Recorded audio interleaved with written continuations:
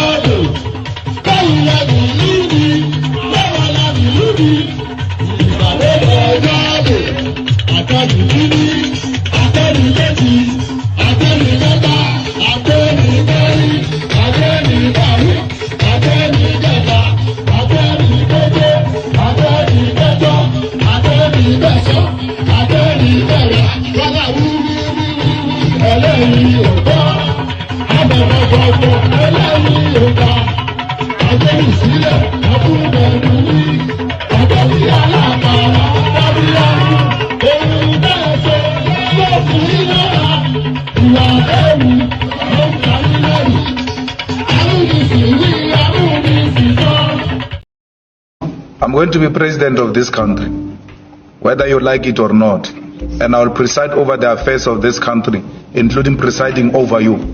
I think you must start adjusting to that reality. The sooner you do that, the less chest pains you'll have when that reality comes.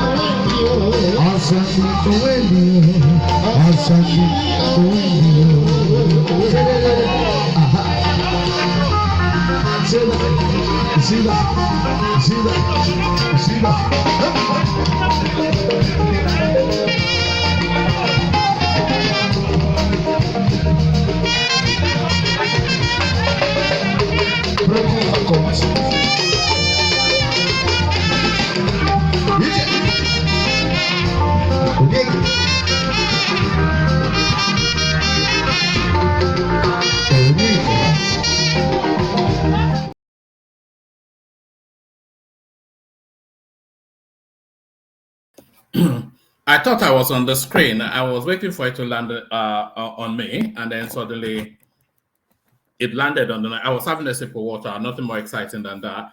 So good day. Let me see. Yeah, so that's better. So good day to you. Good day. Good to have you again. By the way, always a delight. I keep saying that it is always with gratitude that we receive you. So good day to you. Thank you for being here. So welcome and all that. So good day. So first, the protocol. Just as you're coming in, just please make sure you're clicking on the like button. It's very important for the algorithm, for the growth of the platform. The like button, very important.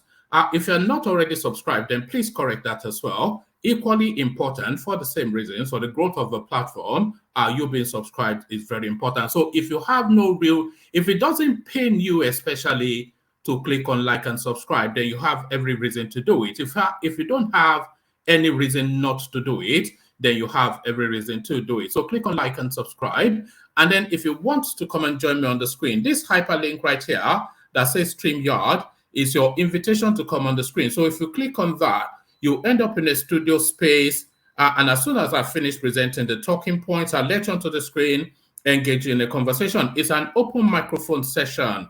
The open microphone being the hyperlink that says StreamYard. So click on that if you want to come and participate. We're always canvassing for new voices, especially your voice. So if you have the time to spare and you like to hang out with us, click on that. The studio, there's still quite a few spaces, always a few spaces in the opening phase.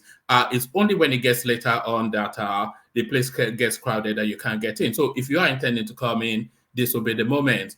Your invitation to buy your host cups of coffee, of course, I always introduce that with every session. There is no pressure on this. This is entirely at your discretion. So if you feel especially inclined, then go and do that.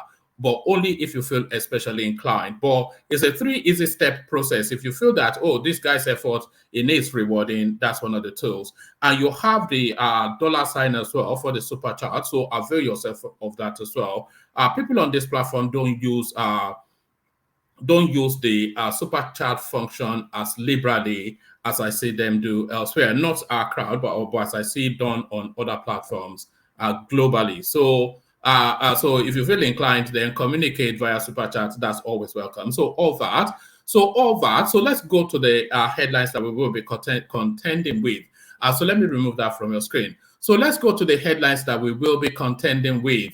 And the one that trailed the session, ex-president of Guinea reveals how Tinubu got Guinean passport. So a lot of controversy wrapped around this passport now. It's the latest installment in Operation Get Him by All Means that seems to have been launched against the looter from Lagos. So the latest installment in Operation Get Him by All Means is this Guinean passport citizenship thing. Ex-Guinean president reveals how Tinubu got Guinean citizenship. So quite what that means and what that adds to what is already known, we'll find out shortly. Ambassador Yara reveals how ex-Guinean president Condé gave Tinubu citizenship. So we'll probably take it from either one of these because in some instances they are somewhat duplicitous. So not to double it up, we'll take it from either one of these. So that's the second headline to contend with. Ambassador Yara reveals how ex-Guinean president Condé gave Tinubu citizenship. So quite what led to that and what that means, all of that to be found out. So when you say cheeky and when you say poking fun, you have those thoughts when you see this next headline. If you think the word cheeky and you think the phrase poking fun, then you have those thoughts when you see this next headline. Inauguration committee, Tinubu, no, that wasn't, okay, you still see it, but there's a funny one. It's not actually a headline, but no, I'll save that till later. Actually, there was a cheeky move made by the Tinubu camp, but you have to wait deep into the session for you to see it. It might either make you laugh or make you angry, but it's certainly going to generate some sort of a reaction from you. But we'll go with this one first. Inauguration committee, Tinubu already serving Igbos bread soaked in water, PDP chieftain Nwodo. So quite well, because there were murmurings that there was no presence of a Southeasterner on the Tinubu transition committee. So I wonder if that is what is being referenced, but we'll find out shortly. Inauguration committee, Tinubu already serving Igbo bread soaked in water, PDP chieftain Nwodo. So quite who Nwodo is and why he felt the need to say that, we'll find out shortly. So we go back again to the passport to be or not to be. So the passport to be or not to be. So it is not to be, according to the ex-Attorney General of the Federation, Aondoakaa, dual citizenship does not disqualify. Aondoakaa, dual citizenship does not disqualify anyone born in Nigeria from contesting elections. So there it is. Much ado about nothing, as a lot of people had already dismissed it, but now somebody that stood atop the legal structures of Nigeria now telling us with some confidence and certainty. Aondoakaa, dual citizenship does not disqualify anyone born in Nigeria from contesting elections. So that's the position of the law, of course, but then the position of the law had never really stood in the way of storytelling and screeching and squealing within the Nigerian space. So they will disregard the law anyway and continue with the screeching and squealing. So screech and squeal about this one.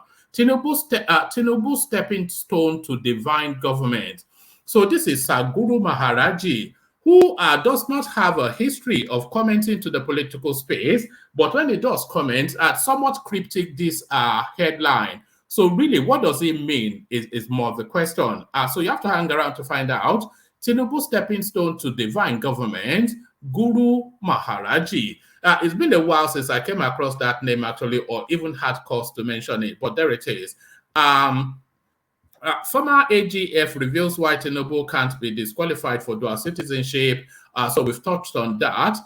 Labour Party raises alarm as Lamidi Apapa-led faction allegedly approaches election tribunal for Obi's cases against INEC and Tinubu to be withdrawn. So that's the bombshell headline that has been, if there's one headline that's been gripping the political space, it's been that one. So we'll explore that just to find out exactly what is going on there.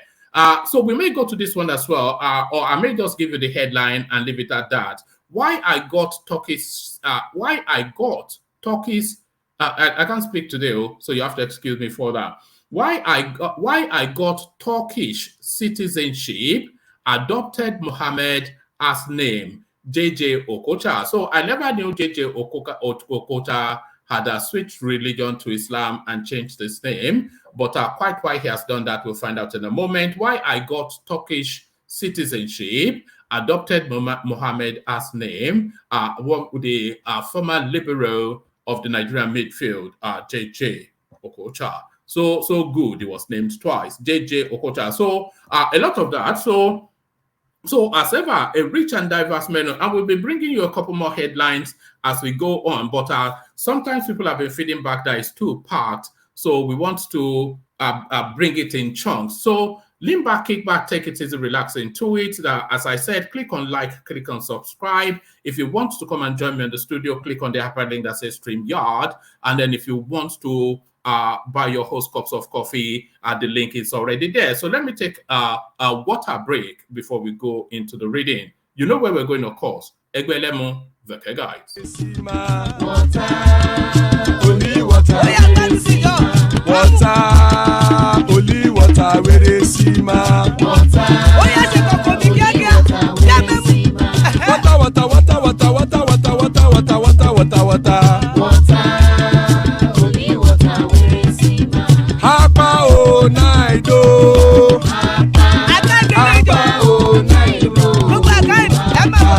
Hapa you don't come oh.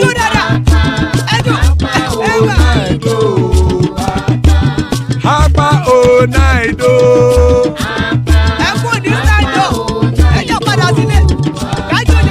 Oro keke elemu ye o. Ide shodi ya keke elemu re o. Bobby master keke elemu re o. Chief Wela ti keke elemu re o. Erukulele elemude. Erukulele egbe elemudode ojare o. Erukulele Ghana ti de egbe ọmọ ẹlẹ́yẹ ẹyẹ o ó dilé o. Odúyẹ̀lá ẹyẹ o ó dilé o. Petrosoname ẹyẹ o ó dilé o. Petrosodunke ẹyẹ rẹ ó dilé o. Ẹlẹ́kọ̀ ọ̀run mú ìní o.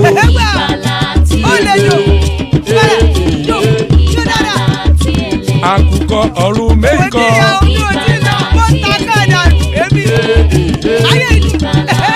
Ikú kò ní ríwà gbéṣe o.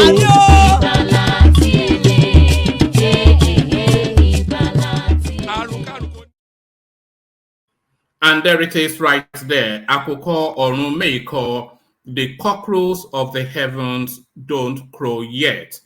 Ikú kò ní ríwà gbéṣe, may death have nothing to do with us. So amen to that on behalf of myself and you, my friends. So there it is right there. Iku koni riwa gbese. So Iku koni riwa gbese, as guys, I bring you this.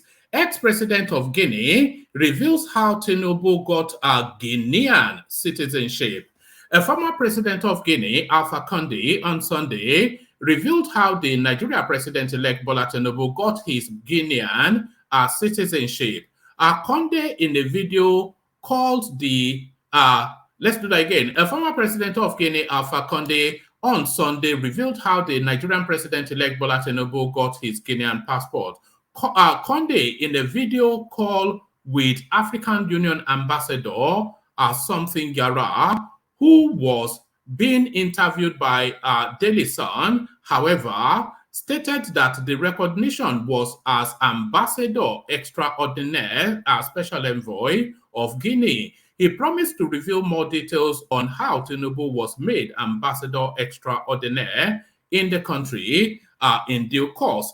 The ex-president described Tinubu as the biggest Pan-Africanist, adding that Tinubu had always supported African presidents. Speaking on his relationship with Tinubu, he said, Tinubu is one of the biggest Pan-Africanists I have seen. Before I met Tinubu, I had noted his accomplishments right from when he was governor. I see him as a lion of Africa because of his contributions towards the stability and development of Africa. He has always supported African presidents who were Pan-Africanist in disposition and others.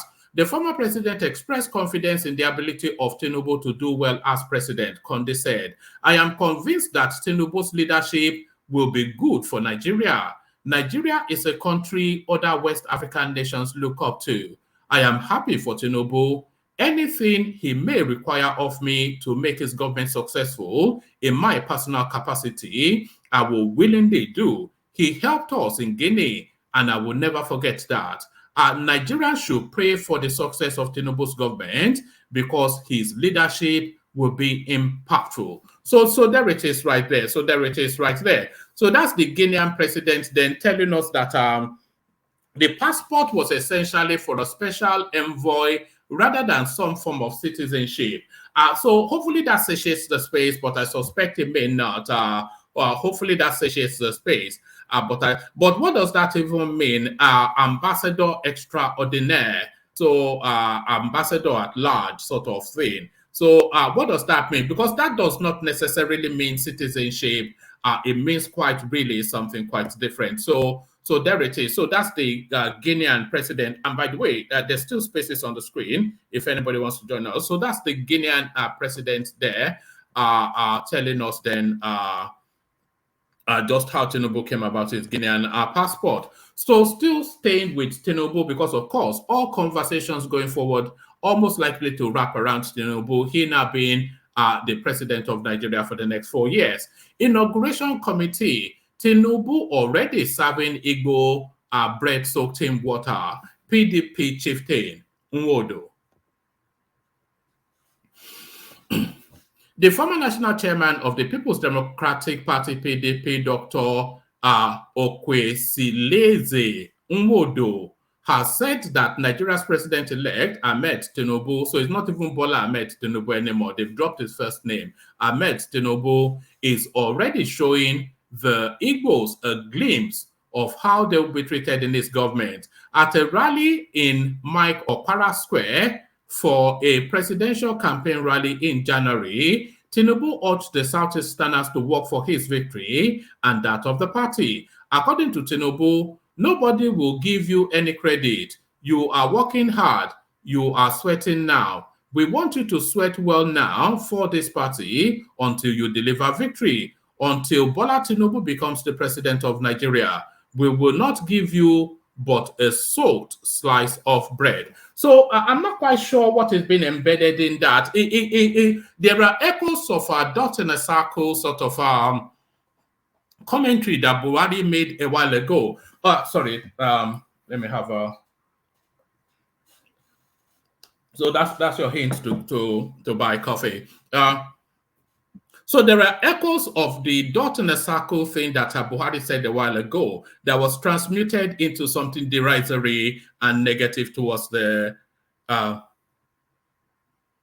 no, I've got that. So people are sending me stuff, but I've got that. So thank you for whoever just sent me that message, but I've got that. That's the joker still to come. So whatever you do, don't go anywhere. There's a joker still to come. You may find it funny, or you may find it infuriating. but you will certainly find it impactful. So there is a joker to come. So I was saying, yes, let me read it again. According to Tinubu, nobody will give you any credit. You are working hard. You are sweating now. We want you to sweat well now for this party until you deliver victory. Until Bola Tinubu becomes the president of Nigeria, we will not give you but a soaked slice of bread. So there it is. I was just saying these are echoes of the dot in the circle sort of commentary that Buhari made a while ago that was transmuted and spun on its head to then become something derisory. What Buhari was saying essentially then, which was widely understood, of course, but the understanding lost in the noise. What Buhari was saying is that the Southeast, in terms of its geographical size, was essentially a little speck within the Nigerian mass. And if you look at the Nigerian map, you can immediately see what the reference was, essentially a dot in a circle, with the Nigerian juggernaut wrapping around the tiny little geographical space of the Southeast. So that's the dot in a circle thing that Buhari said that was transmuted into now that song and dance that it turned into. So now what Tinubu is saying here, we want you to sweat well now for this party until you deliver victory. Until Bola Tinubu becomes the president, we will not give you but a soaked slice of bread. So what he's saying, I mean, do you even need me to interpret it? It's their English words, so you don't need me to interpret it. They are just English words. According to Tinubu, nobody will give you any credit. You are working hard. You are sweating now. We want you to sweat well now for this party until you deliver victory. So the hint of the next sentence is already embedded in that one. We want you to sweat well now for this party until you deliver victory. Until Bola Tinubu becomes the president, we will not give you but a soaked slice of bread. So you get no credit for hard work until you deliver. It's a motivational speech, isn't it? That don't tell me how hard you are working. Work harder until you deliver. So it's saying you are not getting any victory until you deliver. We will not give you but a soaked slice of bread. It's essentially a staple for labor, isn't it? I don't know if you've ever seen labor. Labor feeds on staple and carbohydrate. So that's the metaphor. It's like that rat in a chapel thing that is said, which was a metaphor. Anyway, what am I even doing? Well, so they've latched onto that and they've spun it in the direction that only they can. Let me take it from the top again, and I'll just speed through it this time around. The former national chairman of the People's Democratic Party, PDP, Dr. Ekwesilieze Nwodo, has said that Nigeria's president-elect Ahmed Tinubu is already showing the Igbos a glimpse of how they'll be treated in this government. At a rally in Michael Okpara Square for a presidential rally in January, Tinubu urged the Southeasterners to work for his victory and that of the party. According to Tinubu, nobody will give you credit. You are working hard. You are sweating now. We want you to sweat well now for this party until you deliver victory. Until Bola Tinubu becomes the president of Nigeria, we will not give you but a soaked slice of bread. Speaking on Monday in an interview with correspondent, Nwodo said Tinubu was already serving the Igbo the promised soaked bread.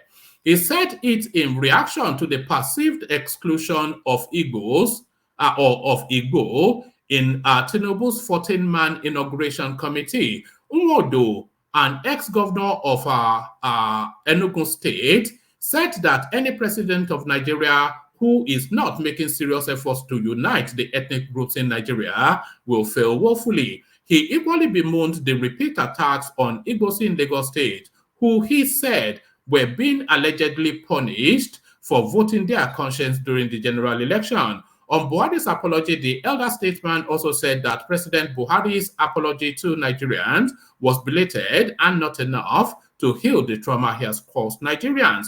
Nwodo, who gave an abysmal scorecard of 30% to the All Progressive Congress APC-led federal government, said insecurity, ethnic bigotry, and hunger festered across Nigeria during its reign. The president had apologized to Nigerians, stating that he had done his best and cannot wait to head back to his home. Daura in Katsina State. But then Buhari went on to add an addendum to that if he's fed up with Daura, he will just move to Niger Republic. So all of the monies that he has been borrowing, he has been using it to fix his home country, Niger Republic. But really, so this is the signs of things to come. So this inauguration committee of Tinubu now, what obligation was there for him to have a Southeasterner there? Is only really going to have people that are closest to him are to be in that space, and people that can manage specifics of that inauguration process. So I'm not quite sure if there's a federal character element to that. He's coming in as a private citizen, and you can accuse Tinubu of any and many things. You cannot accuse him of being an ethnic bigot or a jingoist. You cannot. No, you cannot. You can accuse Tinubu of many things. You cannot accuse him, and you know that. You cannot accuse him of being an ethnic bigot or a jingoist. We all know his record in Lagos. It's 40, 50, 60% of the, in fact, 70% of his cabinet were not Lagosians, and 40, 45% of them were not even Yorubas. Competence was all that he was looking for. So I'm not quite sure how far that storyline will traction. I'm not quite sure how far that storyline will. Hold on. So I'm not quite sure how far that storyline will traction, but there it is. They continue it in their own inimitable way. So they continue it in their own inimitable way. So let's go on to the next one. Let's see what the next one has to offer. So on to this. Right. Aondoakaa, dual citizenship does not disqualify anybody born in Nigeria from contesting election.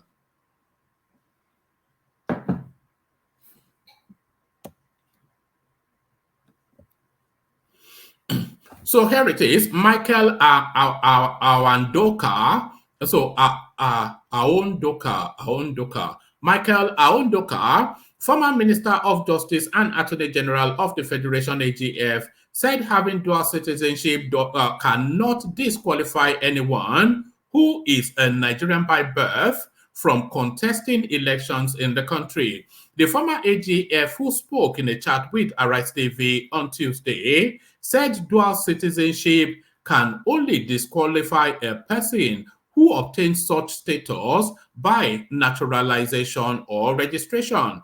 Shortly after Bola Tinubu was declared the president-elect, there were reports that he allegedly obtained citizenship of Guinea, a country in West Africa. The allegation has generated reactions on social media, with many arguing that having dual citizenship bars Tinubu from contesting elections in the country. The cited section 137 subsection 1A of the 1999 Constitution that says a person shall not be qualified for election to the office of president if, subject to the provision of section 28 of this Constitution, he has voluntarily acquired the citizenship of a country other than Nigeria, or except in such cases as may be prescribed by the National Assembly, he has made a declaration of allegiance to such other country. However, Aondoakaa noted that the complaint must first establish that Tinubu was not a Nigerian by birth before dual citizenship can become an issue. So I suspect that because there's so much ambiguity that they wrap around the Tinubu's name, I won't be surprised when they start to tell us that he in fact not a Nigerian. Atiku is not a Nigerian, by the way. He was born in Adamawa, but when he was born in Adamawa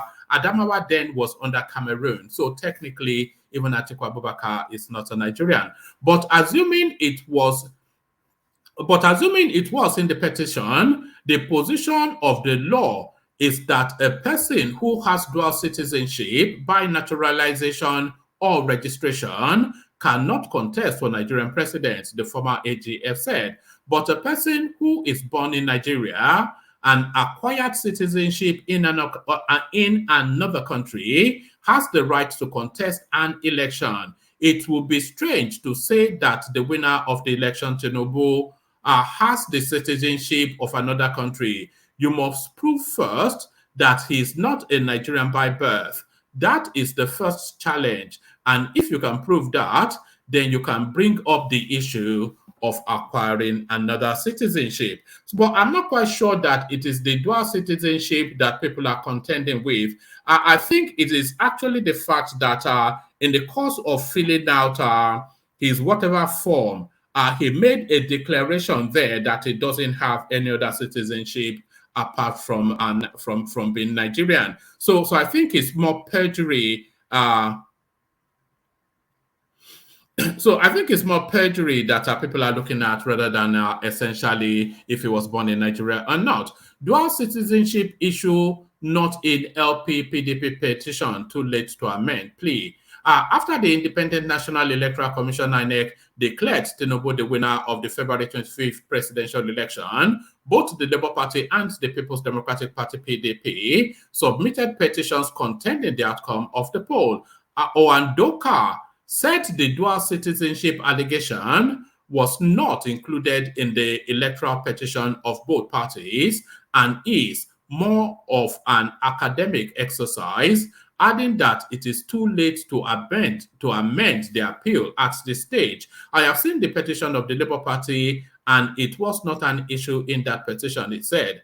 I am also sure it is not an issue in the petition presented by the former Vice President Agf Aondoakaa. The argument is more of an academic exercise. It is not a ground in the petition. And at this moment, you cannot amend the petition. So you cannot amend the petition, but can a separate and distinct legal suit be made? Because the petition of, anybody and everybody, people feel that the be-all and end-all is this electoral petition.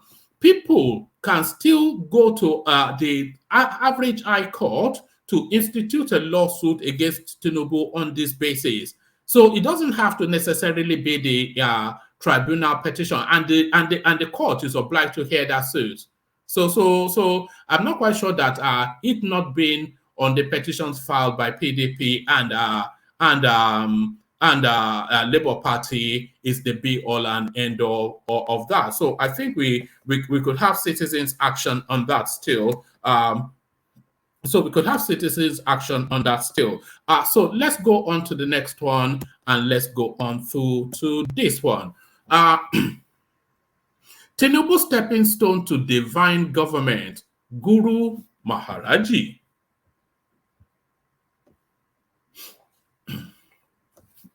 The founder, One Love Family, Sadhguru Maharaji, has said Nigeria's president-elect, Senator Bola Tinubu, has a stepping stone for divine government in Nigeria. He said this on Sunday during a World Press Conference to mark the unity and light anniversary of his existence as the living perfect master. Our guru described Tinubu as an experienced leader who can lay down a strong foundation to take care of the country's meager resources to produce more and meet up globally. Whilst commenting on the Labour Party's candidate in the last election, Peter Obi, Guru noted that voting for the former is just like enacting Biafra game. So I'm not quite sure what that means. I am not against them, but Atiku is not as well qualified to be Nigeria's president because he broke the law of his party PDP to become the president of the country with the consensus arrangement agreed with all the governors. He is not Nigeria. Nigeria is bigger than him. He broke the law. He advised aggrieved contestants Atiku Abubakar and Peter Obi to withdraw court cases challenging Tinubu's victory. So does he really have anything to offer? Let me take a paragraph from quotations from him to see if anything is there. Whilst commenting on the Labour Party's candidate in the last election, Peter Obi, Guru noted that voting for the Guru further added that though there are some clashes during the election, but it was credible, free, and fair so far. Whilst he appealed to Nigerians to give support to the president-elect Bola Tinubu to achieve success in his government. Speaking on the Muslim ticket, Guru hinted, it is high time Nigerians moved forward. Religion is an aberration and has nothing to do with man's life. As a black man, right from kid, we knew all the 10 commandments and we practice it. So whether he is a Muslim or Christian, anybody who has recommended and anybody who has recommendations and suggestions should forward it to Tinubu. So I think that's really pretty much all that has to offer. So Guru Maharaji, essentially, that was just essentially an endorsement. So that was essentially just an endorsement. So I'll make this the last readout, and then we come into the room. I might play you a clip as we wait for the room to populate. Let me make let me bring up what essentially should be the last right. I could give you the headline for this and then I'll play you a clip instead. Okay, it's not actually that labeled. So let me read it to you and then I'll play you a clip to top it up. Labour Party raises alarm as Lamidi Apapa-led faction. Labour Party raises alarm as Lamidi Apapa-led faction allegedly not approaches. So I'm not from Moshe, by the way. So excuse that. The Labour Party raises alarm as Lamidi Apapa-led faction allegedly approaches election tribunal for obese cases against INEC and Tinubu to be withdrawn. So we have to speak to the veracity of this in the course of conversations. But let me bring you it first. The Labour Party has raised an alarm of the Lamidi Apapa faction allegedly working to sabotage the petitions filed by the party's presidential candidate Peter Obi and other members at the tribunal.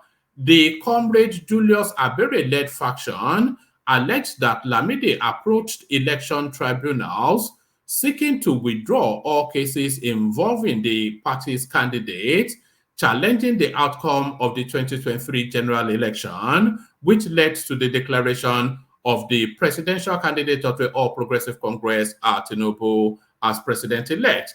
Acting National Publicity Secretary of the... hold on.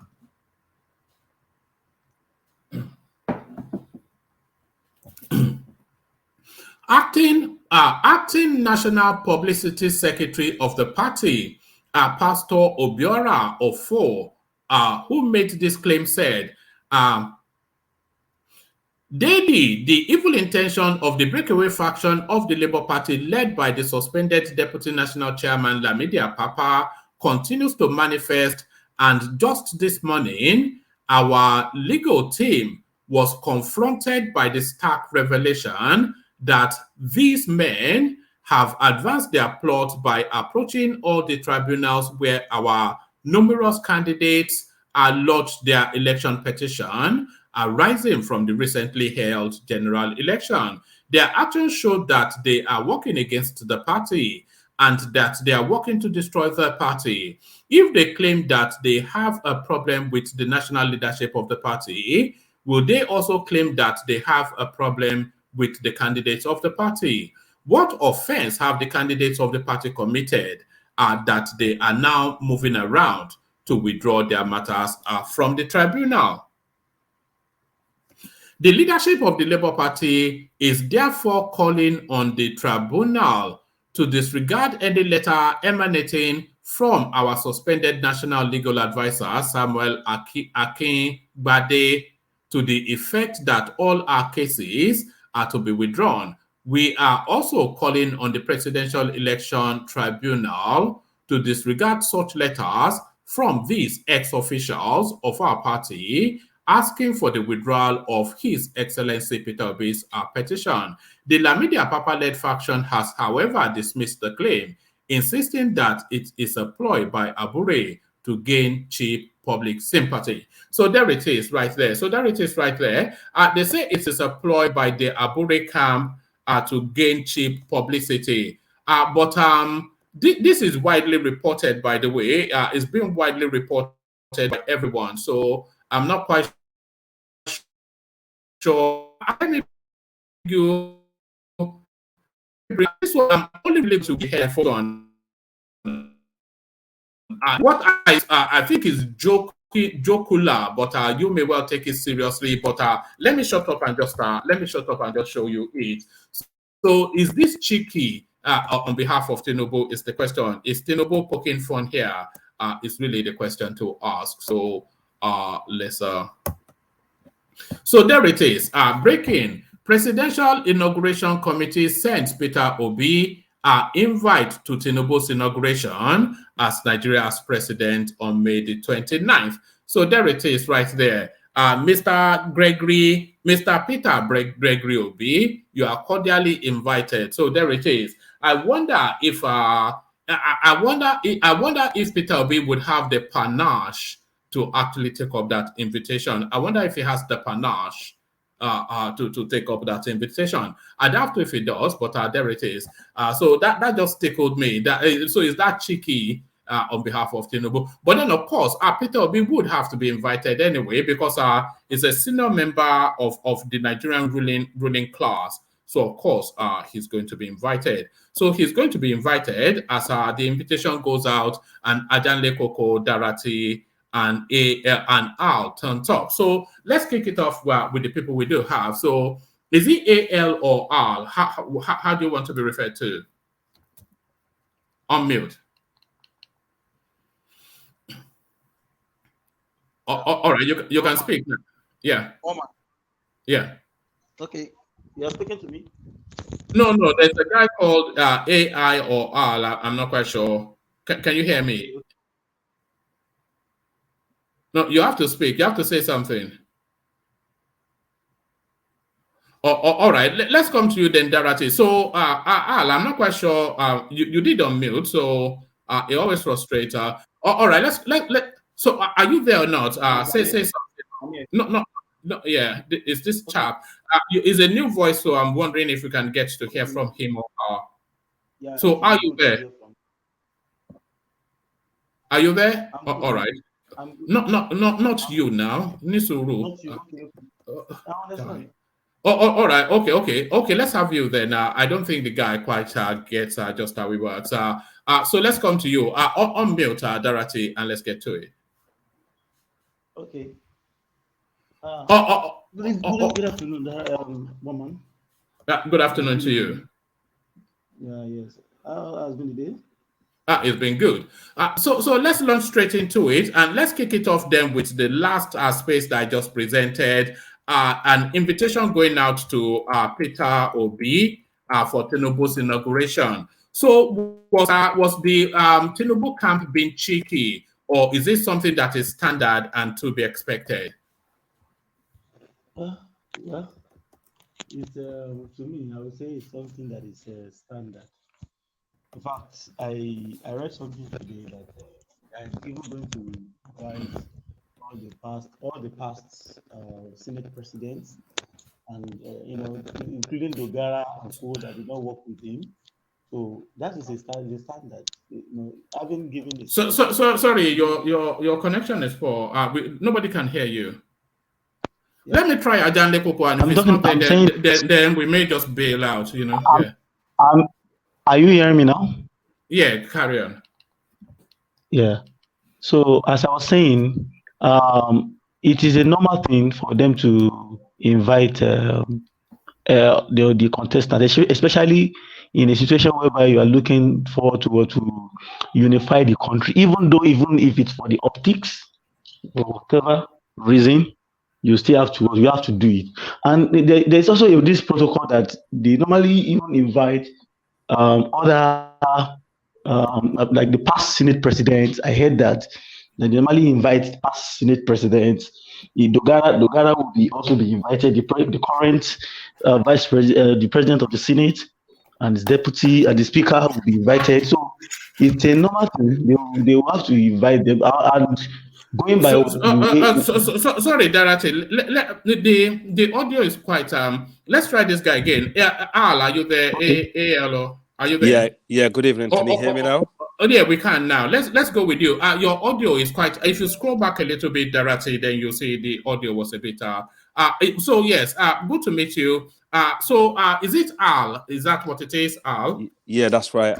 That's right, one man. First of all, good evening. I just want to make one thing clear. I'm not Nigerian by birth. I am actually Sierra Leonean, but however, I'm a Fuller. It's what you call Fulani, but we call ourselves Fuller. Yeah. All right, brilliant. How did you come? How did you come across this space? Yeah, because I've been following the Nigerian election, and I've been listening to your channel and Niger Watch, and also I've been listening to Dr. Damages now and again. In fact, you used to come to Dynasty program. You know Dynasty? Yeah, no, Dynasa search for Uhuru. That's right. That's why I met you with two Niger. All right, yeah, brilliant. and I also introduced myself to Niger Watch.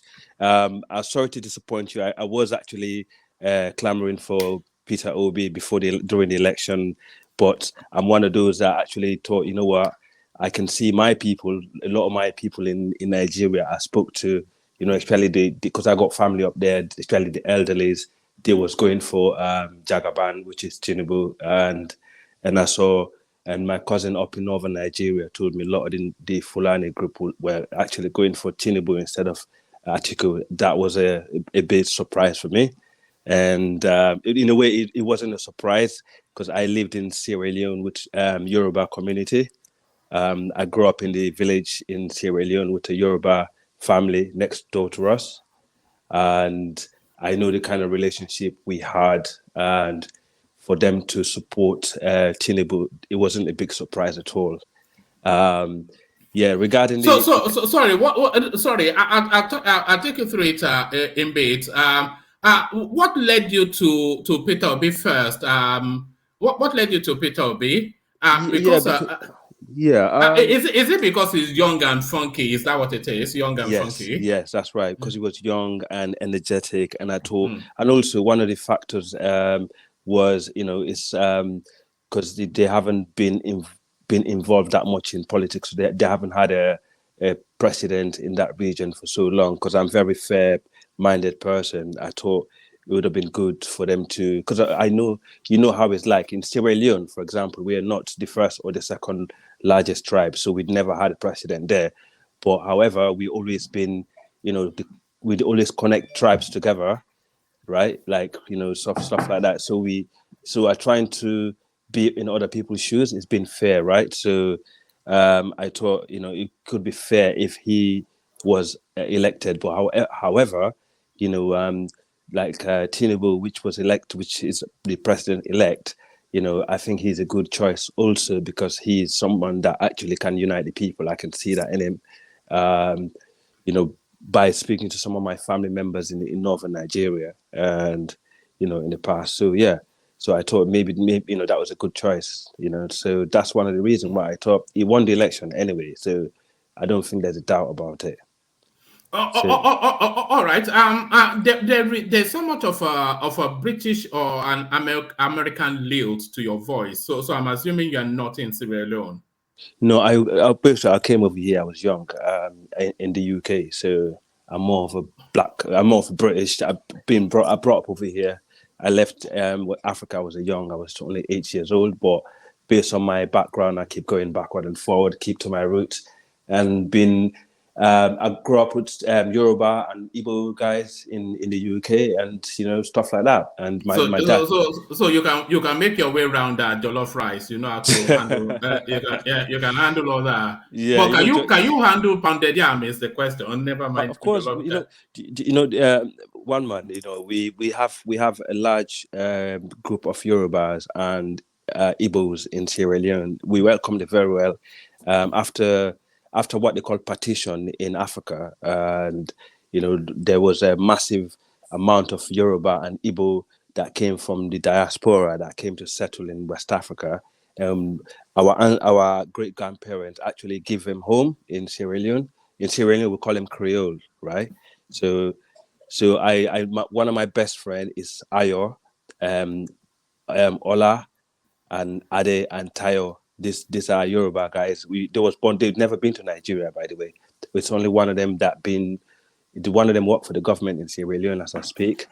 And the other one actually, because when I was young, I used to live in the village. Growing up with them, they was right next door to us, and I remember my dad always, said love and respect them. They're one of us. You know what I mean? So, same with the How are Nigerians generally viewed in Sierra Leone? How are they viewed and treated in Sierra Leone? Good question. It's a good thing that you had the Fuller tribe in Sierra Leone because they're very close with the Yorubas, and I think that's because of the Nigerian connection. Some of the local tribe, not greatly, but from us, we actually very much love and respect them, and we actually make them feel comfortable as much as possible as their own homeland, and they still are because they're very much involved in a lot of stuff in Sierra Leone.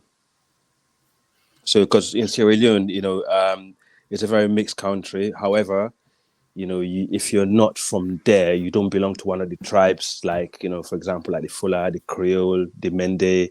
We have the Mende and the Timni, which is the largest dominant tribe.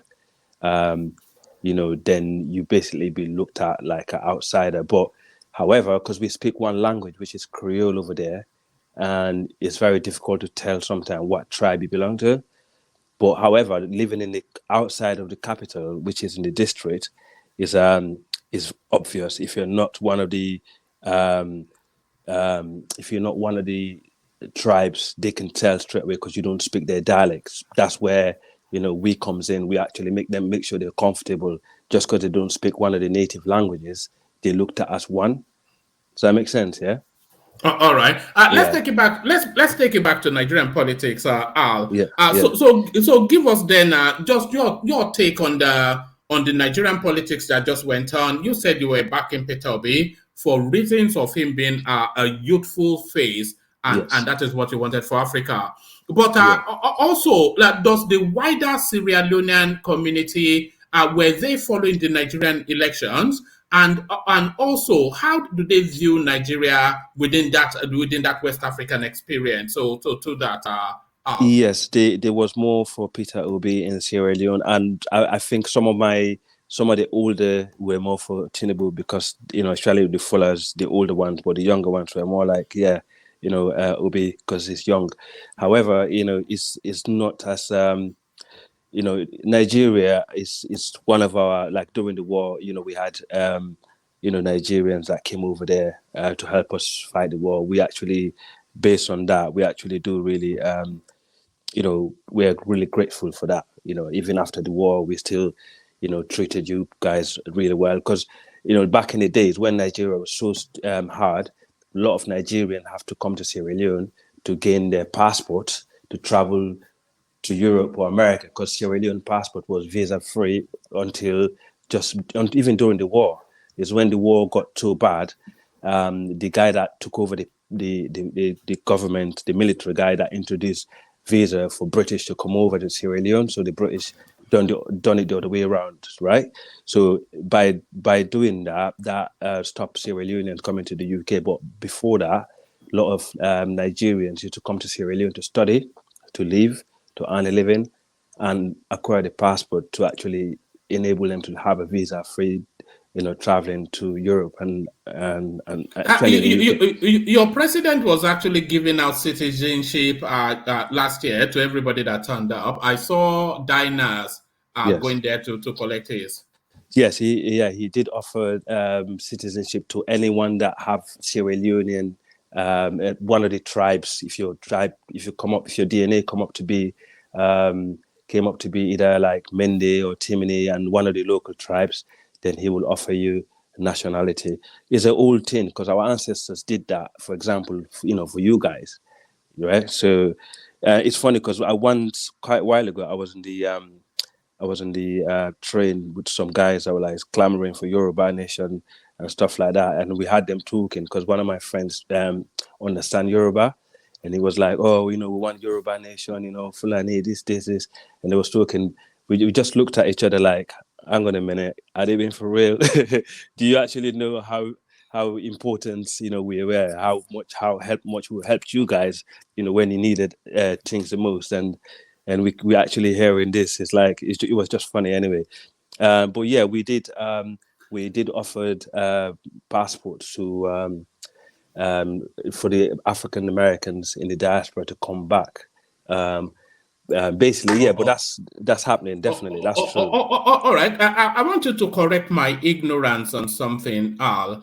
Is Sierra Leone not made up largely 80% of returnees, people that were shipped back to Africa? Is that not the population of the country? No, Sierra Leone is made up of the Mende and the Timini, right? So the Mende. Sorry, are they indigenous to that space, or were they returned? You remember when they were returning back from the slave trade? Right. Were they part of? Yeah. Okay.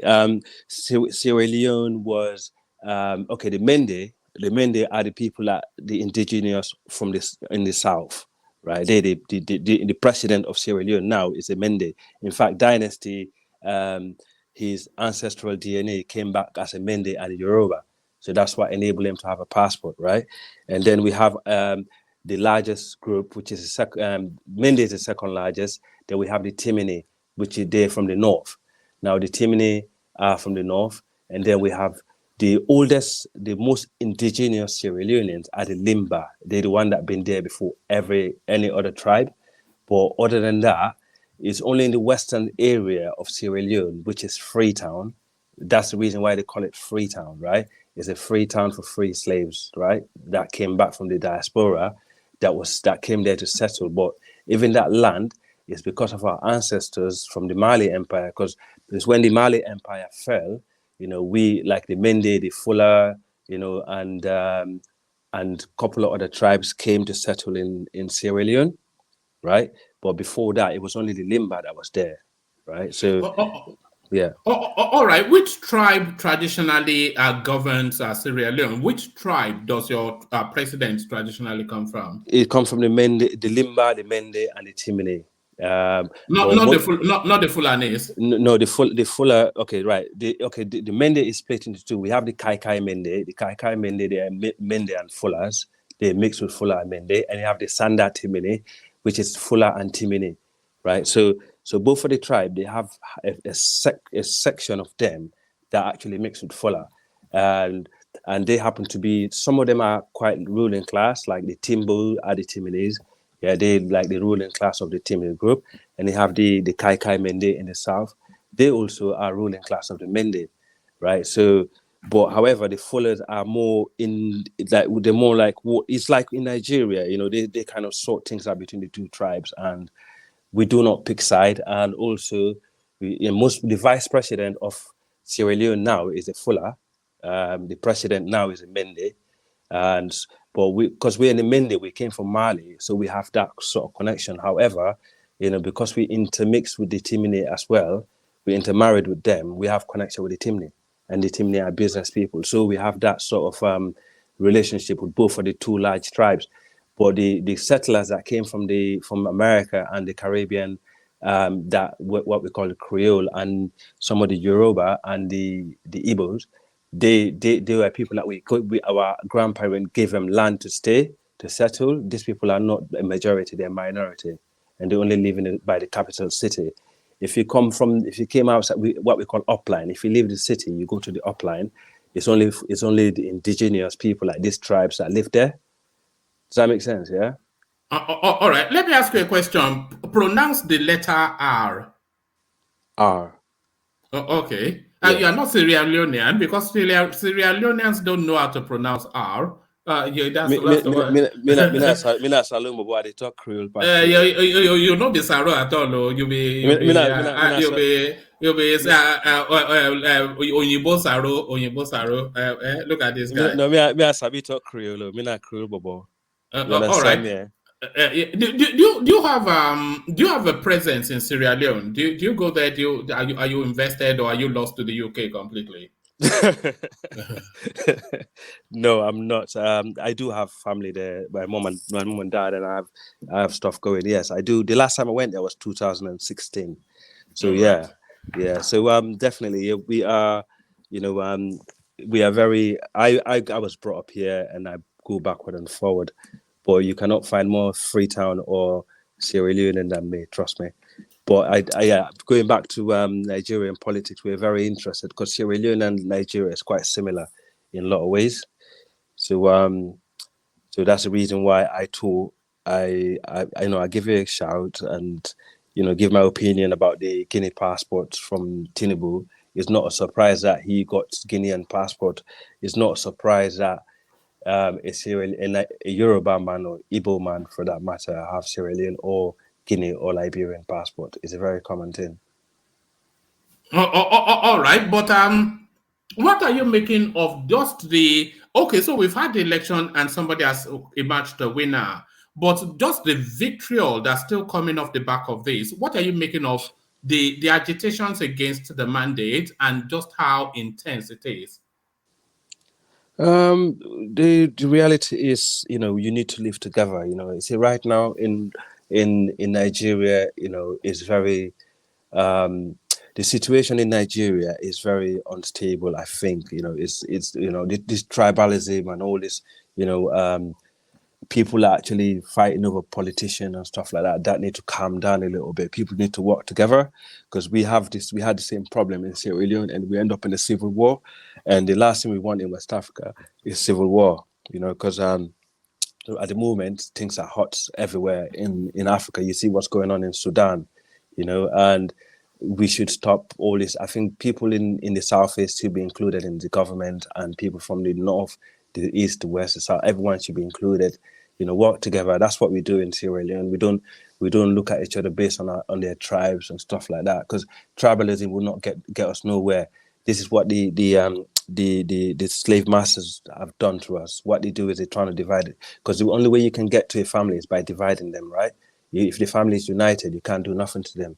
And Nigeria has been a target for a long time. Looking at it from the outside, I know what's going on. No one is suffering, from that at the moment more than, my tribe, the Fullers and the Hausa in the north, because Nigeria has been under attack for so long, by the US and the French, right? So you guys living there, No. Explain that. Don't gloss over that. Well, how are we under attack from the US and the French? For over years, the French been exploiting Niger for their nuclear, for their uranium, right? Yes.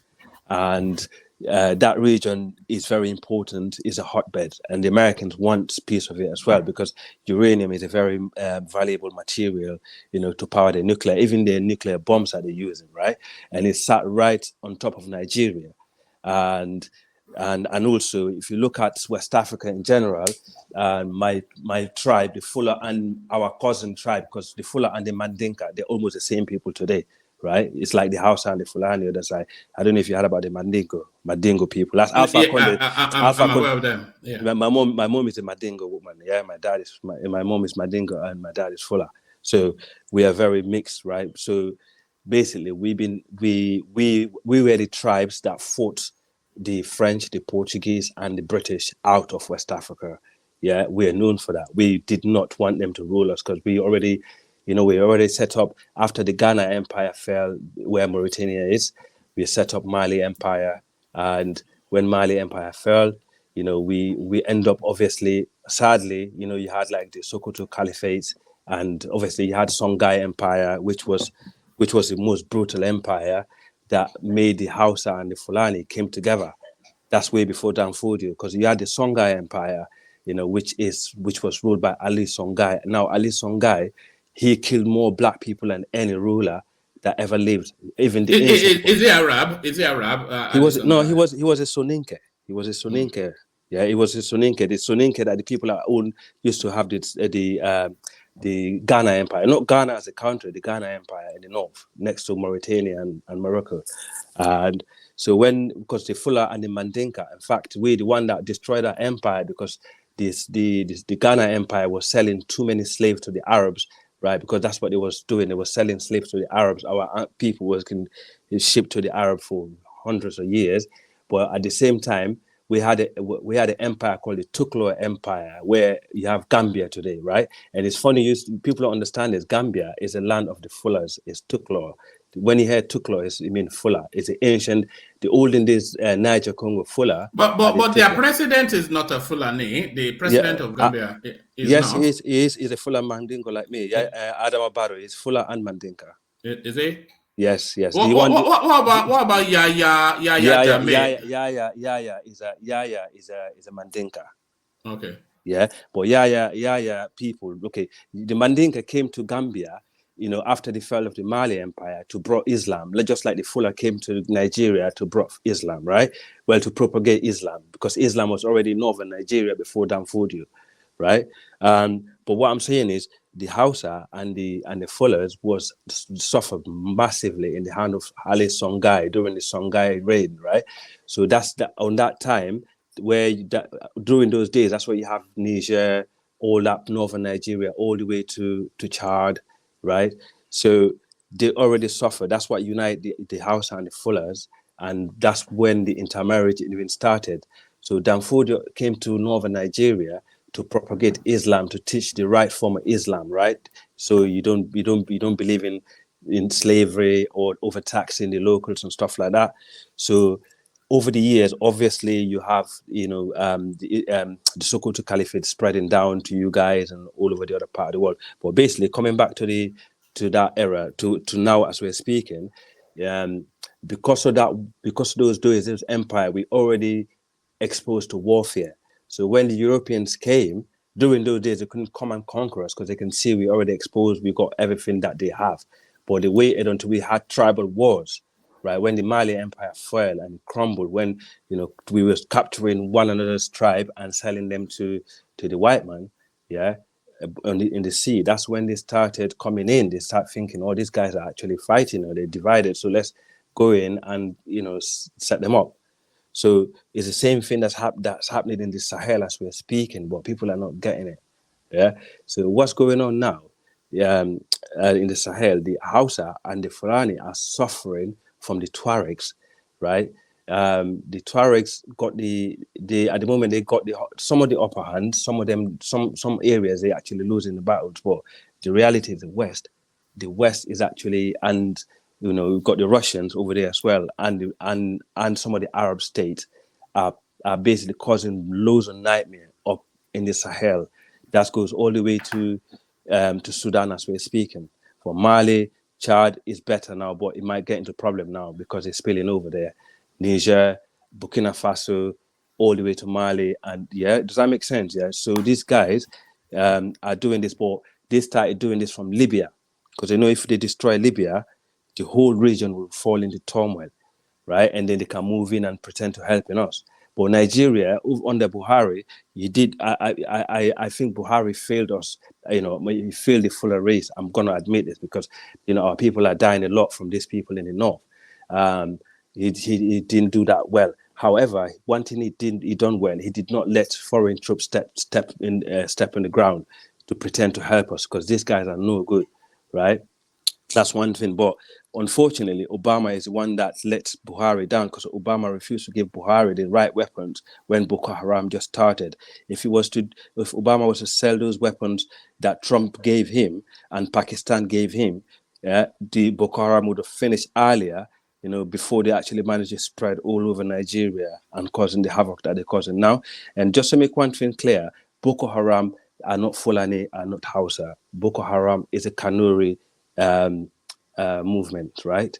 So like the banditry and some of the hardest, you can say some of them are Hausa and some of them are Fullers. I agree with that. But that needs to be proven because there are so many Arab tribes in Niger and basically Black Afro-Arabs that speak similar languages and that will come under Fulani or under Hausa because Hausa and Fulani live together all the way to Sudan. It's not like they cohabit all the way to Sudan from Niger, Chad, northern Nigeria, all the way to Blue Nile. And don't forget, all of us, Yoruba, Igbos. Sorry, Al, do they recognize the national borders or they don't pay any cognizance to that? These are tribe men that you're talking about. Do they recognize that there are borders and countries, or they don't? Well, that region is belong to the Hausa and the Fulani, and that straight line in the Sahel. They've always been there since the day one, right? They build empires on there. So you just happen to live underneath them. And at the same time, they've been exposed to so many wars and so many dramas, so many problems. You don't understand what's going on. The only time you understand the issue is when it comes down now and again and something strike. You're like, oh, the bandits, oh, Boko Haram, oh, this. But does that make sense? Because these guys are up there battling with these guys 24/7 because the Tuaregs are there. They're trying to gain ground. They've been doing this for a long time. They're trying to push the line further down and further down. The Fullers and the Hausa are saying, no, this is our territory. You can't take it. So it's like backward and forward. But unfortunately, the West, like America and the French, been in Ghana and Burkina Faso and Mali and in even the training for the sake of the war on terror after Libya. But these guys were not, these Americans and the French, they're actually out there to destroy things, to make it worse so they can just take the minerals. And now that's your interpretation, though. That's your interpretation. Yeah, though that's a fact. That's a fact. Like, for example, now that's the reason why Burkina Faso expelled the French out, and the other and Niger and other countries in the Mali, for example, they got rid of the French, they got the Russia and the Wagner. And now we know the Wagner in Mali at the moment. Guess what they're paying the Wagner with? They're paying them with gold, right? And Mali is being helped by the French, but most of these Tuaregs that are doing the killing, they've been aided by Algeria, and Algeria's biggest ally is Russia. So you know what I mean. So this is what they're doing. Do the Tuaregs, do they have any country that they control? Well, they came to settle in our ancestral land, and they took it over. We got to put our hands up, say we lost the battle there, because people in the south are not aware of the problems. They just hear what's happening up there, and they're just predicting, oh, this is what's happening, this is what. But you need to be there. You need to.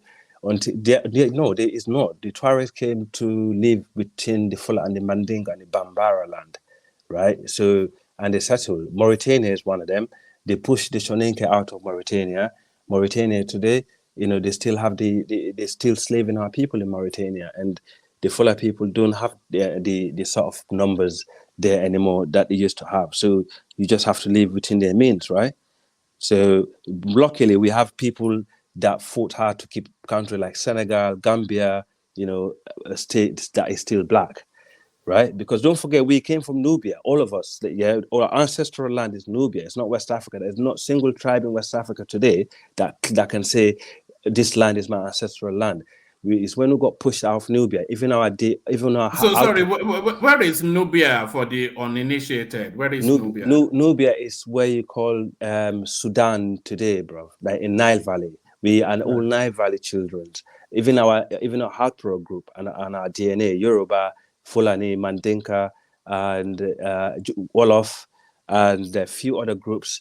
There actually shows we all came from that part of the world. And Nubia is obviously predated the Egyptian dynasty, right? So there's trouble obviously that happened there over the years that made us run away and came settled to where West Africa is today.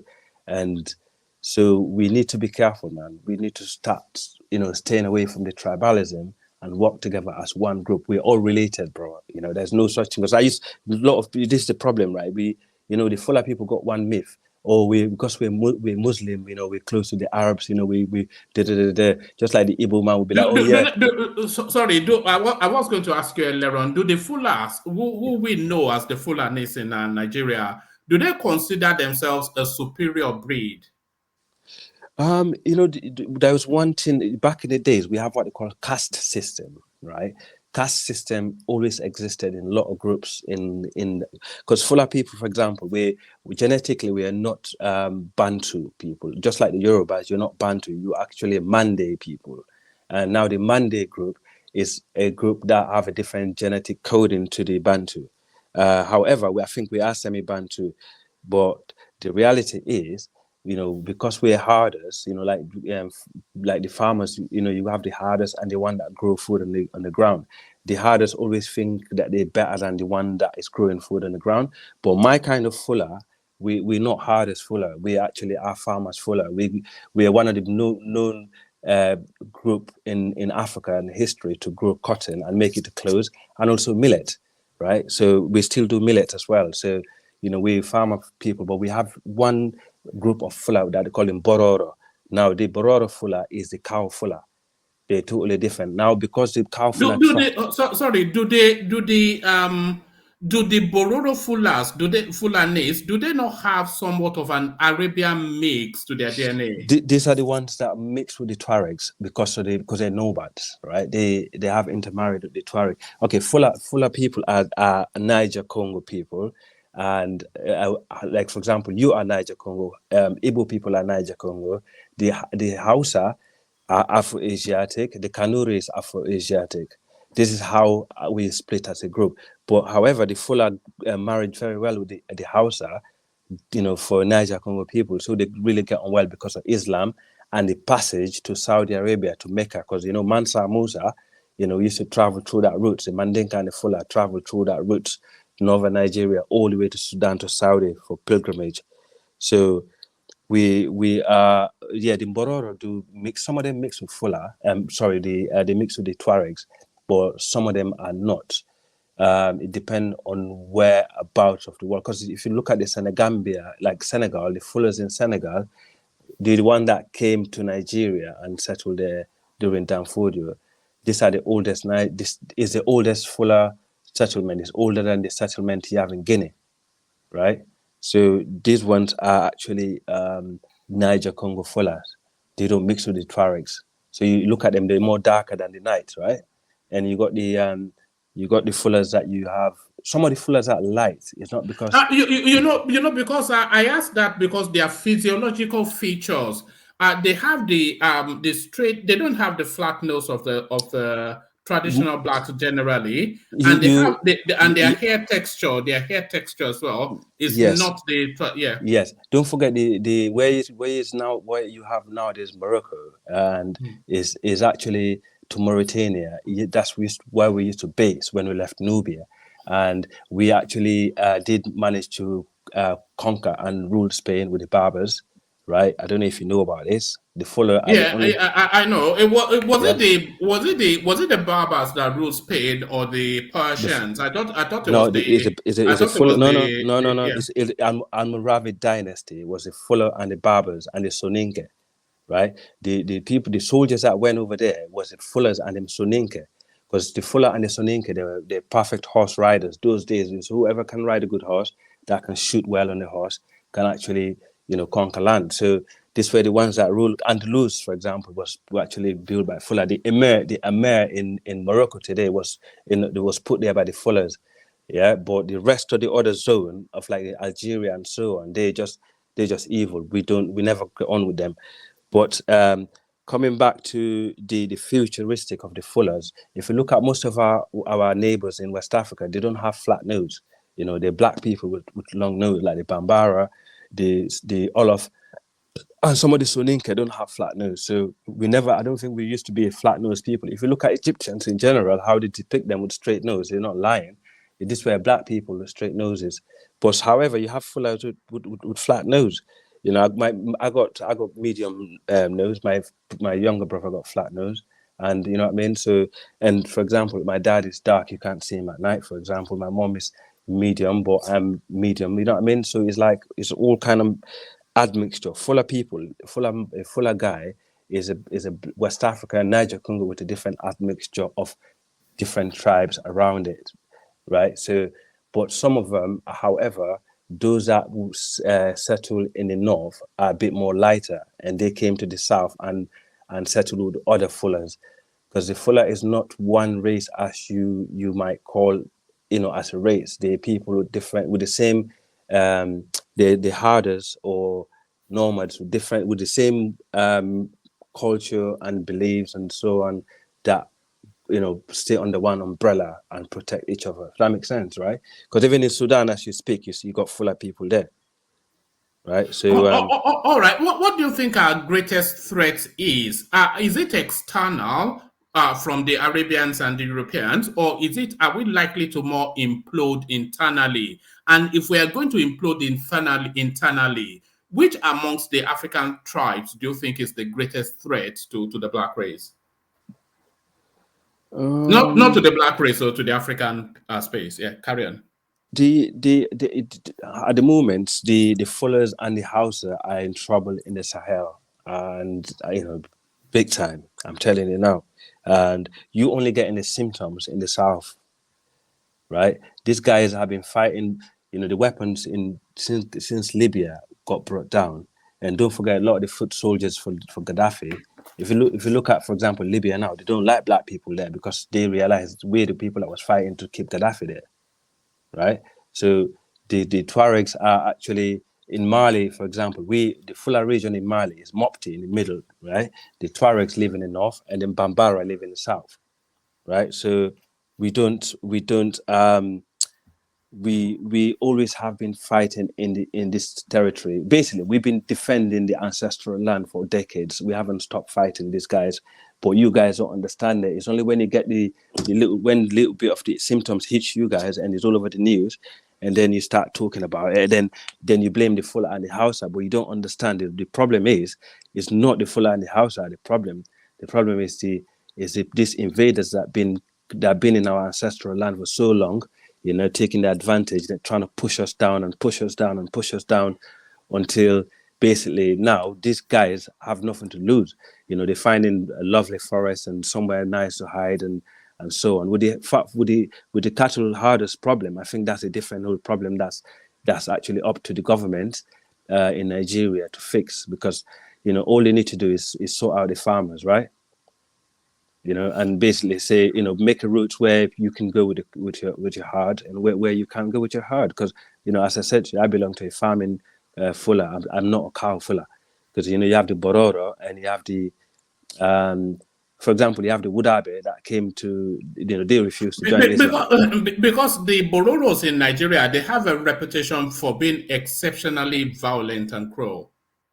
Yes, they're the one that you find in Niger, right? Yes, and the ones you find in the forest in Nigeria as well. They probably come from Niger, but however, I have noticed some people will go under because in Niger we have different Mande group in Niger. These are the remnant of the Songhai Empire. The Mande group. Some of them will speak Fula, but they're not Fula, and they're herders. And I'll give you an example. And also some of the Hausa brothers are also herders. Yeah, so they it's a group of people. Like last month or 2 months ago, I went to the brother shop. The Sudanese brother. Asked me where I'm from because he thought I was from Sudan, and I said to him, "No, I'm a Fula guy." He's like, "Are you Fula for sure?" He's like, "Yeah." He's like, "Oh God," he said, "There's not long ago the Hausa and because they have Hausa that went to Sudan. They followed the Fulani over there to do harden." And they was causing a lot of trouble. They was having a lot of fighting with the Arabs. But because Sudan, when they say Arab, they're really black people that claim to be Arabs, right? They're not really Arabs, they're black. I don't know how they've been brainwashed to believe that they're Arabs. But anyway, the Arabs were fighting against the Hausa and killing some of the Hausa. So the Hausa rang and called for help from the Fulani from Niger. And he said to me, when the Fulani turned up there with about 300, 400 bikes, he said the Arabs, they ran away and leave all their weapons. So this problem is not just limited to because I'm like, wow, this is the same thing that's going on in Nigeria. So it's not just limited to Nigeria. It's actually a herders farmers problem.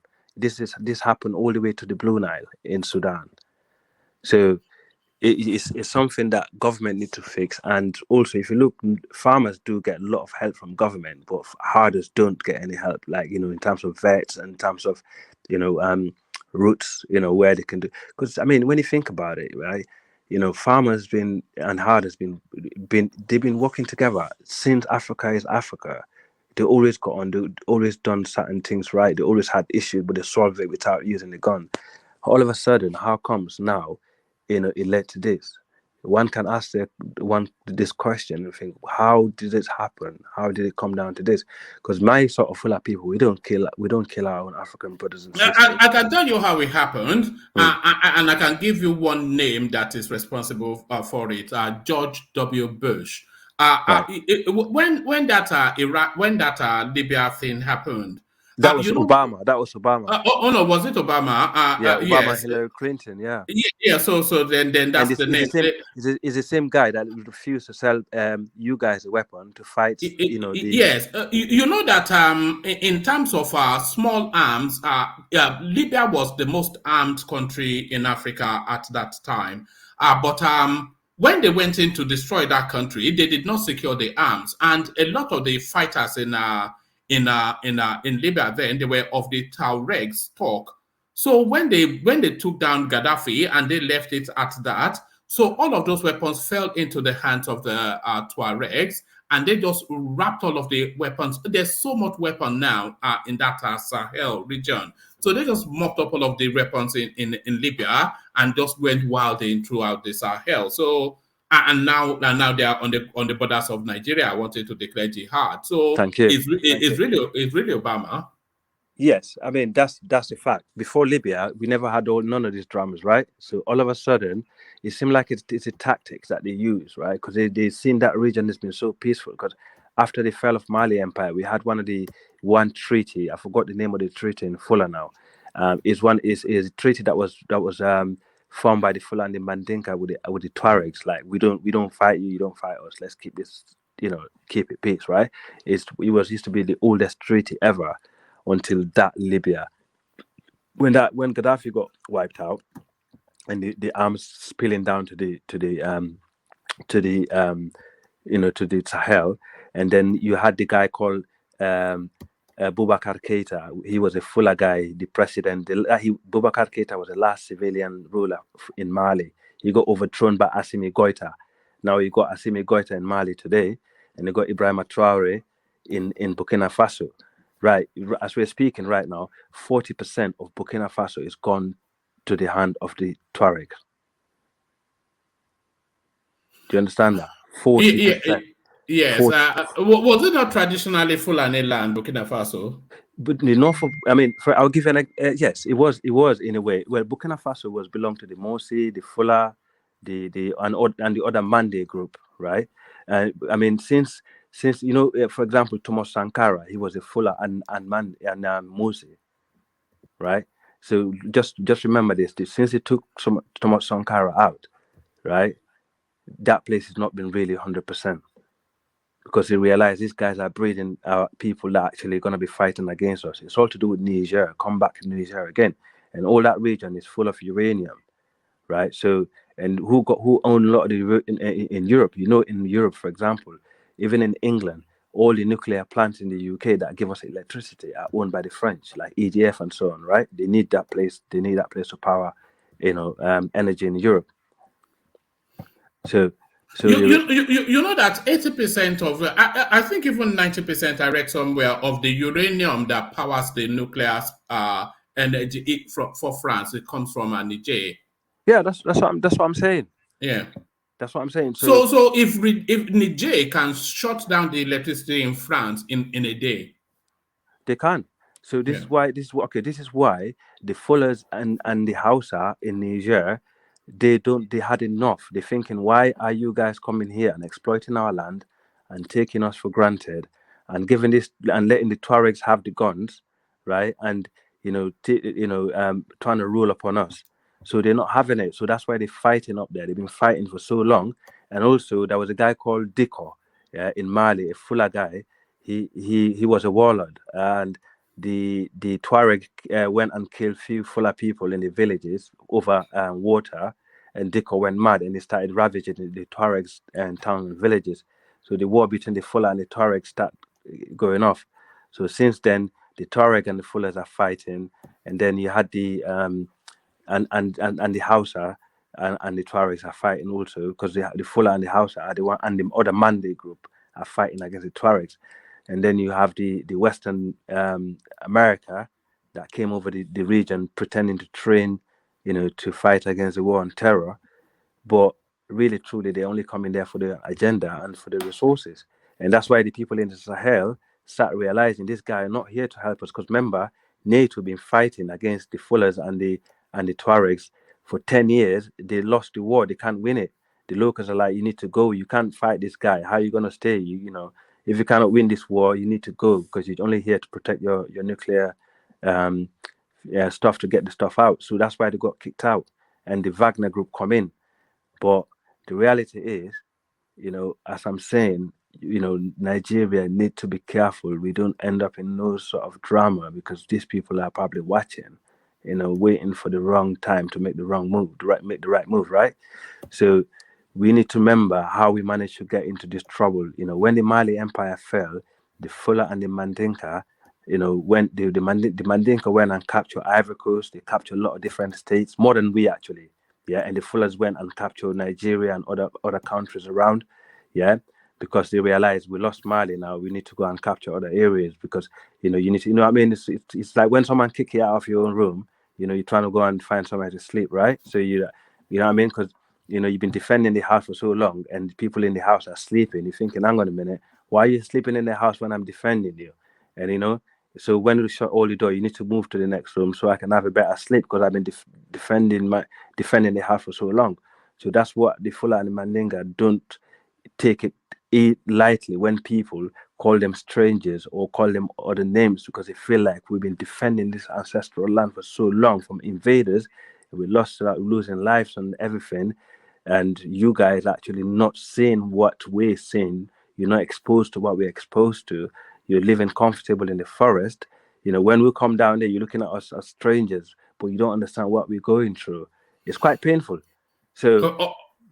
All right, I'll take a question from the panel. If anybody has a question for you, and then if they don't have a question, I want to play you a clip that speaks to exactly what you are speaking to. I have a question.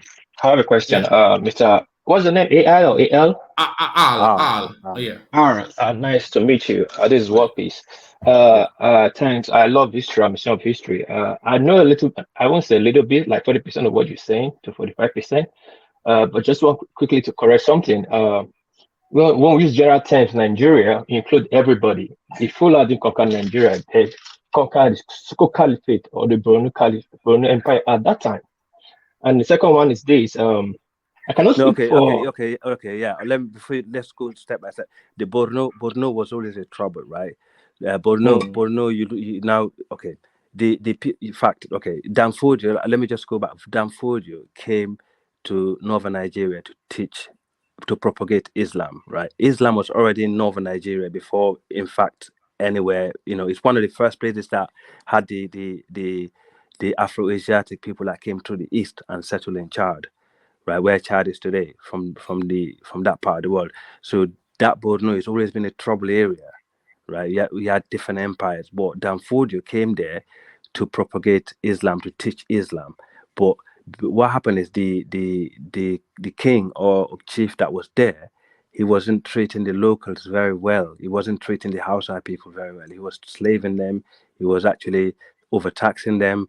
And Danfodio saw this is not how Islam taught. This is not real Islam. This is wrong.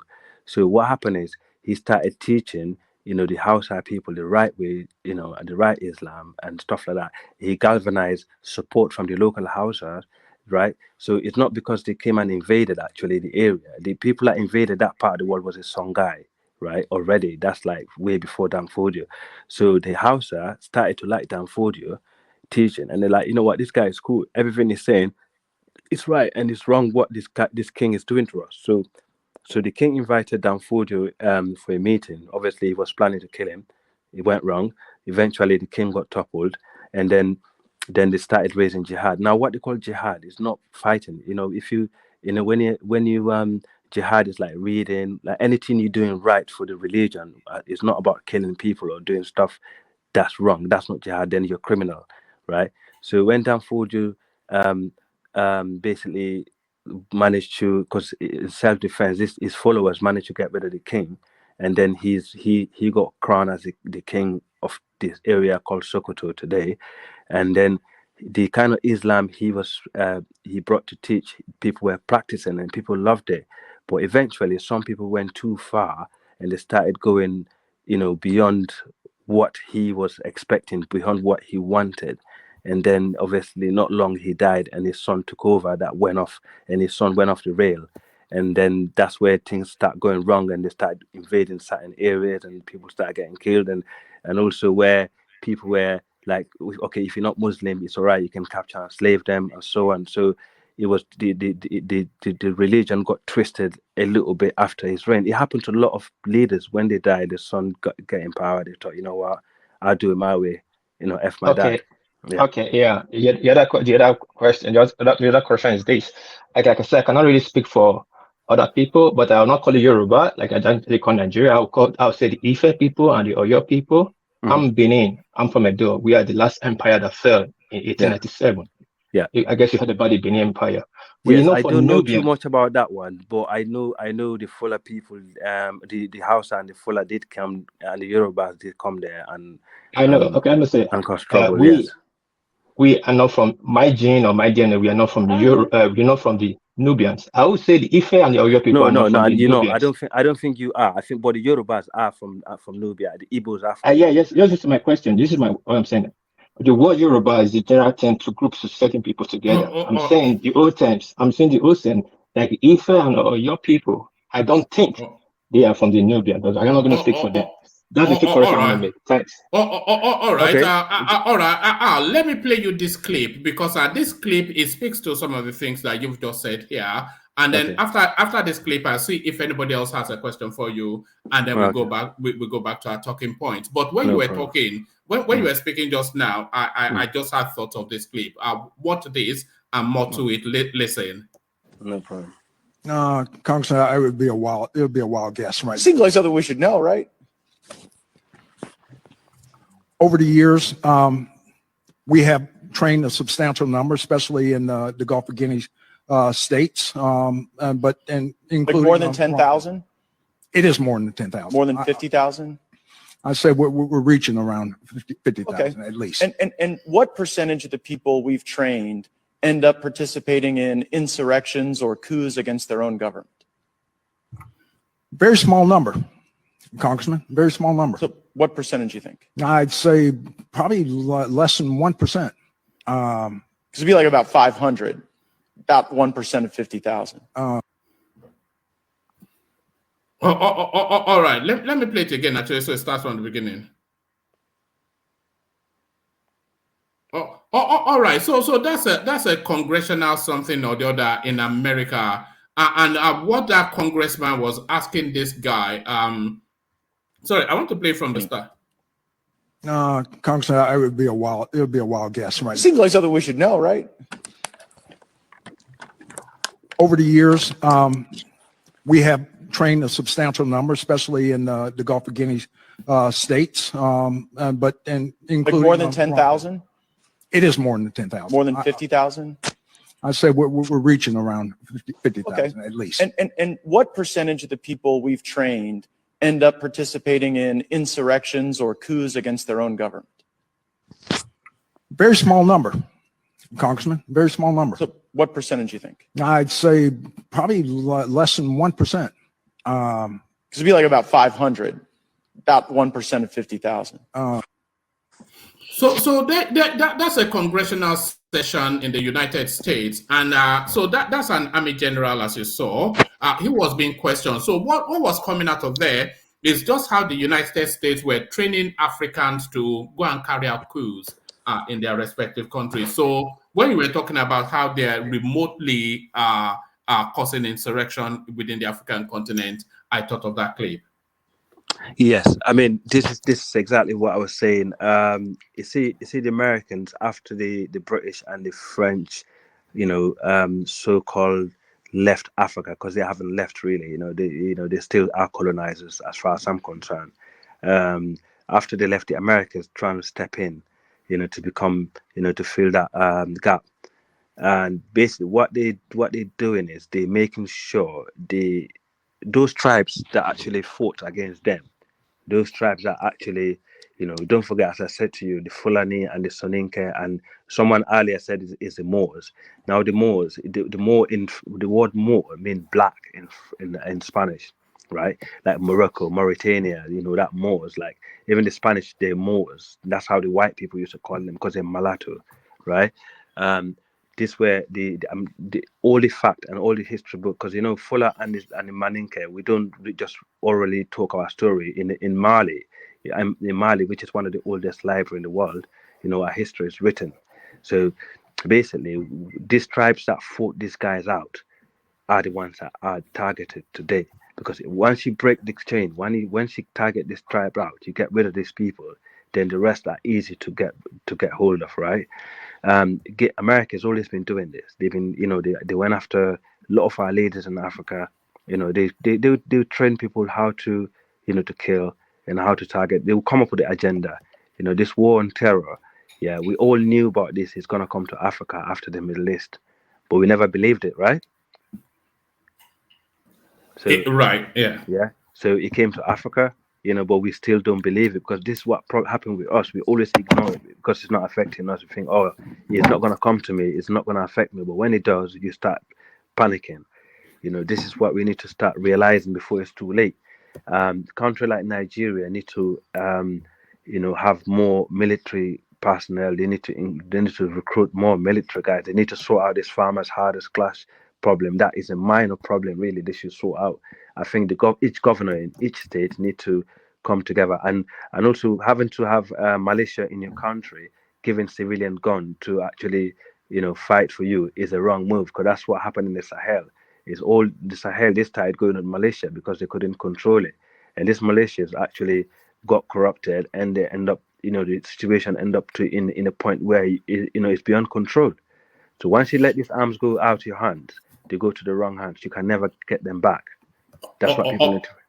All right, thank you, Al. So thank you, Al. So also, Al, I'm going to put my Instagram link in the comment in the private chat. If you're able to send me a message on our Instagram, I'd like to bring you on to have this conversation as actually a topic, because this is an important conversation that we're not in it as we should be, like we're describing. Because there is fire on the mountain, as you're saying, but we don't even see the smoke signals. So if you DM me on Instagram, let's arrange just a session where you will be the main feature, because it looks as though you have no problem. Before you go, man, don't forget your current president that's leaving power now, Buhari. He became a general, right, in the army in the Chad War, right. Remember, Chad was a troubled country, and the president not long ago, Idris Deby, was killed in the front line. His son took over, right? The Chad War was one of the most dangerous war, and if that one was spill out in Nigeria, you'd have had this war going on longer than it is now. So, you know, and now you've got Sudan problem, and let's just hope and pray that don't spill into Chad. That would be a definitely double whammy. But yeah, definitely. I'm not on Instagram, but I do follow you a lot. What I would do, I will I'll left you my email address or something. I'm actually sorry. Yeah, go on. I was going to say, if you leave how I can contact you don't leave it on the screen, no, because we have some weirdos on our platform. But if you leave it on the private chat, then just how I can reach out to you. Or I'll leave my. You are in the UK, aren't you? So I'll just leave. I'll leave my number, and then no problem, one man. No problem. But thank you very much, and thanks everyone on the audience right now. And someone did wrote something on the private chat. You know, he said it is Salom Baba, and Mina Salom, man. I greet you. You know, Miss Aloma, you look at this one. You are still trying to pretend. You're not one of us now. Yeah, one of our oppressors. Look at this Englishman trying to pretend like it's African. Right. All right, Brilliant. Good to meet you. Stay with us. You can interject. But Alexander, they say you want hear. Make you speak in pidgin English. May we hear the feel of that the Saro pidgin now. Well, if the Salom man is there, I can talk to him in Creole, no problem. No. Make you the talk as the talk. Okay, okay. If you're not Salom man, listen to what I say. Mina Freetown born. Na Freetown I grew up. Mina Konami born. Na Freetown you grew up. Yeah, na Freetown I grew up. I listen to you since. You don't mention too much about America and France. You never mention at once about Great Britain. Are you scared to about Great Britain? No, I know they afraid them. I know they afraid them at all. I Britain obviously, you know, saying that one of the problems. You know, in fact, for us, the English colonies, you know, we obviously, You know, saying I don't want to hear the kind of country now. Okay, Yeah. They're behind every problem where we get for Nigeria. So Yeah, it's not them. But say Britain. Now, what's his name? There's a guy called Sheikh Umar Tal, a fuller guy from Senegal. He's the one that used to disrupt their camps all over that area, and they realized, listen, we got to go. This guy is a troublemaker, and in fact, Sheikh Umar Tal is one that married Danfodio great granddaughter or something like that. You know, his shrine is still in Guinea in Futa Jallo. You know, there's a place like it's a tourist zone now. People go there as tourists and that. And also there's another Roman shrine in Futa Jalon. These are full of guys that went and fought the Romans, you know, during the Roman Empire, Roman conquerors, or Roman Empire. So we are proud people. We West African, but people don't understand this. It's when we start going to. Actually, let me ask you two quick questions before I move on to Babati. So how come you ended up with a female president? How did that happen? Where in where? In Sierra Leone, did you not have a female president at some point? No. The current president in Sierra Leone is Julius Maada Bio. He's a main guy. No. Who was that? Is it not your country that there was a woman? Liberia now. Liberia. All right. Liberia. Yeah, yes, Liberia. No, she was gone. Salif Johnson, something like that. All right. My second question: Do you think there's an undercurrent of the Indians trying to take over the world? And I'm only saying this just as early as yesterday. Do you know Don Lemon? Don Lemon, the CNN anchor. Yes. Right. Yes. Just as early as yesterday, they let go of Don Lemon. So what did they do? He had a skirmish with a guy called Ramaswamy, who purports to be running for the American presidency, and it was they had a bit of a skirmish with him on set, and that led to his sacking. So that guy contended to be the American president. So now here in the UK, we have an Indian prime minister. In Scotland, they have a Pakistani first minister. So am I reading conspiracy too much into that, or are the Indians trying to make a move on the world? The Indians, they know how to play politics. They're not like black people, they don't play emotion in politics, right? They'll go for the interest of their people first. And yes, in a way, I don't think they will take over the world. They will do anything, they'll suck up to anyone based on their interest to get to where they want to.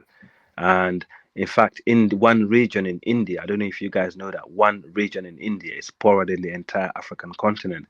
And most of those Indians that you're talking about are not Indians from India. These are African Indians. So yes, they are very dangerous people, I think, in my view. And I think we should really be careful with them. And I think they are there to oppress the black race more than the white man. And at the same time, we actually need to start controlling the amount of Indians that are coming to the continent. If we don't do that, like in Kenya, for example, you already have Indian population as ethnic group in Kenya, which I found really disturbing because you don't get that in India, right? You don't get black people going to India, to make a living, unless probably I would say not 0.0% of black people that probably live in India, because it's very poor and they're very racist. They're very racist people. They're racist to themselves, not alone as a foreigner. They have a caste system that still exists. Yes, that still exists. So they are no good for black people at all. And I think Obama, again, he's the one that brought them in America, because Obama, remember, is a Kenyan, and there are a lot of Indians in Kenya. And when he got elected, he brought them up. So, sometimes some of this cool mentality, is actually destroying us. And yes, they're very dangerous. We should be careful with them in the continent. I think Idi Amin, he saw something coming, like, for example, Gupta is South African Indian. South Africa obviously is home to the second largest Indian diaspora in the world. And they've been destroying the country by exploiting the land. And that's why Idi Amin got rid of them out of Uganda. And Kenya, they're stupid enough to have them. and they control a lot of the economy in Kenya. And obviously they're using that as a base to launch for the rest of the world. So they actually living off our back to oppress us. So that's even worse than the white man. You know what I'm going to do, Al? I want to start setting up debates amongst African intellectuals and the manosphere and that sort of language. I've got this guy called Kaizorian. I will want to bring him on and have you debate with him. And another girl called Jessica X. So I'm trying to line that up. I think we want to start to explore that space. But thank you, Al. So take my details so I know how to reach you. Okay, no problem. One man. Al, Yeah. I want to disagree with you that Yoruba people are from the Nubian. There's no history of Yoruba that pointed to that. So I don't know where you. Is the Yoruba people have M1? What do you mean? What do you mean by N1? M1 is a DNA group in Alpro group. Yoruba belong to the Mande. They're not Bantu. All the Mande group, when I say Mande, is MANDE. Every Mande group in West Africa, can point their origin back to Nubia. Now that's in Egypt, right? So if you don't, that's because don't forget, all West African tribes, all of them came from the east to the west. That's where humanity started anyway. So any West African tribe that claimed to be in West Africa, there was 3 tribes that was there. It was the Landoma, the Limba, and another tribe that was in West Africa. That's in the dead West, yeah. So if you look, Yorubas are not Bantu.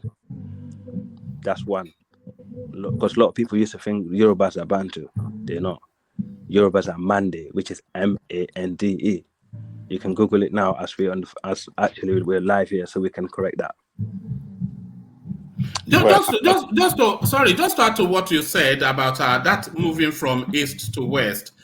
In terms of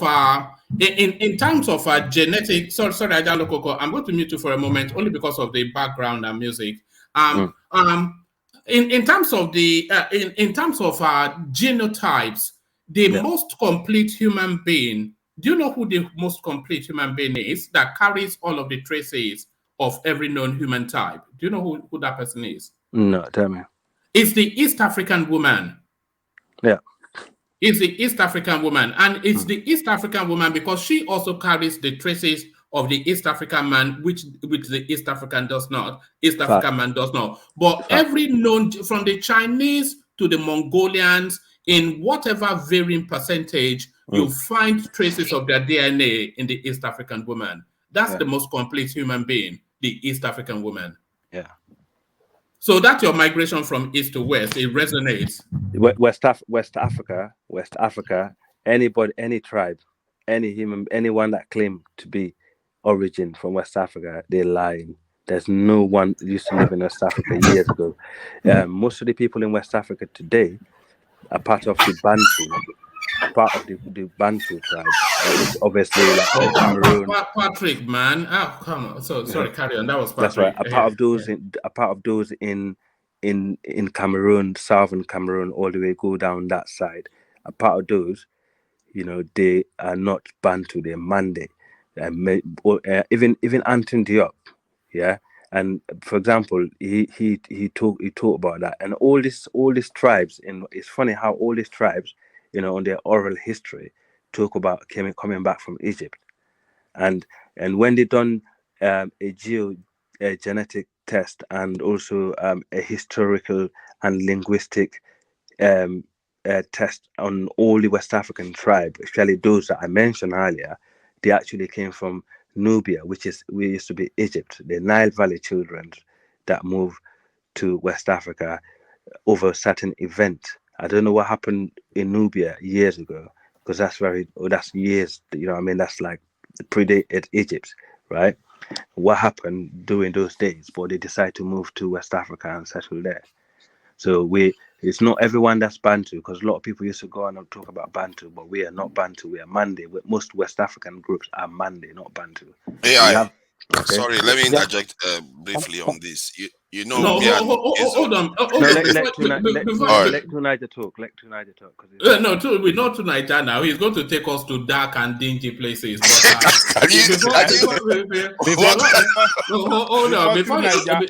before you take us to the back of beyond, go on, Najale Koko. My brother, the last question.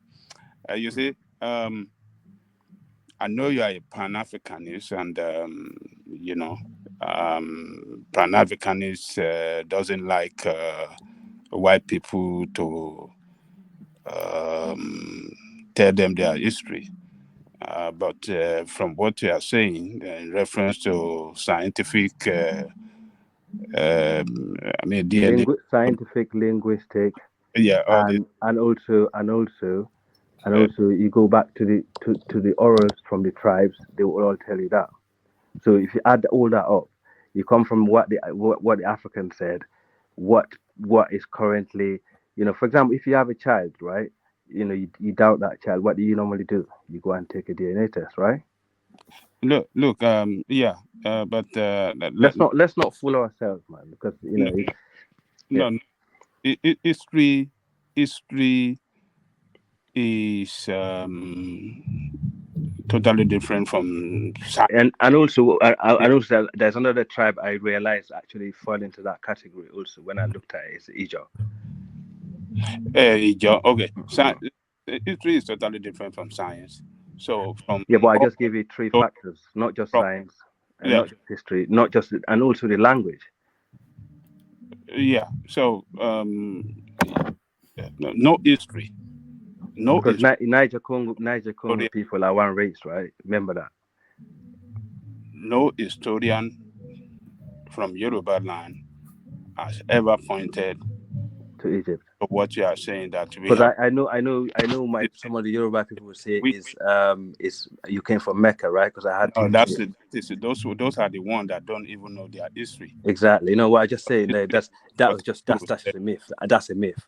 But this one is not. This one is a genetical fact. Because when you go back to these areas and you test those people that still live there, that live in the Nile Valley, and you come back to West Africa. What if that they left from us to that Nile Valley you're talking about? You don't want to. But where? Okay, did the first human race actually originate from West Africa or East Africa? Well, one man just told us that from East Africa. So. But that's not white man said to us. If we're going to be having an intellectual debate, we might as well have one. But if not, I don't want to be arguing. No. The human race came out of East Africa. That's the widely held simple as belief. That. You can't get away from that. Yeah. You can't get away from that. Well, so but Ajale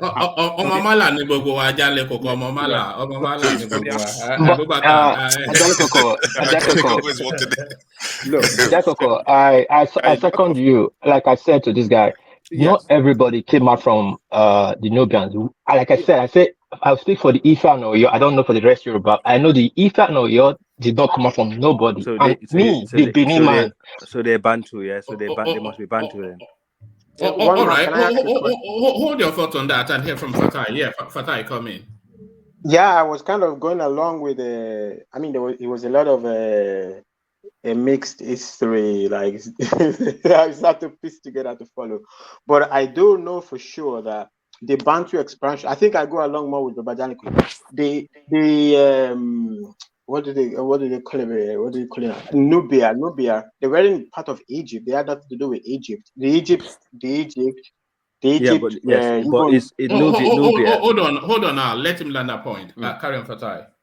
The Egyptians let's say the way in today's language, we're looking down on the Nubians, whatever, like they used to think of them as lower or whatever, and they were partly Eastern. The Bantu expansion is what captured the sub-Saharan Africa, the entire sub-Saharan Africa. No, Bantu expansion, as far as I'm concerned, it went further down south, to where all the way down where South Africa is. Yeah. Those are all sub-Saharan Africa down. Yeah, but no, we are all sub-Saharan Africa, but the Bantu expansion we are all, went southwards to the southeast, that's to all the way to Kenya. They are saying the same thing. So if you went downward, how are we not part of that expansion? What do we have to do with Nubia? Basically, what I'm trying to say to you is, right, so if you're Bantu, yeah, you're Bantu. If you're Mande, you're Mande. Simple as that. But somebody Mande group is a semi-Bantu.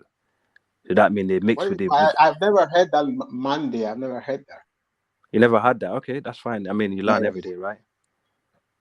No, I mean in the sense that I've heard Nubia. Because look, Mande is a race.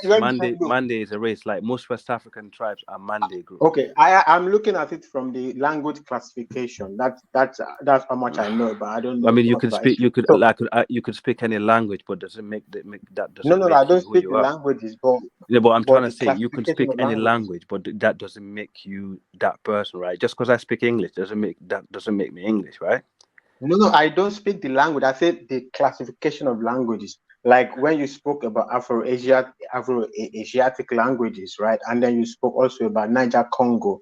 I think the only like in Nigeria, I'll give an example. In Nigeria, okay, I'll give an example, right? In Nigeria, the Hausa, the Kanuri are Afro-Asiatic, right? No, okay, no, they are. No, they are Why not. Why not? They are not. So no, they are not. They are not classified. They are not classified. Hold on. Let Fatai present that argument. Go on, Fatai. No, they are not classified under Afro-Asiatic languages.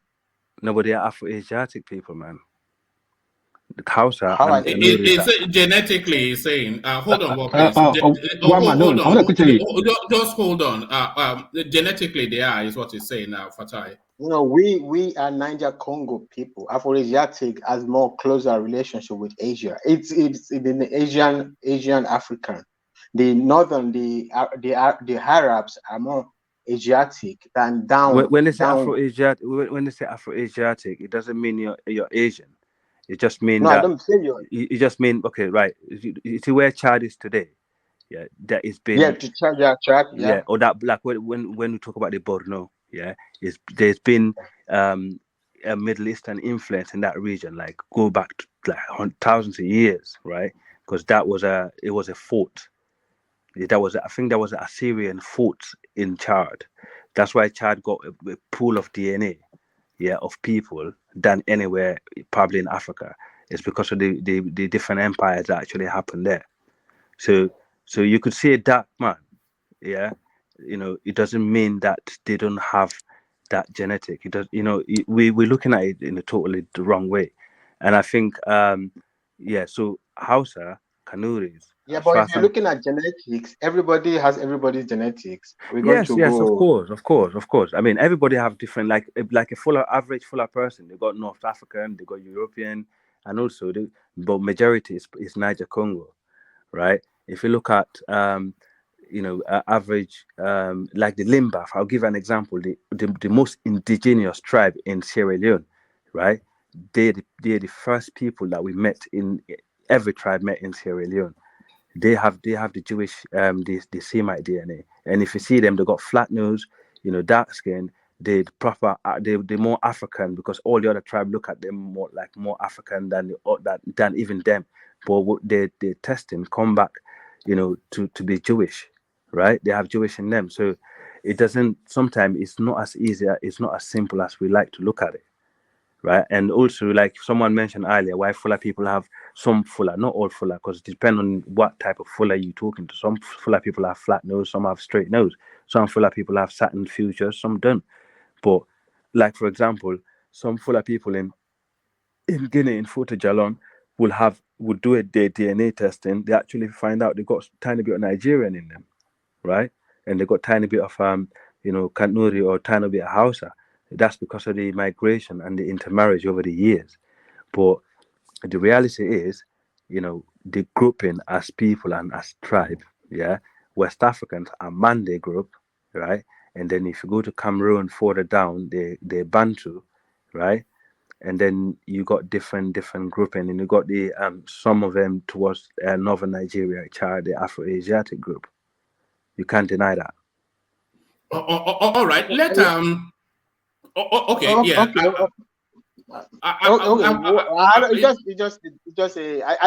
Because there is too much infusion, right? So it's probably I just thought that it's in the category. It's there's too much infusion. It's probably needs What tribe are you? What tribe are you? I'm Yoruba. Yoruba. Okay. So yeah. Yoruba. I'm sorry to disappoint you, but or maybe all I'm saying is Yoruba. As a classification, they're not classed as Bantu. They were classed as Mande, just like the other West African people.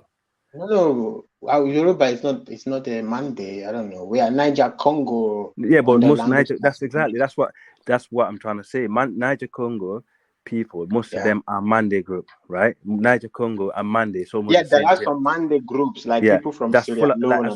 Okay, that's what I said to you earlier. Hausa is, but that's not the entirety of the Yoruba. Sorry, people like from where? Sorry, Fatai. People from where did you say? People from? No, Sierra Leone. Ali is from Sierra Leone. Ali from Sierra Leone. Majority of Sierra Leone and Niger Congo, including Fullers. Sorry, I joined this conversation. Are you guys talking about language classes or DNA? I was edging more on the language classes because DNA. Everybody has everybody's DNA. So I was DNA is almost match for match. It's just very minute differences. But language. The language. Okay, Fulbe. The Fulbe that we speak, because we have Fula is the people. Like Fulbe is a Niger Congo language, right? So just to make that clear, and most of the language that the Mande people speak is Niger Congo, and the people themselves, the Fula people and the other Mande group are actually Niger Congo, including the Yorubas. Yes, but Hausa strangely is Afro-Asiatic. I don't know how come. Thank you very much. I'm glad that you came to correct that, to reiterate that. And I think the Kanuris are also. But the Fula you are talking about, is it Niger Congo or not? Yes, Fula 100%. No, Fula is Niger Congo. Yeah. Fulbe is Niger Congo. But there's an history that says that the Fulani people emanated from like Algeria. Is it Algeria or which part? The old Fula, which is a Tukla, which is the Tukla. That's how you used to call the Fula, right? They actually from Senegambia Basin. Obviously, the dark Fullers are basically Niger Congo. Everything about them is Niger Congo. However, over the years you have Fula people that are mixed with the Barbers, and then you have Fula people that mix with the Hausa and the Kanuris. So when they do their DNA test, for example, a Fula guy from Nigeria, like I'll give you an example, like a man like Atiku, the type of Fula he belongs, he's more Afro-Asiatic, he's more of a Hausa Fula than he is more that of a Hausa Fula than a Niger Congo Fula. That sort of group, like the Fulani in Adamawa, because they've been mixed with the Hausa for so long, they're not the same Fula as me anymore. Does that make sense? All right, brilliant. All right, brilliant. Wait, can I ask one question? Is it so? Admixture, the percentage of admixture at this point in time, where can we find pure-blooded Fula? Is it only in Senegal? In Senegal, in Sierra Leone, Sierra Leone will be mixed because of free time. Many returnees. Yeah, I think if you go to places like Futa Toro, yes, I think you will find that because Futa Toro is one of the untouched Fullers that you think of in the whole Africa, because the ones in Mali, it's because we have different Futa kingdoms, right? Mali. And then that's after the Ghana Empire fell. We build in Mali, then we build Futa Toro, which is Senegal. Then we build Futa Jalon. But there's an argument between Futa Jalon and the one in Cameroon, because the one in Cameroon needs to spread out. That's before Danfodio, all this I'm talking about, right? I'm not talking about Danfodio. There's been settlement earlier way before Danfodio. That's right.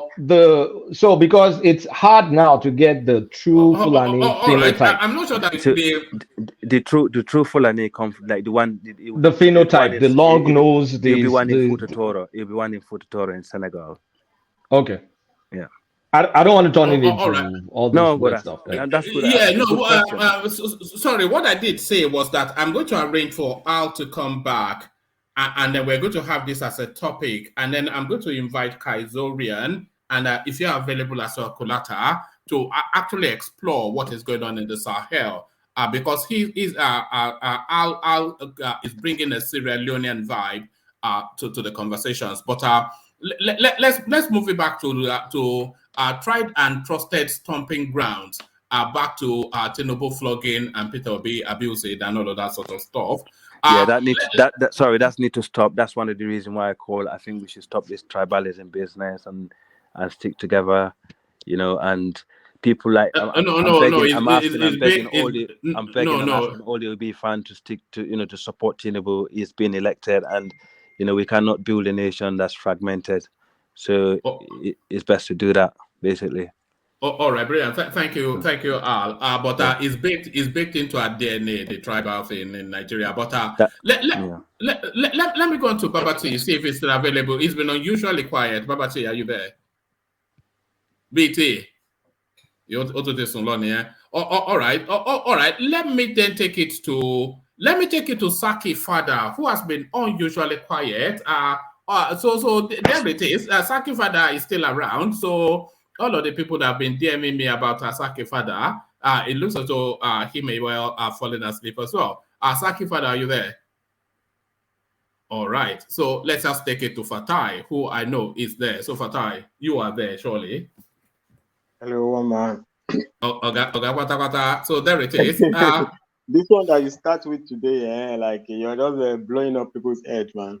yeah. No, this is it now. You open, I don't know. Whatever comes. The thing was just entered the brain. I don't even know where to tie the string. Which one is Mende, Afro-Asia? And I think, what the heck is going on here?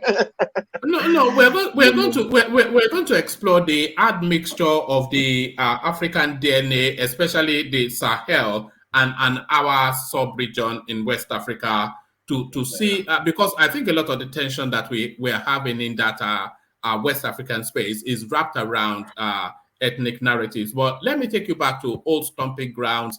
Ex-president of Guinea reveals how Tinubu got Guinean citizenship. So I read it, but let me speed through it just for the purposes of memory. A former president of Guinea, Alpha Conde, on Sunday revealed how the Nigeria president-elect Bola Tinubu got his Guinean citizenship.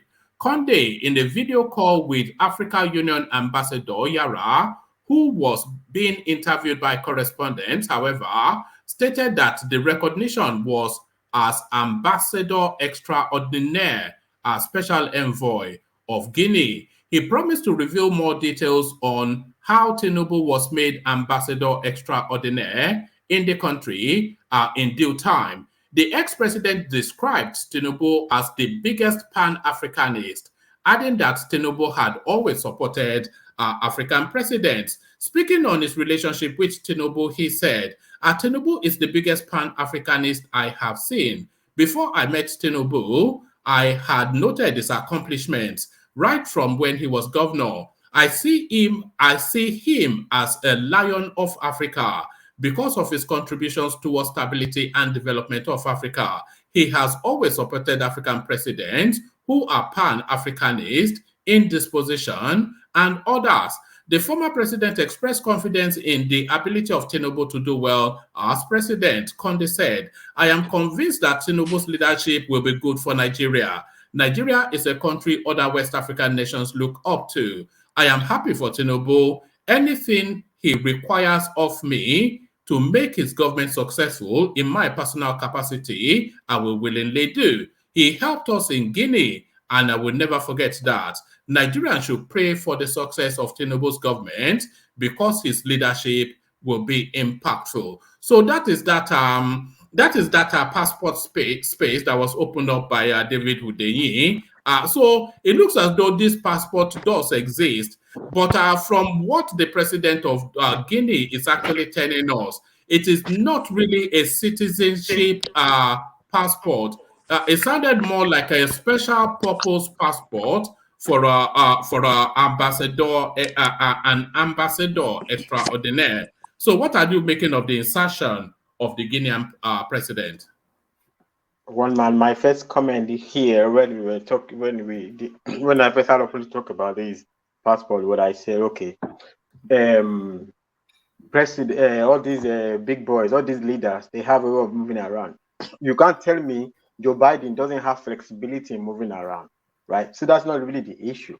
The issue with this passport debate is what David Ndei put up there, right?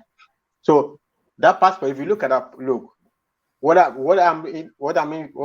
looking forward to in the future is what they are going to say about what David Ndei did there, right? If you look at what David did, you know, it's not the entire data page that was shown. Passport is not a big something. You can't show the entire data page, right? So they cover. You don't see the op when they write in the op they write Guinean passport or whatever. It's up there. You don't. It's blocked. It's blocked. So they put all these things. The font of that passport, as I said the last time, doesn't look. I don't know. I don't know if Al is seen the Guinean passport. Doesn't look. It looks to me like reminds me of my Nigerian passport. The font, the writing of on what they. So I think they know that Tinubu had a passport of Guinea, but they didn't have access to it.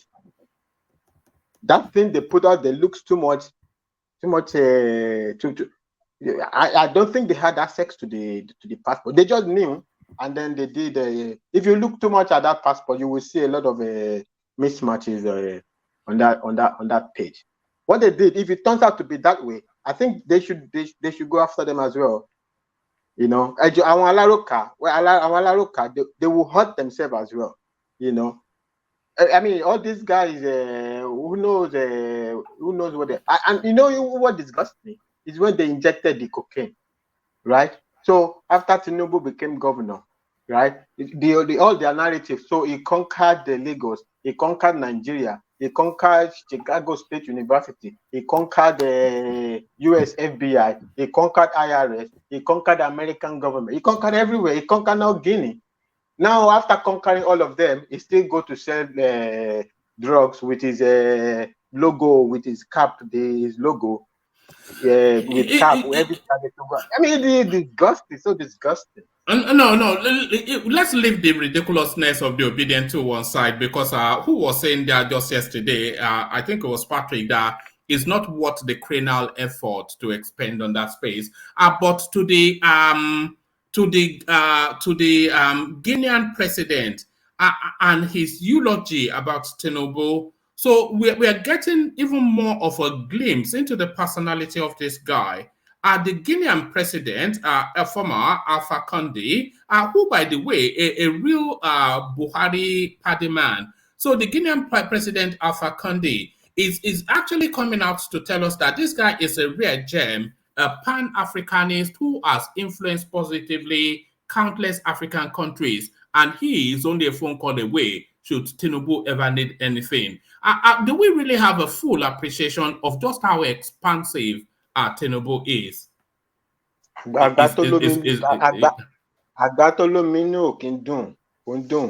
don't need to look. I mean, I'm not surprised if I hear Tinubu I always thought the guy was a genius. You know, even when everybody was. Now it's easy for everybody to think Tinubu is a genius now. Yeah, but when I first came, I just see all these people trying to shoot this guy down, shoot him down and praise this one. I said, "What are you going to shoot down a genius for? What? It's not supposed to be a joke. You don't shoot somebody down with it's not for me. It's not even when he won the presidency and the market shot up. No, before the market saw it, I saw it. You know, I come to celebrate that the market validated me after the election. No, time 100. Which Nigerian president they put in time 100? Which Nigerian president? It's not because it's Nigeria, like the population we are. No. I think Buhari got on it as well. I think it was more Nigeria they were putting on the whoever leads Nigeria gets on. I can check, but I never heard of it. Okonjo has gotten there, and that other lady, that writer, what's her name again? That young No, I mean American. Chimamanda. Nigerian president. No, in your area you can get the Chimamanda you can get in your field. No other Nigerian president. I think it's only no other Tinubu Nigerian that. president. These are Tony Blair publicly lobbied to get on it. He never got on it. Tony Blair didn't get on it. He lobbied publicly, not privately to get on Time 100. No, you have to be influential to get there. In your category. Chimamanda Adichie is very influential in a category. Is classified. Of course she can make it, right? In your category, right?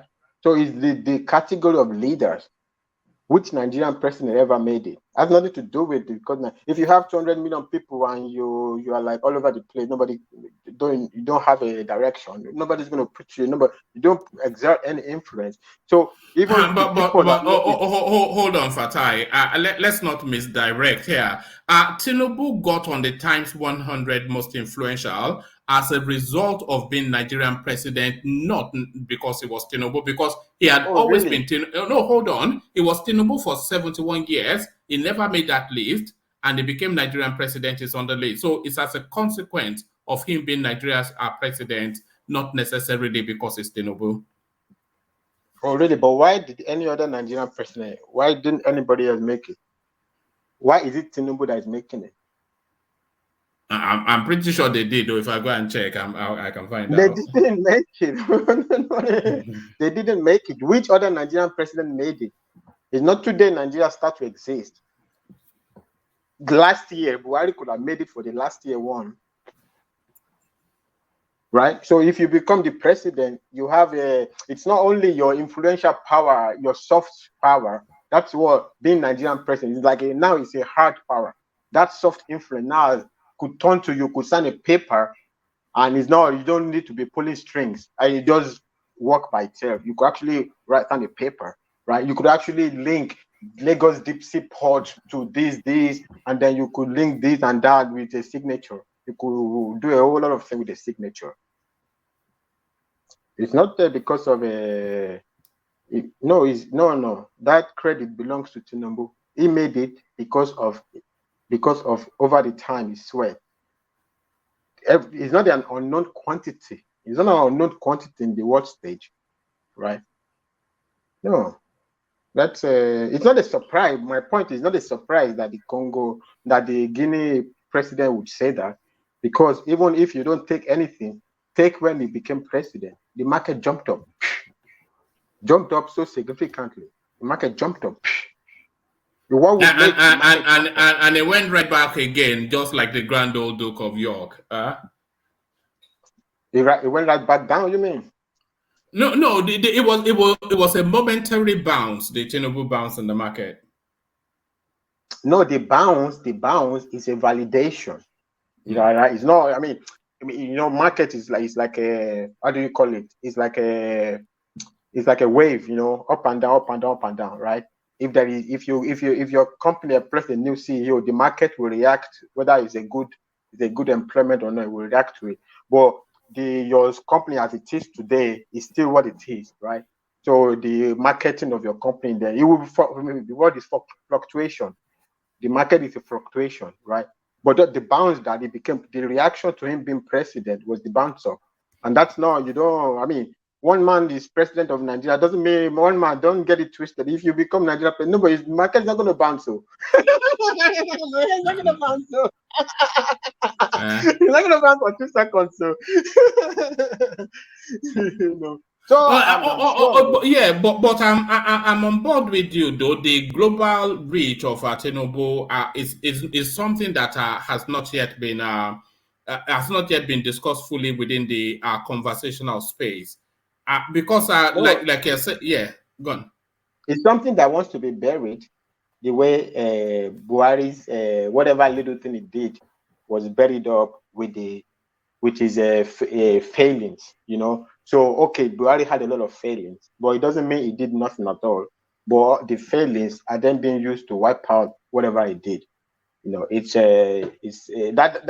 why when I said Obidients are going to be Tinubu's biggest problem going forward, because whatever you do, right? If you have we have people, I mean, if by nature whatever you do is being given its right place, it's good for. But if the automatic thing is to suppress whatever you do or to be throwing dust at it, right? It's you are struggling against the wind, right?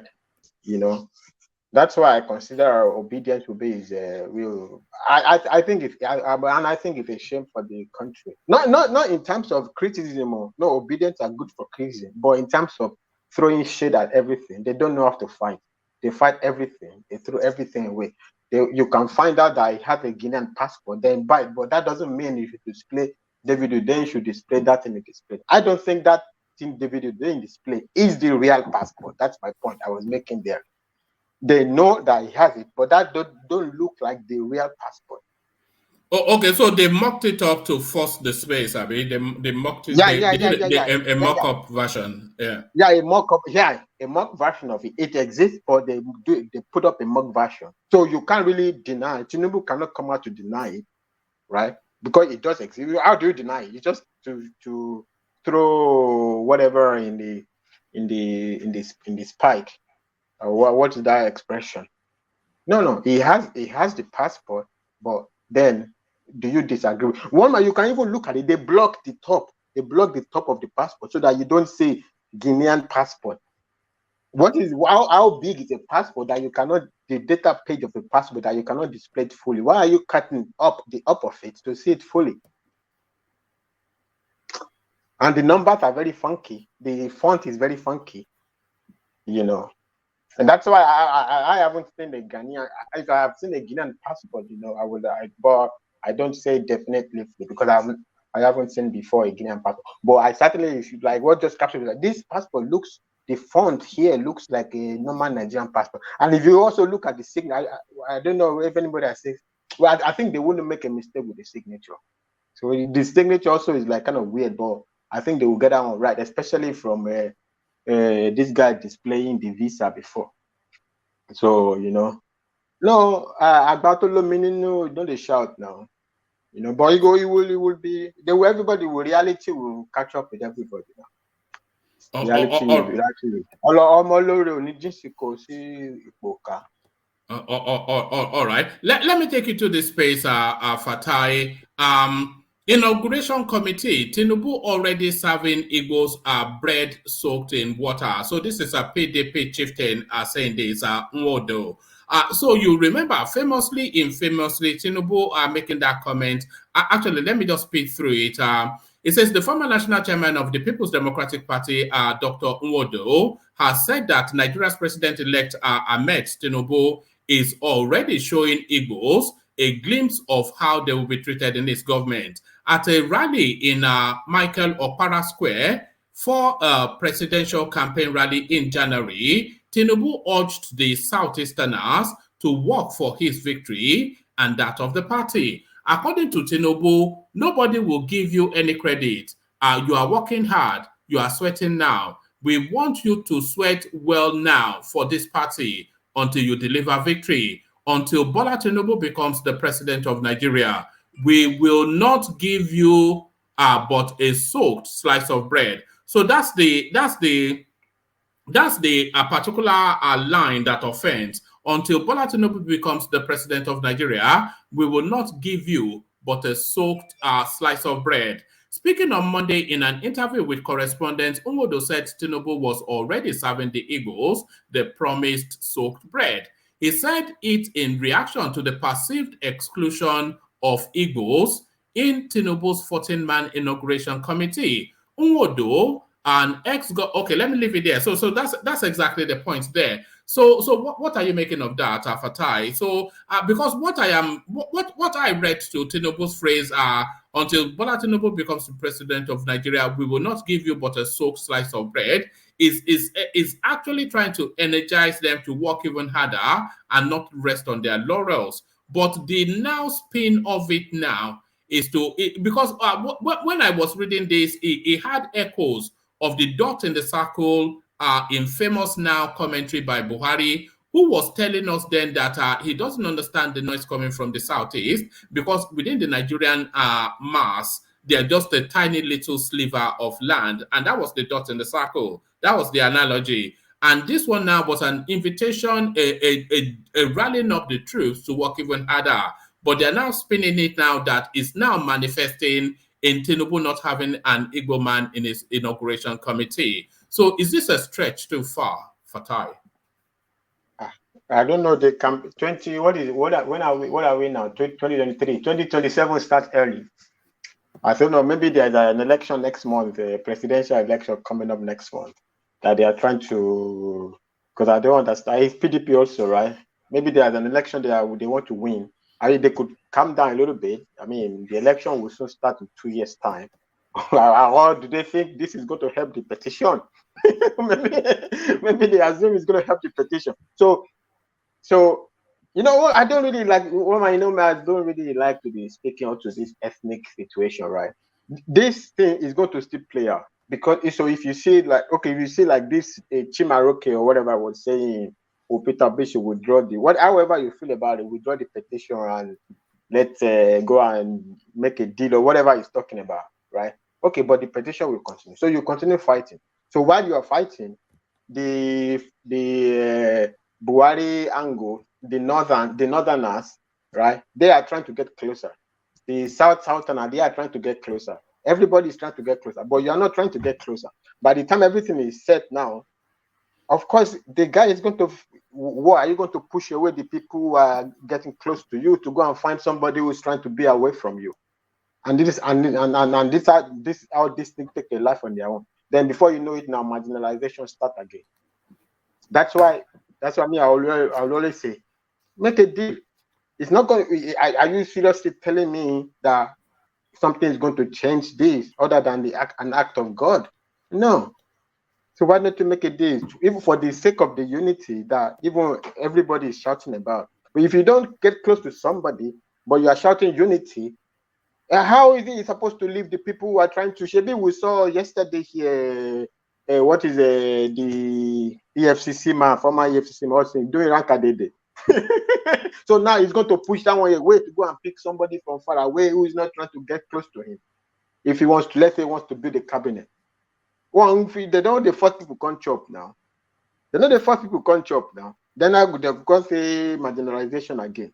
So the man have his own inner circle, and he wants to. So now, if I want to do I want to throw a party now, or I want to whatever, and I'm organizing it by myself. These are my people who are close to me that will help me to organize it. Like this organization of an event, and even I think when he gave that short press whatever yesterday, I think maybe it was an allusion to that when he said, look, one day is not the entire calendar, right? It's just one day, right? So we are going to still meet everybody to talk what I want. When they ask him what do you want to do, what do you have planned, say no, I can't tell you what I have up now until I meet with everybody. And it's a team, it's a Nigerian thing like that. But as of right now, the people who are close to him are this. The election that came up, right? He got very little vote from the Southeast. Even his allies, I mean, even his strongest ally from the Southeast, Chief, the one that's going to be, or maybe going to be Senate president if he goes that way. Ojekalo. It's unlikely, by the way, because the regions being promoted for the Senate presidency are either the Northwest or the South. So we're unlikely to have an Igbo Senate president. But carry on. Which will really be a shame, right? But this goes to the point now. If you're not pulling close, if you're pulling away, right? The people who are pulled close, you're not going to push them away now. You're not going to push them away now. The people that work hard for you, you're not going to push them away. But I don't know how the game is being played. I don't know. But you're going to throw away these. Look, if you're not, what I always find disconcerting is, like, if I know I'm not going to win, right, then let's do it for the team. But if I'm going to win, okay, I can keep going, right? I'm going to win. Right? But if you're not going to win, it's what Soludo, let me even say, let's go back to Soludo. It's what Soludo is saying. If you're not going to win, go bring your people in. This is what sits at the heart of even this, right? The people who are going to organize the committee are the people are likely going to come from the people who gingered the victory. The like maybe from the family of the people, the strong the pillars. Because if you look at that list, the Maruas, the Buharis, the Yaraduas, people from these people, they are also this lady from the medical.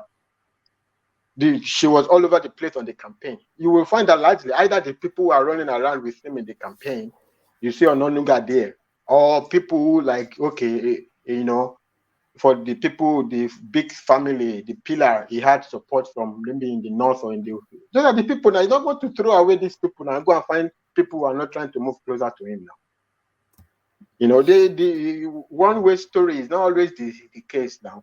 What is the marginal? And anyway, he said it's a one-day event. I'm trying to organize my birthday party. Let's put it that way in code. And the people who are already close at the table are the ones they put there. If the other people are not, even the most important Senate presidency is not even sure that Ojikalo will get it. That's to tell you how distant this whole group is to the Southeast. Not by their choice, and not by their choice. They are. I don't want to speak too much on in that direction. No. You said the thing is within the next 8 weeks, but we're going to know how the next 8 years is going to go. Because within the next 8 weeks, we are anticipating that Tinubu will unfurl his team, and then we get to the Senate president, we get the ministers appointed, and all of that. So the texture, the public face, the personnel that constitutes that space, it will tell us the direction of travel. And really, the one thing that we'll be looking out for in Tinubu's team will be the Southeast, the representation of the Southeast. So if there's a decent enough representation for the Southeast in Tinubu's team, that would tell us that he's looking to run an inclusive government. But if there is an underrepresentation, there will be some form of representation. And when I'm saying underrepresentation, I'm not talking about numbers necessarily. I'm talking about the importance of the portfolios and positions being ascribed to certain spaces. So if there is an underrepresentation of the Southeast in Tinubu's governance team, then that tells you then that the battle that Tinubu's government will have for the next 8 years will be the Ipobian narrative and marginalization from the Southeast. So very interesting. The next 8 weeks will tell us what the next 8 years will look like, Fatai. That's what I mean. I personally hope Oji Uzor gets the Senate presidency seat. Because you don't see much of Southeasterners in this APC, like big shot. The big shot there, Governor of Ebonyi and Imo. But other than these two, I don't know. I don't know too much about that region. But who are the big names that are like big shot? Okay, now this one man that was speaking, and maybe the other ex-governor of this that was in the primary. Okay, but you don't. The number is not there, like big shot to fill big positions. So for me, I hope Ojo Uzor becomes Senate president, so that we don't really have at least to placate the marginalization fever. If you have Ojo Uzor as Senate president, at least it can lower the temperature of the. It doesn't mean it's going to go away, but at least it can lower the temperature. But if you just have little here and there in some cabinet, under cabinet position somewhere, and not important, because even if petroleum minister, if Tinubu is not going to be like a Buhari, it's probably going to come from somewhere in the south. I mean, the really important ministerial positions, I don't know. I don't petroleum, this finance, this, So there will still be talk of marginalization if some of the big short ones that don't go there. So for me, I think the calculate if Oji Uzor becomes Senate president, then that helps a little. That helps to go a long way. If it doesn't become, Fatai, it'd be interesting to see the sort of administration that Tinubu wants to run. So he has two options. He either runs a political sort of administration where he has to then settle all of the political bigwigs that helped him in the course of his journey with portfolios. He could do that, or he could run a technocratic, meritorious administration. Because if you look at Obasanjo, because you were saying that there are no big names in the APC from the Southeast, which is right. But if he was going to run a meritorious, technocratic sort of administration, then that opens the window for him to bring in a Southeasterner from the left field. Yeah, but technocrat is a overplayed expression. What are technocrats doing?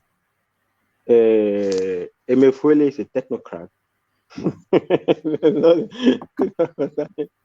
That's over appreciated expression. How many technocrats? I mean, public administration is not really so much filled with the big brain technocrat. They work in the private sector. They don't work in public sector. Only once in a while you get there. That's why when this woman, the former finance minister, when they wanted to bring her from World Bank, they had to attract her with salary in dollars, big salary. Ganifa was crazy. He said, no, if she wants to come and do patriotism service, yes, she's not going to be getting paid in dollars.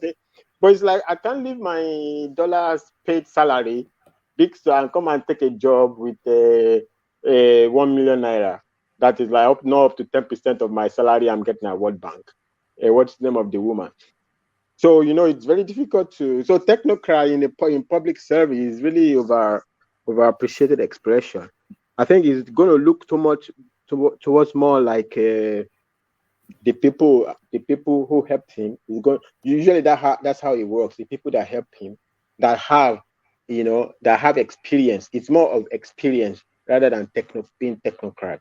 Experience in public service in your area, in your field, because you understand the goal, the direction of the administration. But Obasanjo brought in technocrats, Madam Ngozi, like you said, Adeshino, and all of the star names of at least a good 80% of the star names of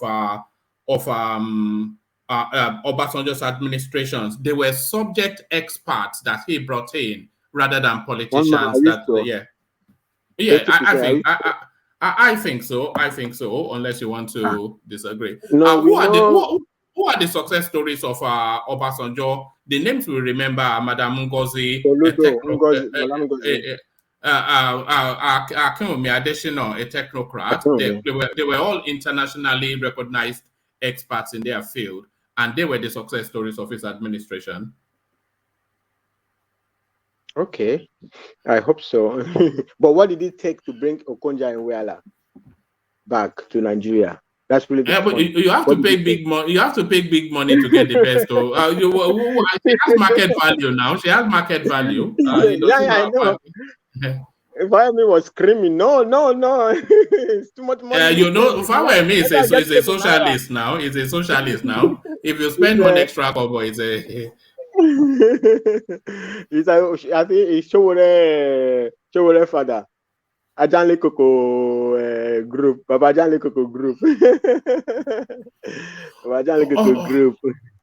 All right, Fatai, let me take you to this space, Fatai. You were talking about Nnamani asking Peter Obi to stop the nonsense and just try and negotiate. But it looks as though stopping the nonsense may be taken out of his hands against his will. Labour Party raises alarm as Lamidi Apapa-led faction allegedly approaches election tribunal for Obi's cases against INEC and Tinubu to be withdrawn. So this is and this has been somewhat debunked, by the way, but the debunking is not as full-throaty as you'd expect it. So what they are suggesting, and they were on Channels Television doing cartwheels over this, what they are suggesting is that now this guy, Lamidi Apapa, who is now is the leader of the Labour Party now, recognized by INEC, they are saying then that he's orchestrating to withdraw Peter Obi's petition from the tribunal. So how much veracity would you give to that first? Because that would be quite a move if you try that. Well, I think no, I think they are making. I mean, I think Sean was punching. I mean, punching like with question. That guy was making the claim, and he was giving a.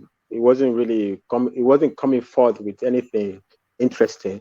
So they said they are taking they are making the jump that they are claiming that these people are withdrawing Labour Party petitions in across the country, not the presidential, right? So and these guys are saying, look, give us we didn't do any of these things, we didn't do any of this request. If you have a proof to that effect, give us. And he's not coming for you say, oh, the court is saying or something like that, right? So I think they are making an inference from like maybe some petitions are withdrawn from maybe all these Senate or House of Rep or whatever. Maybe they are making their inference based on that. I don't think they will. I think the public nature of Peter Obi's petition will not allow them to just withdraw it like that. There's no need to withdraw the Peter Obi's petition. There's no need to withdraw it. Actually, also there's no need to withdraw it. If it was withdrawn, how do you think the Tinubu space would respond? Is it with joy or with trepidation? No, I think it would be bland. It doesn't matter. The petition is not shaking the Tinubu's people. It's not shaking them. How? The most potent question there is the Abuja question, 25%. And there's nobody that's going to, are you going to, look, if they are going to go by that, then Peter Obi will be the president of the Federal Republic of Abuja. So we will have a there you go, there one man, there you have your whatever you want to call it, federalism, or what is the everybody to go their way, Abuja nation, Yoruba nation, Nigerian nation. So somebody president of Federal Republic of Abuja now, because there's no way the court will say the court has to protect its own preservation. The court is also responsible for not turning itself into a joke. Every organization goes for self-preservation. You're not going to give a ruling that's going to turn you into a joke. So you are saying if you win all 36 states 100%, but then you got in Abuja, only Abuja you got 5%, but the whole 36 states you win it. I mean, let's just go for the extreme.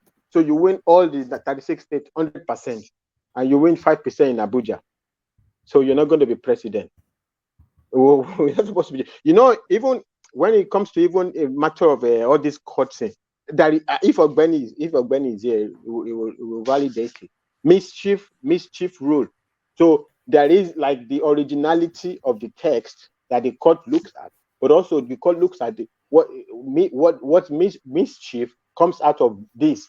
It's not only text that the court rules on. The court is not going to rule on such a situation and say, go and be president of Nigeria because you win only Abuja. Abuja is not Nigeria. Abuja is not Nigeria. And I'm sure they will break up that sentence. They will break it up, see where sometimes when you have a complex clause structure, right? The brackets, break up the brackets, you will find something there.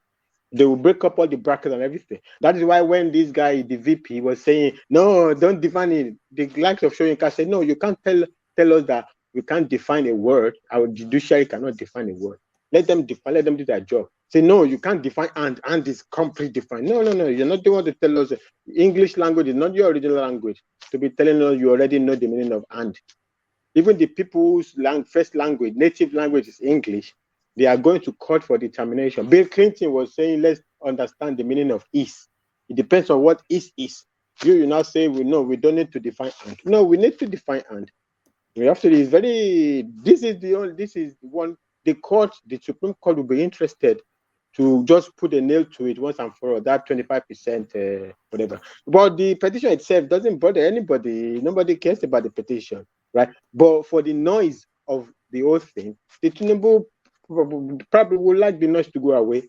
So you can make a deal and let everything go away. But withdrawing the petition doesn't shake, whether you leave it or you withdraw, it doesn't shake the Tinubu's presidency. That petition is not going to throw Tinubu away.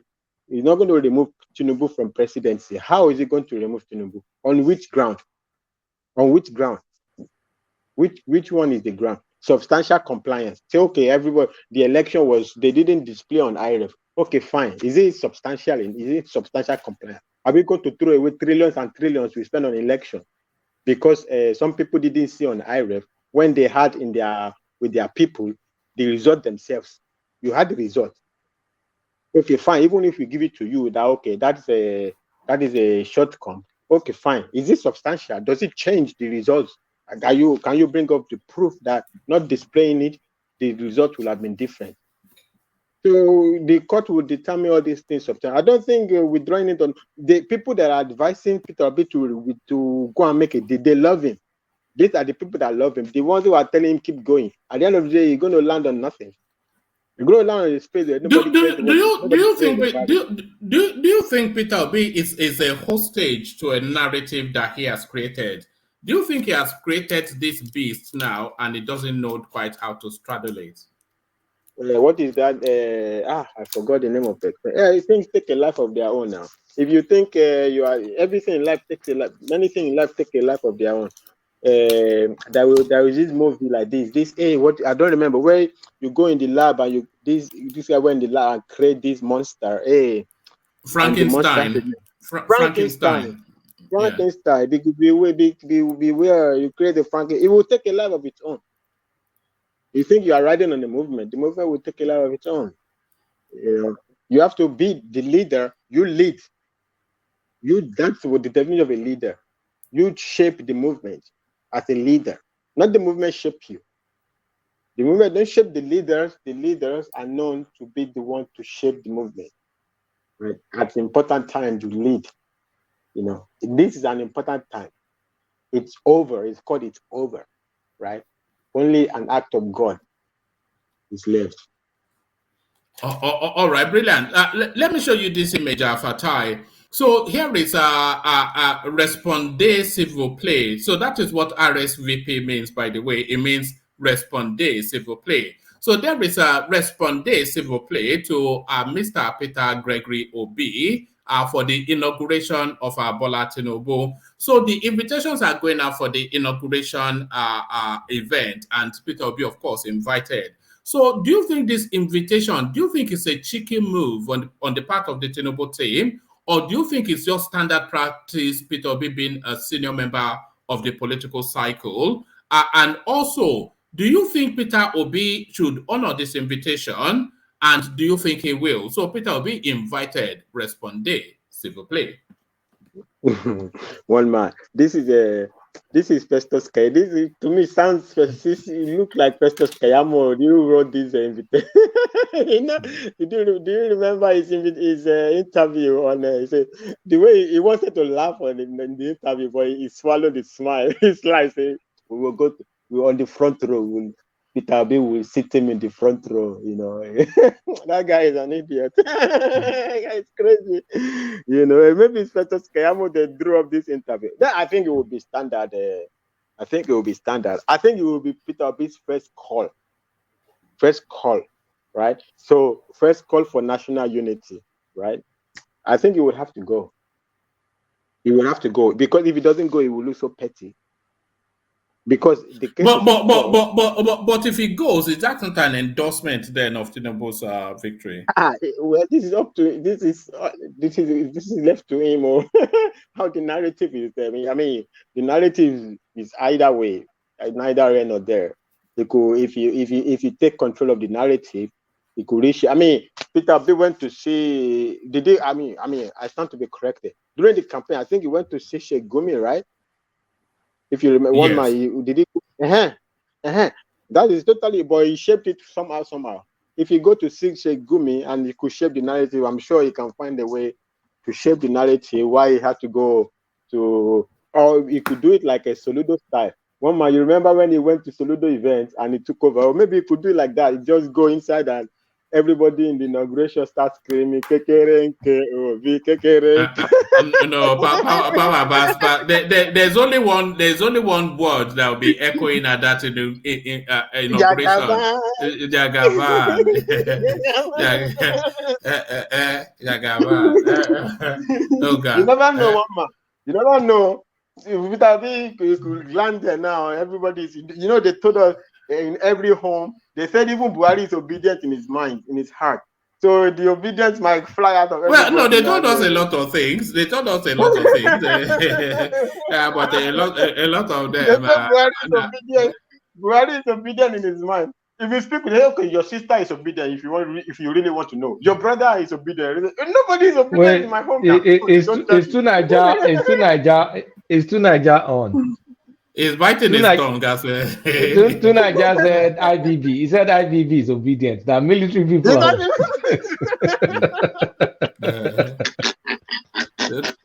Everybody is obedient.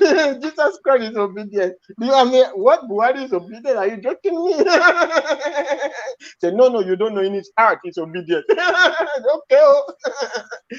Okay, if you say so, you never know. I think if I was going to go, I would go Grand style. I will make sure some of my obedient crew are there. As I just enter, I will just steal the show like that Soludo style.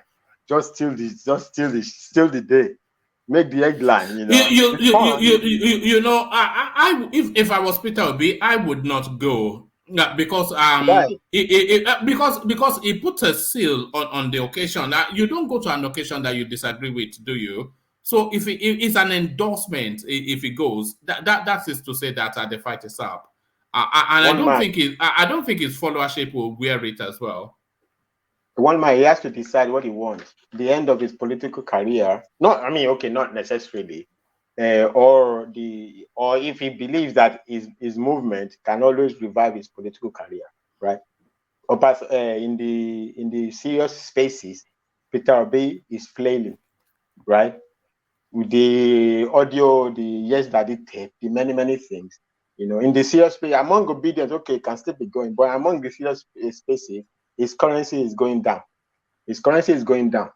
Now they will go to see him like unpatriotic. Like in the serious space, he will be perceived as unpatriotic. Now he's obedient. Endorsement from with who? We are saying he is endorsing them, but this endorsement in the eye of who? Tinubu does not need. Actually, no. In reality, if you want to look at it, what endorsement? Endorsing what? Endorsing Tinubu's presidency. So if Peter Obi doesn't go, it diminishes the presidency. No, doesn't do anything to the presidency. But it will be good as patriotism, just like that. Or you can go and stay in the background, or don't let camera capture you, or whatever. There's many ways to do this stuff. But if he totally decide this, they're going to see him as being too petty. That's he has to. The two narrative he's going to struggle with, being too petty, and whatever implications that means in terms of political currency, and I don't know how his obedient fans will see him. It's his call to make. If I was making a call, I would go, but of course, they will say that is Agbado mind. They will say that. Can you imagine the next session on Niger Watch if Peter Obi goes to? They will fly in from wherever they are in the world and go and massacre him. That will be a 1 week vacation, first of all. I mean, 1 week vacation. Let's soak it in. We don't want online hypertension. I did Aondoakaa interview. Yes. So you were talking about how watery the Obi space is, and even before it, somebody who was saying it was the SDP guy, Prince Adebayo, that was saying that the petitions will be dismissed, and people are somewhat unpacking the marquee point of that petition, and they're disregarding it. But the dual citizenship, of course, is not a part of the petition, but it's just an academic exercise. So Aondoakaa, dual citizenship does not disqualify anyone born in Nigeria from contesting election. It's really just to clear up that space. It doesn't impact on the petition, Fatai. One man, the only person that lost in this thing is your friend Ogbeni.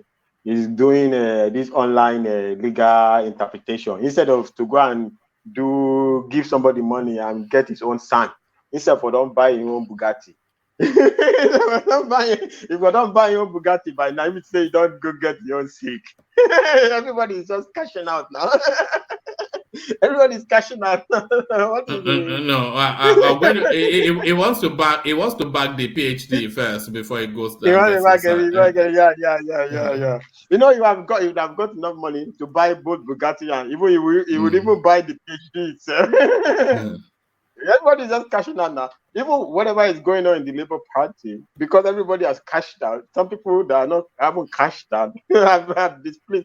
Basically, they are just looking for where is the account, where is all the money we made. That's why all the problem is happening. It's not when you see people fighting, it's only they are fighting about either men, either they are fighting over women, or they are fighting over money. They are not fighting. Why is all the money of the campaign? Everybody is cashed out now. The lawyers also cashed out now. They just wrote some things there. I've never heard any serious person talk. Even like the. I mean, I listened a little bit because I was interested. Whenever they invite them, even this, nobody has ever said with any confidence that this is a very strong. It's a very strong petition, and the dual citizenship. And actually, Ogbeni was right. You know, Aondoakaa said it. You cannot put additional prayers now. It's close. So but just on the dual citizenship thing, just to clear that up, what Aondoakaa, what he was saying, and by the way, he was the former Attorney General of the Federation, so maybe. Yeah, so maybe he knows a thing or two about the law. But what he was saying, what he was saying was that the first establishment that you have to establish is that was he born a Nigerian or not? Because that's the first requirement. So if you are able to establish that he was born Nigerian, that supersedes everything else. So that's the qualifier right there. So everything else, So whether he has dual nationality or not, unless he has renounced his Nigeria. So if he was born in Nigeria, then it doesn't matter. So he's just telling them it's a bit of a nonsense, as a lot of things are here. Not even that, man. Even he actually basically is telling them they have a big mountain to climb. The mountain it's not that you have to prove that they have to prove that he's not a natural born Nigerian. How they are going to prove that, I don't know. So they have to first prove that Tinubu is not a natural born Nigerian. That is the first. Once you are a natural born Nigerian, every other thing doesn't really matter.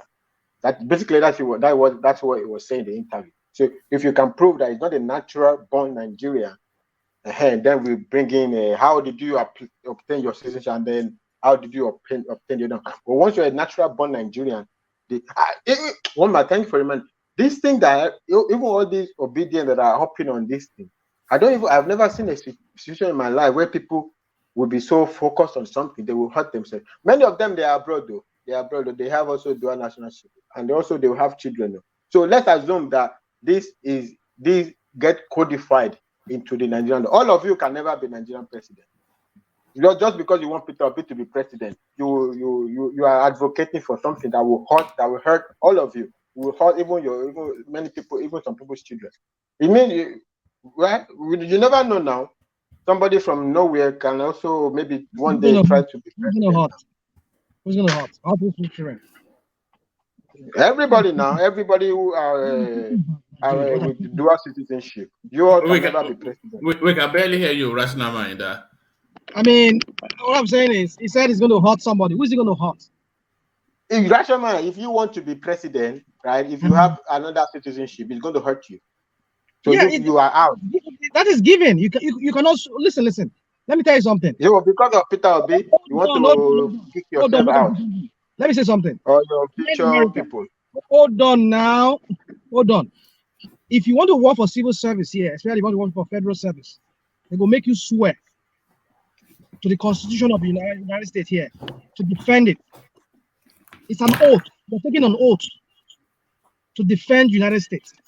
So when I took up my citizenship, I swore an oath as a citizen of the United States to defend it. So it's the same. So yeah, no, no. My point is this: you cannot have an alliance. You cannot have allegiance to two countries in the event of a war. You cannot be sworn an oath to Guinean and to be a Nigerian. If Nigeria should declare war on Guinea, whose part are you going to take now? That's why the constitution is there. We need to understand the spirit of that constitution. I was listening to Aondoakaa this morning. Even though I agree with him, I really enjoyed his interview this morning. But that is interpretation of that aspect of that constitution of nationality. That is where I have problem with, because the issue of dual citizenship has to do with the allegiance you have. You swearing an oath, alleging to belong to a country. But in case of war, which allegiance, which side are you going to take in these two countries? Yeah, but what if he drops it? That is another thing. That's another case. If he drops it, but according to Aondoakaa, it says the issue is not. He said he's not even talking about the issue of national, but the issue of perjury now. That's the issue. You lie under oath. Let's take it one by one. Let's take it one by one, rational mind. This allegiance, it's not novel. Everybody knows it's about allegiance, but this is overplayed. Allegiance is a soft. It's a soft. Because of Tinubu for it's a soft sentence now. Even if you are full born, can you not have allegiance to somebody else? What is wrong with you guys? Can you have allegiance even if you are full born? This issue of allegiance is recite only when the maximum you can get out of it. Just hear yourself. Natural born. Natural born. Natural born is the best you can get out of that. Natural born. Have to change. Oh God! Because of Tinubu, it doesn't hurt me. You can say because of Tinubu. You can even say because of Agbado. You Nigerians, you excuse anything and everything. Rational mind, stop pretending. Stop pretending like you're freaking out. You're faking it. You don't have to do it. Yes, no, we can hear the fakeness in the tone, but it's fake. But talking about fakeness, there's a. Oh, hold on, rational mind. We can even barely hear you because of your connection, but there's a babe that is after Fatai in the comment section, but not in a good way. It says, funny enough, I don't know why I don't like Fatai's laughter at all. It kind of irritates my ears. Sounds like female village. It says sounds like all those female village gossips. So there you are, Fatai. You are making friends in the comment section. Female. Is it female? Are you sure Flakes is female? What was that? Flakes, is it female? The name it sounds like a female sort of name, and the comment also sounds female-ish. So if it's not female, so then I hope it's female. Otherwise, it doesn't have ground. It doesn't have ground to be criticizing me. All right. Let's talking about weird and funky and endorsements to validate Tinubu's tenure. I'm of opposite position to that person that was chatting on Fatai laughter now. Do you know that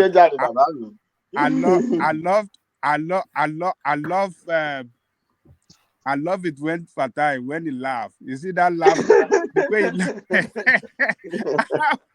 he yeah, I always laugh when I like to hear him laughing. You know, every time he laughs, it really thrills me. You know, I love it. You know what the thing about Fatai? Sorry, go on. Yeah, go on.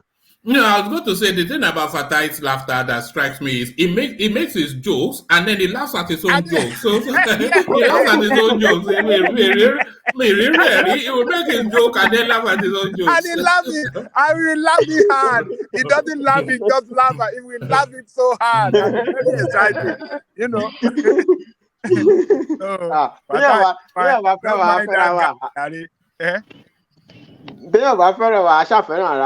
Àbí bó ti pàdé mo máa ń gbádùn ẹ̀rín ẹ̀ gọjọ tó bá ti rẹ́rìn ẹ̀ nǹkan máa ń rẹ́rìn ní pé mo láìkí ẹ̀rín làbàtà yìí o it's one in town.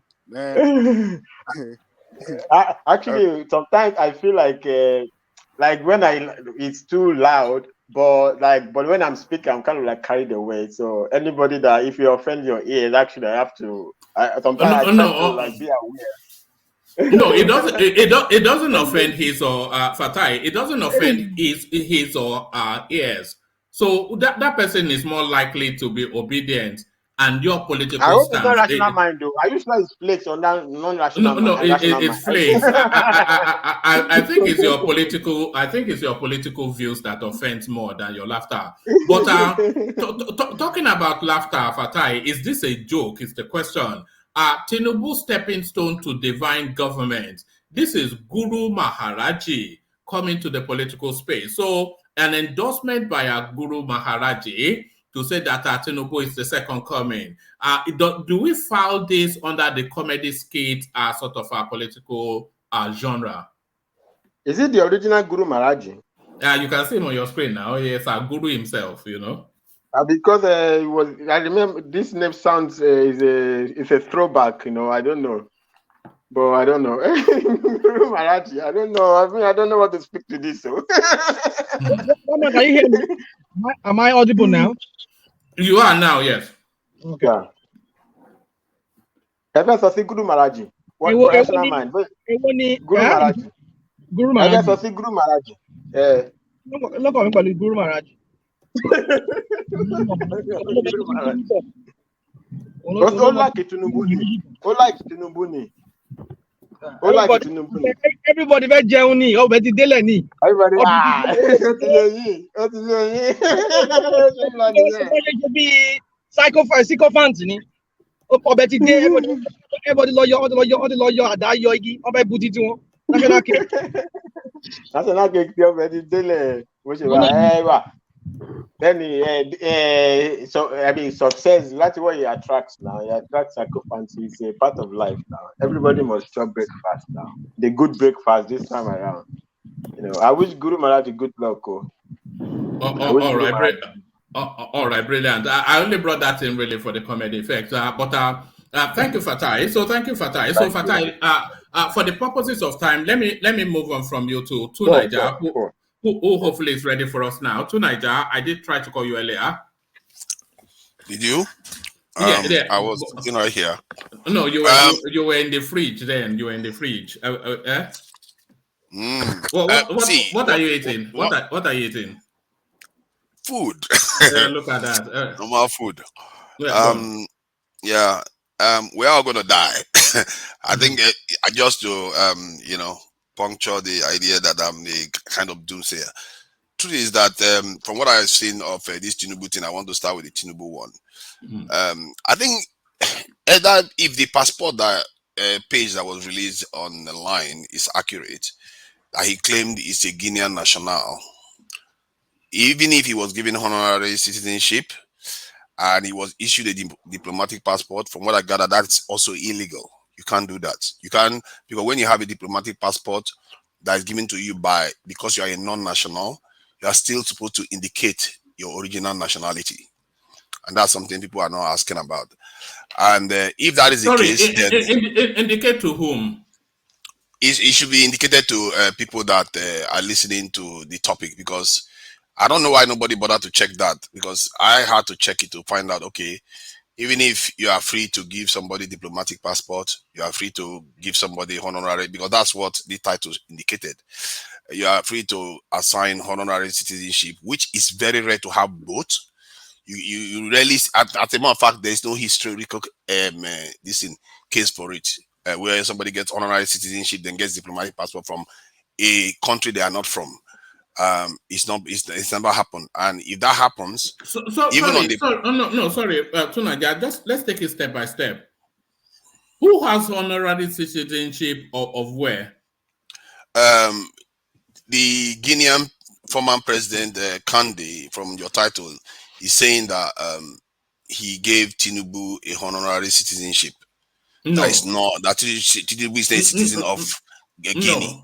No, he did not say that. That's what I read. That's what he said. I can send the link to you. He said, because of that, Tinubu is not a citizen of Guinea. And if that is the case, if he's indicating on the passport that he's a citizen of Guinea, that will be lying. And if he stated that, that's already creating confusion, because you are already assuming that Tinubu is a citizen, but he's still entitled to being a president. Sorry, I don't mean to interject you. No, it's honorary ambassador. Also, and maybe there is a line of distinction that I don't know. But I think what one man read out was honorary ambassador.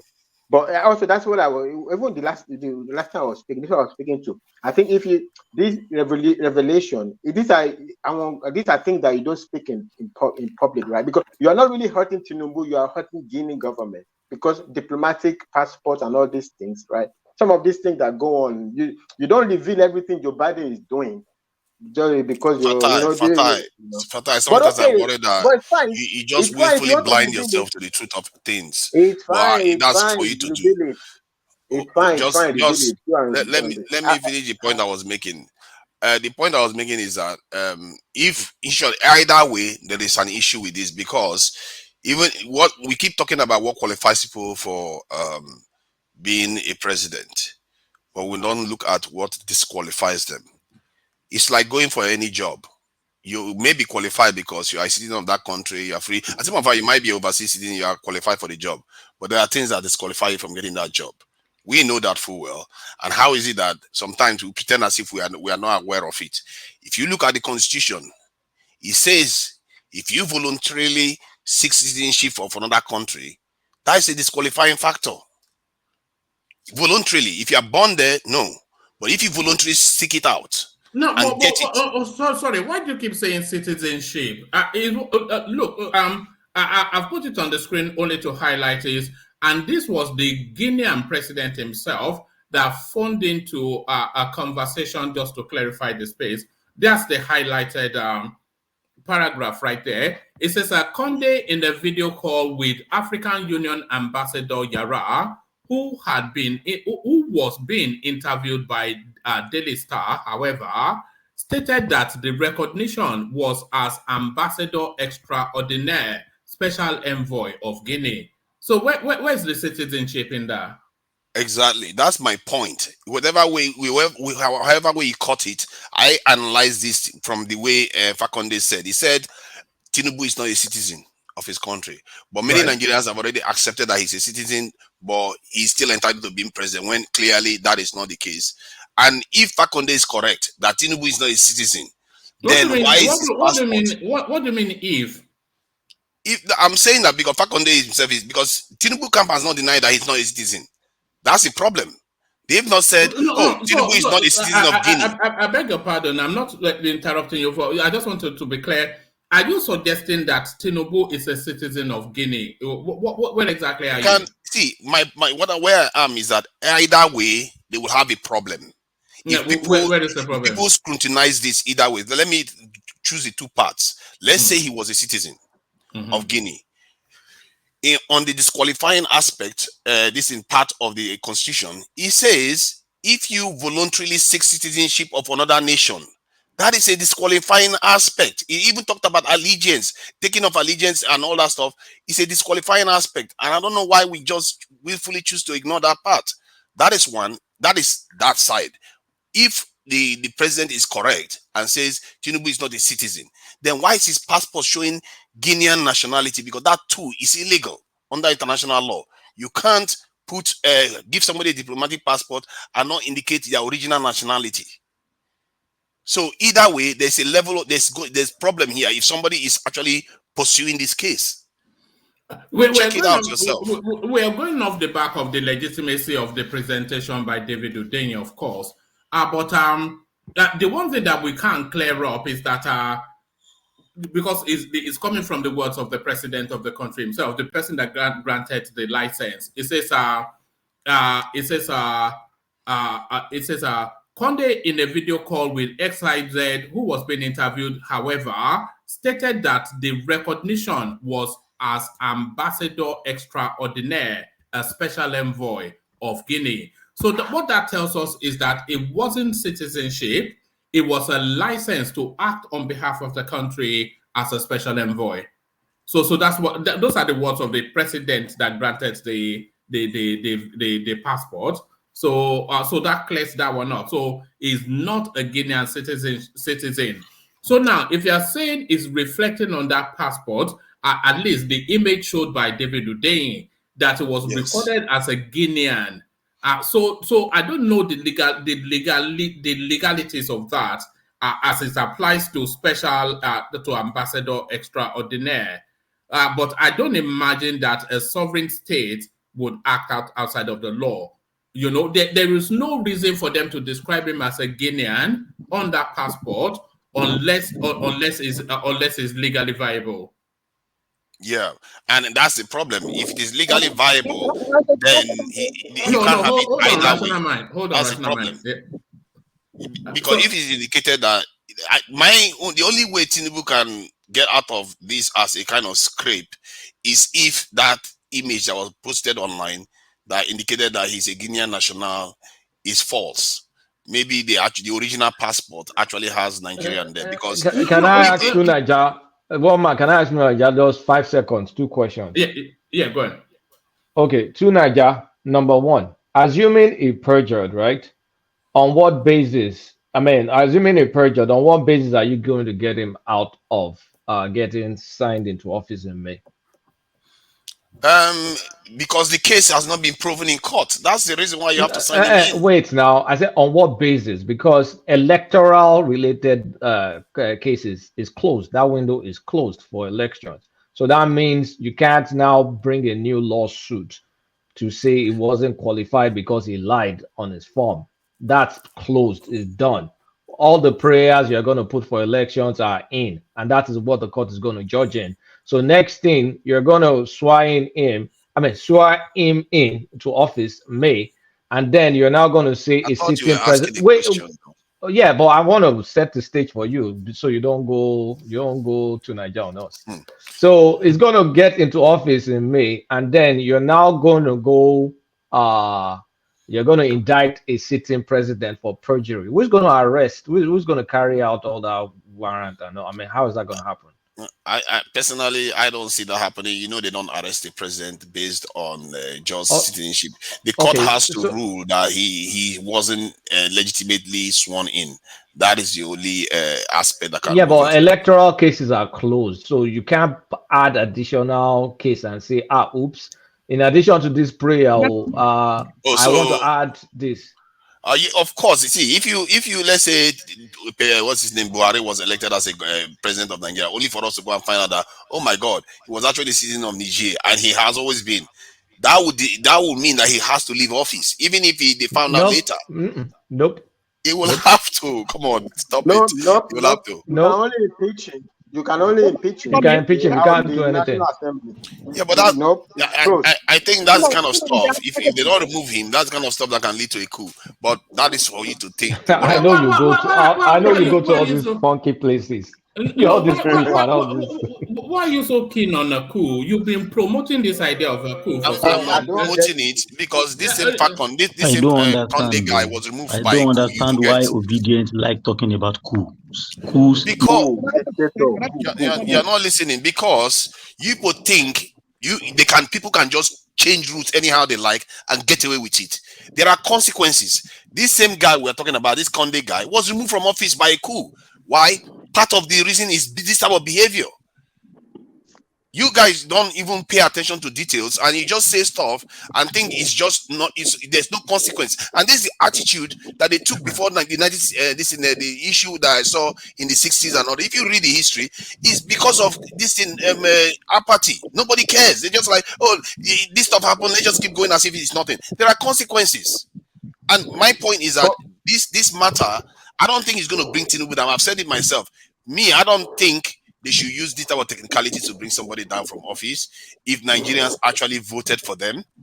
But if there's a deception that went on here, because now I'm not sure that president should have even said anything, because by contributing to this now, he's giving another evidence now to say, oh, he's not a citizen. Then what's that passport indicating? Now, then it might even fall into line with what is in court now, because one of the reasons why let me ask you a question to Niger. So the Guinean president has come out to tell us that they did give Tinubu an ambassador extraordinaire passport, which is a special envoy passport. So we've not seen the face of that passport, but what we have seen is what David Udehi presented. So on what David Udehi presented, they wrote on there that Tinubu is a Guinean. So, there are different types of passports, and this one especially a special kind of passport. So if the law does not allow them to say that it's a Guinean, if it's not legal and above board for them to have put that there, would they have? They could, because because you can't have it both ways. No, stay steady. Don't go on a moral. Don't. One man. Also, watch out for two Nigerians slippery slope fallacy. If this doesn't work, then nuclear war is going to start. Nigeria is very fond of that. So anytime it does this, you guys call him out like I said, for that logical fallacy. But pretend as if hold on now, rational mind. You're coming in a moment, but your connection is quite poor. But I want to walk. I want Nigeria and I to walk through that path a little bit. A sovereign state, a state registered and recognized by and with the United Nations, has issued a passport and a special envoy passport to a national of another country. So that has to be legal before they're able to do that. So that's one. So now they've put on there. Now we're going to unknown territory now, because we're going off the back of David Udehi's mock-up or something. But they've put on there that the guy is a Guinean. So why would they put on there that he's a Guinean if the law does not allow for that? Because maybe they originally gave him a proper nationality, but now they are taking it back. You see, this is the deception. This is the part where I talk about deception. Because if you put that he's a Guinean there, then now you're saying he's just a honorary, because they have read that stuff could disqualify him in the context of Nigeria. That's why they are withdrawing that aspect that he's a citizen. He was actually a citizen, but because I think they are willing to accept that maybe they did something wrong internationally. But to Nigeria, don't go off on that just yet. But to Nigeria, we know that it doesn't disqualify him. Because we've got the former Attorney General of the Federation telling us that the primary thing is if he was born in Nigeria, and once that is established, everything else is secondary. Did you see the disqualifying aspect, though? Have you checked it? That's part of the constitution. I think the Attorney General of the Federation also would have checked it. It's a good Can I ask you a question?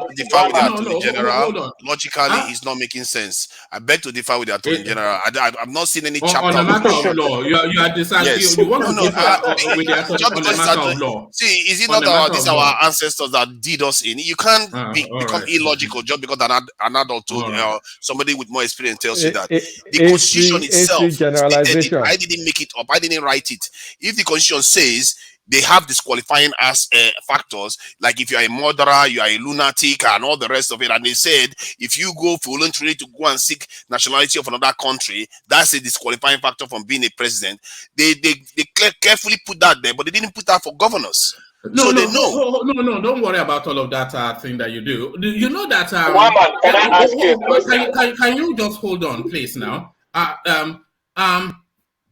you know that the statutes in the constitution or in any legal formation, is never in isolation. So when you are reading that, you see, this is why they always say leave things to experts, and that's why I was asking you if you know more of the law than the Attorney General. If you are referencing a statute in isolation, you will never really get a full understanding of what the law says.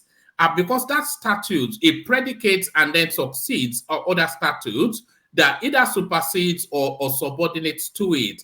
And hold on. What the Attorney General of the Federation X was telling us is that whatever statute subordinates to the fact that was he born in Nigeria or not. I can read it to you again and I can get a clip. So it says, once it has been established that he was a Nigerian born, everything else subordinates. So if you're a Nigeria born but you're a lunatic, you're allowed to be president? No, that's a different space, isn't it? If you're Nigeria born and you have been convicted of drug trafficking, hold on. So now you see what I mean. No, I don't say anything that you mean. We are talking about citizen. Hold on. No, follow the logic. We're talking about citizenship, aren't we? So we're not talking about if you are mentally fit or not. We're talking exclusively about citizenship. So I don't know. I'm trying to highlight that there are aspects. No, you are not highlighting. No. Being born in Nigeria that you are quoting.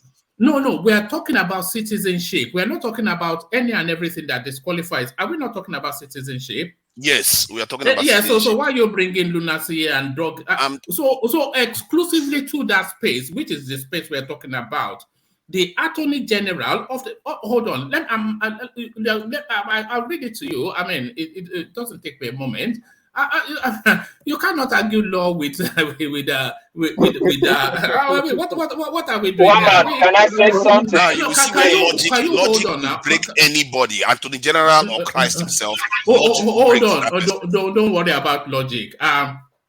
It says dual citizenship does not disqualify anyone born in Nigeria from contesting.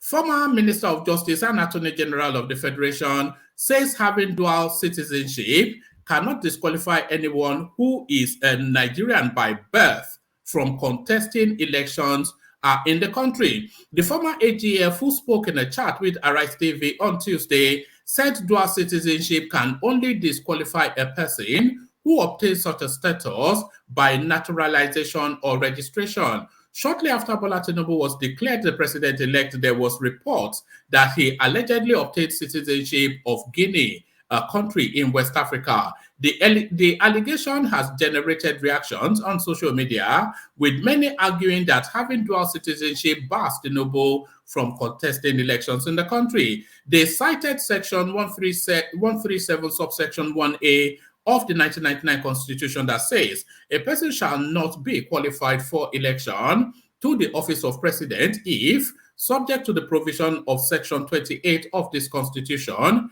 he has voluntarily acquired the citizenship of a country other than Nigeria, or except in such cases as may be prescribed by the National Assembly, he has made a declaration of allegiance to such other country. However, Aondoakaa noted that the complainant must first establish that Tinubu was not a Nigerian by birth before dual citizenship can become an issue. So pay note to that paragraph.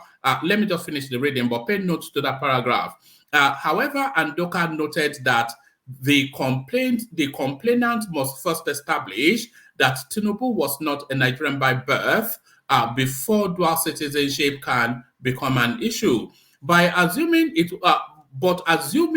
was in the petition, the position of the law is that a person who has dual citizenship by naturalization or registration cannot contest to be Nigerian president, the former AGF said. But a person who is born in Nigeria and acquires citizenship in another country has the right to note that as well. So note that.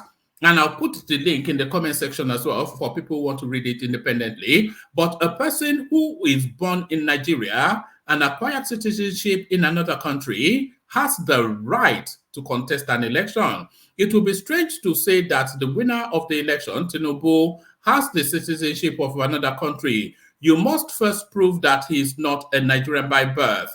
That is the first challenge. And if you can prove that, then you can bring up the issue of acquiring another citizenship. So that is what the law says, but what emotion says. Tell us what emotion says, Tunaja. Okay, so you notice when he said that you are allowed to have dual citizenship, but he didn't state it clearly that the Constitution actually said that. The Constitution didn't say that. The Constitution didn't qualify whether if you were born here. He said, based on what I said before, like if you are already born in Nigeria, but you voluntarily go and acquire nationality. They didn't say if you're already foreigner, you apply for another foreign passport. If you are Nigerian, is it your argument that Tinubu is not even Nigerian at all by birth? No, but if that was the case, that's what he did. I'm asking you. Is that the premise of your position? That that's not the premise of my position, but that's the premise that he's arguing for. That if a national that wasn't necessarily born in Nigeria goes and applies for a foreign citizenship, that person will be disqualified. Even if the person was a Nigerian citizen, will be disqualified from running from office. But that is not what they stated in the Constitution. They said if you, based on being born in Nigeria, that's why they refer to that part of the Constitution, based on being born in Nigeria, if you go and acquire foreign nationality willfully, voluntarily, you are disqualified. And this is why this is what I say, that our elders, they stunt our reality. No, don't worry about all that. Show me the evidence where the Constitution said that. Hold on. Can you hold steady to Nigeria? We already heard the guy tell us. You are giving us. He didn't tie to the Constitution. Can you hold on, please? One man, can you ask Tunaja, where is Tinubu's certificate of naturalization to Guinea? Before you are given a pass. Wait. Let me Frost now. Allow. Before you are naturalized, before they give you any sort of citizenship, you must be given a certificate of naturalization. Otherwise, your passport is just a traveling document. Yes. So do you have proof of the certification of naturalization? I just stated it just here. I'm sure you were listening to me. There are two parts here. Yeah, okay, there are two parts here. There are two parts here. Either he's not a naturalized citizen, which meant they were lying on that passport, if that online passport image is correct, which is also illegal, or he's a naturalized citizen, which also disqualify him in the Nigerian Constitution. So either way, there is an issue. In a court of law, what's the standard? Is it not without reasonable doubt? So you already introduced reasonable doubt by just the statement you just made.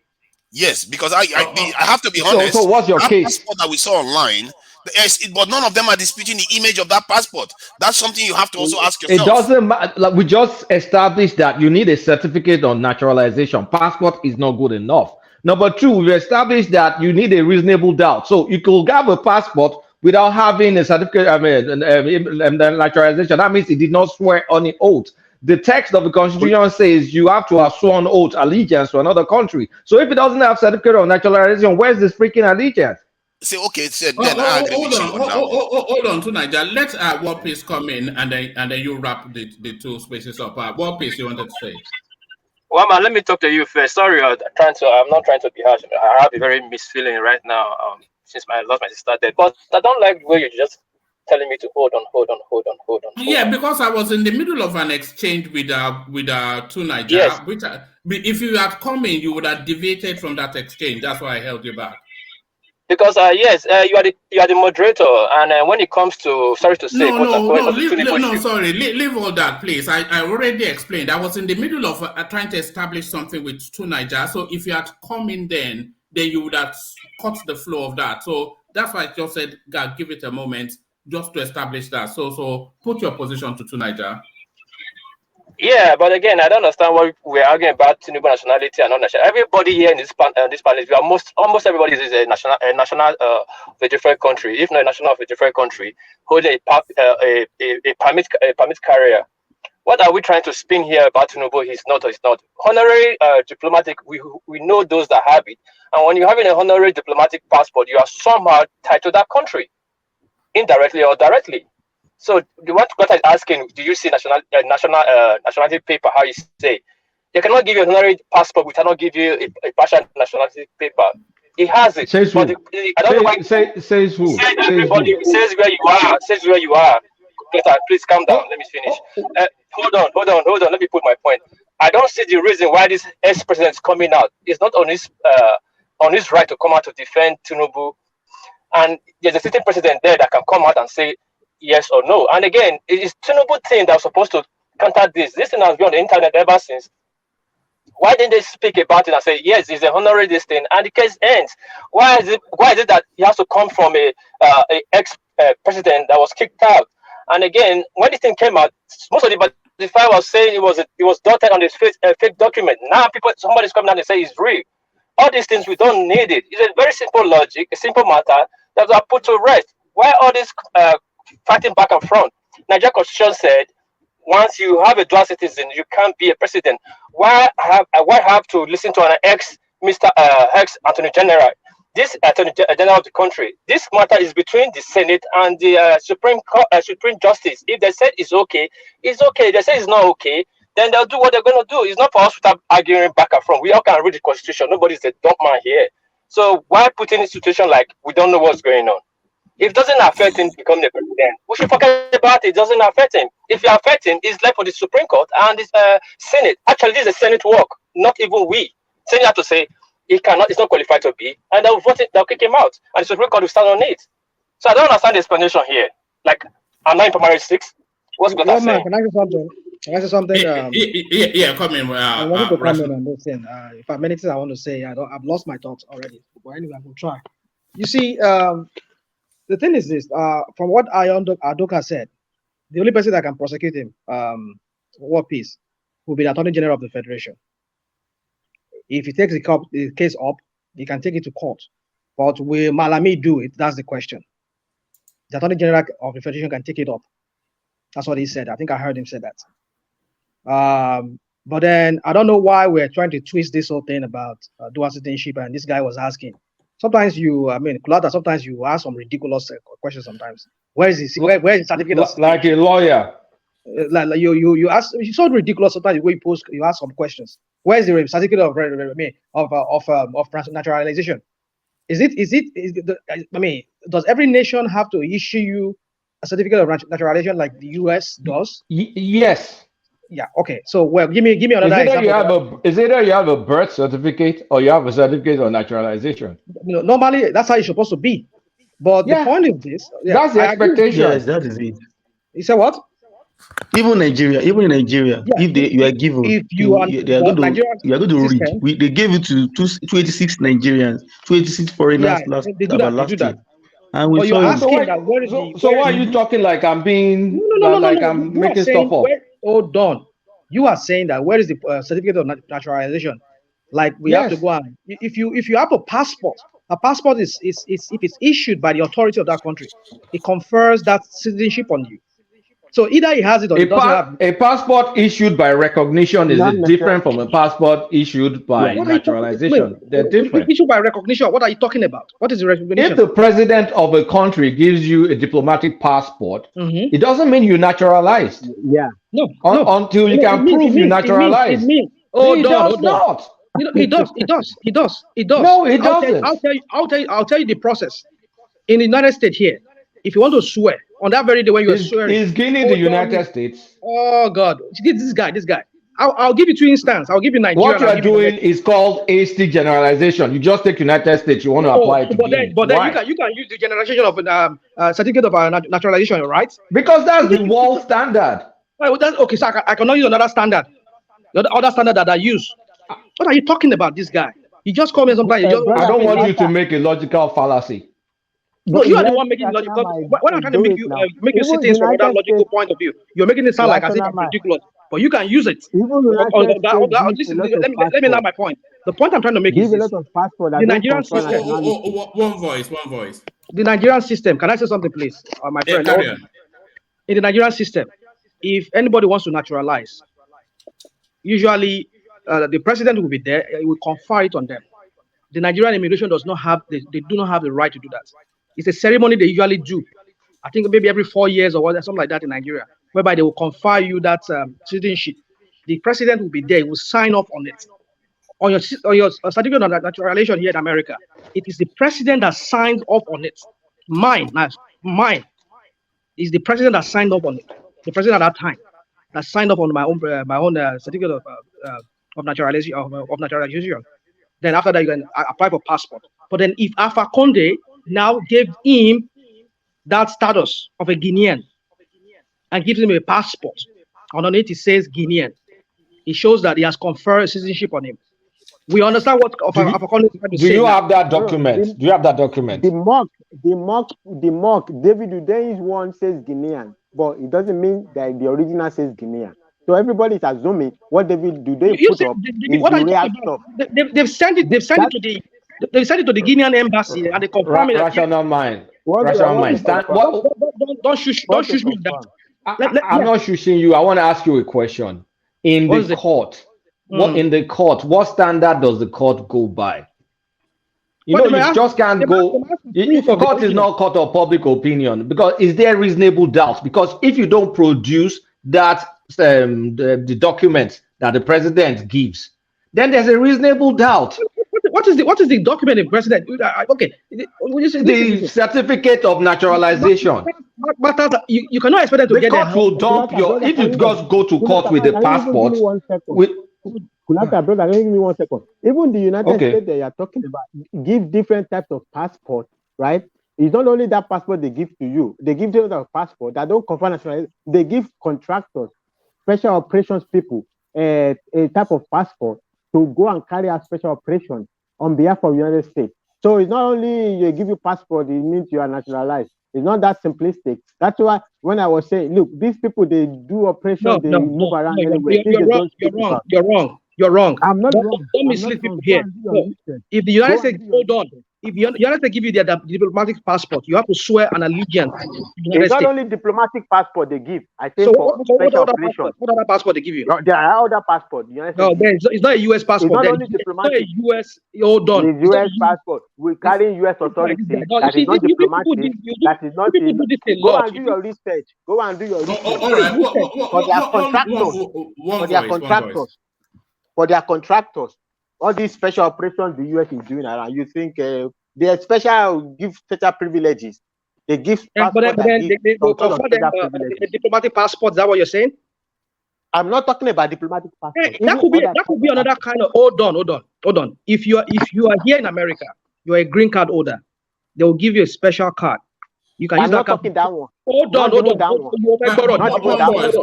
on, Fatai. Let rational mind land. But hold on, rational mind. There's echo coming from you. I'm not sure. Let me switch the device. I just came in. Let me switch the device. All right.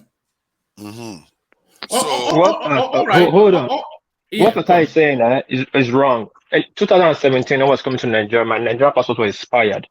Japanese government issued me a temporary passport. Red passport, a Japanese passport, which will allow me fly in that time period to get to Nigeria, and that citizenship ends when I arrive in Nigeria. At that point, I was flying between Japan to Nigeria. I was a Japanese citizen. So if American issue a temporary passport for a contractor to go and do a job somewhere, that contractor is seen as American and under American protectorship. So, Fatai, please check your book where what you're saying is wrong. Does it mean he's American at that point? Yeah, for the purpose. He's American. Remove purpose. He's American. He's on the record. He's an American for that point. Let me the speaker. Can I just because the Japan thing. When they issued your passport, were you already a citizen of Japan because your passport expired? No, I'm not a citizen of Japanese. I'm a resident holder of Japanese passport holder. So I'm a Nigerian, but my passport was expired. On that passport, did they indicate that you were a Nigerian? No, the passport they gave to me, my name and everything means I'm a Japanese for them because I cannot fly on a Nigerian passport. It's expired. But they have to put nationality. Did they say you are a Nigerian or a Japanese on the nationality section on that passport? No. The passport is a special separate passport. It's just my name. My information is there. So at that point, I'm flying as a Japanese. to get to Nigeria. I beg to differ. You are not allowed to be. You can't be a citizen when it's not. Are you saying that? You are So not. you You are know not a better than nationalized citizen. Oh, guy, man. No, you are not See, allowed to do that. No, I'm telling you, it's international law. You can't do that. Okay, so maybe you know the international law now more than the Japanese government themselves See, now. So what are you doing now? You keep Because he said they didn't indicate it. His nationality. That's what I wanted to confirm. Hold. He said they traveled as a Japanese for the purposes of that. Yeah, when it happened, see, it took a process I have to take. When my passport expired, I had to go to Japanese immigration. They gave me a letter. I have to go to the Nigerian embassy. Nigeria had to give me a letter back to Japanese that I'll be under the authority to fly.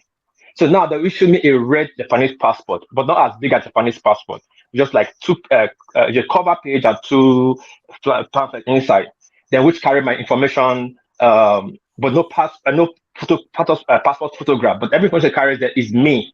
My name, my status, my kids, and everything is there. At that point, I'm flying with that. The signal already got to Lagos that I'm coming with a Japanese passport, which expired in Murtala Mohammed Airport. I hold it with my expired with my Nigerian passport. I tend to support to Niger. That you're just carrying a travel document. Doesn't mean you're a Japanese citizen. See, under that point, I fly. Under that point, I fly from Japan to Nigeria. I'm a Japanese citizen because you cannot fly with an expired passport. You can fly with a travel document. It's international. It's acceptable internationally. You can fly with a temporary travel document. Oh yes, hold on from a different country. In Japanese country, they don't allow a dual citizenship in Japan once you are more than 20. So they have to you can't be a temporary citizen now. It's nah, man. It's not what I flew with. You have to pay a process fee. You didn't say that they indicated your nationality there. So what you say you flew with, you don't fully understand it yourself. All right. Let's leave to Nigeria's passport, World Peace's passport alone, because I think Kulata already made the point. It's more likely a travel document than an actual passport. But let's bring Jafar into the conversation only because he's making some points in the comment section. But they asked me a question that has been lost in the argument between them because I needed to clarify. Does anyone know where I stood on this? They don't because the point I was making are 2 sides. If Tinubu is not a citizen, then somebody lied on the passport. If Tinubu is a citizen, then he has a problem with the Nigerian constitution. Period. All right. So that's your subjective view. All right. We leave that there. I think So we leave that there. Let me take you to this space then. The commentary by Unwodo to say that what is the headline? The commentary by Unwodo to say let me just look for the headline because it always reads better with the headline. The commentary by Unwodo to say that Tinubu not having an Igbo person amongst his 14-man inauguration team is an indication of what is to come for the Southeast under his administration that is going to feed them that as water bread. So what are you making of that space to Niger? Hello? That kind of statement is not helpful, is it? Trying to stigmatize the people in that region. And I think people that support or a kind of ambivalent or kind of don't care about this sort of statements are not reading history very well. Because if you look at that region now, they are feeling very, very bad about the situation. And when people are feeling very, very bad, you don't want to annoy them because they will drag you into the mud and all the so-called glory you are looking to get will be for naught. And people, what I would advise people that are supporting Tinubu, they should be a little bit more gracious because they will need these people. You can't build, I think that AI was correct. You can't build a fragmented nation. And especially when you are the one looking to build it and you're fragmenting it at the same time. What kind of madness is that? You're supposed to be bringing people together. You're supposed to be going to every section of the country. What is wrong with these people? Do they hate their own people so badly? I can't understand the kind of thinking that does this. Like I said yesterday, I guess we are children of our forefathers. We still haven't learned any lesson from history at all. Even the one that happened barely 70 years ago, we still haven't learned anything. You can't keep treating people like this. Personally, and I said it before, this is the president with the least percentage of people in terms of voting, the least number of people that voted for this presidency. All these type of things, if it's in the West, it calls for caution. It calls for caution in the way you behave. But no, this is what acting as if winner takes it all. Let's just do anyhow, violate the constitution, just do whatever I like. For me, I see it as a problem for me too. Because when the consequences starts flowing, we will all pay for it. But that's how I will leave it. I'm not going to go too far on that. All right, let me take you to this space then to Niger. The invitation to Tinubu's inauguration has come in, and one addressed to Mr. P. G. Obi. So Obi now invited to Tinubu's inauguration. So responde, civil play. How does he respond to that? Do you have the anticipation that he would attend, and do you think he should? I think I will leave it to his own judgment. But personally, I will find that hard to go to. But if I was going, is to respect the office of the presidency, not for just attending doesn't mean you are lending credibility or legitimacy to the process. You're just respecting the Nigerian state itself and attending it. So from that point of view, I could see myself attending it for the sake of it. It doesn't mean I will not oppose it, and I will make it clear why I'm attending. It's not because I'm lending legitimacy to the presidency. It's just for the process of nationality. Because in the end, if the court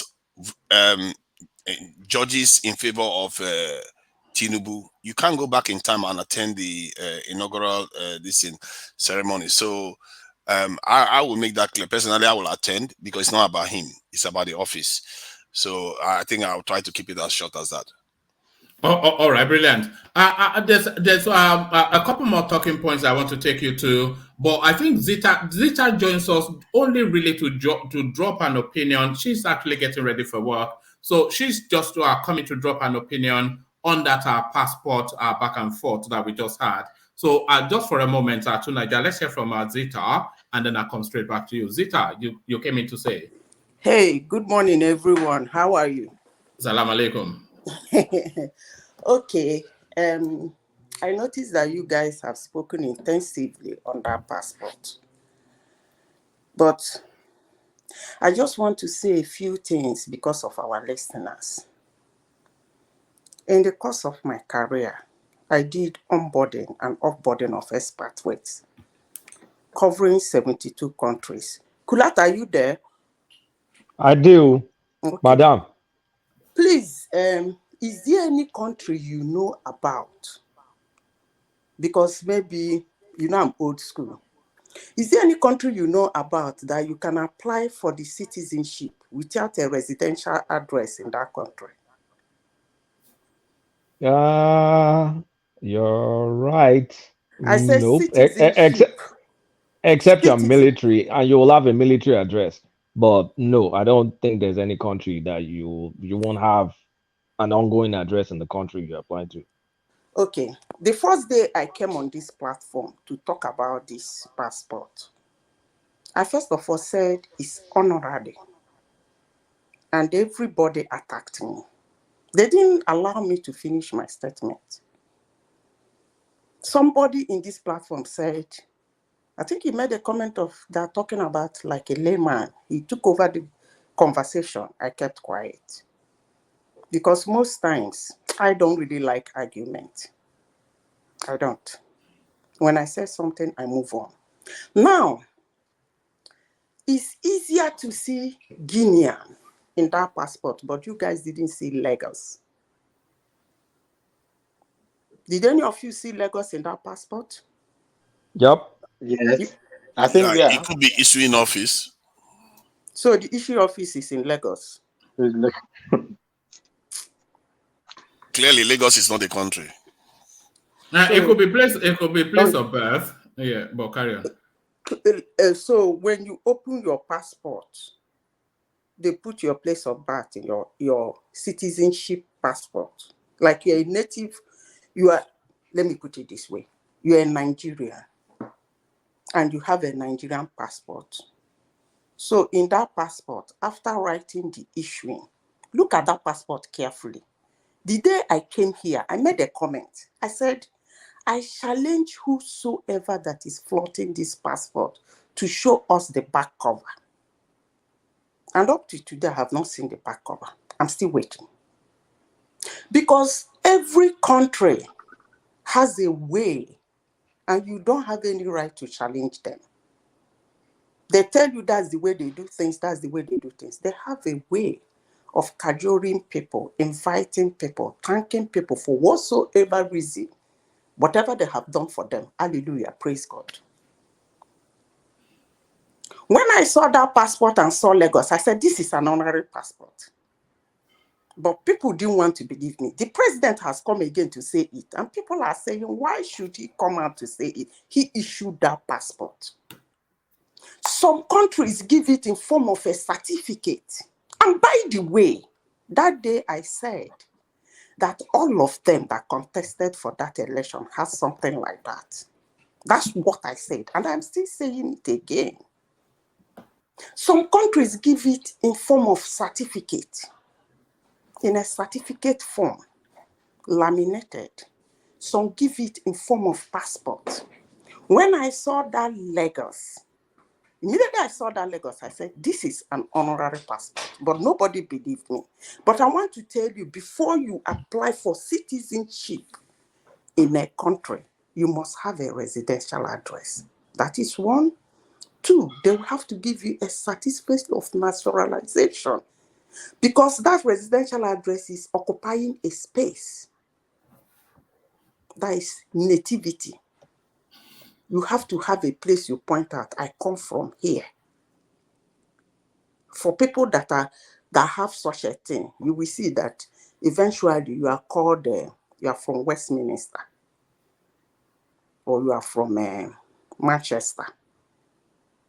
Because by the time you applied for that, you were living in Manchester.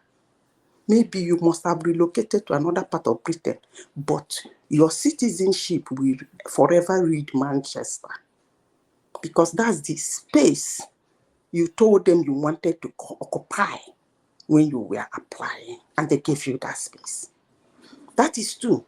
Two, you must go for the old sweat. I'm not talking about employment, this thing, give and work, naturalization. I'm talking about citizenship. And that's what we are talking about here. Before a country, I don't know if there is anyone, but if there's anyone, I'm learning. You can tell me. Water's warm. Come on, let's see.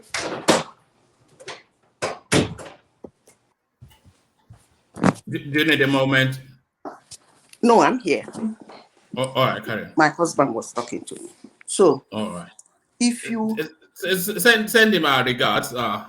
Okay, I will. So he came around, so he was talking to me. So when you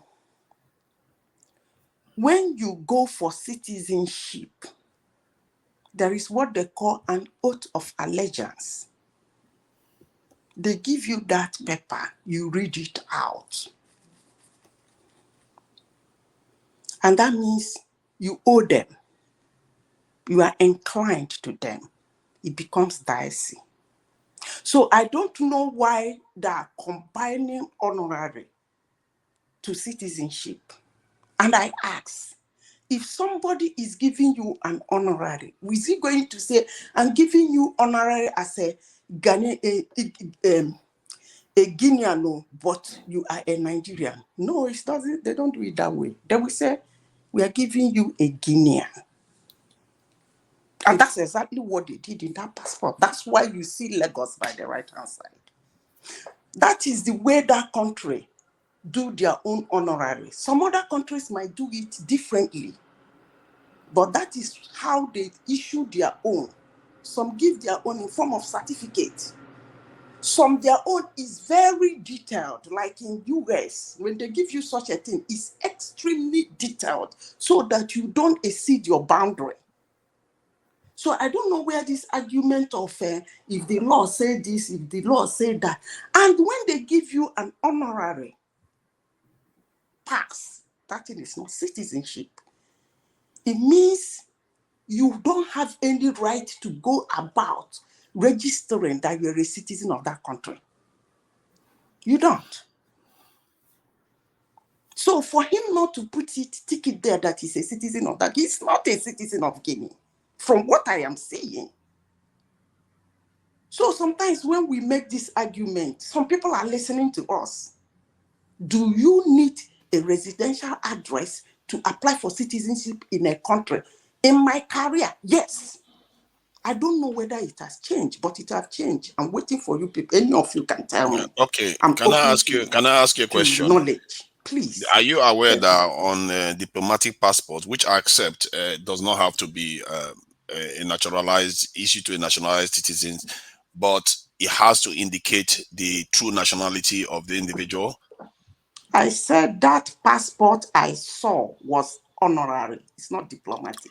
Yeah, but the nationality that is stated there has to indicate the true citizenship nationality of that citizen. By the right-hand side. Yeah, but on the nationality this is section. Can I just indicate it?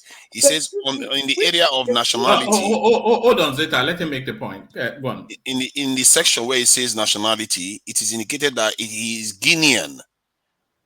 Wait. Honorary of which country are they giving to him?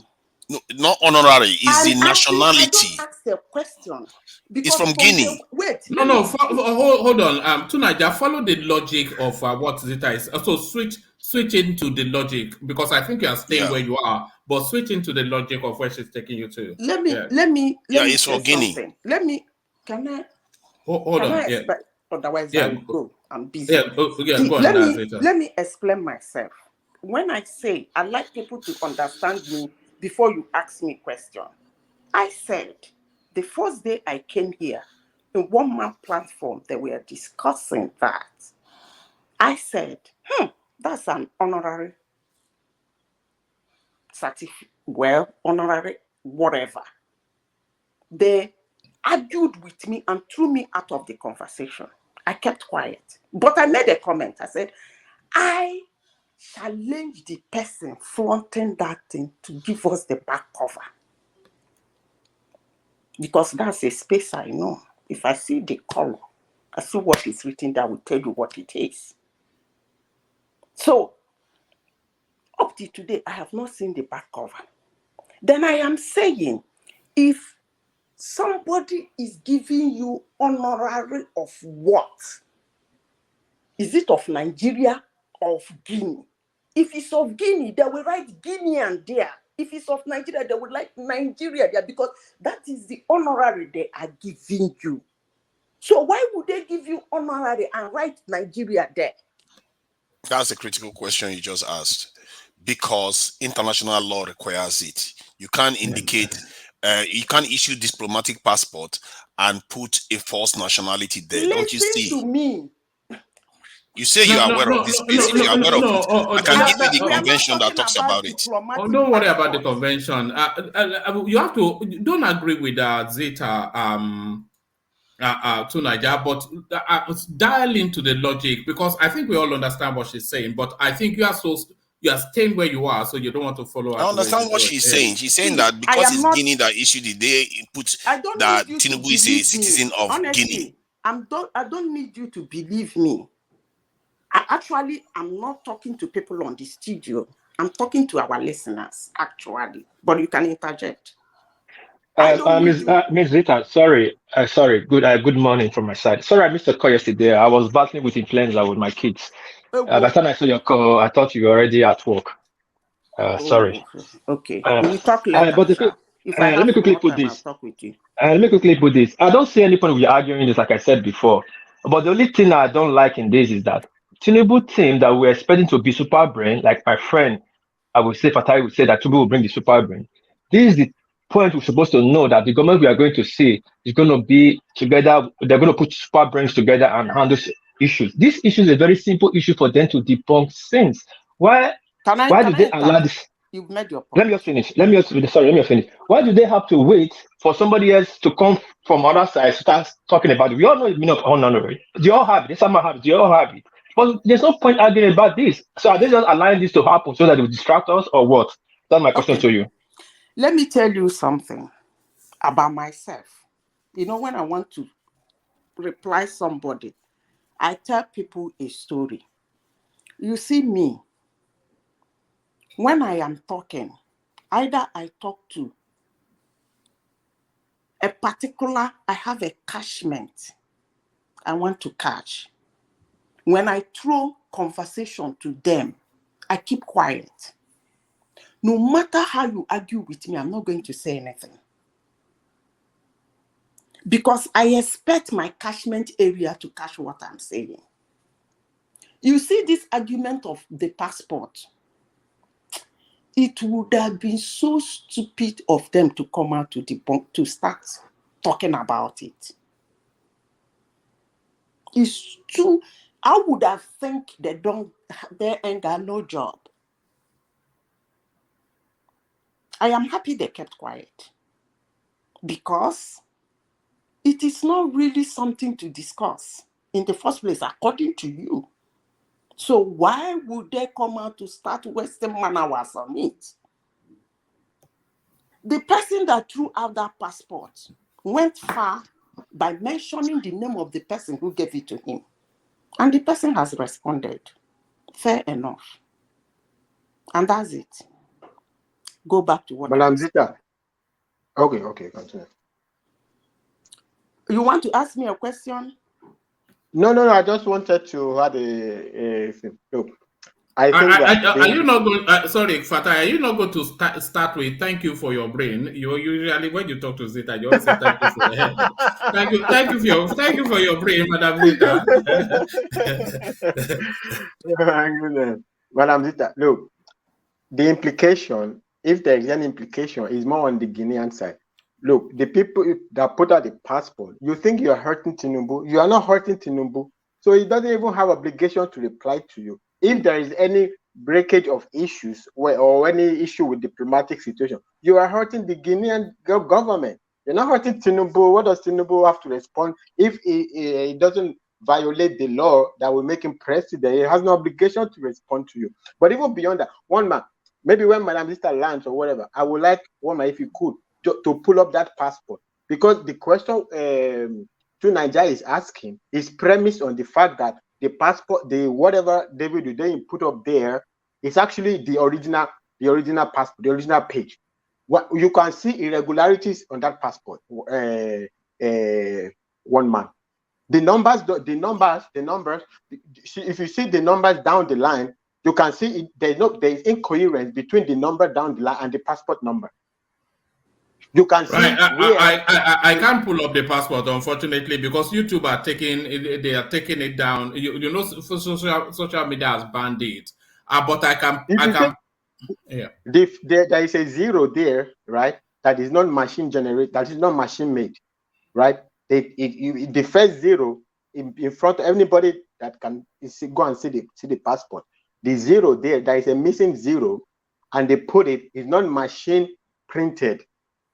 There's a zero there. That if you look at it, the first thing I saw this passport don't look to me. It looks to me like an Oluwole job, because the passport itself might exist for what he put up there. And if you see that passport, the passport is a very small. The biodata page is a very small something. You don't need to cover the top of it that says Guinea or Republic of Guinea or whatever it is, whatever the word. Why are you? If you see, they cover a part of that passport. They didn't display it fully like this. This is a full sheet. It's not big stuff to display. That's a genuine. What you're seeing on your screen, Fatah, is a genuine Guinean passport. So you should see the font. You see this font. The font that they have used is like Lagos is Nigerian passport font. The writings. You see the photograph. Also, if you look at the signature there, you are premising one Nigeria is one. Madam, I just landed. One Nigeria, you are premising your argument on saying that maybe what is displayed there is the true reflection of the original stuff. Maybe it's not. Maybe you need to watch out for that. Maybe when they will respond, maybe that's where they're going to attack. What did you? Is that not Guinean there? Are you not a Guinean national there on that in that passport? That passport indicates that the person is a Guinean. And that's what's on the passport. All right. I think we're past that in the conversation, but I'll carry on now, Zita. Again, there's something I want to say for people in listening to us. As a Nigerian, you don't need visa, you don't need passport to go live in Guinea. The bilateral agreement Guinea have with Nigeria, you don't. Maybe if you go to Guinea, you want to do something, maybe start up a business, maybe you want to go to do some things or maybe then you might apply. So the question is for somebody who can go into Guinea, live in Guinea without applying for their citizenship, enter Guinea without even a visa, why apply for citizenship? If I may ask. Simple logic. But Fatai, what I'm saying is that the moment I saw that passport being thrown out, I made a comment, and I'm still saying it again. And I thank God the president that gave that passport has cleared it. It's an honorary passport. That's why you see Lagos there. And when you are giving somebody an honorary passport, the name of the country, the citizenship name you are giving to him must be mentioned, and that's Guinea. Thank you, one man. Una bye bye. Any questions before I leave? All right, thank you, Zita. Have a good day at work. If you have a moment, please join us back. You know how the audience enjoy hearing from you. So hopefully that clears that up for you tonight. He didn't clear anything. She just had a limited level of this in knowledge, and this is what our people do. Instead of them to just say, okay, yeah, what you are saying is correct, she just keeps harking back to Lagos. The point is that if you indicate a nationality on a passport, it means something, and it's against international law to put in a different nationality that the person actually belongs. To Niger, I'm not going yet, but let me make this to you clearly now. The utterances I made here, I didn't just make them up. I worked on that space for 4 good years in my career. And from the argument 2 of us have had, I don't really know who has limited understanding of what that means. But if you think I am the one that has limited, then the joke is on you. Bye. You didn't address the point. You see that? This is the thing what people do. They insult each other, but they don't address the point. And it's just exhausting, really. I think that lady is correct that I'm stressed. It's just, I'm tired of this type of talk. What's this one for? So that's all right. All right. You had wrapped up that space. Yeah. Yes, I think you've covered most of the talking points. People should be more logical, for crying out loud. If somebody says something, don't go after the person. Just address the point. That's how you educate people. Our people deserve better than this. But you know, if I was wrong, why didn't you just say, okay? Why didn't you just say, okay, what international law are we talking about here? She could have asked, but no. They seek not to check any information out. They just ignore it completely. And just hack on with she addressed you now. She said it's honorary. When it's honorary, I said even if it's honorary, it's an honorary. That's my point. Even if it's honorary, you are supposed to indicate it there. I am telling you, this is the way these diplomatic relation rules that they have. Niger, honorary passport. You see honorary in the cover. We've not seen the cover. We've only seen the page. It's the cover on the top where it is covered. But David, they covered it up. You don't be trusting this. There's no honorary passport. There is honorary citizenship, and there is diplomatic passport that they give for. Actually, even Winston Churchill was issued an honorary. They didn't call it passports, but it's the same booklet. Honorary certificate. I mean, honorary something document. You can Google it. You find it. That's what it is called. There are two different and they gave him a passport booklet. They just did not call it passport. And we've not seen the booklet of this so-called Untenyin stuff. Yeah. We've seen the one that he has presented, and nobody has disputed He it. presented the biometric page, the biometric page, if you don't know whether it's That real or fake. indicates that Tinubu is a Guinean national. Oh my God, man! This is exhausting. This is exhausting. But I'm Why we talking about this? Hold on, that you've asked that question already. Do you see why I was asking Tunaija to dial into what Zita was saying? Because Tunaija was only going to stay where he is and not hear anything outside it. Because she's supposed to get. How can you do 1 + 1 is 2, and the one that tells you 1 + 1 is 3, you have to dial into them? That is illogical behavior. And that's you can't make an inference by partial evidence. You can't make an inference by partial evidence. You want me to read it to you now? Okay. It's not a law. Even the evidence you are talking about is half-baked. Okay, it's half-baked. Okay. Yes. You don't have anything better than I do. The evidence you have is half-baked. We can't see the cover. You're just acting on law. If I'm wrong, you can go and check it yourself. Article 20 of we all know the law. You can even use ChatGPT to bring the law for you. You don't have to act on all that nonsense. Then why are you rejecting it? Because the evidence is not proof of anything. It's just a photocopy or fake of some page. We've not seen the cover. We've not seen anything. I'm not denying it. And look, you don't take. I can take my kid's crayon and go and take a paint passport and say Tinubu. Then I'm now going to take it to court. Wow. And then the court will accept it as evidence.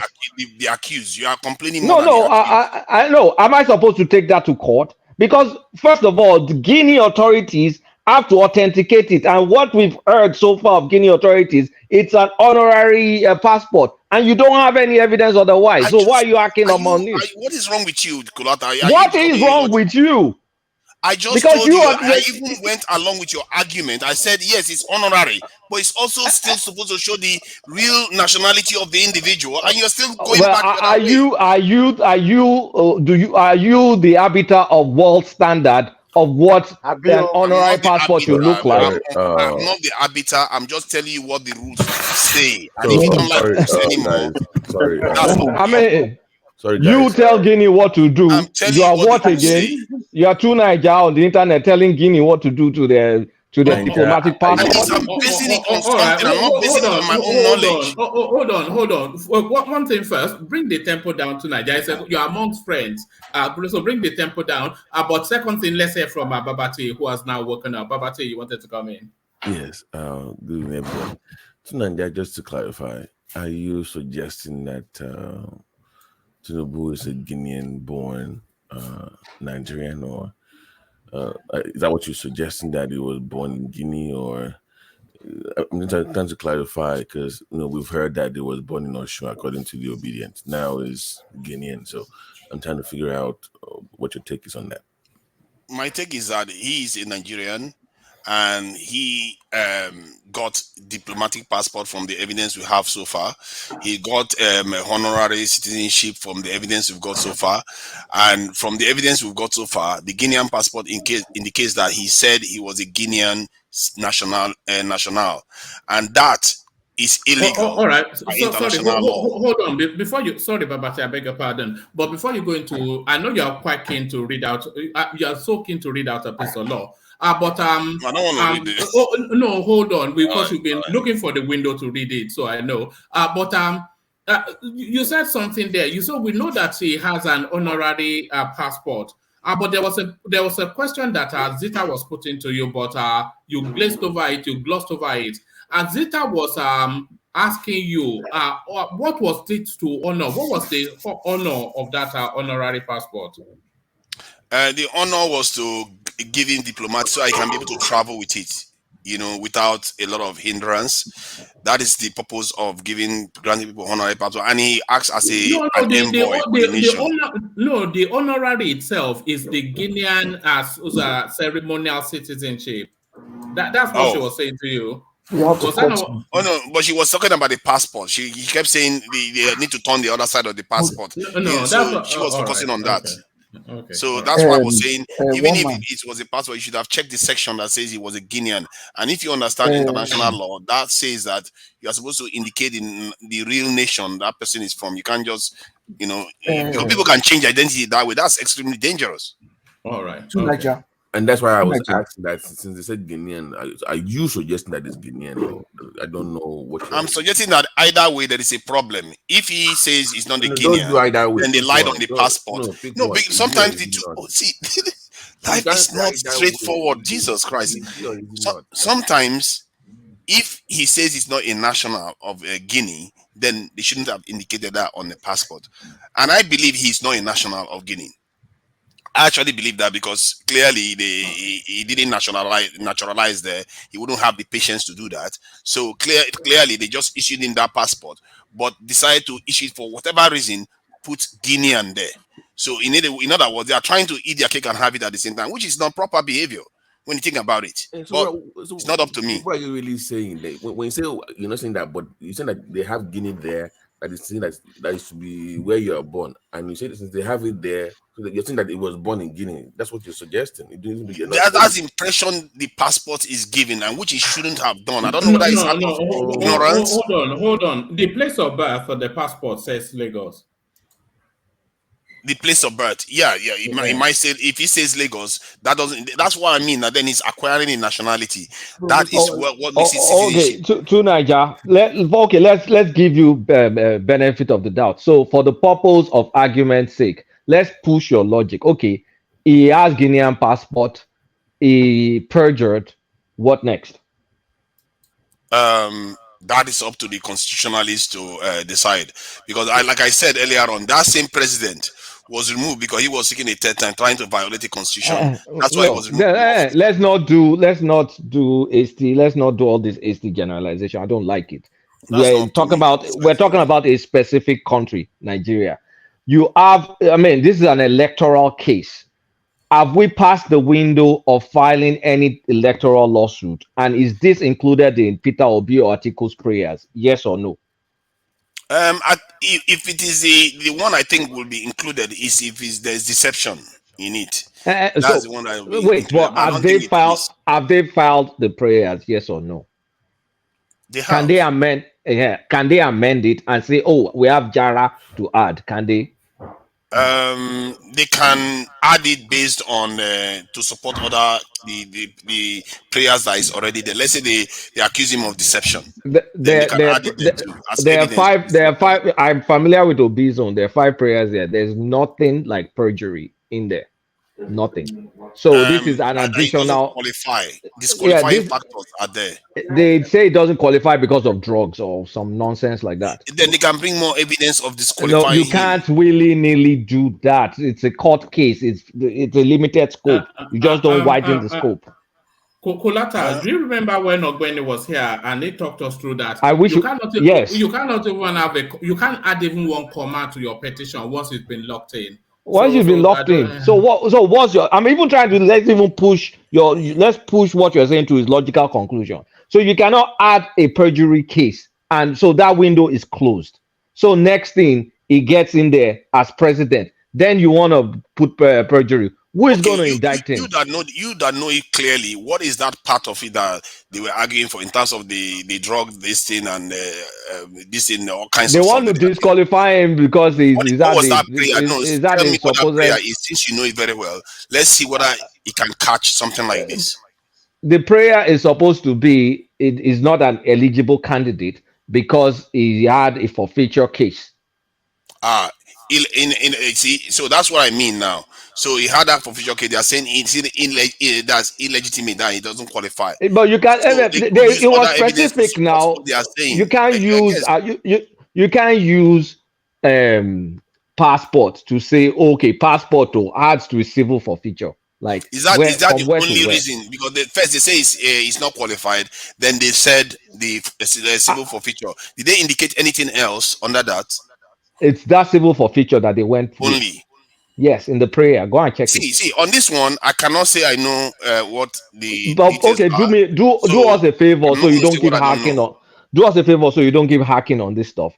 go and check the prayers. And when you find out that you cannot willy-nilly just add whatever you want in there, a la carte, then you have to stop this. And then for your perjury case, when it gets signed in, please go and indict a sitting president. I wish you good luck.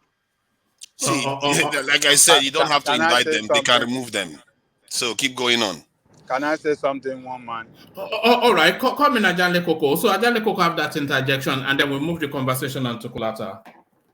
I think Niger was talking from both sides of his mouth. That's a question to him, and he responded that, oh, let us leave that to constitutionalist or constitutional lawyer to determine. But when you, one man, read to him, ask him question around, concerning what the Attorney General, former Attorney General said, that that Tinubu candidacy cannot be disqualified because of, his election victory cannot be denied because of the passport issue. He kicked against it. I see how that can come across as this. And I said the court can decide. I didn't say the lawyers can decide. All right, I want to move away from that space to Niger. Yeah. When Kulata was putting questions, similar question to you, you said, "Oh, let's leave it to constitutionally to determine." Who knows more about who knows more about the Constitution than the Attorney General, who was the manager of the Constitution when he was in position? So because his argument was fake. His argument is not accurate at all. He completely, if that mean he made a coherent argument and addressed the point, he basically dodged it. And this is what people do when they see something that they are not comfortable with, they just dodge it. And I don't like that. Address it, then I will say, okay, at least you are making a coherent argument there. He just went and made a false argument instead. So you too, you are a logical Are you saying that you know more than an expert, you know more than a person that managed the Constitution, you know more than him? Huh? Okay, Ajale Koko, let me ask you honestly yourself. Have you read if you are you see now, let me ask you now, you are saying this thing. If you are applying for a job that you are qualified to do, are there no disqualifying factors? So to ignore that disqualifying factor that clearly states he didn't have any qualification, that clearly states if you go and apply for another country's nationality voluntarily, that you'll be disqualified. So how can you just pretend as if you don't know that and you're making it look like I'm making stuff up? Some things are just basically true. Anybody can understand it. All right. Thank you, Niger. I don't think we'll come to a convergence on that, but thank you to Niger. You always like you know your value really to Niger is that you present a different narrative and you hold on to it. Maybe one of these days you'll actually have a narrative that coheres. But Babati, you wanted to come in?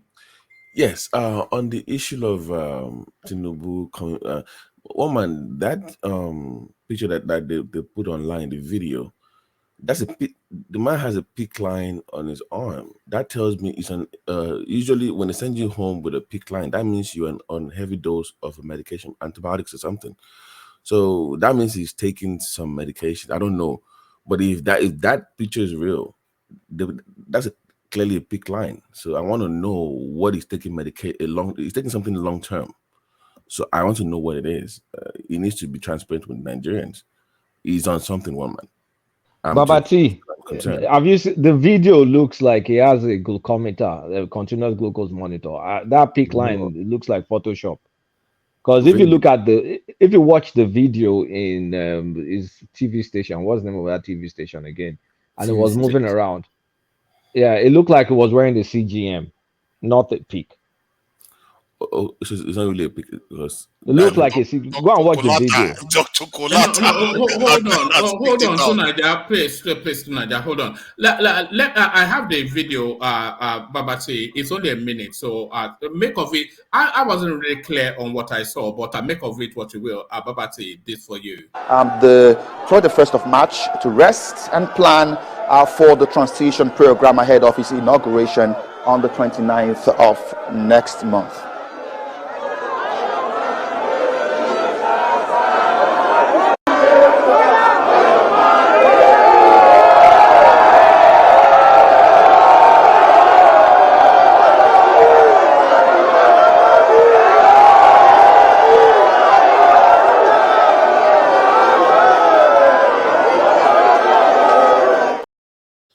Yeah, okay, so you could see something picking through his sleeves.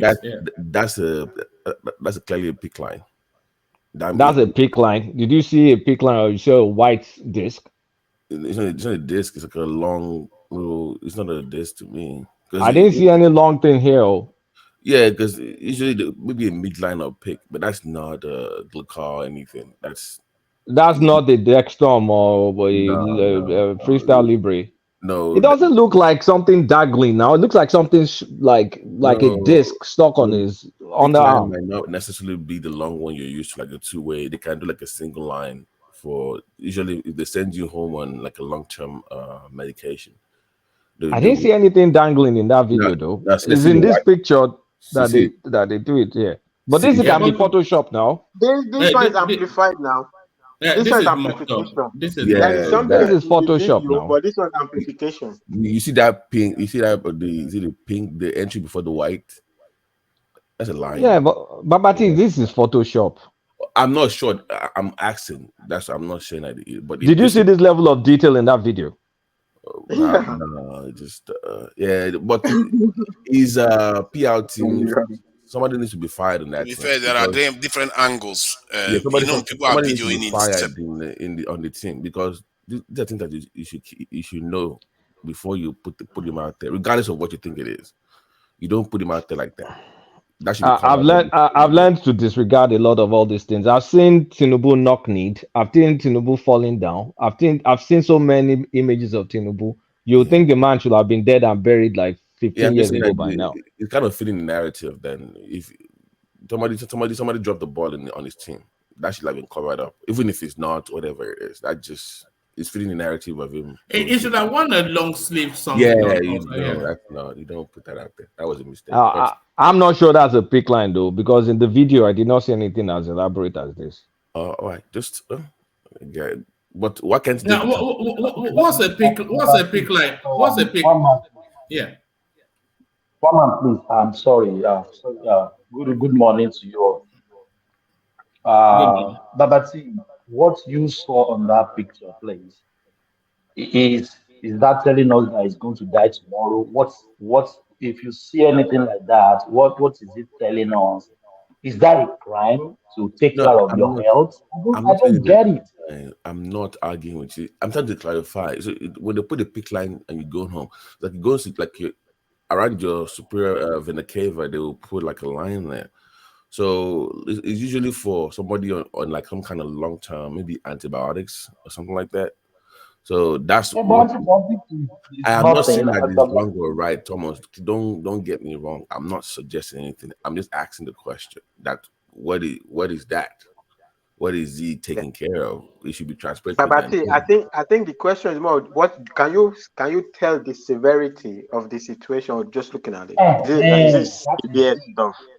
That's why I said the only reason they will send you home with a pick line if you're on a long-term medication, usually antibiotics, maybe for 30 days or 45 days, they could put that in and they would do the treatment at home, or you have somebody come in and just do the treatment. So, but I don't know what he's being treated for. It just begs the question, that's all. So, all right, it means he will have been on IG in his private jet. Yeah, they do. Sometimes they do that now. Like if you're long term, they cannot keep you there for long. Maybe they already checked everything else, so they will say, "Okay, go home and continue." And they will send maybe a nurse home to check on you and just stay with you while you do the treatment at home. So they do that, yeah. I still did not see it in the video, so I'm going to take it with a grain of All salt. right, okay. So let's just keep it at that for now. But hey, Babati. Yeah. Babati. Kí ló dé tó ṣe ń sọ̀rọ̀ bẹ́ẹ̀ ni tó ti náwó ẹ̀dẹ̀ báyìí? Kí ló dé?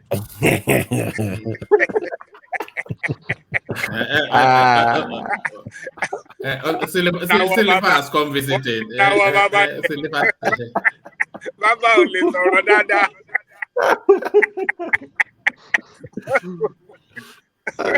Òun lọ́kọ́ ikọ́ iná ló bàbá ló dé. Babati, it could be treating something like infection or UTI. That's why they put him on. Yes, at least I'm not a medical doctor, but I'm in the medical field as well. It could be UTI. That's why they put him on antibiotics, maybe for 30 days or thereabouts. No, Isn't they it? can't. It's not a. No. If it's just UTI, there's no way you're gonna get a big line going on. Come on, UTI is not gonna get. Are you sure? No, come on. Yeah, that's all right.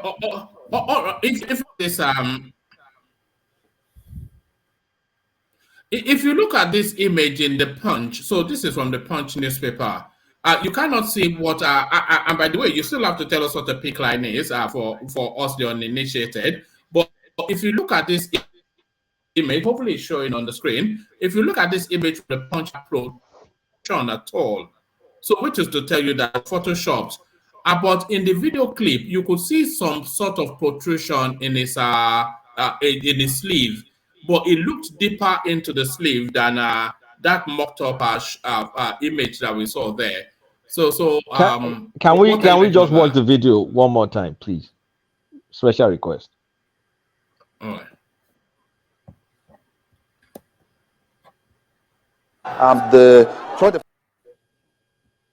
Sorry, pay attention to the first few seconds. That's where it really highlights. Try the 1st of March to rest and plan for the transition program ahead of his inauguration on the 29th of next month.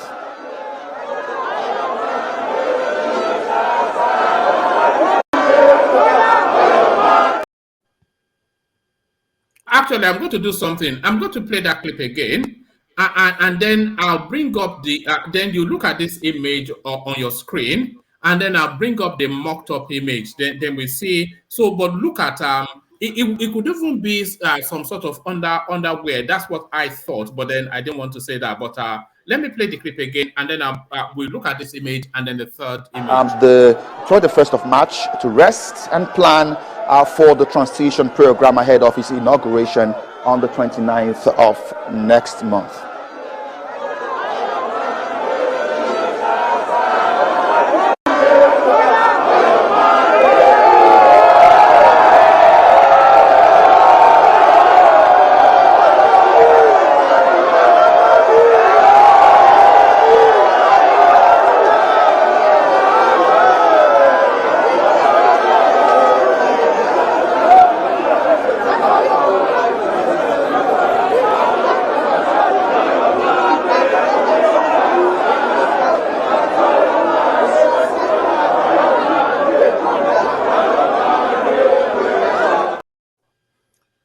Okay, gets into his card at that point, but then look at this image of this is from the Punch newspaper.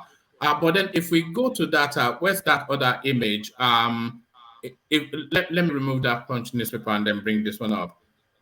If we look at this image now, this image, although we keep insisting that it's Photoshop, but it looks more like this image aligns more with the video clip. Does it not? Yeah, that's accurate. One man. Okay, let me come in. Just look at it. It has the purple side first before the white. It's a thick line. Hold on, Thomas. Yeah. Babati, in the video, something was dangling in the video. So it looks like he's on the picture here. So there's no doubt. There was something there.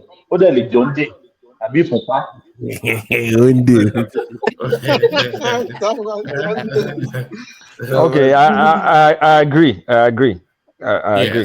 So, but what is he being treated for is the question. Because it looked puffy a little bit. That means some kind of steroid stuff going on. But I don't, I can't really say. But he's on something. Babati, what if it's I suspected on another platform, but I was just fooling around. But what if it's on stem cells?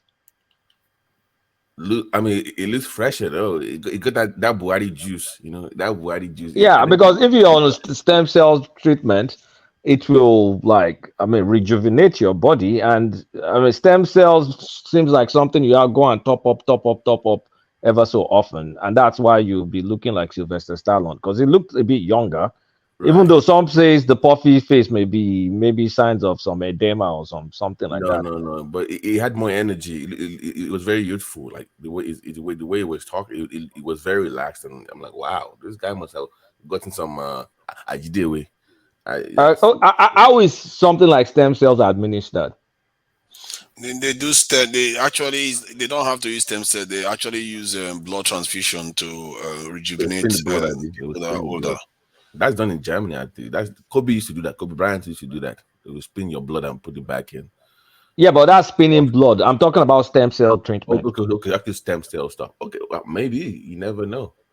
It's to treat a disease, not aging. The stem cell is meant to treat a specific disease. They do it for anti-aging too. If you have the money, you can use it for anti-aging. It's all about what you can afford. I've never heard it. I guess it's possible. But do you think that somebody on his PR team needs to be fired? Somebody missed it. Yes, this is careless because it means he did this in the plane. It must have done this in the plane. So somebody messed up. Somebody's getting canned. But Babati, don't you think they don't care? If you see it, just devils. No, they do care. They do care because it lends into the narrative that already exists. One man, let me say one long sleeve. It could have been easy to cover really, but they didn't. So to Nigeria, they use stem cells for anti-aging to rejuvenate cells. All this stuff they use it for anti-aging too. You can also use it to reverse disease and all. So if you have money, if you're getting older, definitely you can get on stem cells too. That's highly experimental at this stage. It's not. It's just how many last year they announced that they were able to reverse aging in the mouse. No. Buhari now. Buhari is like his 40th. What kind of rich man will go and take that kind of risk? Go and take experimental medicine, then go and. It's not experimental. Stem cell is not experimental. It's been for over a decade. If you say so, if you have invented it, you can give us the company so we can seek them out. Come on, you can read about it. It's all over the place. It's nothing novel. All right. Let's bring the conversation to you then, Kulata. So let's take you then to. No, I don't know. It's yes, the ex-Guinean. We've had a long and involved conversation around it, but you have the floor to share your thoughts fully. Ex-president of Guinea reveals how Tinubu got Guinean passport or citizenship. To me, I've really said my own. I think all this is nonsense because first things first. Even let's assume it's true. If it's true, it still means nothing. You cannot take him to court for election. Because election, everybody has submitted. They had 180 days. They submitted whatever they're going to submit. Ogbeni has lectured us on the process. We know you cannot go and amend it, and you can't submit another one. So that one is gone. Number two, you say perjury. This same Tinubu, wasn't it called for perjury when he was Lagos State Governor? What happened when he was Lagos State Governor? Could they do anything? They couldn't do anything. Ganifa Remi was going after him for perjury. So that's the worst case that will happen. Now he's now going to be president. Before you go for someone, perjury is one of the hardest things to prove. And even if you can prove perjury, who is going to go indict him for perjury in the first place? That, hey, Ogbeni, you committed a crime of perjury. Who is going to go indict him? You can take him to court, but if you take a president to court, what will happen to that case? They will tell you he has immunity against any sort of indictment. So you're just wasting your time. So honestly, this is just a complete waste of time. We can't be dancing around to every invention from that David Hundeyin, the opposition researcher that calls himself a journalist. We can't be dancing around because we've looked at pushing, even if it's true, to his logical conclusion is meaningless. So now we can even talk about, okay, is it a diplomatic passport? Is it this? Is it that? What the burden of proof in court is very, very, very high. Is, I mean, beyond any reasonable doubt. Once you throw a reasonable doubt in the case is gone. So why are we just wasting our time on nonsense? Assuming Peter Obi had gone to court with this evidence or this proof in his prayers, then we can say, okay, let's see where this goes. He did not do it, It's not, and they're just bringing. it's not there. It's not included in his. It's not included now, and you can't amend it. The window. Ariwo on the music. They just keep making noise. Like, oh, this, especially in all these obedient platforms. It's like, don't you know how justice is done in court? Before you say someone is guilty of something, you know the burden of proof is very, very, very high. And then you can't even take this to court to disqualify him for presidency because that window is closed. So I don't know how you can explain to all these obedient people. Forget about all this emotional argument. Focus on 2027. You've lost this one. The Tinubu is in. But okay, why do you think Obi appears to be restless? All over the place. It's all over the place. I think he's not. Is he in denial or something? First, Obi has put himself in a long thing because he has all these rabid fans. His rabid fans have projected this Christ-like Messiah figure on him. Meanwhile, the guy is very useless. But I mean, oh my God, this is how you order this meeting. That he's not going to get 1,000 votes. He's not going to get anything. I did not say he was not going to get 1,000 votes. You saw my projection clearly. I gave him third, and I gave him millions of votes. So no, don't tell me. At the last stage, you confirmed. You know that. You cannot tell me that because I predicted him accurately. It will not rest. Well, keep underestimating him. Peter Obi has done this before. If you keep underestimating him, then God, this is exhausting. This Peter Obi is this. Peter Obi is that. Why do you always mute me, man? You don't mute other people. No. One voice. That's just it. That's just otherwise. Tunaja, he muted me too. I did not complain. There's no. Yes, Tunaja. Because Bishop was talking, he didn't mute Bishop. Who's making that funny sound? Somebody is making. All right. It's but all this, I'm just tired of hearing. Oh, he did this in Anambra before a court case. You don't know it was Mary Odili that helped him. Now, Mary Odili, where's Mary Odili now? Like Anambra is some sort of Nigeria, mini Nigeria. Come back, guys, get off this. You've lost. There's something called losing, and there's something called getting with reality. But I'm listening to some of this obedient space. They're getting closer to acceptance. At least I'm hearing that acceptance now. That this. Of course, the narrative is they've cheated us. So our mandate. Like, it's annoying. What mandate did you get? Nítorí Ọlọ́run, you did not get any. You didn't get shishi. So please, the earlier we can stop this madness, the better. I just wish that May 29 will come and go, and then we can move on with governing Nigeria. I want to see subsidy removed. I want to see I want to see all the areas the rent seekers steal money. I want to see all arbitrage closed, the two major arbitrage. I want to see them closed. I want to see development. Like, I mean, I just read in the news that Buhari has built a gas pipeline up to 70% to the north without borrowing a dime from China. We're at 70% completion rate. They'll push that what's it called? Is it KKK or whatever is the name of that pipeline? That will go. Then the next thing we should focus on is the one that goes to Morocco and then to Europe. Let's stop wasting time with all these obedient things. Like, you go to Anambra and you see. Kolata, you are not describing the. I think Kolata just made a false statement here. Let me tell you that. I'm just looking at the prayers right now. The first one says the forget all these prayers. I moved on. Please now. No, because he just lied to people saying that it was this in tied to only this in the case. Okay, what is it tied to? He said, let me read it so you get it. No, please. He says, don't okay, you don't want to know the truth. Fine. Let him satisfy himself now. Let him read it. It is determined that at the time of the presidential election, the 25th of this thing, the second and third respondents were not qualified to contest the election. That That is one of the points, and that Based all on the stuff what? that is going on can fall under But boy, it. you won't finish reading the thing. You'll be making noise. Then Based the on what? second one is about the vote. The third one No, too has something to do with the vote. stay on the first one. The first one is the only one applicable, and it is based on what? Oh, You they just didn't read tie it on one. anything. They didn't tie it to anything. They just stated Because it on its then you own. know what you do, so you don't make noise. Keep quiet. Go and finish reading everything, then come back to us. How about Oh doing my that? God. One man, let's continue. Also, Tunaja, even the evidence. Hold on, Tunaja, you have to help us manage the time because we're approaching 5 hours now, and still a lot of people yet to. I was He's not only finished really, reading it, and he's making He noise. just thought I should rub Kulata's face in it because he likes to talk stuff that is not accurate. He just said, "Oh no, there's no evidence that can be brought forward anymore. There's no this thing." And Tunaja, we're not please saying now. accurate. Tunaja, I'll let Let it him. go. All right. When he reads it, he'll come back and talk to us. All right. Kulata, sorry, 1 second. Let me also rub it in one thing.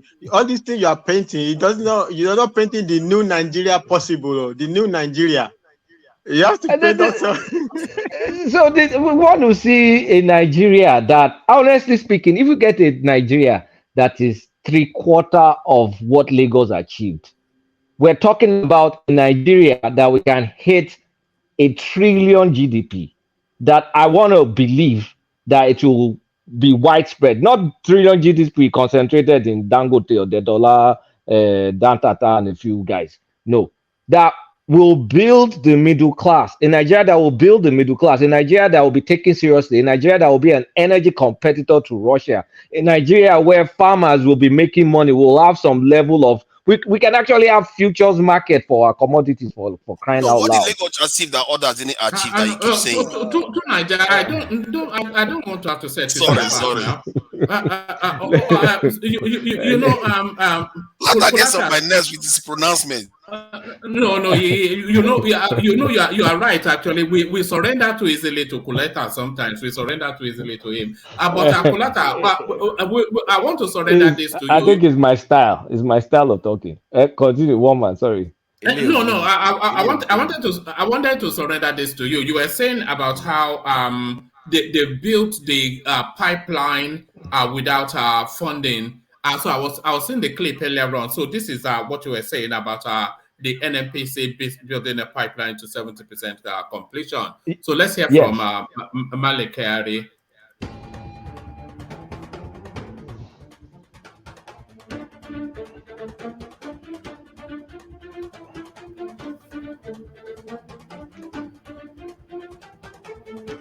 This is a very massive project. We are delivering them in phases. First of all, we are going, the line welding has been completed up to what percent of shape?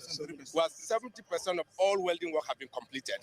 There are very many other components of this project. So once you are able to complete the welding and put certain basic installation, you can actually flow gas into this line, and as other part of the project continue to be delivered. This line will flow 2 billion scoop of gas. And what this means is that you are delivering 2 billion scoop of gas every day into this line, powering industries, powering power plants, creating gas-based industries. And this is the ultimate objective. By the third quarter of this year, we'll complete the entire welding of this work. And what it means is that we can actually energize this line by the third quarter of this year. We are not scared of their comments. We'll deliver this project. So that's the project you were referencing. Yeah, that's the project I'm referencing, because we have, if gas goes up north, power goes up north.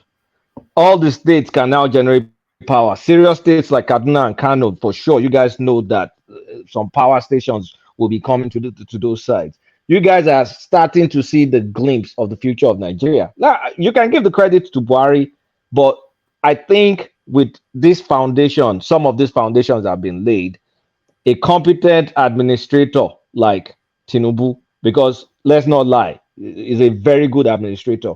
A competent administrator with good health, forget all this pick line nonsense. With good health, it will take Nigeria very, very, very far. And like I said, if we can get to 3/4 of what Lagos got to nationally, I predict it may get us closer to $1 trillion economy, $1 trillion GDP. Then when you say you can now go back to the brinks and put Nigeria, put that end sign our name on it. I'll be out to African Americans, say that and put my, maybe Papa T knows what I'm trying to say. But we will get there. We just need to support our country, and we need to support the next president. I believe in his capacity if he's healthy. I want to believe that. So let's move on to next topic. All right, brilliant. So to this next topic then, so would you attend is the question. The invitation lands on your doorstep, but would you attend? Presidential inaugural committee sends Peter Obi invite to Tinubu's inauguration. So Mr. P.G. Obi, I respond this, if you play. Is this a trick question? Okay, well, let me reverse it. If Peter Obi attends, do you want to listen to Nigeria Watch and Dr. Da Vinci's? What do you think will happen when you go to those platforms if you attend?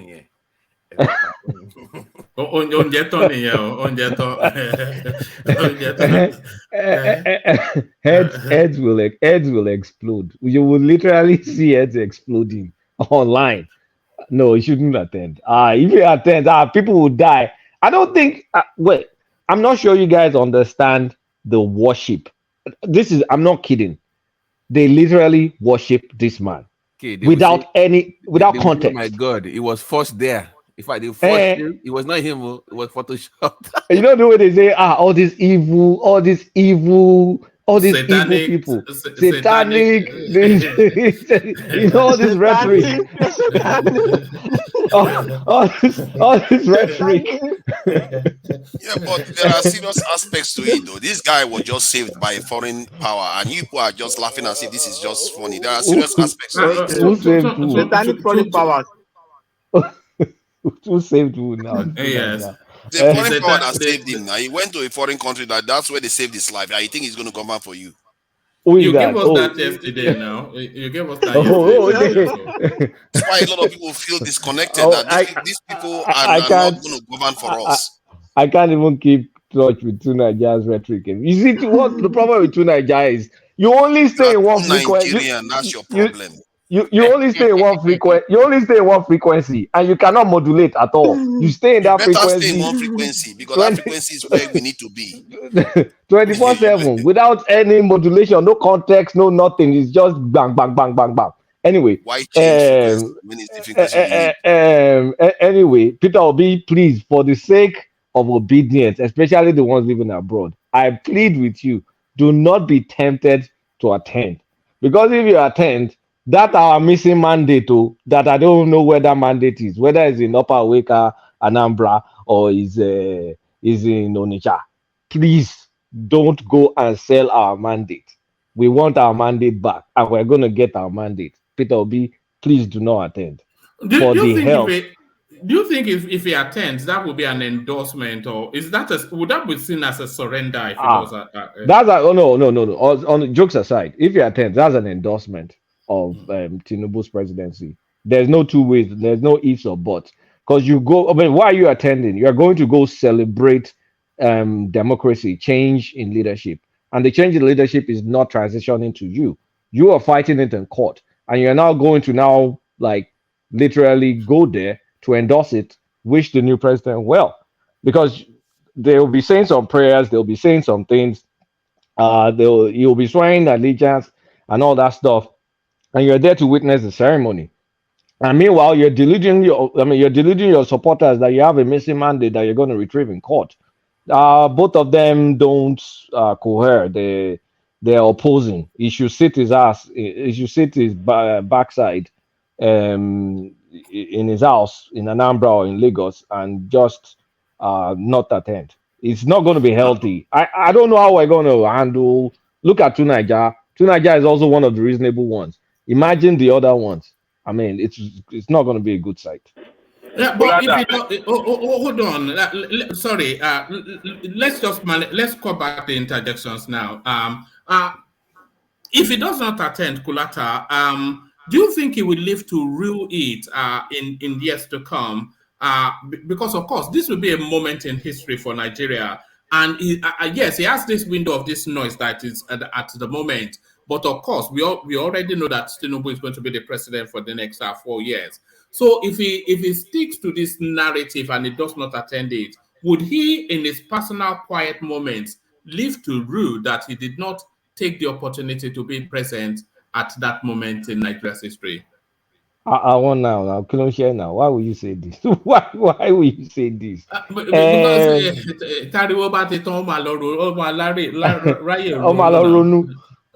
but I mean, in his quiet time, no. I mean, honestly speaking, sometimes I wonder what his motivation is. Like, is it? I really think the motivation is to be able to manage the rabid supporters, because I think in his quiet time, he knows he doesn't have a case, right? He knows he doesn't have a case, and I don't think he'll regret not going, because this was supposed to be the Southeast chance if PDP did them right. PDP did not do them right. Tinubu played his game correctly. Actually, Tinubu used him to win. So I don't think he's going to regret not going, because it's going to be a bitter memory for him for the rest of his life, because he may end up not being president. Most likely he will not be president. So he will save himself some grief by skipping that event. He doesn't have to attend that event for his own personal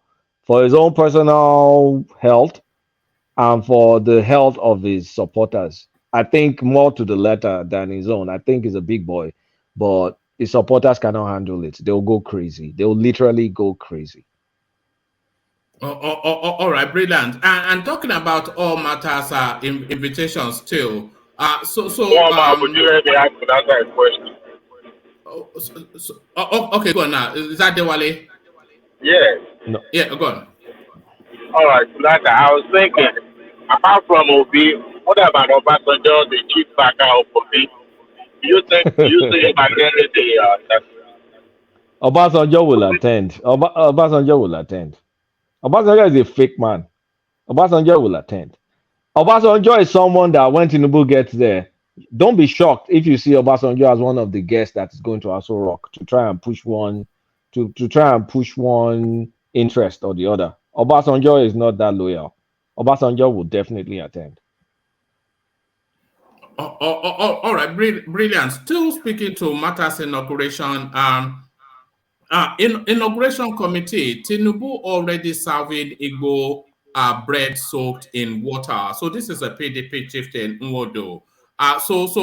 You know the backdrop to the storyline. Your thoughts? Actually, one of my friends is on that committee. But that, I mean, it's just an inner caucus committee, really. This is not. There's no need for representation. Like, we need Igbos, we need this, we need that. No, it's not. It's for the inauguration, so it doesn't have to be. We don't need all this representation just to organize an event. It's not that serious now. I mean, they should wait till he picks nominees, and of course, even by constitution, he has to pick people from the Southeast, so they're not going to be stifled. They will have a position because it's mandated constitutionally. So they should just calm down. This is nothing. I mean, they shouldn't start scrutinizing all these tiny things, because you're just building up this. I don't want to really go into all this ethnic stuff because I don't like doing it, but it's more like creating and festering a victimhood narrative that doesn't help. It's neither here nor there.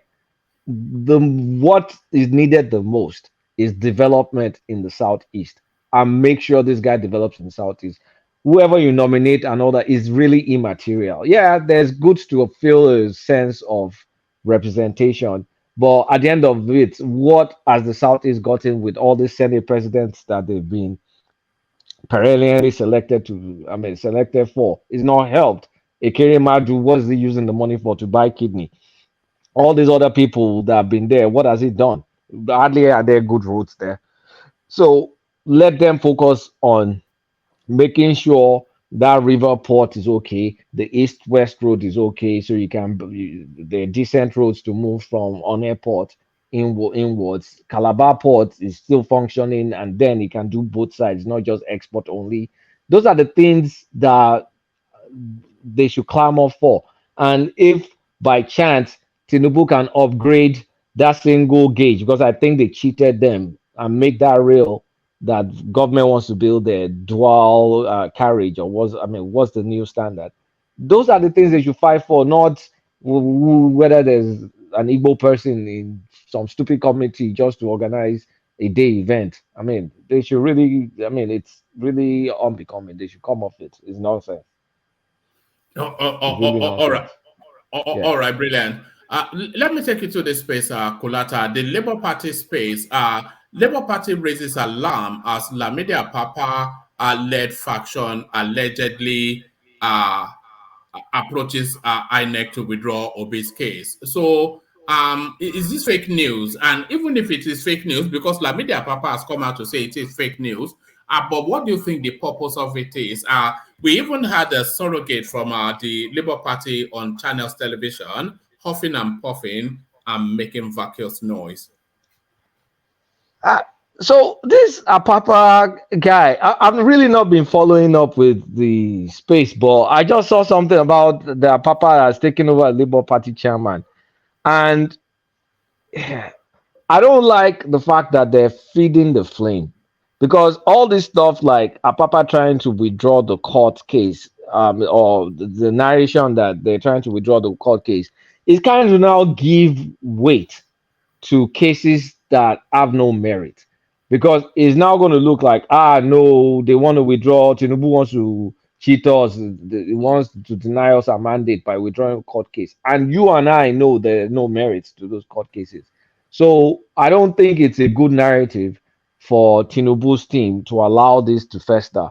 Because when you say go to court, let them go to court and go and spend money in court. Nothing's going to come out of it. They know.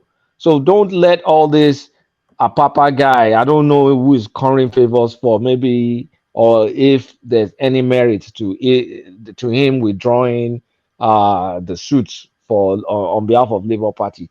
But he's denied it though, even though it was a lukewarm denial. But I do hope he has no intention of withdrawing any court case. Let the case be litigated in court, and let them win or lose on the merit of the case. And so there's no sense of cheating, because it's just going to make these guys lost. Let them lose and get over it by also losing in court. But don't be involved in messing around with the case and withdrawing one case or the other, because you're feeding you're just feeding that frenzy, and we don't want to feed that frenzy. So Apapa is denied it. I hope his denial is serious. I hope he doesn't mess around with that court case. I do hope not. Do you think Apapa is an APC stooge? Because there's a narrative, there's an undertone narrative that is being spread that is an APC stooge. Any Labour Party person that is of Yoruba ancestry, and kind of, because there's a bit of a pattern, let's not lie. There's some legacy Labour Party people that are mostly from the Southwest. One way or the other, they somehow disagree with Obi. We saw it in Ogun State. We're seeing it with this Apapa. What's going on? I don't know. Is it coincidence? I don't know. So it's easy to paint that picture that they're working for Tinubu, that they're working for Yoruba or interest, whatever that is.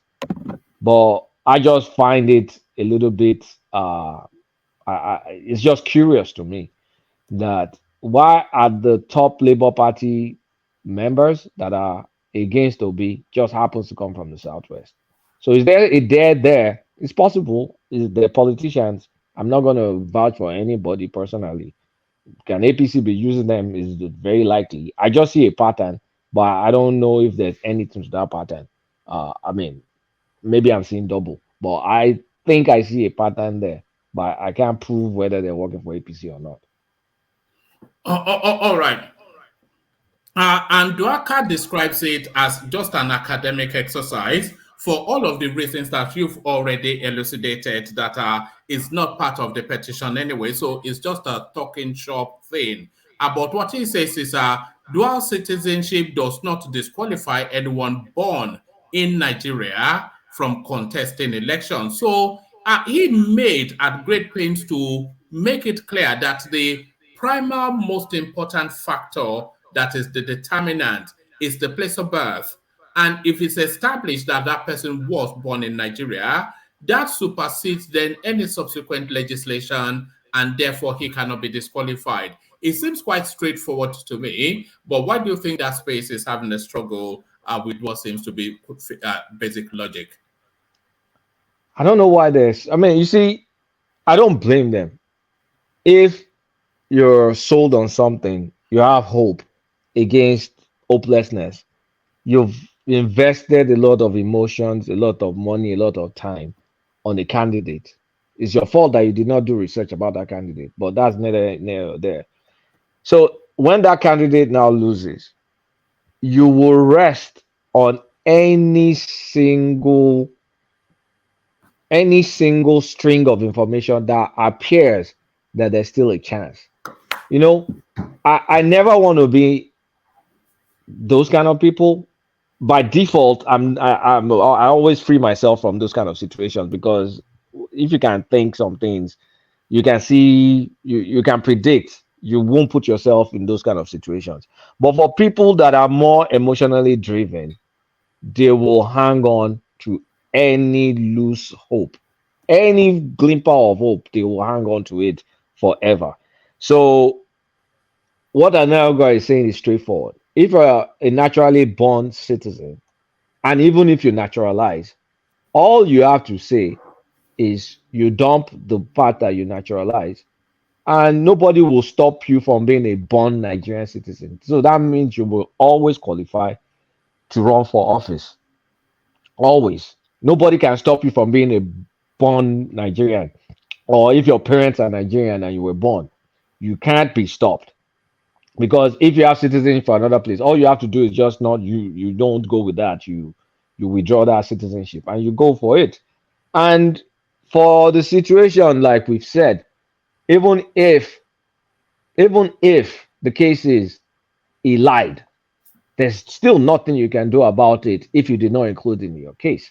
So it's just all noise about nothing at the end of the day. And they won't agree there is noise about nothing. They will just make noise till David then feeds them the next one. Then that will be the new hope, the new hope. At some point, I think after that May 29, it's like a graph. You'll just see the thing just diminish, because reality will set in. People will have to move on. Right now, people that live in Nigeria, the hardness, the reality of living in Nigeria has made them move on.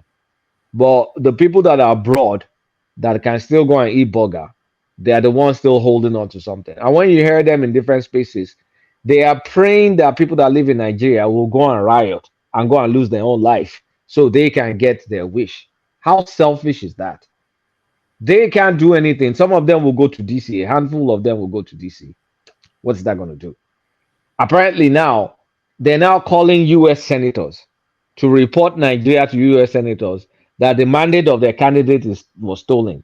What will the U.S. senators do? They'll just say, oh, I heard. Yes, we've heard you. That's all they're going to say. Like, if you say something is stolen, that means you originally owned it. When did you ever win presidential election before it got stolen from you? That doesn't even follow English language, because you must have owned something before it got stolen from you. So what do you mean your mandate? What sort of foolishness is that? And then we're talking about reporting a sovereign country to a bunch of senators in another country. Like, it's just ridiculous. But I give it to May 29. May 29 will treat the language, it will treat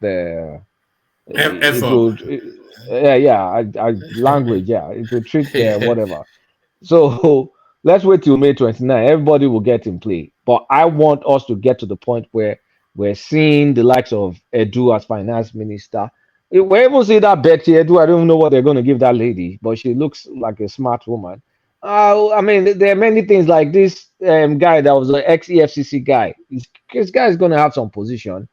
We saw Akpabio position himself. Maybe that's going to be your Senate president. I want the future.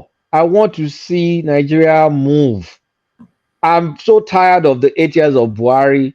Like, we now finally have a real politician and an administrator that has shown the capacity to govern.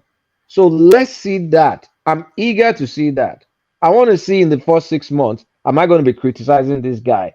Like during Buhari, after the first few months, I knew that, man, this guy's a disaster. You've not even chosen a cabinet. And then what did he try to do to currency? He was trying to control. He was trying to control Naira. I was like, this guy has freaking lost his mind. Like you're trying to dictate the. I mean, who does that? So let's see the first initial months of this guy, and hopefully it's positive. But if it's not positive, then I start complaining about him again and wait for 2027. I'm a realist, so I want to move on from all these silly people.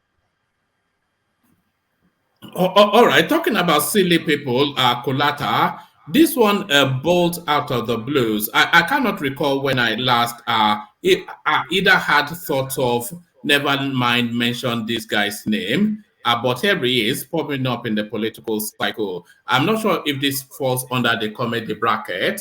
Tinubu stepping stone to divine government, Guru Maharaji. So Guru Maharaji pops up in politics to tell us that it is divine and ordained. I'm not even what religion even is he? Is he a Buddhist? Is he a Krishna? What is he? He's a guru. He has his own religion. I think he All owns right. his own. Is he a He has living his own God? franchise. Is He's a he a living living God. He has God? his own. Or is a living God? A bit like He's a living God. Olumba. I put him in the same bracket as Olumba Obu, you know. So yes, but I maybe he's know, but the funniest part is a friend of my dad, a professor, actually followed this guy. Guru Maharaji. I'll never forget it. I think he got out of it eventually. The man is dead now, but he literally followed this guy. So Guru, I did not even know he was still alive. So Guru putting himself in politics, just trying to show that, hey, I'm still here. This guy must be in his 80s now, right? He looks good for his age. Is it on some very, very nice prime estate? You know he's on that Lagos Ibadan, where we all thought was a bit. It's not prime real estate. Yeah.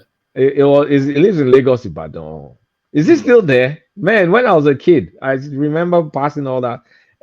Anyway, there's nothing serious to say about Sat Guru Maharaji.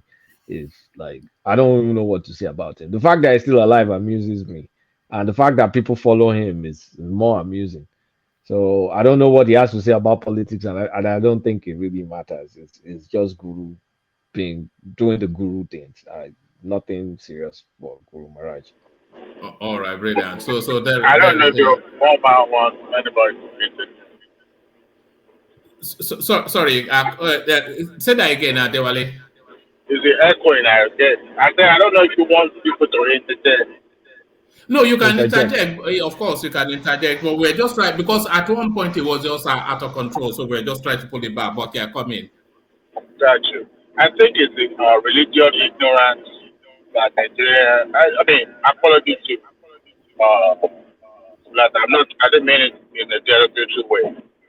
Nigerians are not used to any other religion outside Christian and Muslim and the traditional ones. Any other foreign religion that we are not used to, we tend to, regard it as more or less like,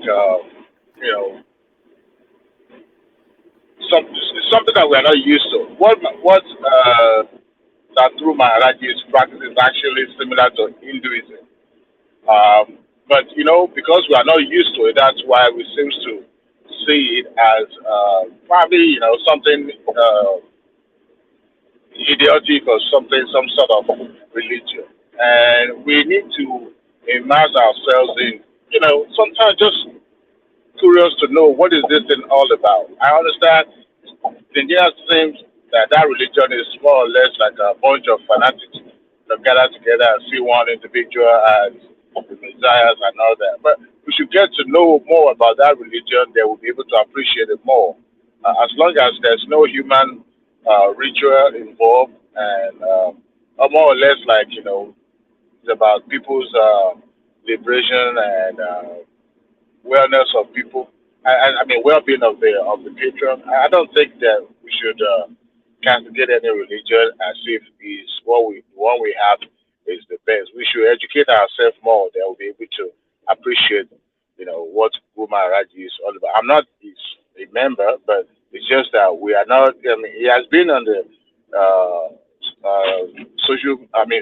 media houses before, try to educate people about what the religion is all about, but we never cared to learn or to understand what it's all about. So that's what I'll say to that space. Yeah, but Dewale, religion is supposed to fill a vacuum, right? It's really man created religion to explain some of the things he can't explain. But if the religion is another man that eats, shits, breathes like you, what vacuum is it supposed to fill for you? It's full of ish, and it's just. I mean, especially for a country like Nigeria. Religion generally is a man-made. Yeah, but you can still, when you're far removed from the men that created the religion, at that point in time, they're kind of like deities. Like at the time Jesus was alive, walking the earth, I'm sure if I was there, I'll probably call BS and say, look at this guy. Except I saw him directly doing those miracles directly in front of me, then I'll say, this is something else. But if I just saw him just preaching and saying it was the way, the truth, and light, I'll say, go and sit down, Joe, because he's just a man like me, except he did something supernatural that I witnessed. So for Guru Maharaji, he's not done anything supernatural. He's just a guy, even with scandals. Then I'm not curious about whatever he has to say. But it could be Jesus. It could be. It could be. It could be. So some people are buying into it. What's your problem? It's not my own Jesus. It could be, but I mean, it may be Jesus to some people. But I mean, let's face it now. Like, why is religion dying in the West? Because it's not really serving any purpose into people's lives anymore. I mean, they can ask. Can you hear me? Clatter, can you hear me? Patrick. Let me just say this. Religion is actually man-made. That's man effort in search for God. You understand? And even though it's not made by God, but we are seeing God meet man midway as man goes in search for him through various means. Most of the time, God meets them. When Jesus was here, he probably would have been like Guru Maharaj. But those who cared to listen to what he was saying, he discovered that this man was not speaking like a human being. He's speaking as one who has power, who has authority.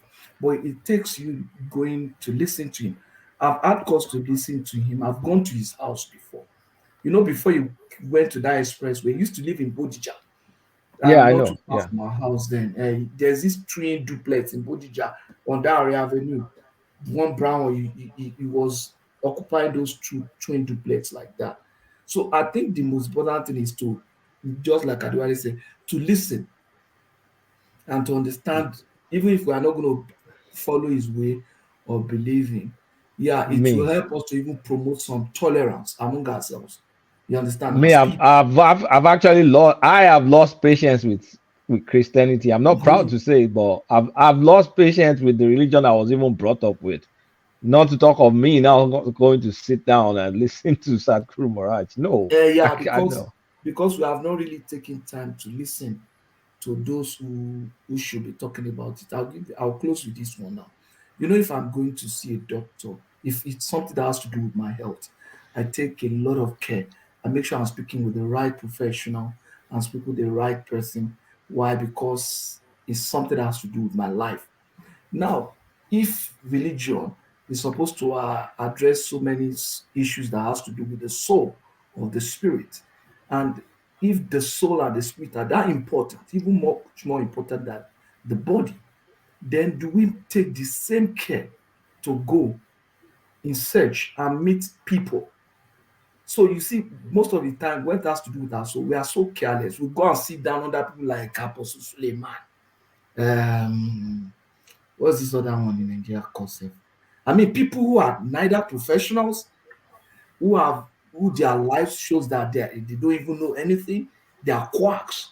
So the same way you and I will not go to quack doctors, except illiterates that will just go to one chemist and go and take injection from the quack. We should exercise the same measure when it has to do with issue that has to do with our souls. You understand? That's what I'm trying to say. Yeah, but I don't look at my spirit or my soul, and I mean, I think I have a different perspective now, because at some point in time, anytime I sat in church, my mind was always rebelling against what the preacher was saying, because a lot of time it doesn't make sense to me. Then I was like, why am I even coming here? Why am I fighting when I come here? I'm supposed to come here and have peace as worship and do all that. But when I come here, I have way more questions than answers, and everything they're saying sounds like bullshit.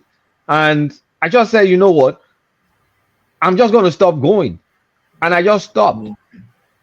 So before that, just tell one man play, give my number to Kulata. Let's chat. You know what? I have some materials I think you would like to start to read. Kulada. Have some books like that. I think you and I okay. I'm with you on that. I'm at that stage now. I won't be in church for a very long time. I question a lot of things, even though I still regard myself as a Christian. So many times I struggle with a lot of doctrine or some teachings in the Bible, but I think you can call it awareness stage, where you can't just be bamboozled anyhow, but you know. I have a question for you, Kulata, and then you can follow on from there, Dewale. Do you believe in God, Kulata? Yes, I do. I believe in an intelligent design. I believe we all have a purpose for being here. I believe we're just not just happenstance. In as much as you want to look at the creation of life like some accidental explosion and all, I feel there's more to it, especially when you study the living beings. You can see some design, some purpose to it. Yes, but now that is that. When it now comes to our own interpretation of that spirit being, that's where I feel things just go wrong.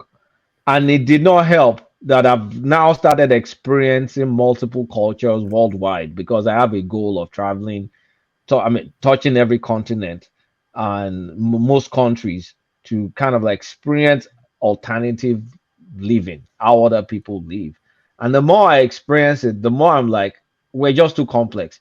And as a kid, I was not someone you could easily convince with the Bible, even as a tiny baby. I've always been skeptical about the whole thing. Since I could think, the story of creation did not make sense to me, and there was no way anybody was going to make it make sense to me. Dinosaurs could not be explained. Cain and Abel, one killed the other, and the other one found another person and found some other people in another place, can't be explained. The world getting destroyed by water. Then when I now started reading Epic of Gilgamesh, saw that it was the same exact story, but the story came from that predates the Bible, doesn't it? They have Epic of Epic of Gilgamesh predicts the Bible. Then there was another epic. All this, I mean, the same stories were told in the Mesopotamia area, and then the Jews adopted it. And then I'm like, everybody has their own fable. I have my own fable to Ogun, Shango, all this stuff. And so it's more like everybody's just trying to find the answer to life, that spirit being. So I just took it like that. That's Sorry. Can I ask a follow-on question? Do you see? Sorry, Dewale, you still coming? But do you see? You said you believe in God, but do you see God as a being, as a spirit, or just as a set of do the right thing principles? No, I see God as a force.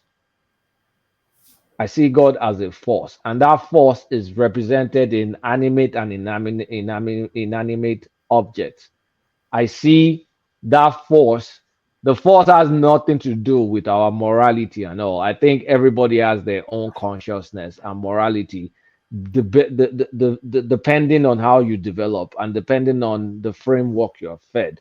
Because when you look at someone that's autistic or something like that, then what's that person's morality? He doesn't know. When you look at someone that, I mean, so do you condemn that person for not knowing the right from wrong or for not having self-control? You know, you can't. But that's a being. And you look at animals too, they do what animals do. They are beings. So we're just more developed we're animals too, but we're just more developed. So it's not that simplistic. And then when you now look at planets and exoplanets and look at all the different planets that could literally host living beings, then you know that we're just scratching the surface. It just can't be this simplistic story from Bethlehem and Jerusalem that everything is centered around. It doesn't. It's way bigger than that. Right. And to add to what Klota said, 500 years before Christ, there are 10 other gods that have the same story as Christ. Krishna. Yes. Even Buddha. Buddha went to the temple at 12 years old. He died 3 days. It's Krishna. You have your Odious. You have Morelos. You have dinosaurs. You have Hercules. Clycon. I mean Zolster. You have Attis. You have Zoroaster. Even Horus in the Book of the Dead is the same thing as born to a virgin of Isis. Is the same storyline before Christ. So we're like a copy and paste in the Bible. I'm sorry, the story has been there. Yeah, Kulata. No, well, let's even talk about God. Just like the question Oma was asking was about God. You say you believe is a force. Do you believe that force is an unembodied person? No, it's not a person, because we don't have the ability to phantom. I'm not saying the person. That's it. Is it personal? The person, for example, a person is not essentially just human being. That's in the realm of religion. A person is not just a human being. If they are angels, the angel is a kind of person. Is a personality. That's what I'm but saying. you are believing in angels. I mean, there's no proof that there's any sort of That's angel. what I'm saying. I say you believe in angels, but you believe that I don't believe in angels, all those stuff. No, you believe in human beings, right? In what? Human beings. You believe human beings are persons. Of course, we have a spirit. We are a spirit being. We think. Yeah. We have consciousness. We have different forms of consciousness. I mean, of course we are, but at the same time, because of our limitations, we want to project ourselves to that force. But the force, if you look at the vastness of the universe, even our own galaxy, then you cannot project yourself to that force. It's beyond you, way beyond you. But religion limits us to think that there's a God that's jealous, that does this, that does that, because we're trying to project ourselves to that force. That force is way bigger. My take on this is that, by and large, I think I align with what Kulata said. The area I depart is that it might be more complicated than we like to believe, the creation stories and whether they are angels or not, because at the core of it is one, whatever is responsible for why we are here is the ultimate creator, and it doesn't have whatever quality it has is what we know. That said, in terms of whether angels exist, there is no reason to completely rule out the idea that the creator or the manifestation that we call the universe itself didn't manifest a creator. that created us. So it doesn't mean somebody cannot create life without being the originator of all the universe. So we can create life. Sooner or later, we'll be able to create life ourselves. So we have to be careful when we completely dismiss things, and in the idea of prayer too, because even the universe itself has rules, and there are certain things you have to do to achieve something. And this is why when you are born, you have to survive and all the rest. There are rules to it. It's played. There's a game that is being played, and so from there, that's the only area I would say, okay, the story of our creation is, if it can go either way. We don't necessarily know everything that there is to know, and most of the things we ascribe to creator could be manifestation of the universe, but that we cannot explain, because we do it all the time. We see things that we don't fully understand, that we explain it maybe through God or whatever we want to explain, but it doesn't mean there is no God, because some of those stories are quite specific. There's I believe we can call it God. We can call it the universe. We can call it nature. We can call it something. But there's something beyond us, that the magnitude and the scale that thing is beyond us. We can't phantom it. So we try to make up connections, but we just can't match that scale. It's too big. Hold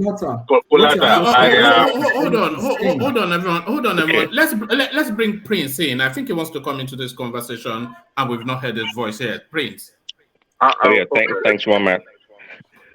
Yeah, I was just trying to follow up on what Kolata was saying, but the person testing was asking a question, and trying to determine if you believe that God is a person. So in other words, it was saying that in the tangibility of the realm of the spirit, do you accept that God is a person? I think that's his question. I don't accept God as a person. No. Well, a person in the sense of well, it says in the Bible, God is a spirit anyway. Yeah, but that's a reference to the Bible. And I've said that's just religious text that were documented by some people at some time, and a lot of them were sharing the same stories at some point. Well, yeah, but well, it's beyond that. But I like to say though, as a Christian, that Christianity is the only religion that offers you a one-on-one relationship with God. Every other religion that's not true. That's not true. Well, that is what you know. No, see, that's what you know. That's not true. Because you were talking about, for example, the reason why I said that, because you were talking about going to church and not being pleased with listening to your pastor or the person speaking on the pulpit. But nonetheless, it's because you've not gone by yourself to go seek God, because you don't have to go to any pastor or prophet. Who told you that, though? Who told you that? You're making an assumption. Kulata. Well, based on what you said, I'm not just making an assumption. Based on what you said, my point is that if you had gone your own way to maybe read the Bible and I've read the Bible. I read the Bible, and there's so many. I find so many contradictions in the Bible. A lot. Well, what you see? Is it possible? Is it possible that you have the entire permutation of reality, or do you know everything? Is it possible that I have what? The entire permutation of reality. Are you capable of reality? Yeah. Are you capable of knowing things absolutely? What he's asking is, do you feel you know enough? No, I don't know. I don't know enough, and I'll never to discount God. Yeah. Exactly. No, I don't know. I don't know enough, and I'll never know enough, because that force is so vast, is beyond me, and I will never get it, and I don't think mankind will ever get it. So and there's don't count us. You must stop doing this, please. I need to not. There's a limit. Conversation. No, you can, because I want to sequence in a particular manner, but you just slip in and then just. I feel there's a limit to what mankind can discover, because have you sat down just to look at I've had interest in geography since I was a kid. My dad had subscription to National Geographic and all that stuff. So I've been reading about the solar system since now that we have more knowledge about our own solar system, then the Milky Way, then the millions of stars, then the possibility of life, and then the all sorts of exoplanets they found that can contain life. You now look like, man, I'm just some random guy in one part of the galaxy, in one planet, randomly born in Nigeria. Like, it's just too big that you can't bottle it up to some Jerusalem story. I mean, I don't know how to explain it. I've come to that point myself. You can't limit God to a book. Like, it's too big to be. It's too big. In one book somewhere will now tell you what God means. No, that book is a guide. It provides guidance to a lot of things. And trust me, even the Apostle Paul said it, that he said that if we were to record everything that happened during the time of Christ, even before that, the Bible would not be able to contain it. So it is not possible that's, I don't know if you heard the term extra biblical. So it is not possible that everything in the Bible is the reality of everything, but the Bible is sufficient itself to provide you with salvation. And let me ask you a question. Do you take the Bible literally or figuratively?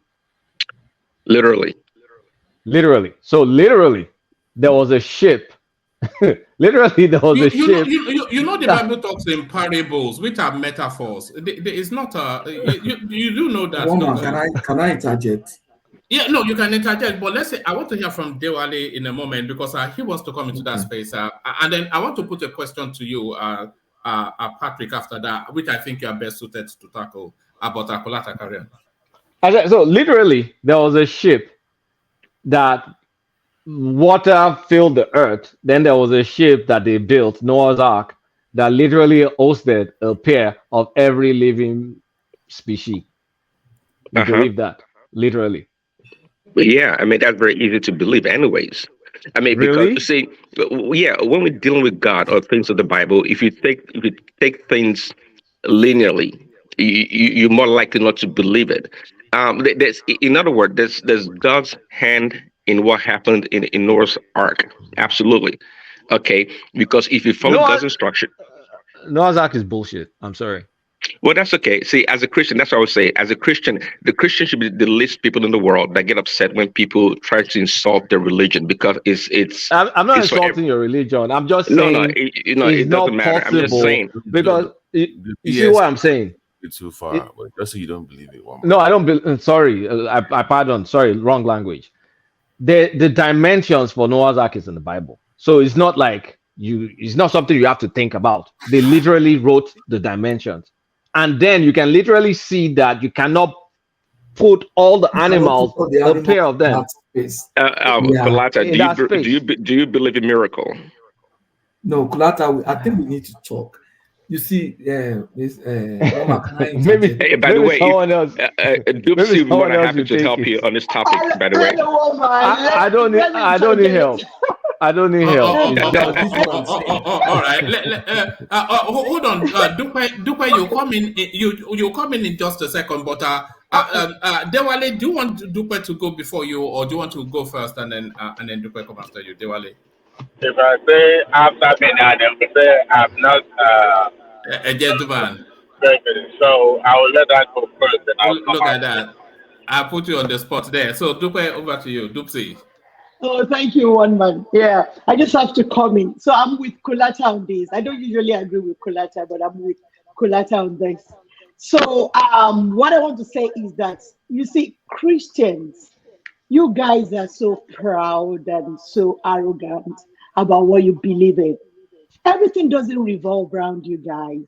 So when you say the Bible is written in the Bible, I think the people that wrote the Bible, actually, that put everything together, are the people that are still ruling us in this world right now. They're the ones that are dictating all the things that we should do. They are still the dictators, the people that put the Bible together. So that what I'm saying is that, like what you guys were discussing yesterday, I don't know how to go about it. You know, the Agege bread people. You know what I'm saying, woman? I don't know if I can talk about them because you guys usually know how to coin the words when you want to talk about them. So I'll say those people now, they are projecting it on Africa right now that you guys is okay for a man to go with a man, for a woman to go with a woman. But just look at that thing as it's spreading right now like wildfire. Then in some 40, 50 years down the lane, they will turn it around and say it's the black people that are doing that. So they want to bring in the moral. You have to behave well. You have to go according to how God designed it. That is supposed to be a woman and a man. So they turn it around and they'll start teaching the world that it's supposed to be a man and a woman. You understand that? So they won't say they are the one that projected in the whole world. So that's the way I see Christianity. They project everything they feel it's right in the Bible and say they are the ones that own the moral. They are the ones that know the right things. They are the ones that know what is right in this world. But that's a lie. A human being, a perfect human being, knows that you should not steal your neighbor's property. All those laws that is in the museum, who went to the mountain? Was it Moses? All those things in the tablet. That's something that another human being should know that they should do. But they will take it as if, no, they're the people that knows everything that's right to do in this world. So that's the way I see them, as arrogant people that just love to take everything good and project it in their Jesus, in their God, that this is the way to go. Jesus is like our Shango, is like Oya, somebody that came into this world and people revere, somebody that did what right. You are pressing Patrick's buttons with all these things. Woman, did you hear that? We are not friends. Me and Patoski are not friends, so if we fight, there is no big deal like that. You see, so they will project that image to us as if that's the Almighty that we should be worshiping. But it's just some person that came to this world that did right in his time, and people just respected him. So it's just a human being that came to the world. But the way they will carry him and they want to project him, even some people start talking about Trinity. I don't understand that. God the Father, God, where was all those things coming from? You see, it's all a lie. Believe in God and worship God the way you understand. I understand God through science. I don't understand God through any other thing. That's the way I worship God, and I believe in knowledge over myth. All the stories about Christianity, I don't buy them because they're all fake. I'm sorry, quickly, one minute. I think that the problem is that you're trying to conflict or delineate a man's shortcomings to represent what Christianity stands for. See, I've always said there's nothing ever been given to man that man has not abused, be it religion, science, whatever, politics, name it. So it's not an issue of a man's of religion or Jesus Christ.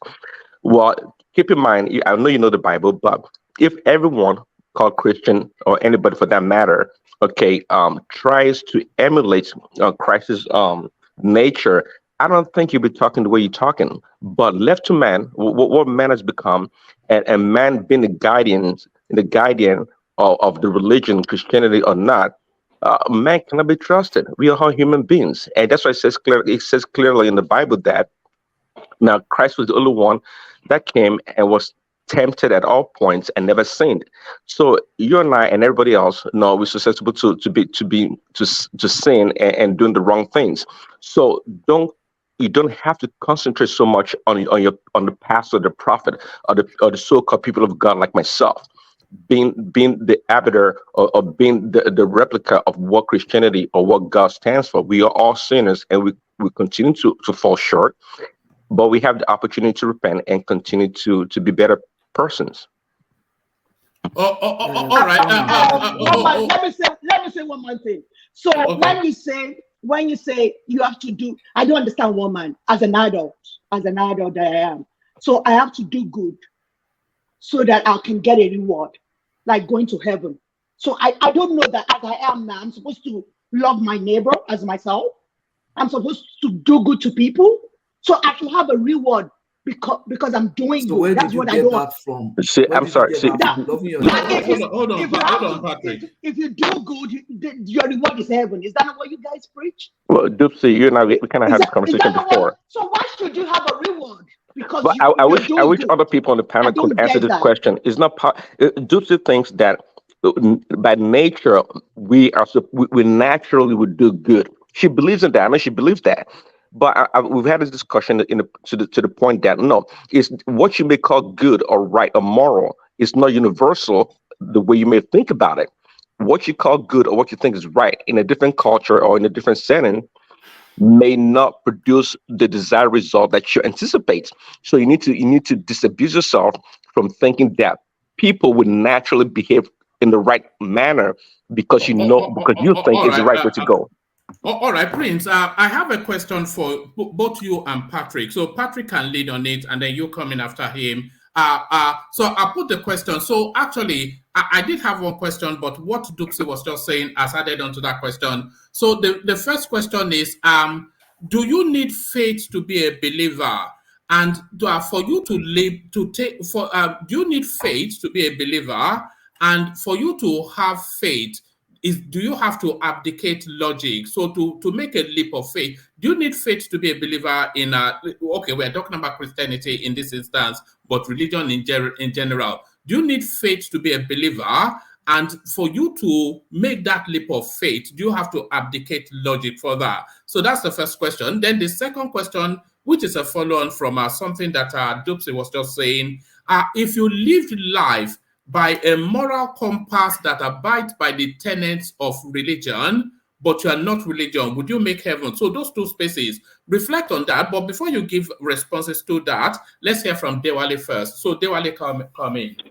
Thank you very much, one man. It seems that sometimes we deviate from original topic. If I had not asked, have a rejoining about the Guru Maharaj, we won't be going through this religious cycle again. We've dealt about this topic before, if you remember. The only Kulata wasn't involved, but Dupsy was involved as well. Let me add, before we move into that space, that as a Christian, I'm a Christian. I see myself as a Christian, but lately I've been seeing myself more inclining with a traditional belief lately. I think I'm at a stage where I'm more of exploratory now and trying to see, or perhaps trying to harmonize. I talked about religion tolerance earlier. And in Yoruba culture, Yoruba doesn't have a religion, but we have Ifa and we also have some other people that worship other deities and all that. But the Yoruba culture that is more synonymous with Ifa kind of like talked about your aid, which is that your aid represents your creator. Even in the Bible says that let us create man in our image. So that means you represent God. And when Yoruba want to pray to themselves, to God, they grab their head and pray and say, let that be. So having said that, your head represents, your God. And lately I've been seeing some similarities in that aspect. I've experienced Holy Ghost before. Let me put it out there. I've experienced it in such a way that I myself could not even explain it, because at that moment, it was a moment that I felt like, more or less like I let go of myself, my thought process changed, and I just went into that realm. By the time I watched the video back, I couldn't describe what I was going through. And I also look at, the theologians, when they are in that spiritual realm also, when they have been completely overtaken by the spirit. They're in that spiritual realm and they operate from it. More or less like when you are also having Holy Ghost Spirit. I won't call God at the form. I would say it's a spirit we're trying to have connection with. Whether God came back as human flesh in Jesus, that is open to debate.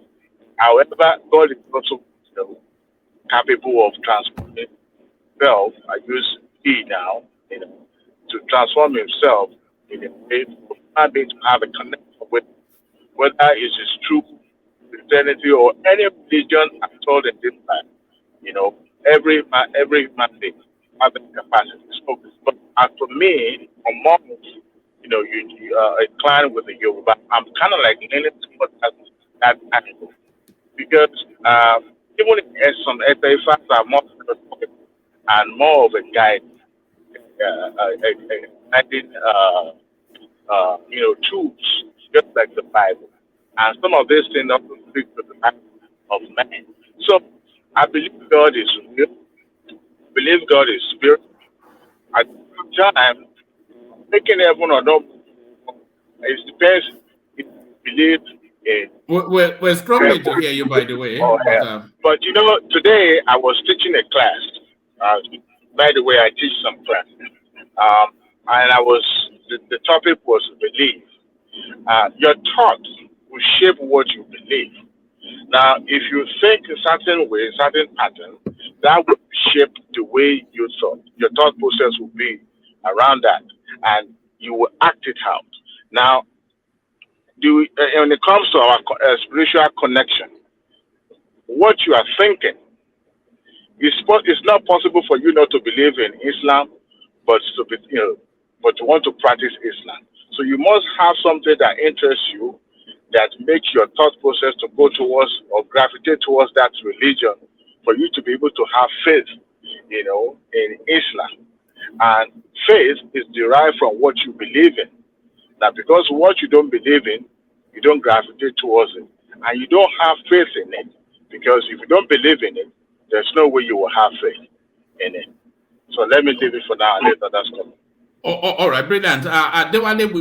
We barely made out what we were saying, but I think we got to the thrust of it. So, Patrick, in a condensed, succinct narrative, do you need faith to believe in religion? And for you to take that leap of faith, do you have to abdicate logic for that? And also follow on from what Dupsy was saying, if you lived your life by the tenets of do the right thing values, would you make heaven anyway? If you live a moral, upright life, but without religion, would you make heaven anyway? Oh, okay. One man, thank you. Yeah, let me just say that religion does not take anybody to heaven or wherever. Religion is just man's search for God. It's just like philosophy or any other thing. Philosophy is the search for the truth. Religion is a man's search for the truth about God. So to say that whether you need faith to really believe, you would need faith to be a believer. That's the first question I believe. Yes. And you have to abdicate logic to take that leap of faith. You really need faith to be a believer. And faith is a function of knowledge. And that's where people get faith wrongly. There's nothing like a leap of faith. And that's a wrong language to use. And I mean it in a very strong sense. If you look at faith, faith comes through knowledge. You understand? Faith comes through knowledge. I have faith in you because I know you. I have an experience of you, either by being your friend or by reading about you. So faith is confidence. How do you build confidence? You build confidence through trust and knowledge. So there's nothing like leap of faith. Faith comes by hearing the word of God. That's what the scripture says. It's suggesting that when you hear the word, you gain knowledge, and that knowledge, you process the knowledge. And when you process that knowledge, processing it with me, comparing with logic and other things that you believe in the past, then you can say whether this is true or not. If it is not true, you are not supposed to believe it. It's not faith. If you just believe what is not true or what you don't know, that's not faith. That's presumption. You understand? That's presumption. So presumption is different from faith. Faith is based on knowledge. Abraham left his father's house, not knowing where he was going, but he knew the God that was going with him. So knowing faith is based on knowledge. And that's the failure of the Christian church today. The Christian church has confined knowledge to the realm of science. And that's why the biggest opposition to Christian teaching or to religion is science. But knowing fully well that if you study Christianity very well, then you understand science better. There are so many things that science cannot answer, so many questions that science cannot answer. And those questions is answered in Christianity. But when I'm discussing these things, that's why I want to have a session of Kulata. We'll not use the Bible because the Bible is on trial here. We'll use logic. We'll look at information. We'll look at nature. We'll reason and begin to say that if you have an alternative to Christianity that addresses major issues of life, Jesus will be the first person to tell you to take that alternative. He will be the first person to say, okay, if you have a better alternative to me, I will want you to go take it. That's what Christ will do. So faith is not without knowledge. Faith is based on knowledge. You must have faith you must have knowledge to have faith. If your faith is not based on knowledge, your faith is unfounded, then if you live morally right, will you be able to make heaven? Without being religious. Without being religious. Religious person. Yes. Because you don't have to be religious to know God. You understand? You can know God. Religion is just man's effort to God. So if, for example, in my religious search, I encounter God, then my religion has fulfilled its purpose. Now I am with God. And then I begin to have an exchange, an interactive personal relationship with God. That's what religion is supposed to lead me to that. But the question I wanted to put to Dupe the other time was that he said, why do I need God? Why do I need all this Christianity bullshit thing? Because I know that I'm supposed to do right. I know that I'm supposed to love my neighbor. I didn't say bullshit, okay, sorry, my other brother said bullshit. You said I know that I'm supposed to love my neighbor as myself. I'm sure you knew that from Christianity, right? You just didn't know it. But that's by the way. But what I'm saying is that you know to love your neighbor by yourself. Why have you not actually loved your neighbors as yourself? Let me interject you. I don't know why. I don't know why Christianity put all the good things to their holy book, because loving your neighbor as yourself is something that a normal human being should know. You understand? So that we live in a saner world, in a more comfortable society. We know that every human being knows that, but why has human being not been able to do that? I know because most of us have been brainwashed through all this religion. You know that it is good to be good, right? We have been corrupted, through all the. Okay, how about this? When somebody goes to the church, that I was in a car accident, that 10 people died there because he was wearing a useless rubber band on her hand. She survived the accident. While 10 people died inside those that. Are specifics. Is that witchcraft clothing or church? No, Dupe. I don't get that. Specifics. But let's look at general now. You said it is that human beings know the right thing. Yeah, human being in his perfect mind should know the right thing. But why has human beings in their perfect mind, even though they know the right thing, still do the wrong thing? Those are questions you should answer. Because they were corrupted. They were corrupted in most of these religious homes. Just blaming it on religion.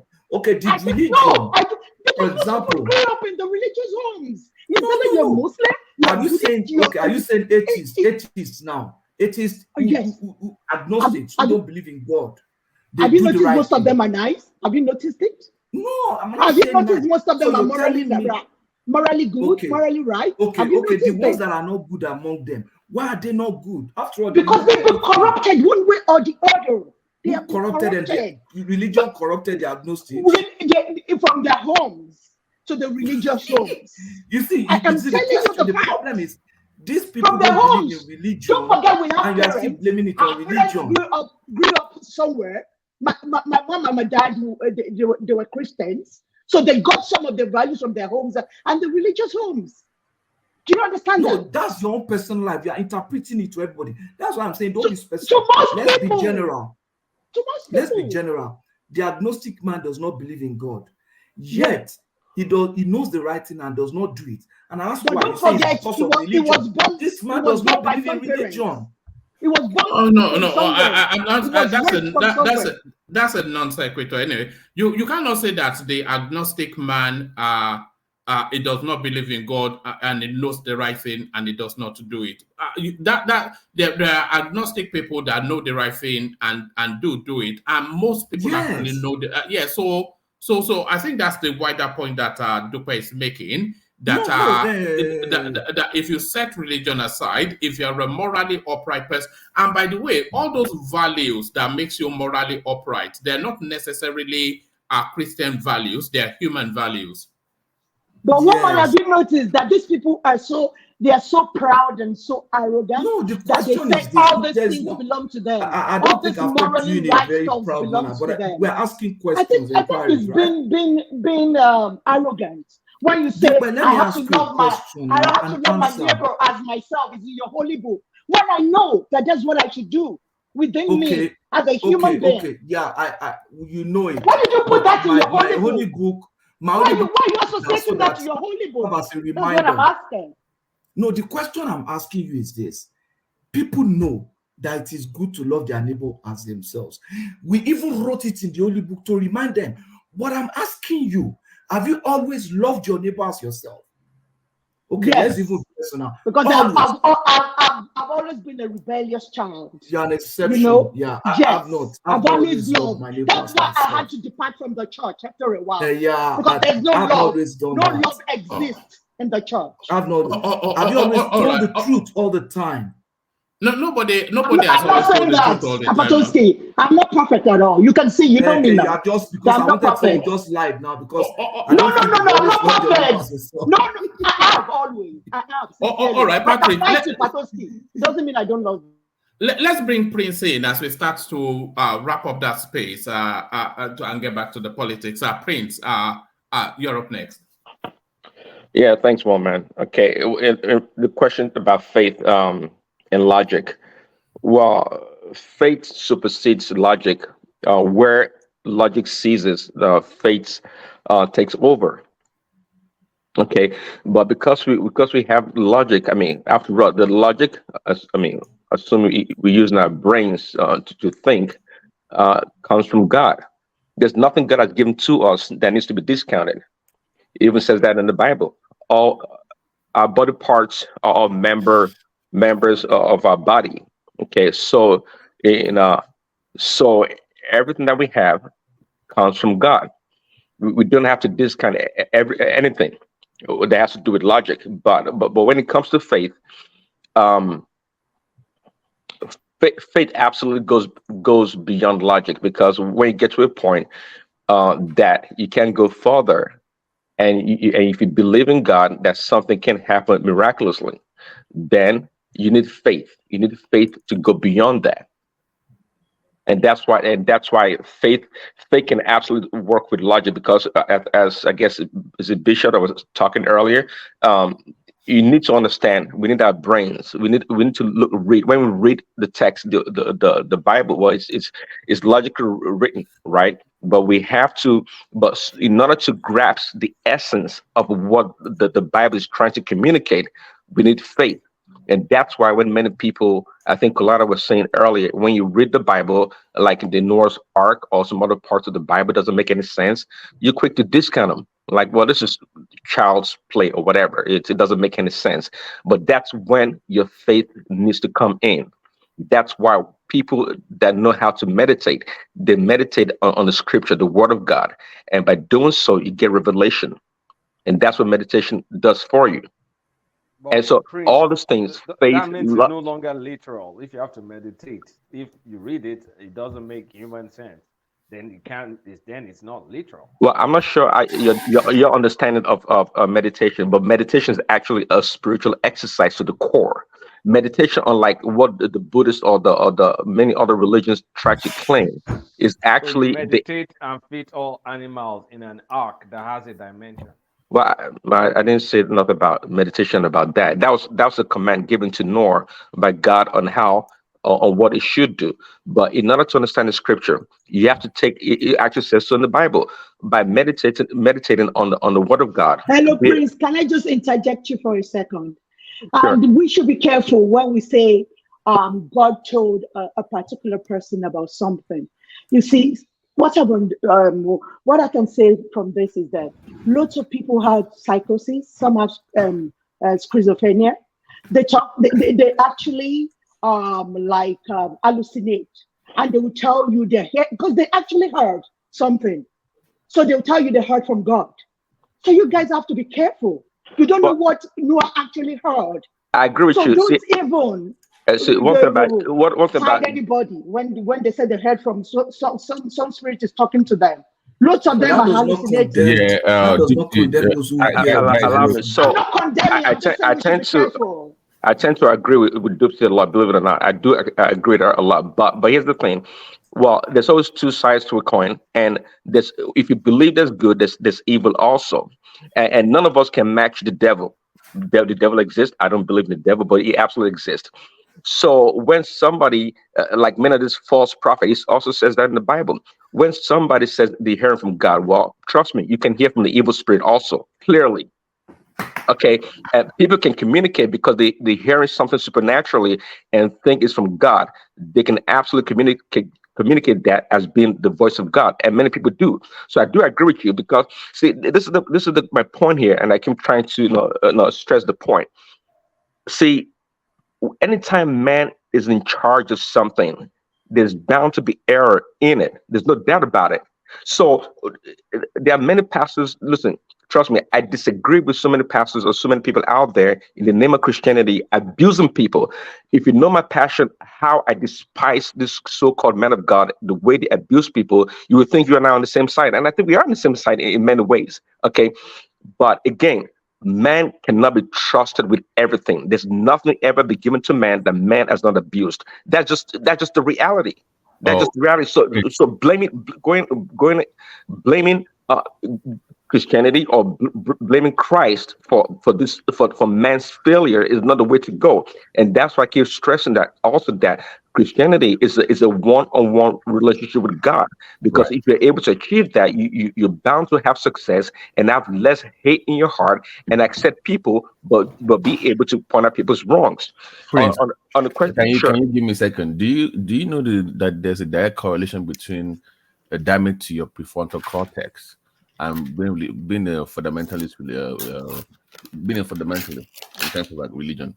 If you look at the studies, people that are very religious, overly religious, they have damaged prefrontal cortex. So what we're saying is that there's Thank you, Babati. Thanks for chipping that in. Thank you. On the platform where we actually dove into that study where Dupsy was asking about the use of drugs, cannabis, and stuff like that. It tends to trigger that. So when people start seeing visions and they are overly religious, they have some kind of damage to their cortex. So you go study, you look it up. Babati, let me say this. Most of these, I think, younger pastors, they take cannabis, and I think you guys have seen some of the news that they actually caught cannabis with some of these younger. I'm not talking about the older ones, the younger ones. So that is why you see somebody like Ojumeje doing deliverance and nearly breaking people's spinal cord.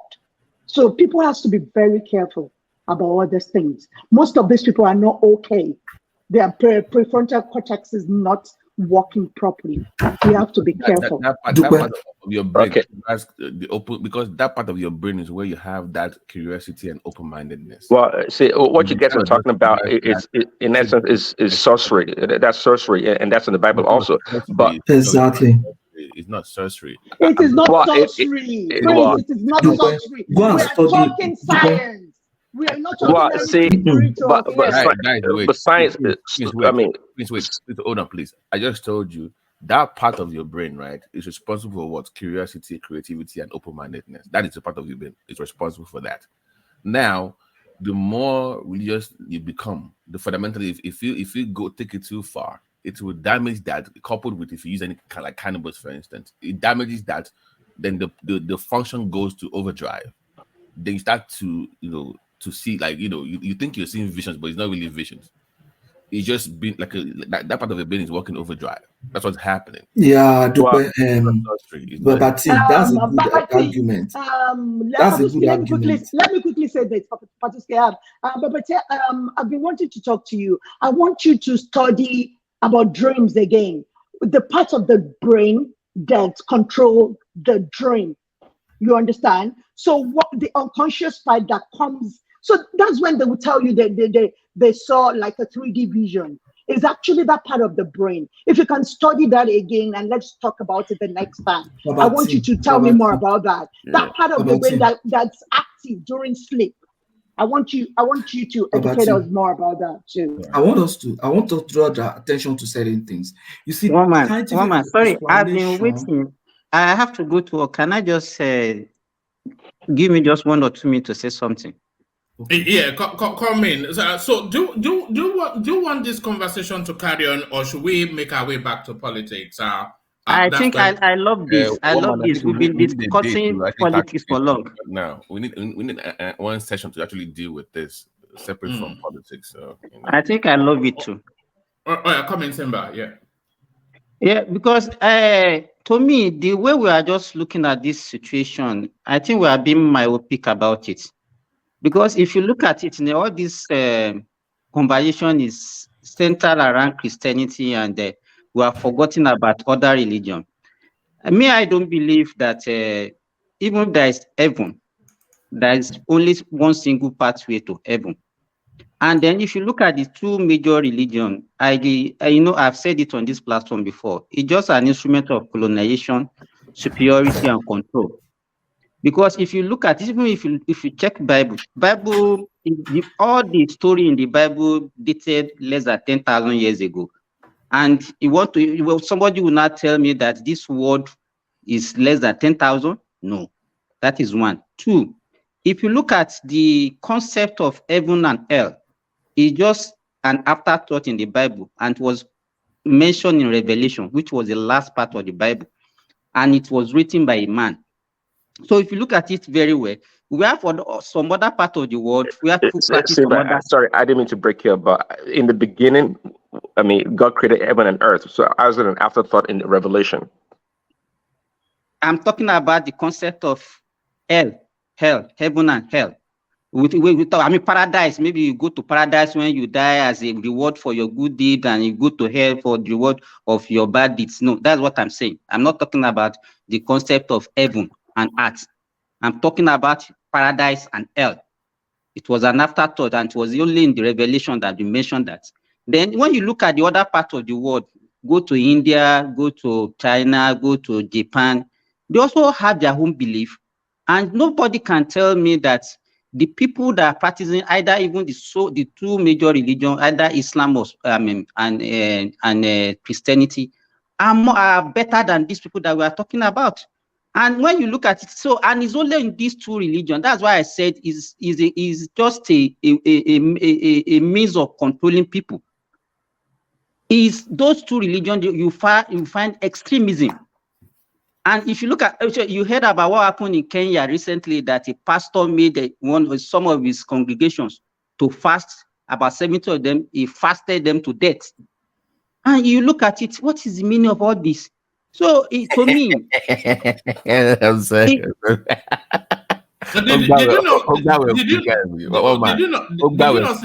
Did you not see that news? I was shocked when I saw it. I didn't. I'm sorry. That's not funny. So Simba, I don't even know, because you were a Muslim. So which heaven are you talking about? Which paradise? Because your own paradise, according to your holy book, you're going to get 7 virgins per day in your own paradise if you die as a devoted. You know, there was a day one man asked me, I said, where do I belong? For the fact that I was, all of us, let me tell you, we are being raised one way or the other. You understand? Most of what we believe were actually not by our own self-evolution. We were trained in certain way right from our birth, and it's actually what has actually modified our thinking. And you can see what Kulata was saying. No, people start asking questions. This thing, are they really real? You understand? And then, so that is me too. That's the stage I am now. You cannot say that because I'm a Muslim and all this. If you look at Islam and I can't say Christianity, because even Jesus Christ did not practice Christianity when Jesus was alive. There was no church when Jesus was alive. Everything was coined after the death of Jesus by Paul. To me, Christianity is just a Pauline religion. Everything's about Paul. If you look at the Old New Testament, most of the chapters in the New Testament were written by Paul. It's only 4 that belongs to Jesus. Simber, if you look at Paul's life very well, we can categorically say that Paul had ADHD when he was alive. Yeah, hyperactivity disorder. Be careful of blasphemy, or just in not case. Blasphemy, not blasphemy. No, I'm serious. If you read about him very well, you see. So I think what we need to do, all of us, don't let us be myopic about this thing. We need to do a lot of research. As a Christian, ask more questions, read more about other religions, so that I think if you read more about other religions, it will actually help you to shaping your belief. Because some of us, we only believe in what, say, okay, if it's not Christianity or if it's not Islam, it cannot be any other thing. But to me, the concept of whether if you die, you have a good deed, you reap it. I like Dupsy said, I don't believe it's just a way of controlling human being. So that's what I want to say. Thank you. But Dupe, you just diagnosed a historical figure of ADHD. That is very uncertain. So because science wasn't advanced. You're my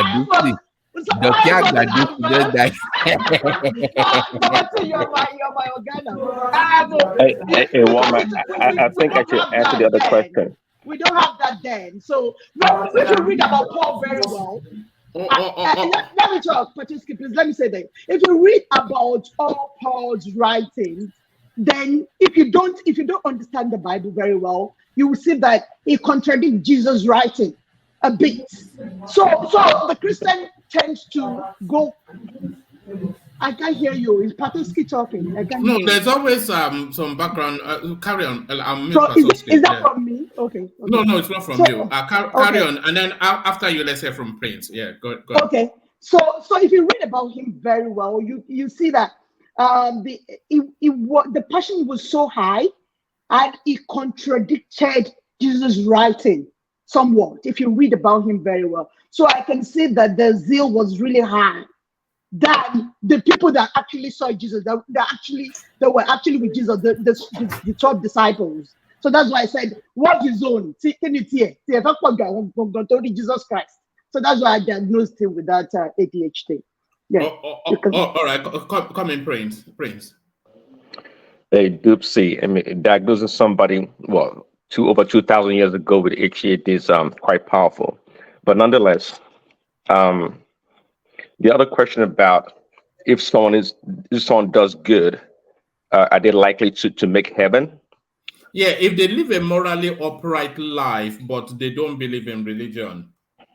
Okay, yeah. Well, to that question, I would say, as it relates to Christianity, right? Christianity is not about condemnation, right? So, and this holds strongly that everyone is going to have the opportunity to be saved. Okay, so there's no need to worry or think someone is going to go to hell because they're not a Christian. I believe strongly that the same God that gives each and every one of us the opportunity to be saved, to believe in Christ, would also give that person the opportunity. See, do not discount when one has that opportunity to meet Christ. It could be just as little as 5 seconds, even 1 second. That is sufficient enough. No. You are changing the premise of the question. I'm saying the person doesn't get the opportunity to meet Christ. He doesn't believe in Christ at all, but he has lived, he or she has lived a morally upright life, just as prescribed by the Bible. Well, yeah, that's what I'm trying to answer. The answer is you are trying to lead it back to that he will meet Christ and then make heaven. But I'm saying it doesn't meet Christ at any point, even after death. Well, but does Christ, it make heaven? but Christ guarantees us that we're going to have the opportunity to be saved. So that's what I started by saying Christianity is not about condemnation. The morally right person, just like you and I, will have the opportunity. But the main question here is though, if that person had that opportunity or has that opportunity, would that person take the advantage by accepting Christ as the Savior? So that's the problem with many people. It's not about having the issue is not about having that opportunity to know about Christ and to be saved. Just like many Christians or just like many people, if they have that opportunity, are they going to open their minds and accept Christ to be saved? I guarantee you one man. What if they don't? No, because you are changing the premise in order to land on your religious beliefs. But what I am saying is that they have the opportunity, or they don't have they don't acknowledge that Jesus Christ is their Lord and Savior, but they have lived an impeccably morally upright life. So will they make heaven, that person?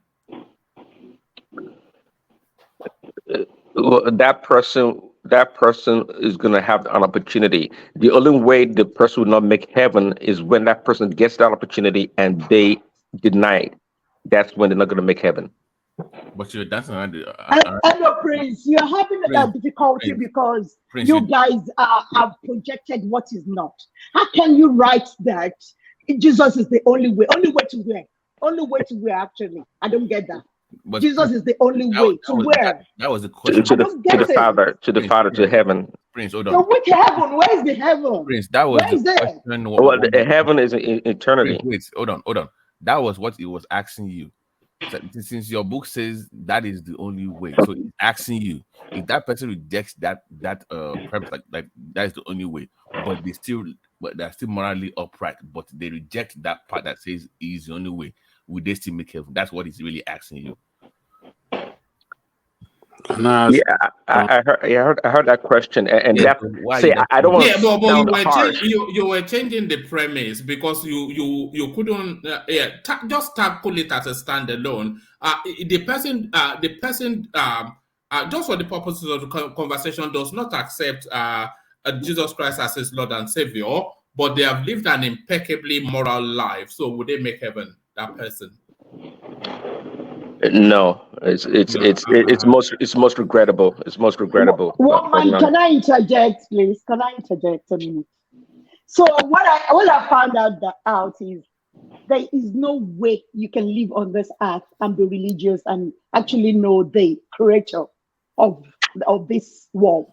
There is no way, because you're going to suspend all logical thinking, and there is no way you can know the creator without knowledge. It's about knowledge. When you start suspending your brain because you think you have to follow a particular book that your oppressor gave to you, then there's still a problem. Because how can somebody say Jesus is the only way? Jesus that was born from a woman just like me and you? How can you say Jesus is the only way? Nobody will be that. No. See,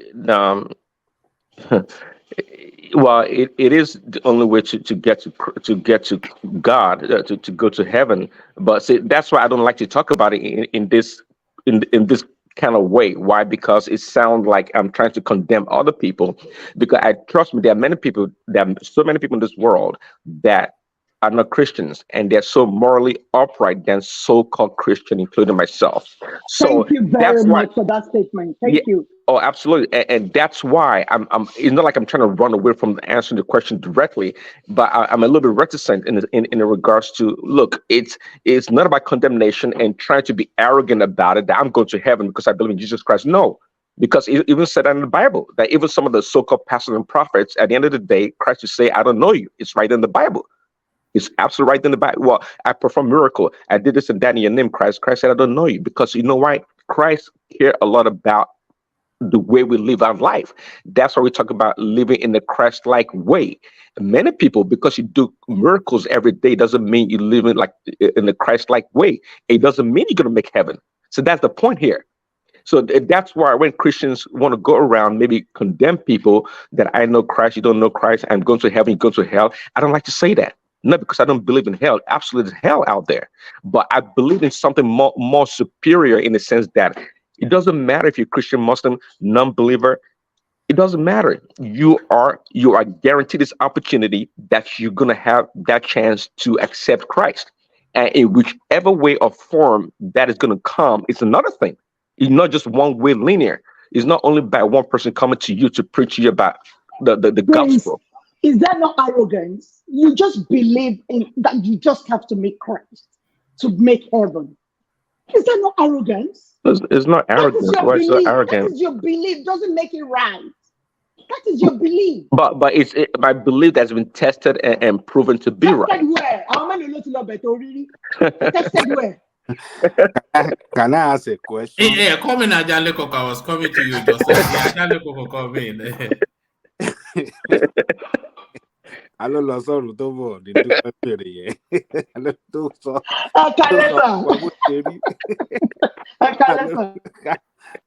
Kalẹ́ pẹ̀lẹ́. Can somebody tell me why God instructed Noah to build that ark? But that means sir. I think it's hallucination, sir. No, I mean it's in the book. It's in. It doesn't matter. It doesn't matter. Anybody can write anything. I know you don't believe, but let either Patisco or my friend that just spoken now. No, my question is, Dupe, do you believe in scientific books? No, Ajale Koko, hold on. Ajale Koko was putting the question just now. Let Prince take it on. Prince, question. Can I answer the question? Do you have the religious? Do you have the religious backdrop to answer it? What are you talking about, woman? You're getting so. All right. Okay.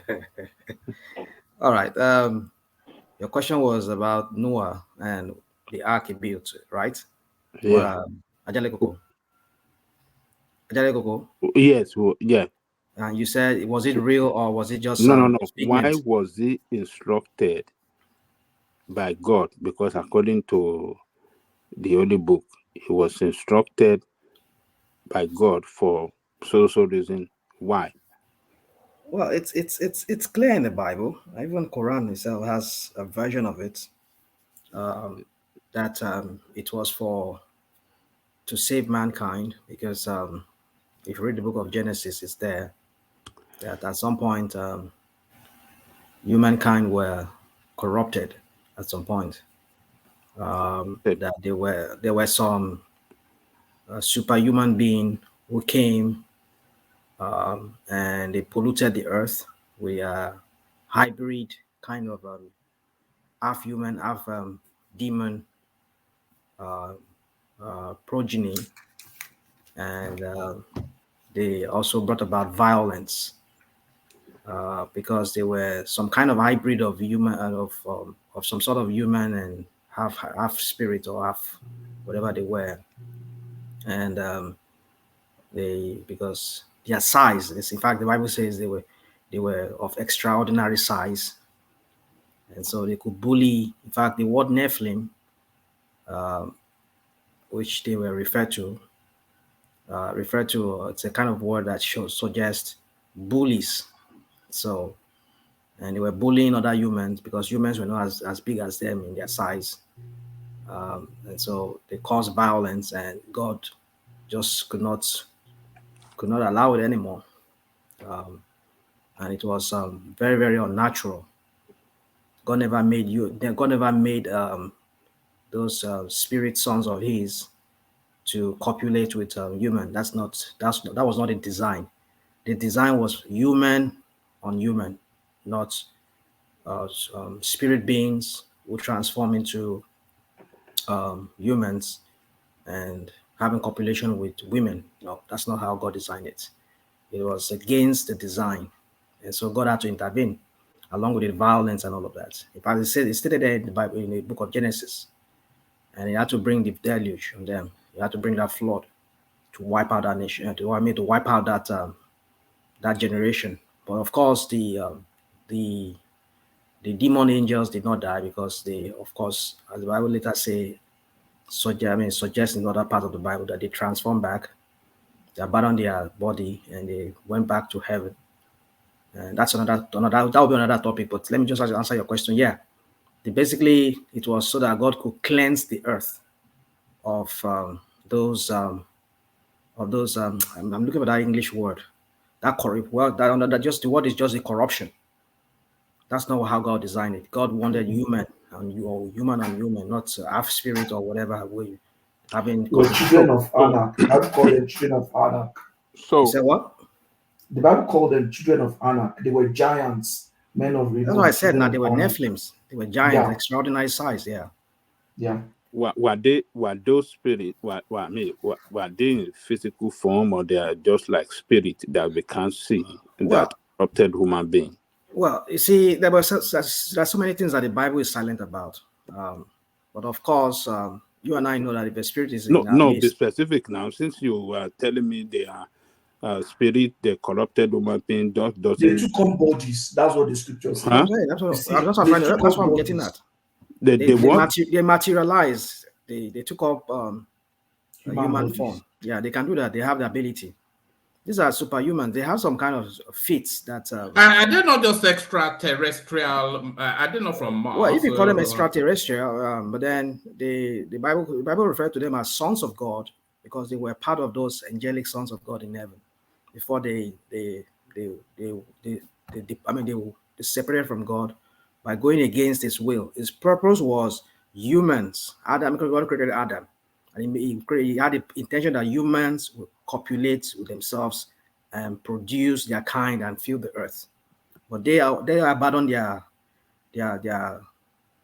position, their work in heaven, and they found out the humans that were giving birth to children, beautiful women, and they wanted to have fun and whatever it was. There were so many things to say about it. I don't just want to go into details because time will fail us here if I start doing that. But then whatever it was, their reason, but the Bible says they came down and they were having they were copulating with women, and they had hybrid children, and then those children were bringing about violence because they were of extraordinary size. They were bigger than humans, so they were bullies. So yeah, and God said, no, that's this. I'm not going to allow this, because when he saw the violence, I said, no, this is insane. If I allow this, these people will kill them. They'll just finish themselves. No, I won't allow this. So that was why I had to. And then he saw that Noah was the only person who seemed to have all his family intact, who were not corrupted. Maybe possibly none of his kids, because he must have married a woman who was a human, a real human, like himself. And he gave birth to 3 sons. There were no doubt humans, full humans. And those 3 sons, they must also have married women that were fully humans, born from humans, human, not that. So, yeah, and then they had to start a family of their own, as the Bible later says after the flood. When they came out of the ark, they started a family of their own. And subsequently, we heard about the story of Babel. So, yeah, so that's how it all began. Just to wash that earth of those kind that God never designed. That's the violence, yeah. Just to put a stop to it. All right. So, let me sound check. Sorry, Ajande Koko. Let me sound check Bishop because he's been on the screen for a while now. We've not heard of and it's not like Bishop to be so quiet. Bishop, are you there? I'm not finished. I'm still. No, carry on, Ajande Koko. I was just seeing if he's still there, but carry on, Ajande Koko. Okay. So then after the flood and what do you call it, Noah came out of the ark with his family and they started their life. And then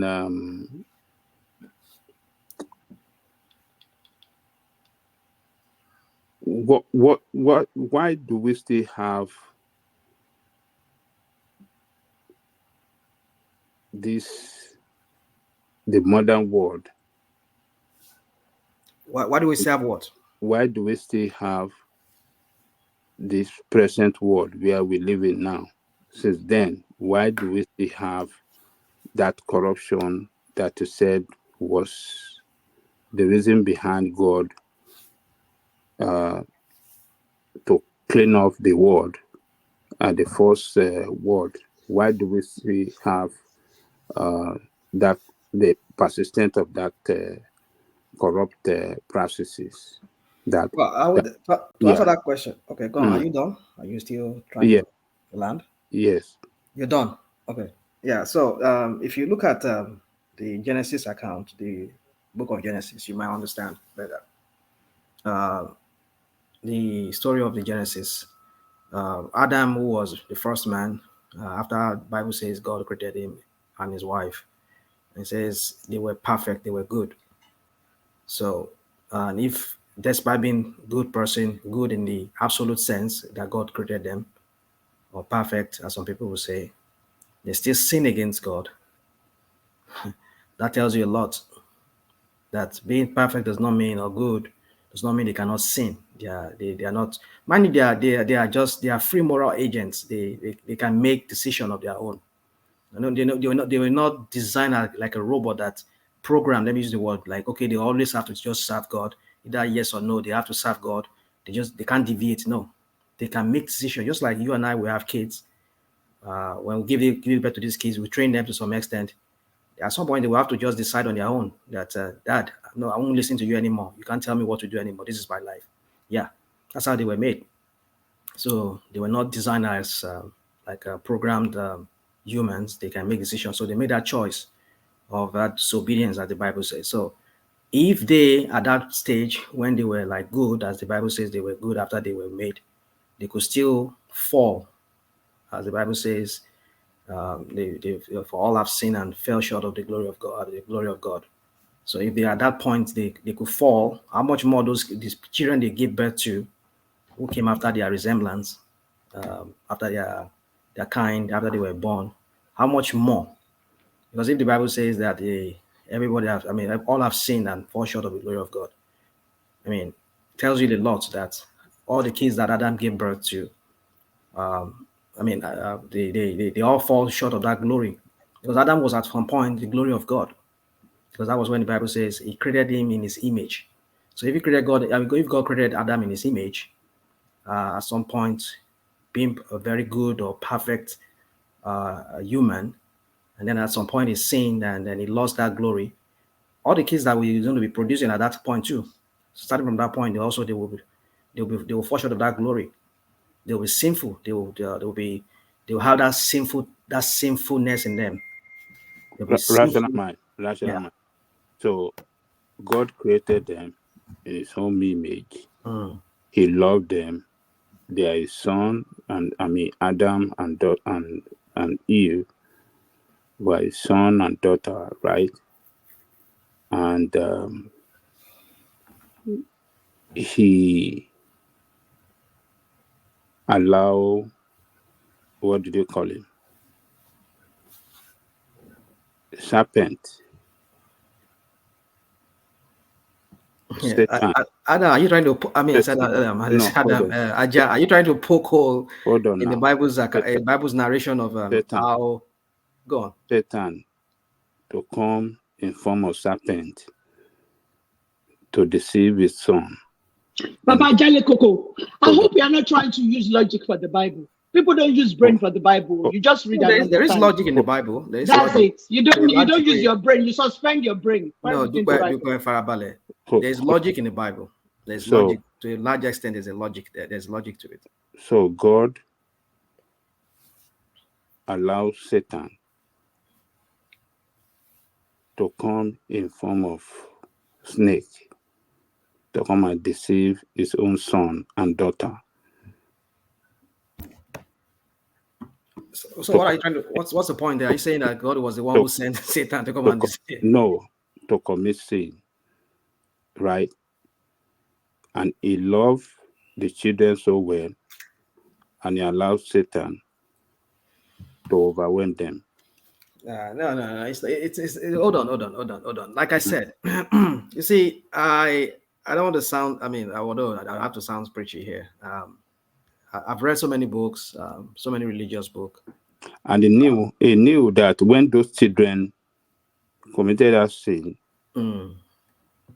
they will live an everlasting suffering life. Okay, let me say this to you. My own kind of Christian that I practice. I've read extensively, not just Christian books, all kinds of books, and I draw my own inference, my own conclusion that is logical to me. So one thing you need to understand is, so with that Adam and Eve, they are grown out. Let me use the word as they say, they are grown as human beings. Hold on, rational man. Yeah. With that incident,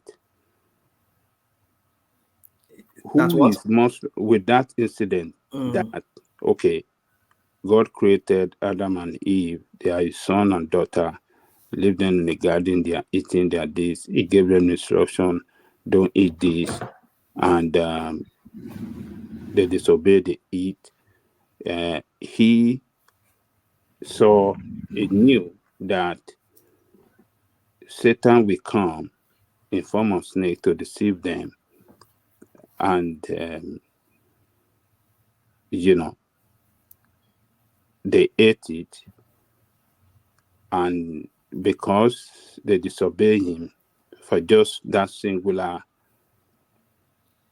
act, therefore you have to let them live an everlasting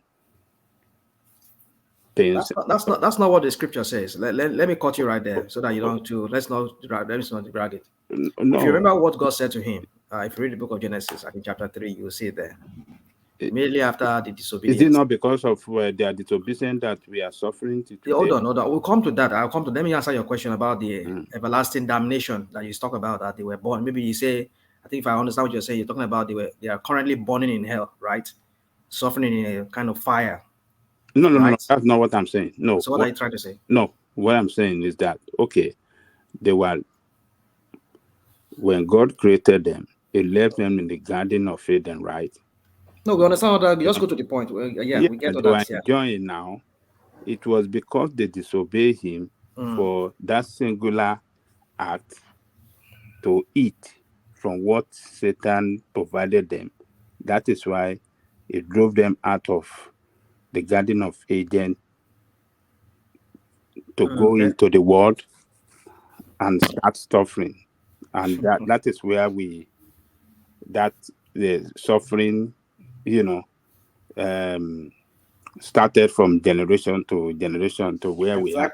Exactly. So for that incident, who is stronger between God and Satan?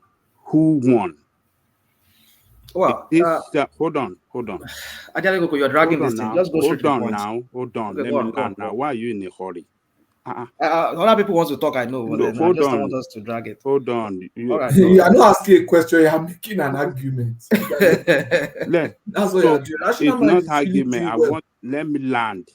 Okay, let him land. Christian, and faking your So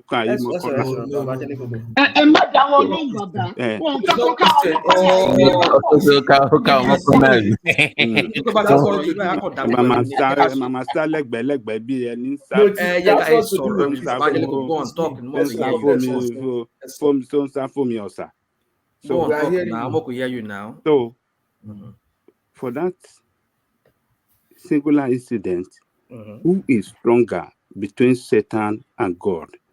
The person that cannot protect his children well, or the person that took over the children and commit them to suffering for everlasting suffering? Who is stronger between two of them?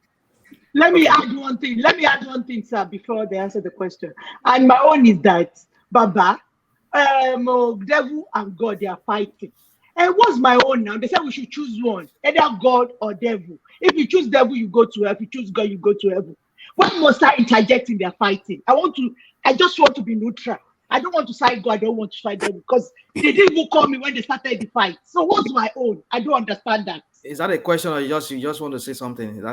It wasn't time. And I wasn't talking to you, by the way. I was talking to Patoski. Okay, all right, thank you. So let me answer Ajale Koko. Somebody want to take a stab at that question? Or you just want me to say it? Okay. Yeah, quickly, actually. What was the main question that he had again? You didn't hear him. I don't know. I heard the question. He just Doopsy just took me out of it. It was quite fun what she said. Yeah. All right. So yeah. So Did you ask my question? my answer to that question will be this. It's a very long one. one. Hold on now, Rational Mind. Let Prince have a stab at it, right. And then you can pad out his response, Prince. Yeah, I was trying to, in a nutshell, what was the question again? I heard the question, but it kind of slipped my mind. You didn't hear the question. I did. Okay, let Rational Mind kick it off, and then in the course of his narration, you can come in, Rational Mind. All right, cool. Thank you, woman. So you see about Jelekoko, you see, the thing is this: you see, the Bible sometimes explains itself. That's one thing I learned from Jehovah's Witnesses. I learned that very well early on. They maybe understand a lot of things about the Bible. So I come to understand that sometimes when you read certain aspects, or certain part of the Bible, without getting a clearer narration from other parts of the Bible, if you just assume that place you read is just how it ends or it begins and ends, you might find an erroneous conclusion, draw an erroneous conclusion from there. Now, if you read the book of Job, you might understand better what has been the controversy between God and that being or that creature that we call Satan the devil today. There is a power struggle at some point. There is jealousy at some point. Somebody seems like it feels like, we agree that you are the supreme being, you are the all and all, you are the maker of the universe. But you see, this your so-called principle and this your so-called wisdom and everything, but I believe it's fallible. You are defective. You're not that supreme as you carry yourself to be. I agree, Donna. You created me, you make me, and you gave me all these things, but I know that you're not that pure yourself. You're not that really that your wisdom is fallible. It has shortcomings too, and I'm going to prove it to you. That's what Satan was trying to prove to God when he challenged him in that book of Job, if you read it very well. And he was saying that, but let me show one of those things I can prove to you that your judgment is fallible. It's not absolute. It's not perfect. He says, you see those people you created, those men, those people you call humans, and among them you say some of them are your righteous people. I will prove to you that they did not really like you. They did not really worship you because they want to worship you because they like you. Because they get something from you.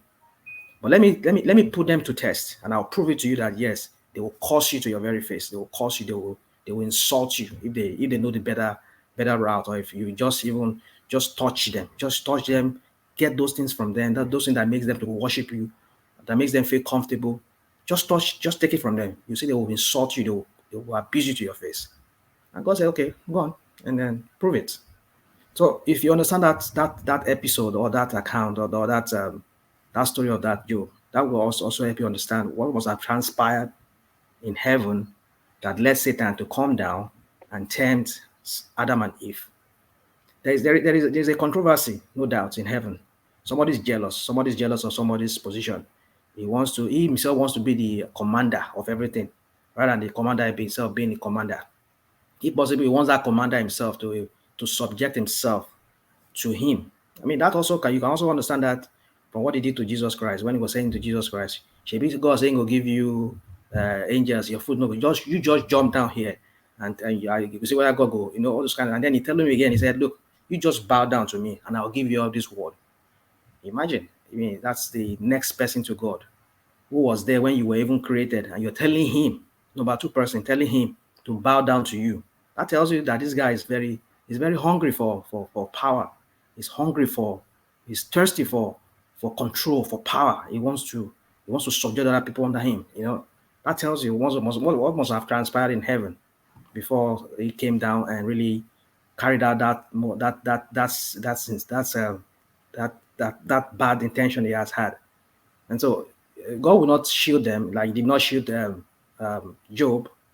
I mean, God told him, go on, put him to test, and let us see if, like you say, he's going to insult me to my face. And that was what, no doubt, must have also played out in the case of Adam and Eve too.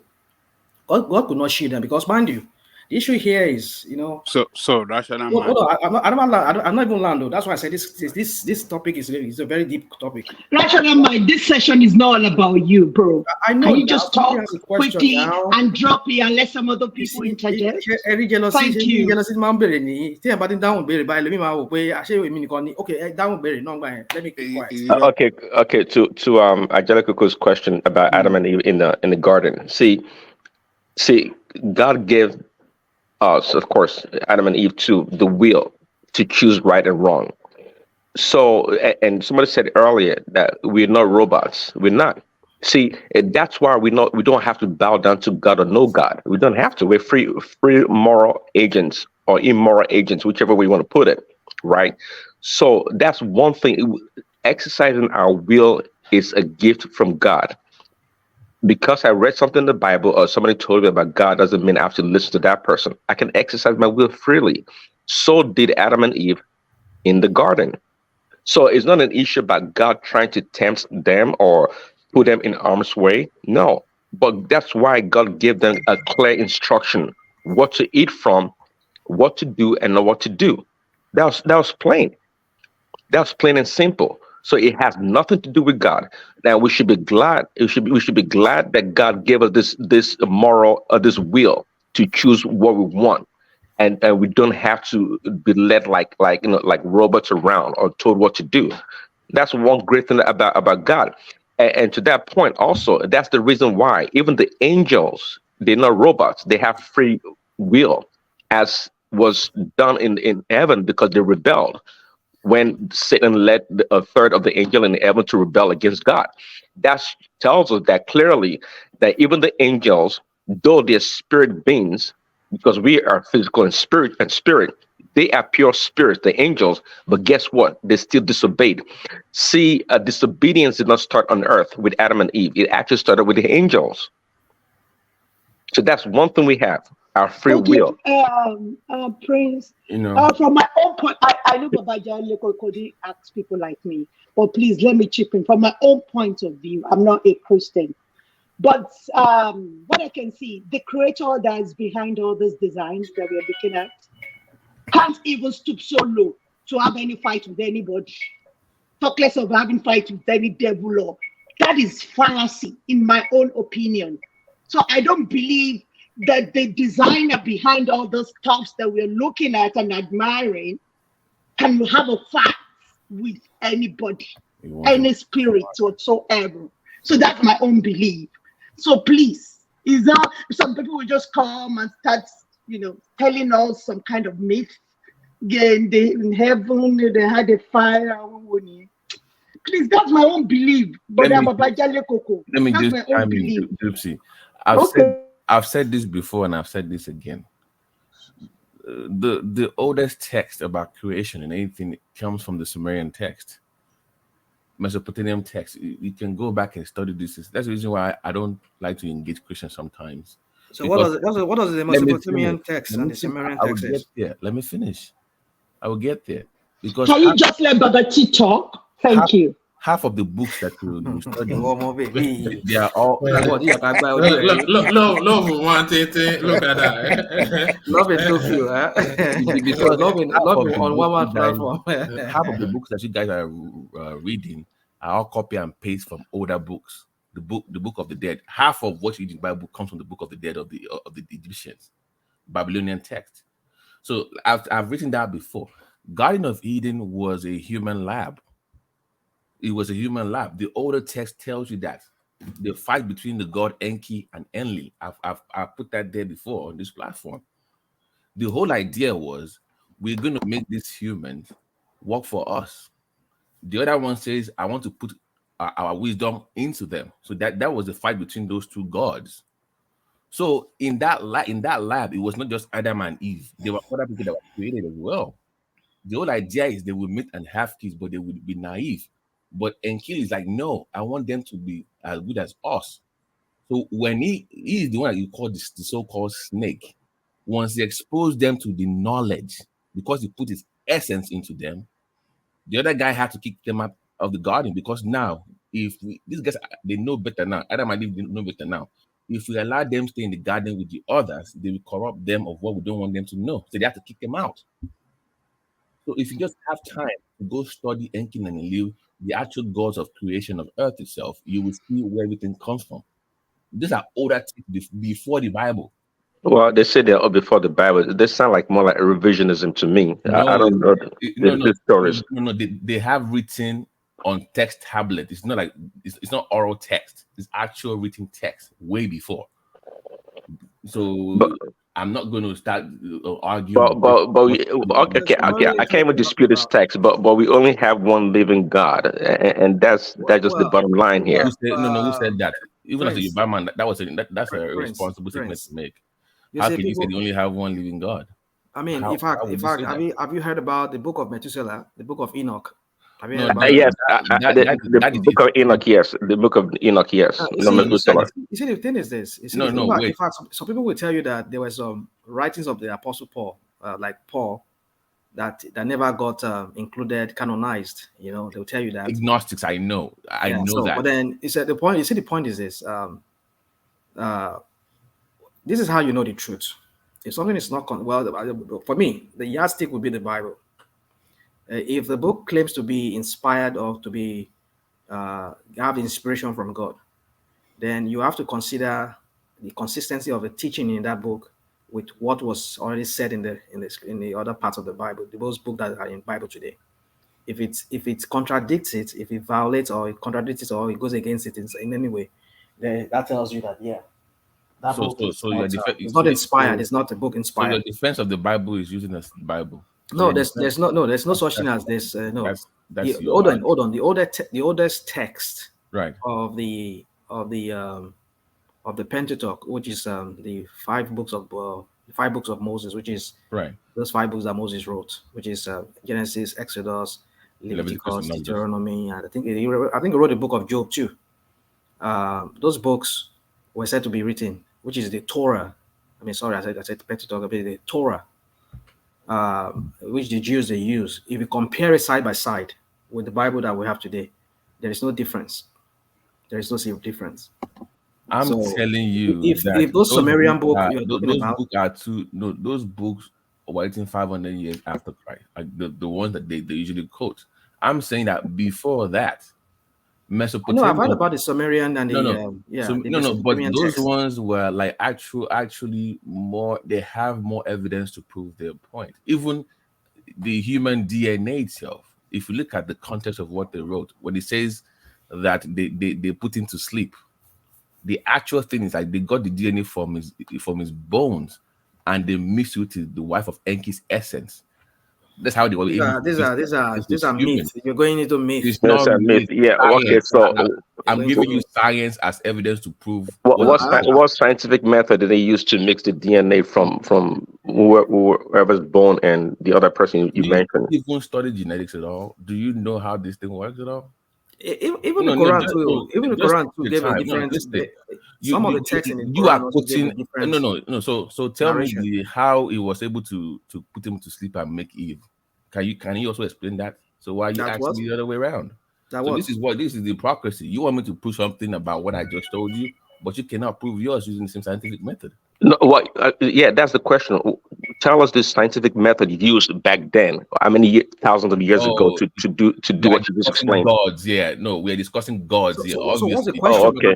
We are. What's the question about tea? So I don't know why you're asking me to explain. So what's the question about tea? We are both quoting what was written down, and I'm saying that before they wrote what you are quoting down, they already had something before that, thousands of years before that. So which one am I supposed to believe? The one that came 2,000 years after? Even the Buddhists, is it the Buddhists or the Hindus? Zita or something like that? Yeah, Buddha is like Christ. He came before Christ, and his story they have all that story. Rational mind that predates any surviving books of the Bible today. No, the thing is, let me say this. Let's say this. You see, one thing you need to understand about the Bible is that the Bible was written started by Moses. And if they place that, the dating, according to the dating when Moses did that, would have been like almost 2,000 years after, almost like 1,000 years after the flood, 1,000 plus years after the flood. So that would date it that if Moses started writing at that point, then the actual scroll that Moses wrote on, which never survived, as far as I know, it never survived because over time, these things, they wear out, they decay and all of that. But the Jewish, they have a tradition of writing and copying things. Let me interject. I don't know. Sorry, Dupsy. Give me 1 microsecond just to do some administrative stuff, and then you can have your interjection. So I do some administrative stuff, ease myself out, have your interjection, and then bring Mike into the conversation. But let me do this. So the super chatter. So Prince Daddy has joined Ayo very much in that space. So Prince Daddy comes in. RD, also known as Rotimi, he also joins Ayo, but Ayo, of course, the owner of that space still, he comes in with a series of super stickers. So that's Ayo, and then that's Ayo again. So that's Ayo. And then RD, of course, are still chasing up Ayo real hard. The initiator, the CEO of the platform, Alexander Gomez, so he has his interaction with that. Prince Daddy comes in again. Alexander Gomez right there, and then we have Ojo Adeniji. So Ojo Adeniji, it says, thank you all for your contributions to a new Nigeria. So he actually opened up that space. We barely kicked off when he went there. So you know where we're going next, of course, to the coffee space, and you all know the name we're going to mention. So there he is, clocking in for duty. It's almost like factory work, isn't it? When you come in here, you punch yourself into whatever it is they punch themselves into. So Ayo punches himself in as it usually does. So thank you, Ayo, for that. Before you go, yeah, I have 2 things to say to you. First of all, right. After I said I was going to, I want to switch my device. I was asking. That was why I said I think my chat is not being registered on the platform. I was trying to chat you that I can't see any link anymore. The link they've scrolled up. I scroll. So I was asking. No. Let me tell you, Spinner. Do you know what happened on your comment section? Change the top because it's showing you top comments. Change it to live comments. That's what's happening. So by default, I don't know what happens to YouTube. So on that comment section, you will see top comments. It will only show you the top comments. No, I'm talking about the regular chat on YouTube. And that's my point. Change it to live. You really? must change it from. Okay, I'll look into that. You have top right anyway. now. Well, I just think it's because when I was blocked at some point, maybe that was when the just change it to live comments. So that is one. Rational Mind, I looked through the blocked list about 2-3 times and I couldn't find your name anywhere there. So I don't know what's going on then. Which name were you using? Is it Nordicoin? I didn't say Nordicoin, I didn't say Rational Mind, I didn't say Beware of Spinners, but I'll look again when I come off screen. All right. Just to be there. Yeah. So then the other thing, I've forgotten the other thing. I wanted to say something. I forgot the second thing.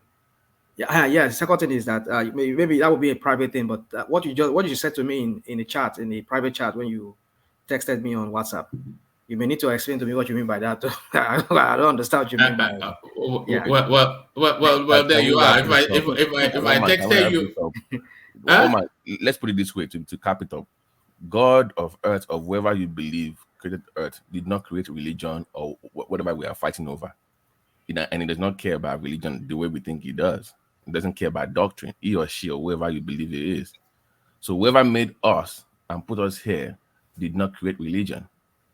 So that's the first way we should reason when we talk about earth or how we relate to superior beings that have us on earth. They don't care about doctrines. So if you want to have any relationship with them, we should try to do that on our own, without any judgment, without criticizing people, or without any text. God did not write any Bible. It is humans' understanding of God. It's not the word of God. It's the word of man about God. That is the difference. You cannot end it like that. That is your own submission. I'm saying that. All right, let me bail out before he gets blasphemous. You know, I'm Sunday school. I'm Sunday school. I'm Sunday school teacher in my church. You know, I'm Sunday school teacher. I am. What are you teaching now? You are here. Who made you that in church? They should demote you immediately. You don't. Hold on. You know, it's because I pontificate a lot with and then they think that I know. You know, people have the impression that I know what I'm talking about, but oftentimes I don't. So it's just So I think I fooled them into believing that I had but it's just that arrogance of thinking that we have exclusive Thomas rights. Don't drop. Like we know better because we think we pray and fast. We don't know anything. We think we do, but we don't. It is what you believe that is what you believe. If you believe in Christ, that is you. If you believe in Allah, that is you. We all have our own pathways, but there's no concrete. Anybody that they have the exclusive right to Christ or to God is lying. Babati, let me say something, Babati. Babati, the arrogance of Christians, that's one thing I can stand about them. They believe they have the monopoly of what they call grace, of what they call, I don't know what these languages that they speak, that they just have the monopoly to seek God and find God. Without them, nobody can seek God. Nobody is forcing you now. If you're an agnostic and I'm not talking to you. You don't have to be talking like this now. I'm not talking sorry, rational mind. Hold on, Dopsy. You say that arrogance that you say of Christian faith. Is it not present in every other religion? Is every other religion, are they not? You say arrogant, but are they not confident then that their belief system is the only true way? Every religion. When last did anybody come up? One man. When last did anybody come and preach to you and say that they are evident their faith? They don't preach their faith. They believe what they believe. That's it. Do you know why I said Christianity is the Christians are more arrogant? It's because the Caucasians, the whites, the British brought the religion. So they think they're superior. So that is why I said the arrogance in it. The way they project it. Dupsy, let me say this to you. You know that if you took to Islam today, do you know what they will call you? They will call you a revert. Do you know what that means? You've never been a Muslim before in your life, but they will call you a revert because their belief is that every human being is born a Muslim. So even if you come to the religion for the first time, they will say you've reverted anyway. Is that not? I believe the Christians are more arrogant. I've seen the Muslims, I've talked to them, I've interacted with them, but I believe the Christians are more arrogant. To presume that everybody is Muslim.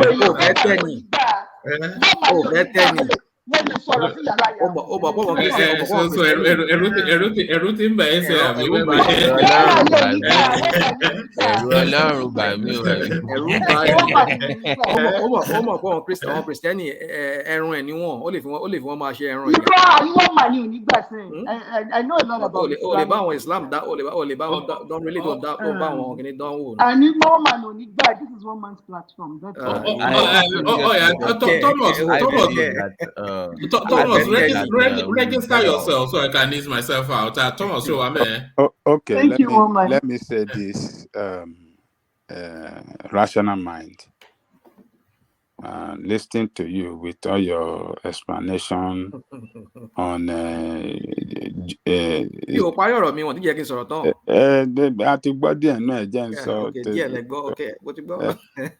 explanation on is it Job? That somebody, God said, Satan was challenging God, test him out, and that you will see. So, who is superior between two of them? You still want me to go back to this story? I don't know, but then I'll go back to it. Who is superior? Because I don't think God is superior. Hold on, God is superior. But you see, there's an underlying. Listen. Listen. There's an underlying issue that is way beyond what you can find out. And now this is He abandoned this I'll try and explain religion it. for God's sake. My what? head is spinning. Bàbá tí jẹ́ ká gbọ́ àròyé. Àròyé ni àlùfáà àgbà spinner irọ́ bí. ńláńlá tó Aláròyé ni mí àbí. àlùfáà àgbà spinner àbí. àlùfáà àgbà spinner bí. Mo ti wá di Aláròyé báyìí. Jẹ́ ká gbọ́ wọn. You see, the thing is this. What you need to understand is, God is a supreme being who allows things for the reason that so that people can learn from it. That if he says that this is it, you don't ever challenge him again. This issue is going to be settled at some point in the future. God is allowing it for now so that everybody can learn that. You see, when I say to Adam back then in the Garden of Eden that do not touch this thing, I know what I meant. But since they felt that, oh, maybe I was hiding something from them, I don't want them to be knowledgeable like me. I don't want them to be free like me, to decide their own life like for themselves without me, that they cannot do that without me. And they feel they can do that. So by eating that fruit, which they thought maybe that fruit was going to really give them that knowledge and that freedom, independent of me. And then they failed. You see the consequence over the years. So if humans can learn from that, never would any other human challenge him again. That's why if you read the book of Revelation, you understand how it all climaxed, how it all comes to an end, an happy ending. And that happy ending ends with that the chief Olote, the chief instigator of the whole rebellion and enmity and all of that, and disobedience. At the end of the day, him and all those angels that were with him, at some point, they were all annihilated. They were all destroyed at some point. Never again to be seen to come test human again. So then you see, there are so many things we can say about this. But you see, I'll just say it in a nutshell. You see, the issue on ground was that in heaven there, if you read the book of Revelation, you read the book of I think Isaiah and maybe Ezekiel, you understand that in heaven there, God is not the only person living in heaven. There are also other spirits, if not billions of spirits, angelic spirits living there with him. And somebody is challenging him to his face and telling him to his face that you are irony, you have the best way. I know better than you. All those people are watching and they are looking too. They are listening to what this guy saying. From listening to you. So God wants him to prove your point. Those spirits that are inferior to that spirit of God, persistently challenging God and having their way and nothing happened to them. Is that logical? I don't get your point. No. It's saying that if you say God is all superior and all-knowing, how can he then be challenged in the first place? Yeah, listen, he is all-knowing. He knows what he knows. No. You said there are so many spirits that live with him up there, and they, challenges him all the time. They want to do things in their own way. Okay. And as a matter of fact, the way that Christians have, the way Christians persistently, come out with this narrative that, oh, this world belongs to devil. It's devil that control this world. So who created the world and who allowed devil to have control of this world? Adelekoko, you're asking so many questions. We need to put things in perspective first. Let me answer that your question before we go to this other one. Yes. This is another question you're bringing up.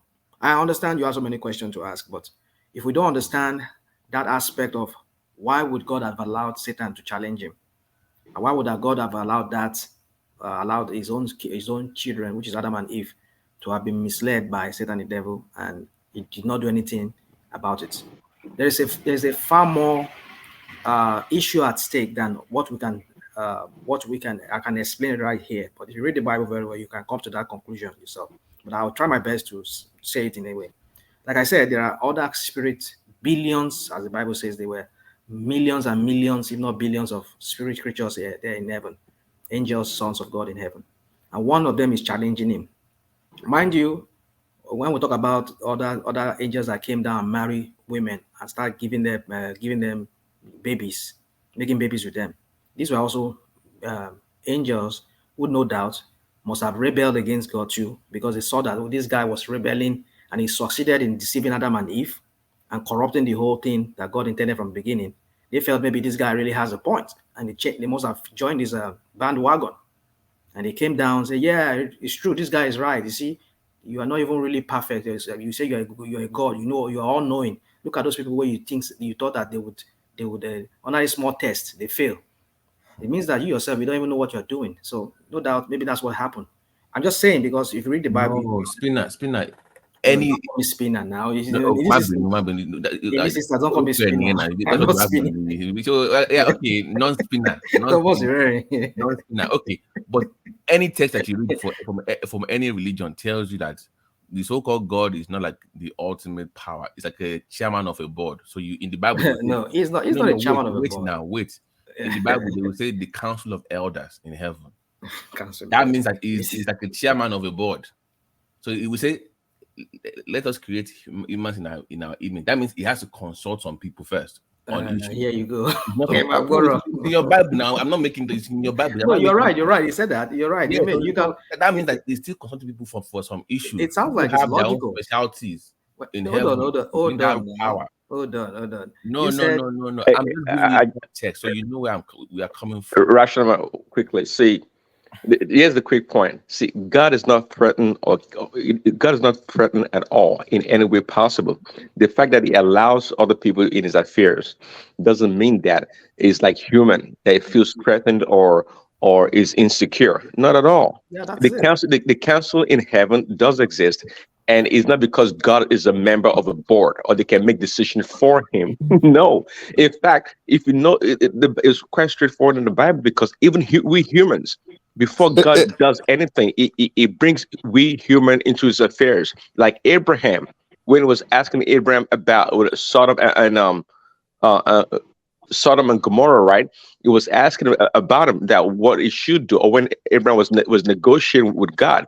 See, God is above all. Hey, Dale, can I ask you a question? Can I ask you a quick question? Why is this guy coming? Even your own Bible tells you contrary to what you are saying. Sometimes you guys even what you are. There's an explanation. Can I ask Prince D a question? Okay. So now here it goes. Now you say the Bible is the word of God, meaning it was God's words, right? Those are God's words, right? Mm-hmm. Down the line, we know that the Christians have translated the Bible to different languages, right? Mm-hmm. Now, one of the questions is, did they ask God for permission before they translated it to those other languages? And then two, did they ask God for permission to translate the Bible? Yes, to other languages. And two, when they translated it to those other languages, did they accurately translate it to those other languages? Those are just schematics. See, of course, we're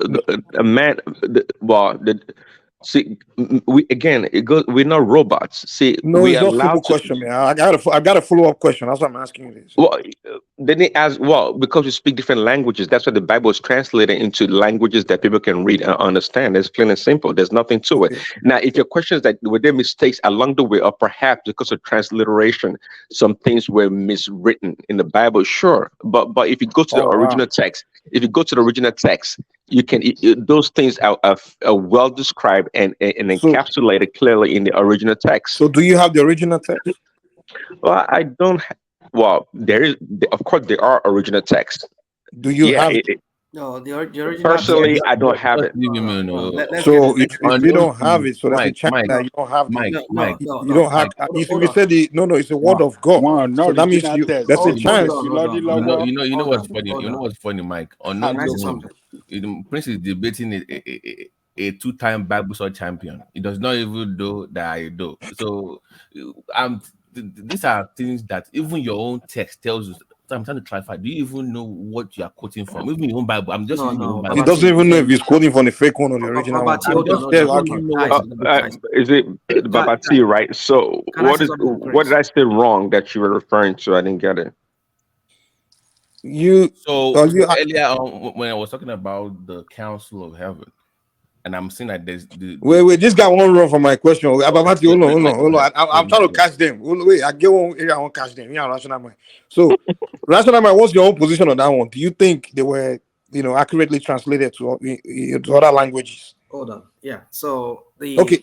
Can I answer your question? Okay, go ahead, real quick. Yeah. Now the thing about the original text, like for example, the very scroll or papyrus or whatever paper that this guy wrote on, the Bible writers, those Bible people that wrote the Bible, like Moses, maybe Jeremiah, and all of them, Apostle Paul, and all of that, and Matthew, all of them, John, Apostle John, and all of that.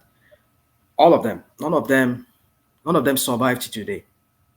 That is why back then they have what they call copies, people who copy. They'll copy things down. The Jews, I mean, like if you go to any synagogue today, you see them. They have the scribes. They have scribes, people that scribe and write things down. They're very good copyists. Okay, let's leave that. Hold on now. You see, wait. I get your answer already. I just want to. The follow-up answer is the main question. The follow-up question is the main question. Hold on. Let's leave that one. Let me ask you guys a follow-up question. So, fast forwarding to Nigeria, when Christianity came right into Nigeria, when it came to Yoruba land, the first thing they did was they translated it to the Yoruba language. That's the first thing they did, right? And they were teaching us in the Yoruba language, Christianity.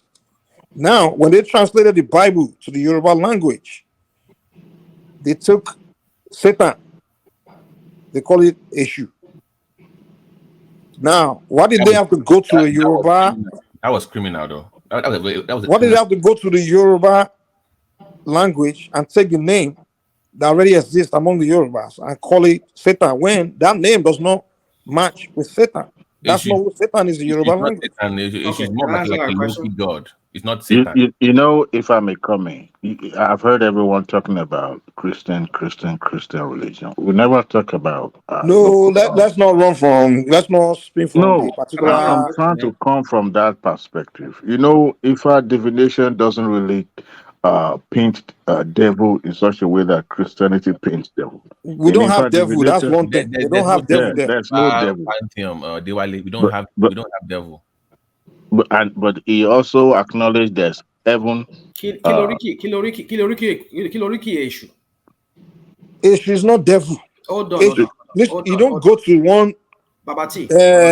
I know you're from Abeokuta, and that is one of those deities that the Abeokuta people they worship a lot.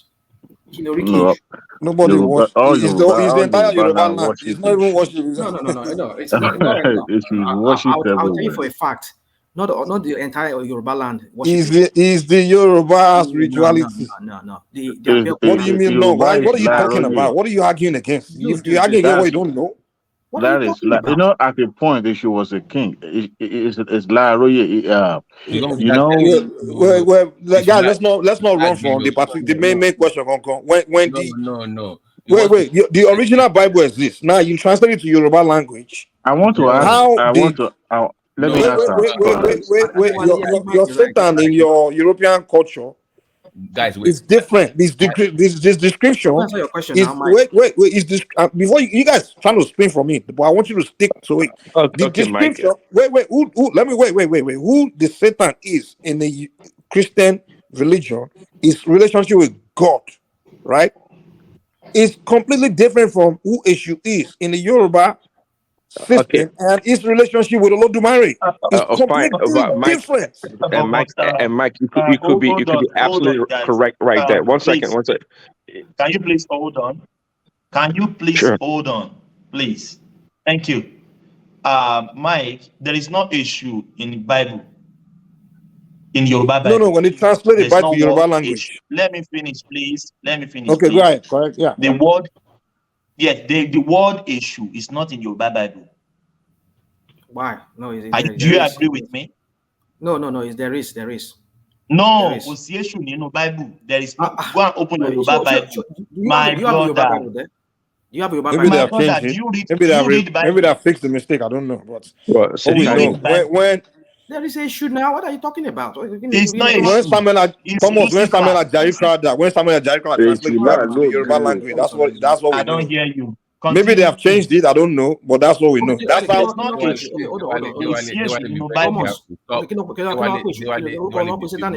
Lucifer. Thomas. This Let guy, me one. you're so Let funny. me one day. Stop calling So and rolling like that. Oh, can you Bible was up with a position? I know I should be on Oh, can you Bible for say letting me by Hmm? Nick Baba Chief, what have I done? I don't Mike, get where have you been? Mike. like that, have you? No, just to give a pointer to what it means according to Ifa divination. You know, if you actually, yeah. See, Issue is actually one can of we the. can we speak one after the other, please? Let's hear from Adewale. Thank you, Gatomos. Earlier, I was talking about, my own spiritual journey. Me being a Christian, I have loads of questions that I wanted to ask. Especially, I want to ask our scholars, Prince Daddy, and I think Patoski also. I will see him as a scholar. In the Bible, none of the African continent never mentioned. I was wondering, there was no black nation or black land? They did. Sorry. Egypt was mentioned in the Bible. Egypt. Ethiopia, Sudan. Sudan was mentioned. Ethiopia was mentioned in the Bible. And Libya. Ethiopia. And Libya.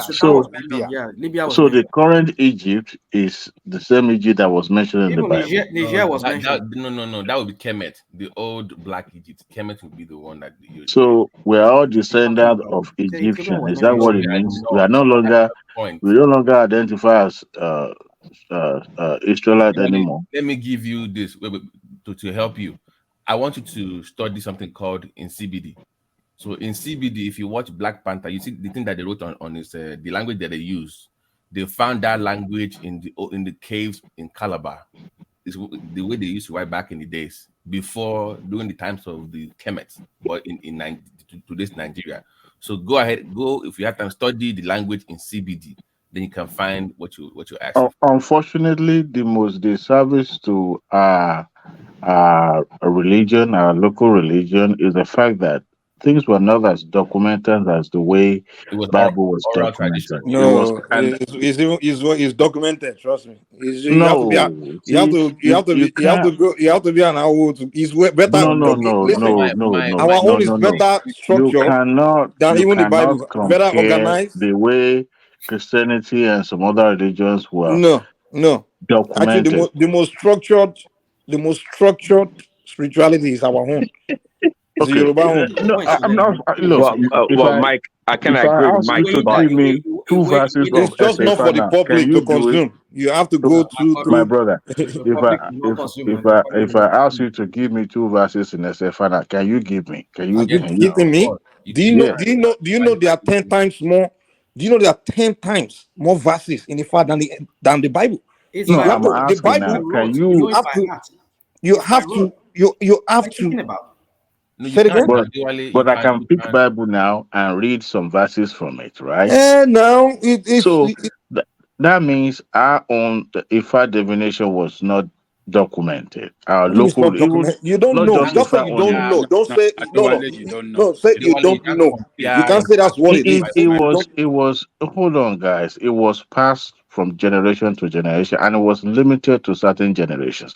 Now, what are you talking about, man? Unlike Bible that you can pick and read, this one you have to show interest. You have to study this thing. Like when you are going to Ilekiwu, like you are learning like an apprentice to even learn this thing. Unlike Bible, you can pick Bible, you can pick Quran, you can learn Quran in your own house. It doesn't work that way.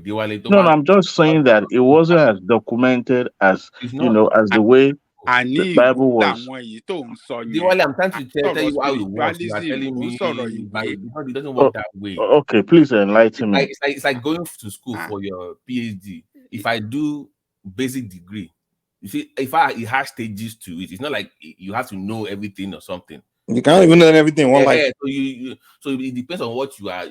But we're saying it's not documented. That's what we're saying. What I'm saying exactly. I do want to put this quite clear. Excuse me. It's not documented to the public. It's kept. It's secret among the secret codes. And that is the service I'm talking about. You know what I mean? Secrets. No, they call him Okay. Babala with the fathers of the secret. It's a Hold secret. on now. We guys like to model things together. Irọ́ kò ń ṣe mọ́dù, ìmọ̀ nífá. I'm a money. But I preface my submission by saying the biggest disservice. Wọ́n lọ print lọ́dọ̀ bàbá printer fún yín. Kò ń ṣe Adewale is making a simple logical conclusion that the way you can easily pick up Bible now and read certain verses. Adewale, ìmọ̀ ayé atọ́nisọ́nà, nǹkan tó bá rúyàn lójú. I'm not disputing that. I'm not disputing that. I said the simplistic way. Just everybody. See, that is the disservice. That's the disservice I was talking about.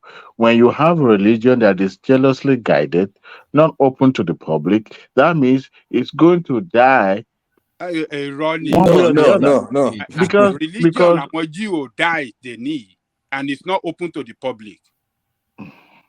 Did their religion open to the public? You mean Jewish religion? Yeah, the Kabbalah. To the public? But you are free to join it. Is it open to the public? But they still practice if I'm better now. Look, a religion can be secret, but it's documented. What Adewale is saying is quite clear. Documented too. You have to belong to that. Okay. That is the word in a written text. In the written text. No, you can't put it in a written text. It's too powerful. It's the raw energy. This is powerful. Powerful information. Very dangerous for the public. Mike. Wait. Prince, I want to ask you, hold on now. Spin away. Prince, there is Python, whatever you guys use from side. There's Python in IFA that they have now. Python. See, do you know one thing? I actually believe that the origin of computer science itself started with IFA. Yes, I believe that. See, but the problem goes back. But the problem again is that it's not documented. It's not documented. What we keep telling you is documented. They have it. We don't have to put it in paper for you to consume. For you to agreed. Okay, this is documented. I want to ask Mike, Ajalekoko, Babati, and the other people that are supporting this documented. A day one of a call, oh don't know, 18 kin baba Ajayi Crowder call Ofi. That was the first Yoruba man to translate the Bible from English. North Africa. Probably around 1800 or so, or early 1900. So documentation. A day when invent the alphabet of a call. What are you talking about? Let me tell you more. They have it in Yoruba, Portuguese. They do not have it. It's by rote. They have it by rote. That's what I'm saying. You know what they call by rote? You know what they call rote? The English word rote? It's by memory. They have it in memory. What are you talking about memory? What do you mean? What are you? I don't even get your point. One more by rote, by memory. That's how they keep it. They keep it. What is your point? Cram it. It's something they cram it. You have to be very good at cramming. You guys even know how this thing works. It's not. Let me just. You know how it works out. You know, IFA itself, there's no secret behind that you have to join certain courts to be able to practice IFA definition. Anybody can put Okole on the floor. As long as are you serious? I'm telling you this. Hold on. Please. Don't go and play with that thing. This one is not Christianity where you're going to be playing around manipulating. Hold on. I'll bury a journey straight up. Please. See, the reason why people join other court is because they want to make sure that they perfect every loop. So now, that Babala will have Onishegun and all that. Once you learn this thing, okay, there's no court around it.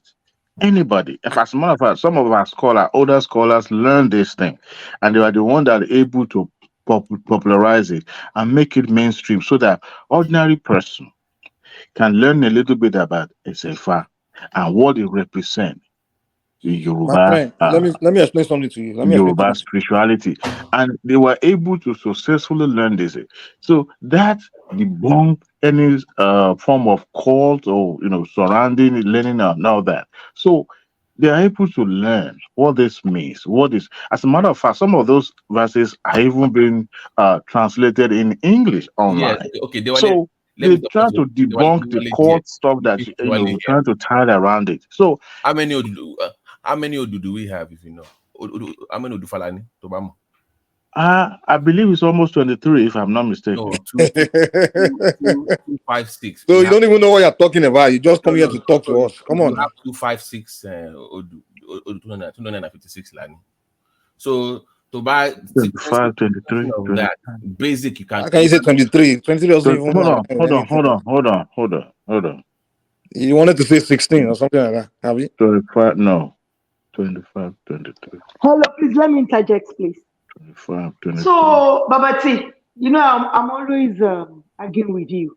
This your Ifa, Christianity, Islamic religion, Buddhist, or any other thing is all scam. Hope you know all the things. But see, it's all still scam.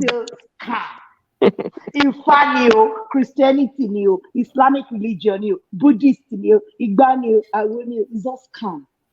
Now they're asking you guys, what language do they write the Ifa? You can't even say, you can't. It's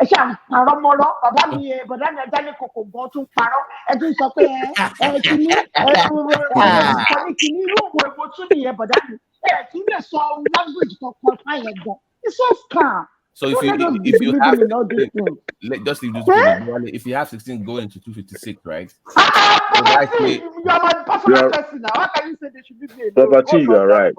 Babati, you are right. Not 23. I would say 23, 25, you are right. It's over 200. What is it back? So you have basics. I'm telling you, it's like advanced, like you can do the basic sequencing of that, and you know what that means. Anybody can, as a basic form of introduction. But about the level, you need knowledge to know how to navigate that. There is basic knowledge of this, and there's advanced training in fact. But the court around it is already been debunked. You don't have to belong to the court. You can learn this Odu if you're really interested in it. At some stage, do you know?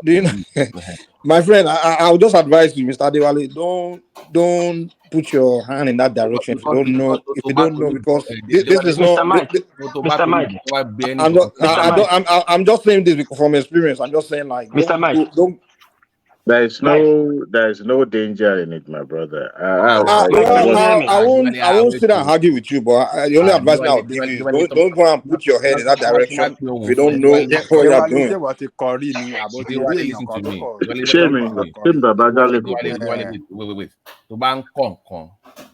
And to brag him, but to reply. No, look, hold on. I'm not saying that. No. Don't get it wrong, Babati. I'm not saying I've learned it. No, I'm not gonna sit there and say, oh, I learned SFA. You know, when you hear it a couple of times, you begin to pick from it, but not necessarily, delve into learning it properly. I won't sit there and say, oh, I've started learning SFA and other. No, but when you hear it from time to time, you begin to picking interest in what is, more or less like a storyline, kind of. Let me tell you why I say it's very dangerous. Do you know there's a verse where before you use your mouth to say it, you have to taste blood.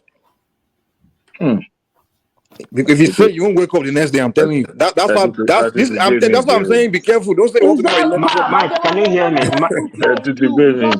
Mike, can you hear me? One man show you. Mike, can you hear me? Mike, can you hear me? So Gypsy, what do you think? Wait now, can anybody hear me? Everybody's just talking. I'm trying to talk. Everybody's just talking. One piece can hear you. I know. Let me get it from Benin. Hold on, Babati. Don't give me the topic. I want to speak to my. We are just trying to warn you guys that this one is not Christian and Islam. Where you guys have me do whatever you like. Mike, can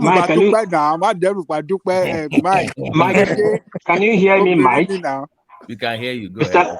Mr. Mike, can you hear me? I'm calling. Talk to Mr. Mike. Mr. Mike, can you hear me? I hear you. Yeah. Long time. Where you did since? It's not war peace.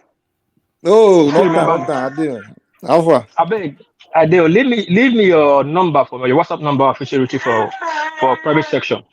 For a long time, don't mind what people, Mike. Don't mind what people. He will just tell you, won't call. Look at what place now. He's been owing me back for since last year. I'll give you. Like, but Mike, I beg, leave your private number. That's what he does. Leave your private number for me, I beg, for private chat. Your WhatsApp number. I go leave my email. I go leave email for there. Email. Just email me from okay, there. Okay, give me your email for private chat. I go holla you. Sorry. But I'm Jale Coco. I still believe that all those things there is this Mike. I always listen to this Mike. I listen to him a lot. He doesn't even know about that inside himself because I listen to him attentively all the time. He doesn't know about it. And Babati's zone is just Butter zone. That one, na Butter, he doesn't know anything about it. But this one is that one na Babalawo. Babati na Babalawo. Babati is a lie. It's a Butter. Babati is a Butter. I can't even believe Baba Jale Coco over all of them. But all these people, all these Mike. But I didn't say I know now. I'm just telling you the one that I know. I didn't say I know. Because I always listen to you when you talk about this, your Ifa. When they start asking you deeper questions about it, you won't be able to answer it. So I don't say I can answer everything. I even said it earlier that no one can learn the whole thing in one lifetime. So what are you talking about? Did I say? Mike, it's still scam. Guys, wait. Babati. Now go and stand in front of Lugo. I mean, I swear for you. Everybody hold on, please. Yeah. Babati. I put the link in the. Can you please hold on, please? Please, Babati, how do we get here? I'm lost. I don't know what is going on. It was me. I was one. I was talking how about. Do we get here? Let me just reply now. So I'll tell you. So how we got here. Dewale and Dupsy. I put a link on the private chat. So I talked about sequencing and introduction to basic IFA. You will see like a 12-minute. You can watch the video. So I put a link there so you can just go watch it.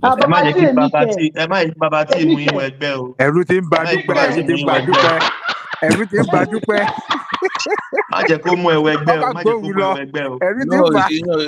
it's just time. You see, Babati. I've not even watched the video now, but these are the things we're talking about. When you have something being broken down into simplest way that even without even going deeper into it, but people have a little idea of what it involves or what it entails. It brings it closer to people. But when you are jealously guarding it and is limited to the people that are practicing this thing, and it's bound to go into an essence. But when you have religion like Christian that is being, duplicated everywhere, being sold to people. Let me correct you right there. Ifa is the fastest growing religion in the world now. Fastest growing.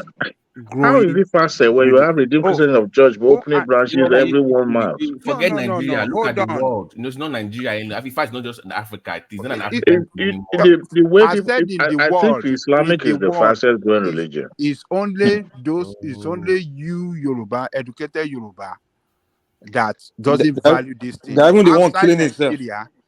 In Europe, in Caribbean, and other Where's parts your of the start? world. Where's your start? Good. Go look it up. What did you say? Where's your start? Tell us where we can look that start up. When you have time, just look at that video. I believe Islamic. Islamic is the fastest growing religion. No, it's if I go and check it. I'm telling you now. Oh, he go and check coding. There are millions of it's religion even in acknowledged by United Nations. So the Ifa, where it's been spread to, did they learn the Ifa in their own language or what? Adewale, let me explain something to you. Ifa is not a religion; it's spirituality.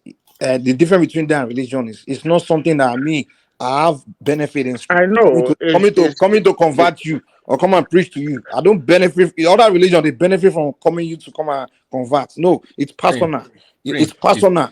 Every individual has his own personal shrine. We don't have like a church where we all come together and be. Every individual has his own personal. Every individual has his own personal relationship with his own particular.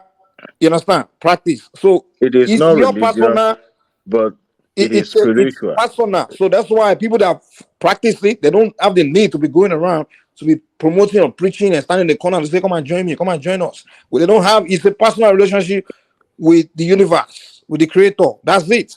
So that's why the people that practice don't make noise. So you won't know they exist.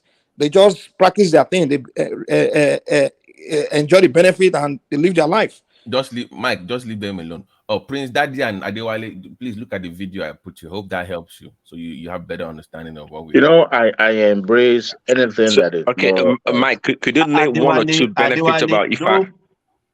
Adewale, don't click on that video. You'll be initiated. No, don't click on that video. Oh my God, no, it's just when you travel to America. I know it's a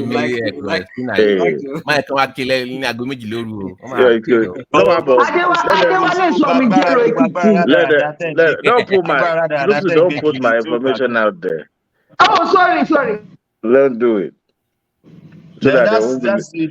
So I don't believe in all those power. What's Agbára Aro? I'm sorry about that. They are real. Those powers. Oh, see, hey,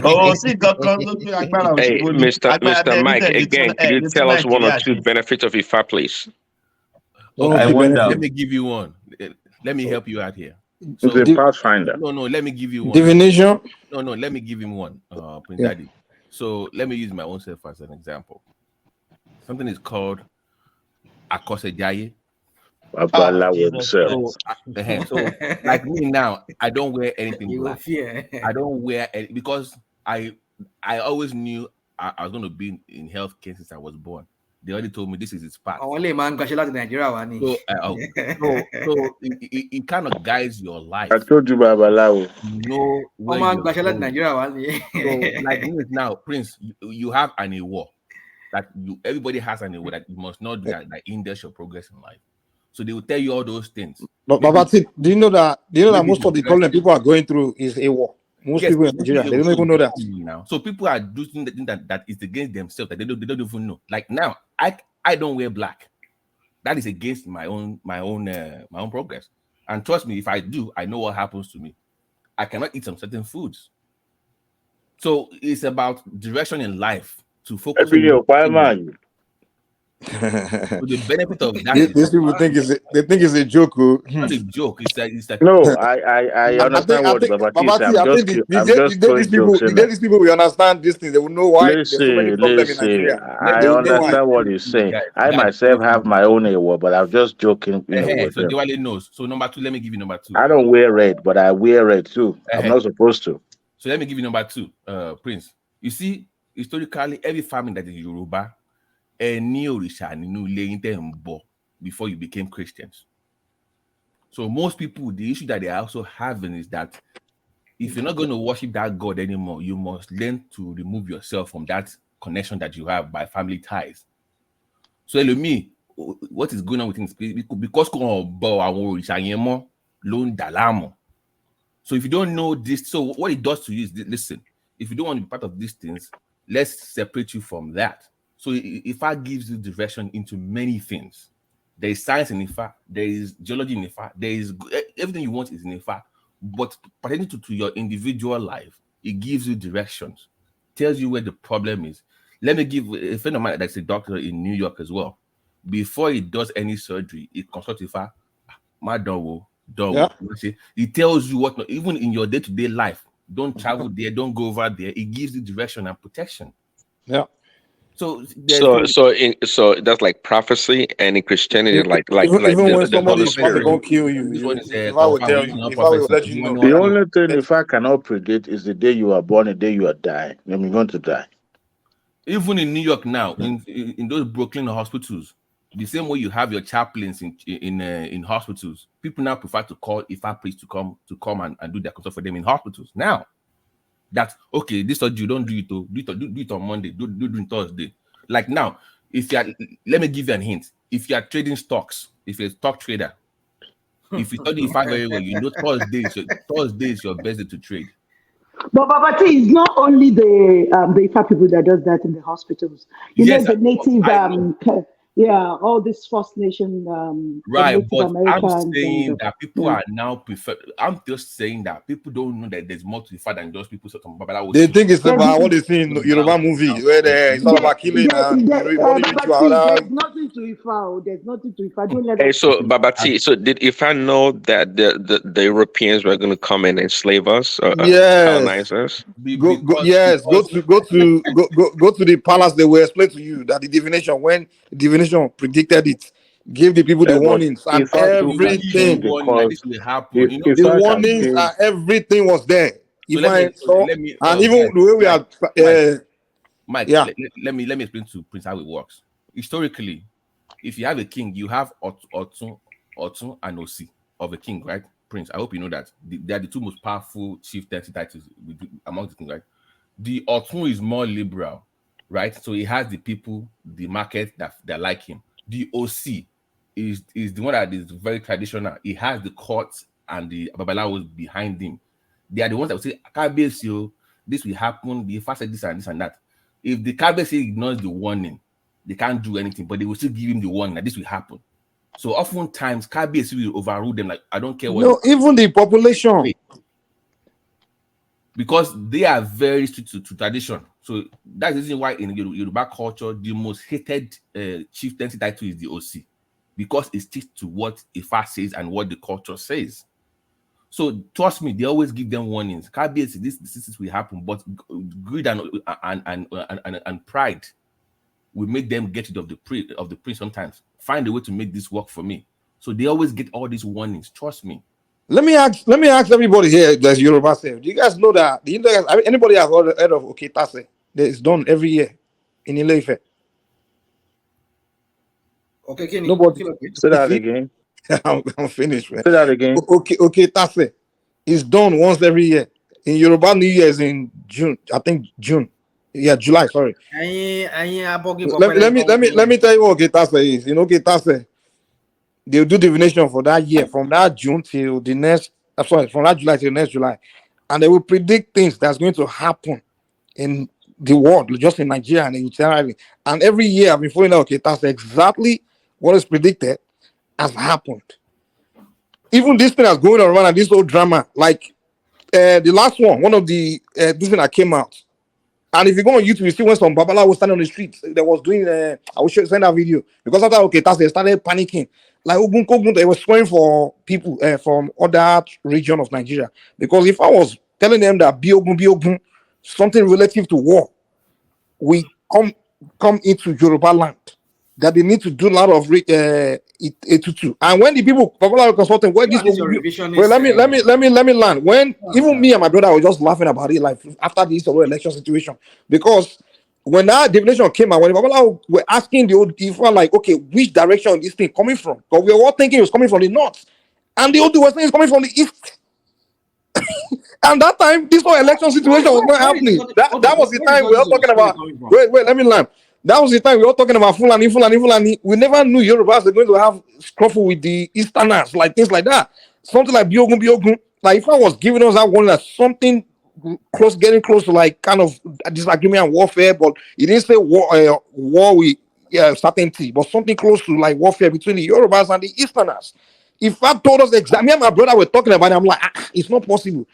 Until this whole election thing was happening, I'm like, wow. When the whole thing happened in Lagos, I'm like, whoa. This is every year when he first says something. Even the corona thing. If I was telling us about before that 19, that year before, like some disease. This was even like he said the whole world. Let me ask a question. It was something about disease. If I told us everything. You're advertising yourself here. Rational mind, please. Let me say something. Rational mind, please. Sorry, Joe, my bad. Just like all the pastors in Nigeria predicted that Obi is going to win the election. That's the way Mike is talking now. No, this one is not pastor talking though. And it's the same now. Is it not the same? Okay. Me, I'm not here to. Those are pastors. Guys, there is joking and there's been. You guys don't even know Oketase. You don't even know. Yoruba people have lost, man. They have lost their culture. Oh my God! You know what, Patoski? This is something the olden days. It's only one day every year that they don't. Adewale, guys, let's just go in another direction. At least we are withdrawing in this one. I just want to bring the case of Igboho into this conversation. What? How? What? Can you hear me? You said killing what? What did you say? Igboho I said, just calm down. Yes, I want to bring Igboho situation into this conversation. All this power people claim they have in Yoruba land, jumping up and down all the place. Why did they run away? Why can't you face Nigerian government? Let me explain something. Let me finish now. Okay. When you finish, I will explain something to you. Go ahead. Yeah. Yes. Yeah. If truly he has that power, that is maybe one day all this power that he got, why did they run away? Why can't he face Nigeria? And secondly, all this power that we say we got, our country is in shambles. We are religious, Christian, Muslim, the traditional one, but we are nothing in the world. So don't you think we should be rethinking? But maybe I don't know. Maybe we should. I don't know even know. But that's my two questions about. That is called logical thinking. That is called logical thinking. That's the way a human being should think. Let me go first. Let me quickly say something. Okay, good. Go ahead. You see, in Yoruba culture, the people that have Agbara Gidilowo or man, you want to tell me Thomas? The people that have the real power, why can't he face Nigerian government? They never boast. That's what I'm asking I have that. So once started boasting, no, Babati, just a second. See, Thomas, that thing you are saying, even forget about the black power. Because you have power, does that mean that you should just go and face the federal government and abuse the power? It doesn't work that way. That means he doesn't have power. It's not true. Don't make that mistake. He doesn't have power. Okay, let me... Thomas, see, this thing you are saying, I got you very well, but I just hope, and I advise you, don't just go to one village, especially those villages that have maybe 20, 30 houses. Don't go and say this thing there because... Forget about village. I'm talking of Igboho, and particularly on Igboho. Let's speak on Igboho. Why can't he, with all this power he's saying he has, why can't he wait in Nigeria? Thomas, one way to figure out is to just go to one of those things. It doesn't work that way, Thomas. Yoruba will even tell you that see, because you have power, it doesn't mean you go out and test that because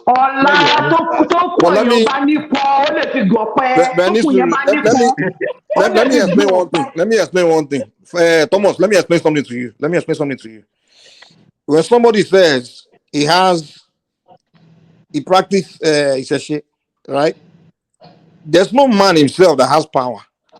You understand? I can't say I can command the rituals to just go and do anything. You understand?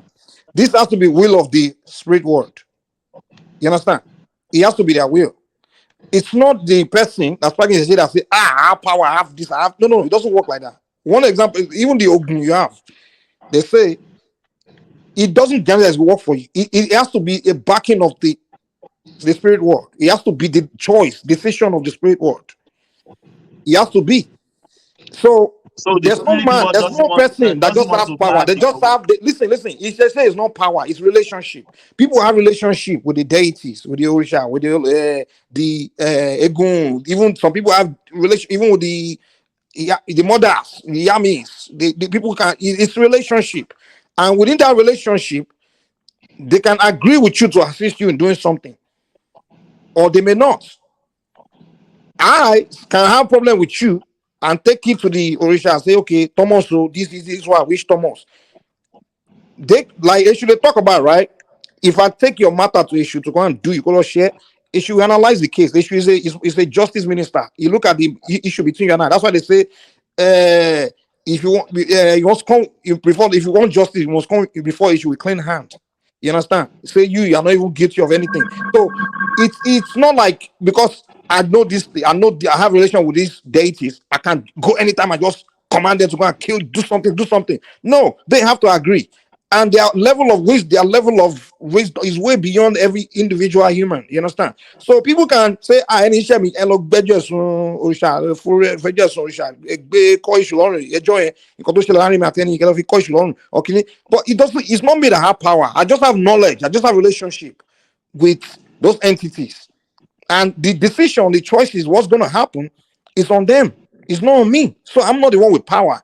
I'm just a man in the flesh. Mike, you are just deviating. All you are talking. But when you talk about Igbo, let me tell you something. I only should let me explain the Igbo part to you. Listen, only Ibi to Logun, David to David Ibeni Talumi to Bere. See, when Thomas, hold on. See, I want to ban. I'll tell you, say when Igbo was talking, I was one of the people that came on one man show say this guy is not serious. No, if you have power, you don't talk that much now. If you talk too much, you don't have exactly. That's why I know Igbo. I'm like the people that have. I don't look get because any man of Igbo. Yes, sorry. Hello, please let me interject, Mike. Please let me interject. You see that you are get tired. I just Thomas. You asked a question now. Nobody can give you evidence to what you but ask. sister, the only way you can get your answer is to go there now.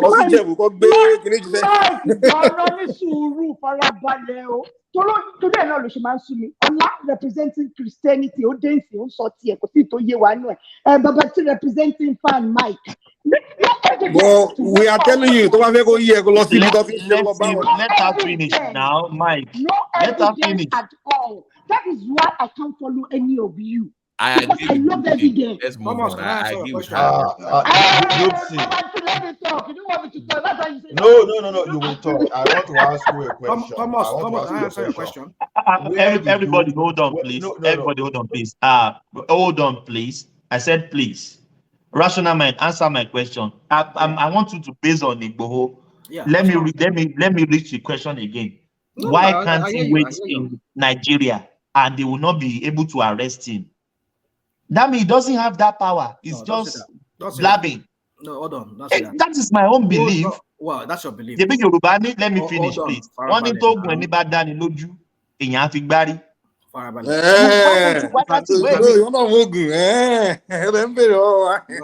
No, I'm just quoting Yoruba. I'm quoting Yoruba. Why are you quoting what you don't believe then? I don't believe it. Yes. So why are you quoting it? Goodness. Mike, let's rational mind speak. Yeah. Speak English, my brother. In those days, in the olden days, thank you. When there are warring nations, even among the Yorubas, only be Ogunshimale, that's what my English now. Farabale now. I thought I might from Abia State. So ask you, I'm a parent Yoruba. Abia State. I'm one national mind. I'm a defend the Obidients. I'm a defend Biafra. So you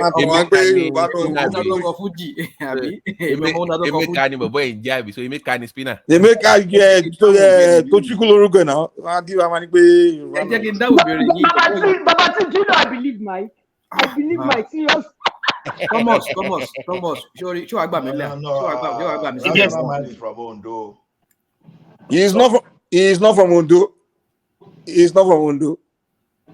Tell him to show his ID. Look his name. Show you. Anybody that talk, I will kick them out. Let him speak now, please. You don't have to do that, Thomas. Let me answer your question. Please bring him back. I'll bring him back. Yeah, okay. Please go on. So, now you see, I mean, there's a way that the battle will be so strong. Sometimes a warrior will have to just find a way out and escape. Well, no.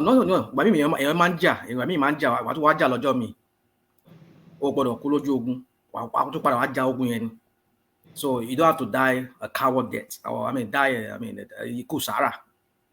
Now, the point is this: do you know what it takes? Either low affair low. He has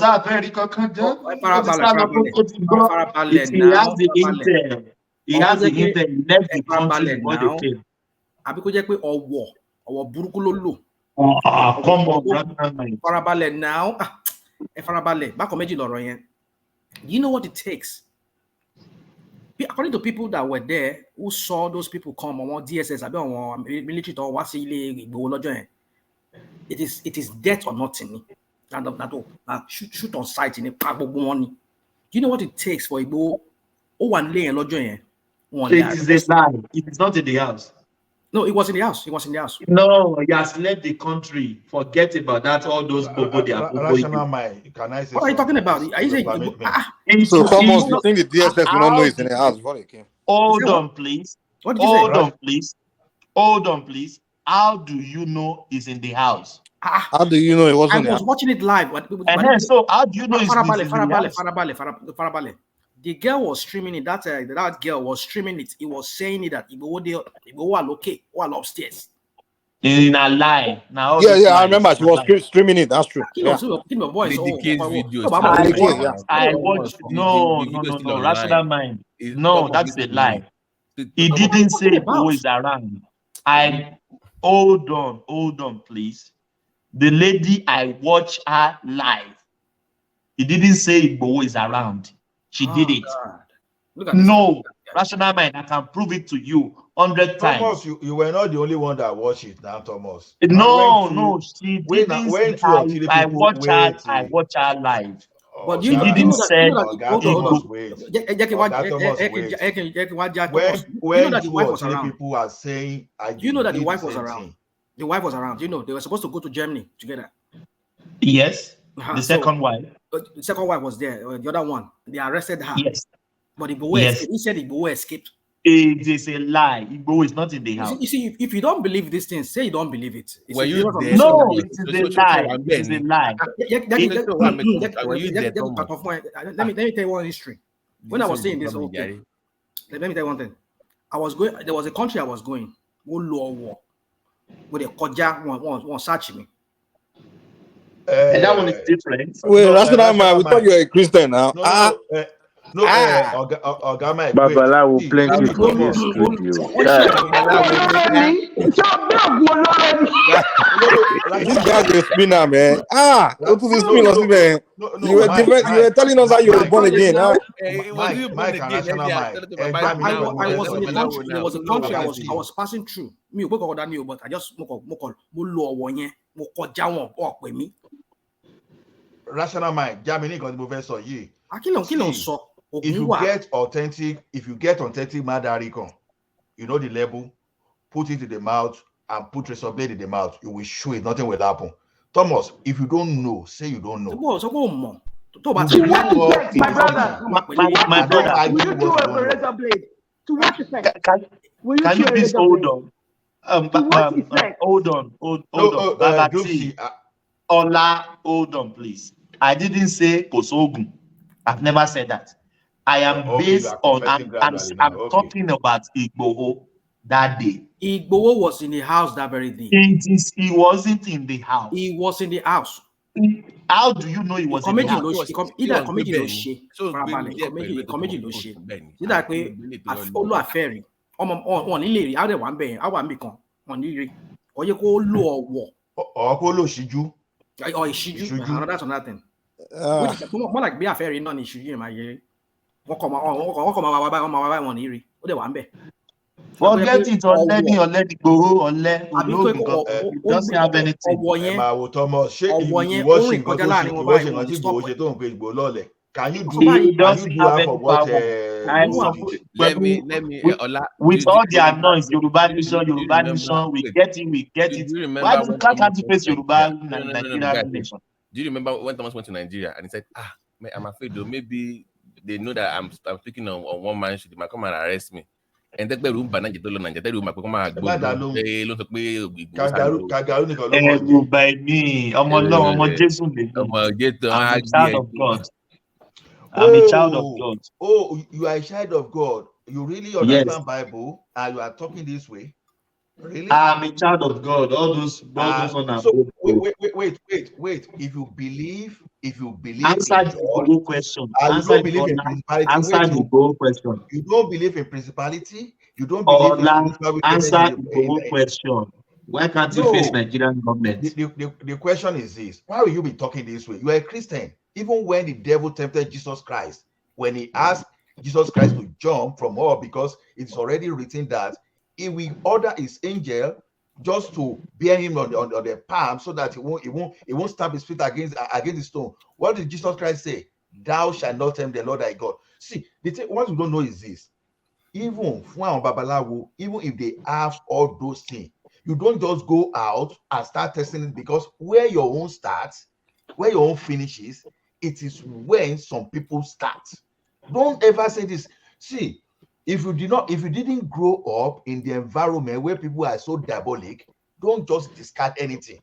Ola. Some of us were opportune to Those grow up in the village. police officers, they went in there with they didn't go there with ordinary eyes too. They went there They came with prepared. their own man now. They came with their own. I'm They didn't come by themselves now. So what are you talking about, Thomas? They came with their own now. My brother, I'm specifying on Igboho with all the noise.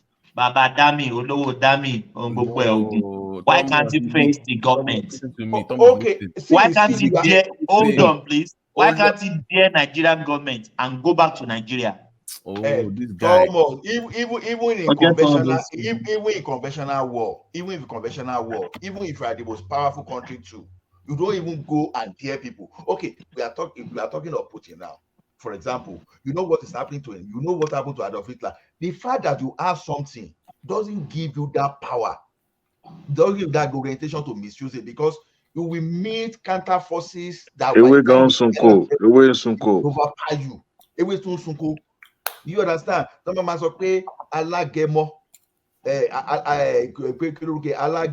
ló ṣe wà yẹn, ó ń tẹ̀lé jẹ́jẹ́ kátẹ̀wá tí ìkíní tó ìkíní kan tó ń tẹ̀lé gírígírí kó má lọ di bíi pé èèyàn pọ̀fọ̀ tí èèyàn mọ̀, jẹ́ kí èèyàn rà. You know what, Thomas? Power itself invites challenge. See, power invites challenge. So if you are boasting too much, you are going to attract somebody who challenge you. You have to be very, because people are very. If you don't know, you don't know. Say I don't know, or don't say it doesn't exist. But this one that you are saying, Babati, that is my whole thing. I didn't say there is no. You don't know. Just say you don't know. No. I am based my discussion and my quibble on Igboho, because he's the one that said nothing can happen. There's nothing. We are strong. Thomas, you we are this, we are that. Why did you run away? Thomas, look at it this way. In the olden days, they used to have Akogun, they used to have Balogun, all those warriors that they will go to war, they will fight. Even with all their power, if the Kabiyesi of that particular town order the guard to arrest, Akogun will never resist, even though he already went to the war and killed thousands. But even the fact that Oba should be something that should be the easiest thing for him to say, okay, I will disobey. No, you don't disobey the town. How do we say this? You can't go against the authority, no matter the level of power you have. You have to be very careful, because when you go against the authority, you now get counter forces, counter power. Those people that you don't even believe have come to what you have. Let me interject you. You know, of all people that is even talking tonight, I can't even believe you, Ola. Because you can believe somebody that said he's the 16th president of Nigeria, and the guy sitting in his church there. It's not even the president of the association of Christians. Wait, Dopsy, wait. Before I made my statement, I put a disclaimer. And there's nothing wrong in me believing in my faith. I said this thing is not logical. A guy said he's the 16th president of Nigeria. He's sitting down in his church there. The Spirit of God. The Spirit of God told him. Babati, let's even leave the statement. You can even believe whoever you want to believe, but I said it here that whatever I'm saying here is not logical. It's just pure faith. It's not that I suspended my senses. So don't put that sentiment. That sentiment is totally different. It's at variance with what we are discussing now. I'm advising my brother here that don't go. One day we were discussing here. I told everybody on this platform. Dupsy, I don't think maybe Dupsy still remember. I told everybody on this platform. Any pastor that told you the Spirit of God said 10 people should come out and donate 10,000. they are thieves. The Spirit of God will never tell any pastor that people should give money. God doesn't even need your. Who is your? What is your money to God's presence? Thomas, to sow That is 419. Thomas, to sow a seed now. No, if you said, please, we need money in the house of God, come and help us, that is different. But they will say the Spirit of God just whisper to my ear now. 50 people should come out and donate 50,000. Yeah, Thomas, what's behind that is that they can't beg you to donate if they need money. They have to control you. It's the power of control. Yeah, they have to control. Thomas, if you go to a you real can't church, use that thing to bring me out to pay money. So see, the thing is this: we are just religious. We are not spiritual. That's our problem. Now we find this easier to blame people that you think are manipulating you. You understand? Thomas, if you're a pastor today, if you preach and you talk of money from now to tomorrow, you can't take one kobo from my purse. I can only give when my mind.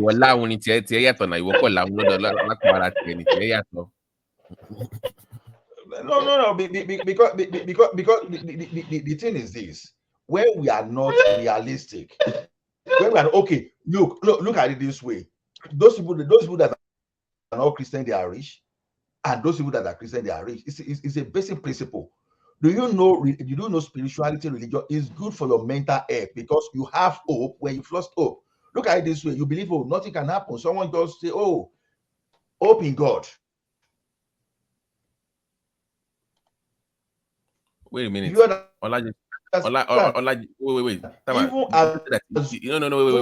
You said it's good for your mental health. Can you imagine that, Baba T? Can you imagine what Allah is saying, Baba T? It's a lie. False hope is good for your mental health. It's bad for your mental health because it keeps you terrible for your mental health. It keeps you lazy. It keeps you because terrible for your mental you're going to be lazy now. God will do it. No, do it yourself. It damages your mental health. Baba T and Dupsy, did you listen to what I said before? I said someone that is a Christian is rich. Someone that is not a Christian is rich. Do you notice all that? So you don't need to be a Christian before you are rich. I'm saying you got my point. You want to right now. I'm saying that the majority that are trapped in that cage right now are dependent on their pastor, not their brain anymore. It keeps you dependent on somewhere. This thing is not within the Christianity and Islamic. Do you know what you just described? You just described delusion. That's delusion of your brain. It is dangerous to your mental health. Dulcie, you only pick what you wanted to pick because you've deviated totally from what I have just told you now. I've just told you. You don't need to go to church to contribute because before you become rich. That's why I said Christians, they are rich. Non-Christians, they are rich. The same rain that will fall on your crop, whether you're a Christian or you are not a Christian, the same thing can turn your life. Okay, Christian wake up in the morning and they order the sun. Non-believer, they wake up in the morning, they order the sun. Both Christian and not Christian, they are rich. So got my point very well. And I said, okay, you take that thing out. When you look at the benefit of religion gives people that have lost hope, it gives them hopes. Meanwhile, there are some religion houses that will support you when you are in need. Mark that very well. Okay, so let me ask you a question. So the agents, they will actually take you to court or they take you to jail. If you take a child, especially the Chinese people, if you take a child below 18 to church, why do you think they do that? Why do you think they do that? I don't understand what you are saying. A child that's under 18 years old, you can't take that child to any religious home in China. So why do you think there's a law like that in China? I don't know. Because they don't want the brain to be polluted. Okay. Do you understand? So that's delusional. When you say people get my point, I will tell you. You know where I agree with Dupsy. Let me tell you where I agree with Dupsy. You know, the most powerful weapon you have is your Ori. If you're looking for God, follow your Ori. Telele die. That's what she's saying. No, Mike, but Use you your see religion consciousness. too. Huh? It's still That's what religion. she's saying. She believe in We her have a consciousness, traditional and that religion. Kusingo na to that graduate to the And there's nothing you can do That was without what I said that. earlier There's too. nothing you can do Lucy, without that. wait. Yeah. See, Yeah. as we see the positive side of when they pollute something, there's nothing in this life that has advantage that will not find a disadvantage. That is what we are missing there. The religion we are talking about, even though we may say, oh, they came to Africa to enslave us, we can say that as well, like whatever we like. But we should not forget that even within our traditional setup, then they were even sacrificing human being to just to say they want to appease, they want to make sacrifice or whatever they were saying. Even as at the time wait, Mike. Even as at the time Mary Slessor came to Nigeria, even in Calabar, you will see twins. They were well, that's Calabar now. That's not the whole Africa. Yes, now at least. But we don't know what they are doing in Calabar there. That's why they want Exactly. superstition or At something. least what I'm saying is this: when Mary Slessor came, you understand? When Mary Slessor came to Lesser, he stopped that evil practices. That's one of the advantages. Wait, which evil practice is stopping you? Let me say religion, and they brought education along. See, the fact that we bastardize religion in our community doesn't mean that we should use the same brush to paint everything. You understand? Religion, they have benefit. Okay, I attended Kali school, for example. This very expensive that we keep worshiping Nigeria. I think we need to unpackage all that propaganda, man, to be honest. Because they just teach us that some people, white people came and just come to teach us. I grew up in Anglican church. And they won't tell you about how they came to pack slave. They won't tell you how they came to save you, civilize you, and teach you how to think better and to be better. And they just propaganda to brainwash us. Mike, where were we before they came? Where were we? We're great. We're better. We were great. Mike, in Yoruba land, we're better than we are today. Mike, let me say something. We have more fear. We have more fear of God back then than now. Mike, let me say something. You see, the way these people project the same energy they used to propagate the gospel when they were preaching it. So when they stopped attending churches and they stopped their religious practices over there in Europe, they didn't bring that same energy to come and tell us that I bring forth something to you. Now go develop your place. So don't follow all these religious practices anymore. So those people that carry the thing on your head. See, all this reaction and all this rebellion, revolt against religion is not the right way to go. And I will tell you, I came here openly. I told people here that religion is a control tool. And I'm a Christian. For me to tell you that religion is a control tool, I know what I'm doing. So I don't go to church. You are contradicting yourself. No, I'm not contradicting myself because you say religion is a control tool, and then you say you're a Christian. So what? So are you being I'm a Christian because I believe Christianity is a way of life. So it's also a control tool. You believe you should be controlled, Abi? Is that what you're saying? Don't see, it's not religion alone that control you. A lot of things control you within society. So when I say religion is a control tool, a lot of things controls you without outside. I'm not saying a lot of course the government and everything will control you, but when you're saying religion now, is a control tool. How does religion control you? Okay, let's tell you how. Okay, in Christianity they say the only way to heaven is through Jesus Christ. So do you accept that, or your own Christianity is different? Fallacy, man, yeah, Mike. Mama, Mike, I said I'm a Christian. You are asking me. That's the principle of Christians. So I can't go to heaven through without accepting Jesus as my Lord and personal Savior. Look, Mike, look at it. Just give me straight answer. Let's not spin like rational mind. We were here when I said beware of spinners. Sure, we will let me talk. But just give straight answer now. It's a yes or no question. Spinners, eh? Some answers, long question are just direct. Just say yes or no. I don't know why people have to explain. At the end of the day, you won't answer it. Give me a leading question, then you only satisfy your own part. No, I just say, can you go to heaven without going through Jesus? Wait. Is it yes or no answer? Wait, I said something here before that. Does that mean that all our great grandfather and those people that died before us that didn't know Jesus, I said it there, does that mean they will go to hell? I said it. Okay, so the answer is no. You can go to heaven without going through Jesus. It's only God that can judge. You are a Christian. You didn't want to say you are a Christian. So based on your then if you are a Christian, you can't say you are a Christian, you don't believe in what Christian principle. Then if you don't believe in Christian principle, then you're not a Christian. Because Christianity, the principle of Christianity is you can only go to heaven through Jesus. That's the principle. You can't call yourself a Christian and not accept that. Mike, wait now. Mike, wait.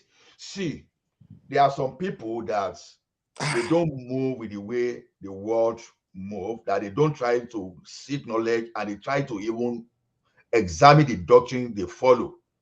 Now, the principle of Christianity, love your God with the whole of your heart and love your neighbor with yourself. But you're saying something different.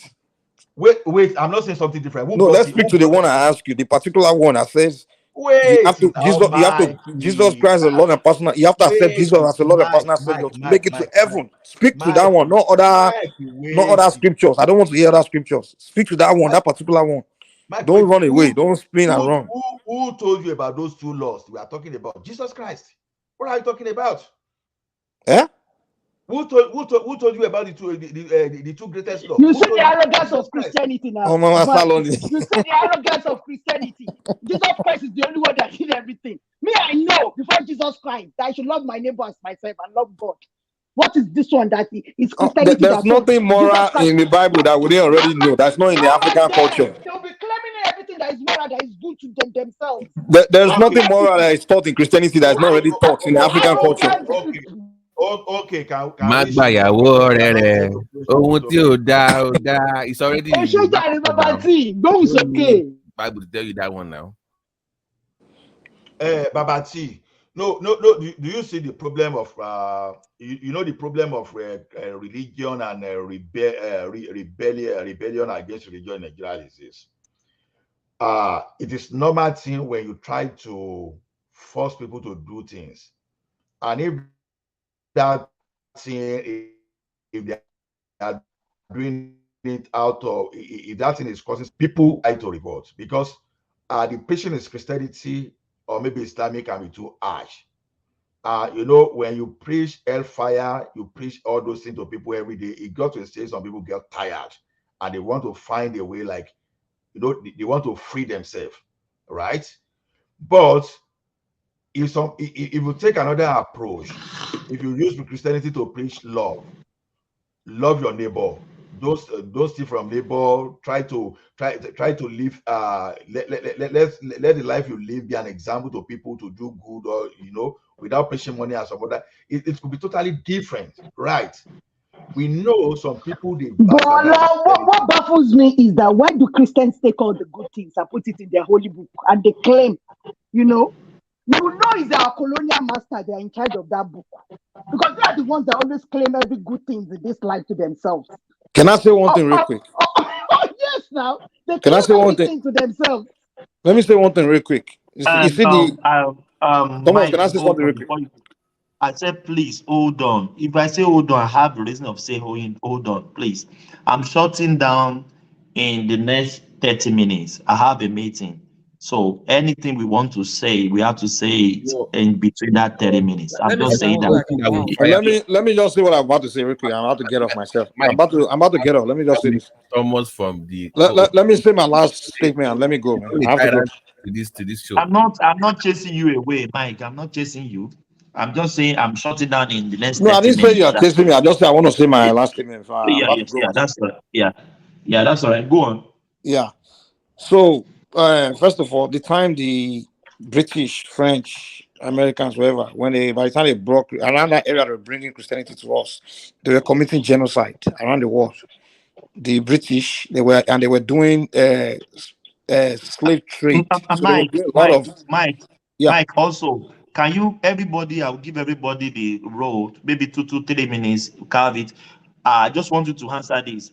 Everybody that was born before the Christianity and the Islamic was brought to Africa. So all of them, are they going to hellfire? Which they don't. There was no Christianity then in Africa. There was no Islamic religion in Africa. So Muslim claim they are going to Alujono. We Christian claim we are going to heaven. So before they brought the religion to African space, so everybody that has existed before then in Africa. So are they going to Alujono or are they going to Hellfire? Thank That's why you will know that it's calm. It's calm. Okay, let me just tell you guys what I learned. There was a reason why when I first came on the show, I'll mention something about issue, right? So in Brazil, the Brazilians, they before they finally met the Yorubas, our tradition went to them. So they adopt issue as one of their patron deities. In fact, they put the position of issue as the position of Eledumare. So after rubbing minds with them a lot, they even told me that one thing I don't understand is that one of the reasons why the Europeans, when they brought Christianity to Nigeria, the first Orisha they target was issue. They needed to get out of the way. And I did further research and I found out that the Europeans, for a long time, they wanted to penetrate Yoruba land. And I would say maybe Africa in general, but they always have problems. But anyone that know the Orisha issue is the Orisha of the crossroad. The crossroad. That's why if you in the Yoruba land, even back in the days, every crossroad, every entrance, they put issue there. So issue is the guider of the crossroad. So when the Europeans used to come to Africa, they used to like just not successfully penetrate. So they decide to do research to find out what is this about these people. And they learn that in their spirituality, they learn all about, they did their research and found out that there's a deity among their in their pantheon that's called Eshu. He's the one that governs the crossroad. And also, if you study Isheshe, if you study Ifa, you understand that without Eshu, you really can't do anything else. Before you can even reach the other rishas, you have to Eshu has to be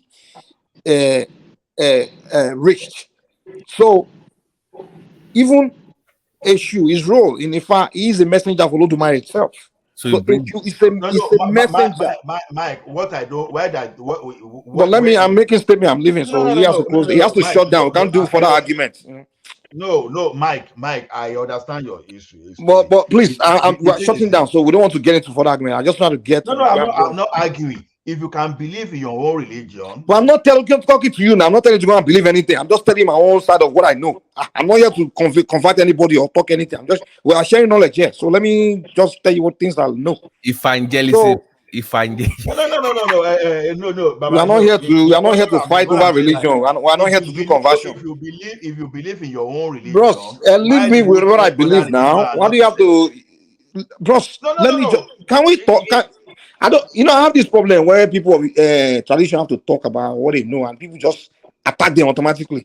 I'm not here telling you that you're not going to convert to anything. I'm sharing knowledge of what I know, history and things that I learned. It's knowledge of history. Don't get me wrong, go. If you believe in your own religion, and a Christian comes here and say, I believe in my religion, a Muslim comes here and say, I believe in my own, and Hindu comes here and believe in your own, and you argue against all those religions. That's what I'm saying. Why will you believe in your own and you now believe that others that are telling you about their own, they don't know what they are doing? What does that have to do with what I'm saying now? It has nothing to do with what I'm saying. What I'm saying here has I didn't mention Muslim, Christian, anything. I'm just telling you some knowledge of history that I learned from people that I rub minds with.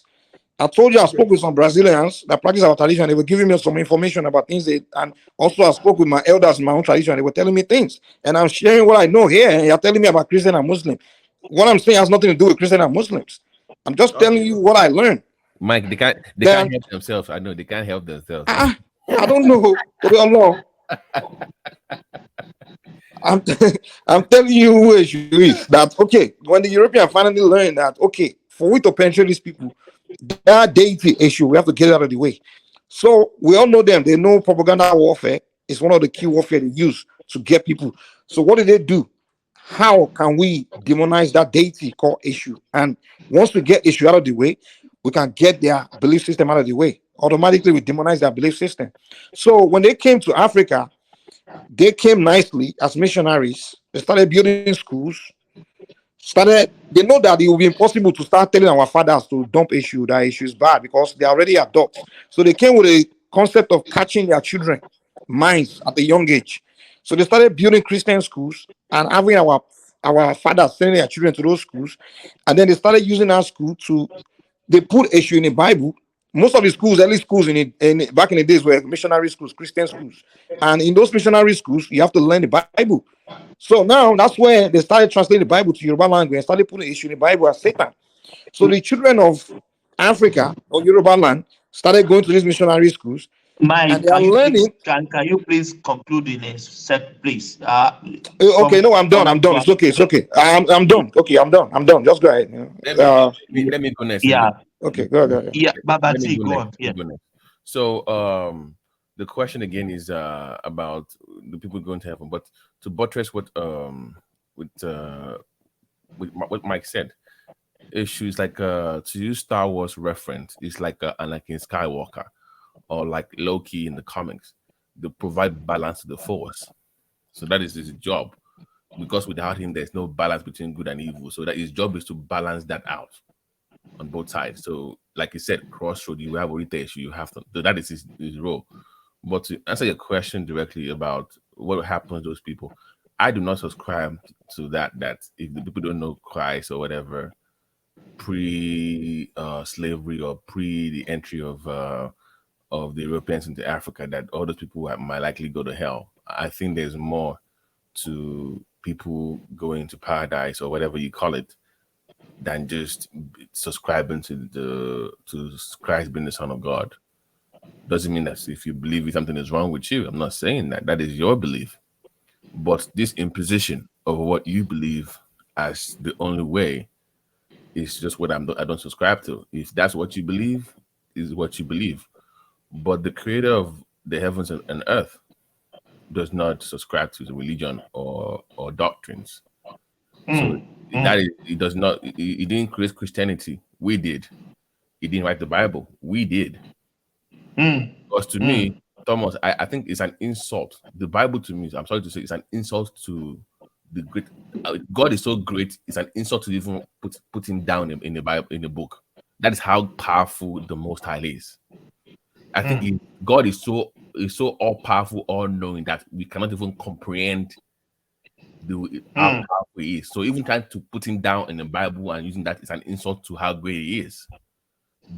I feel like it limits our understanding of the spiritual realm, of the spiritual world, and it limits our brain functioning capacity to understanding how the But let me just say a thing about that, because what I think is that when we start following the people that came like 2,000 years ago, the idea, and that time maybe they don't even have a pen, or I don't even know maybe a clipper, something.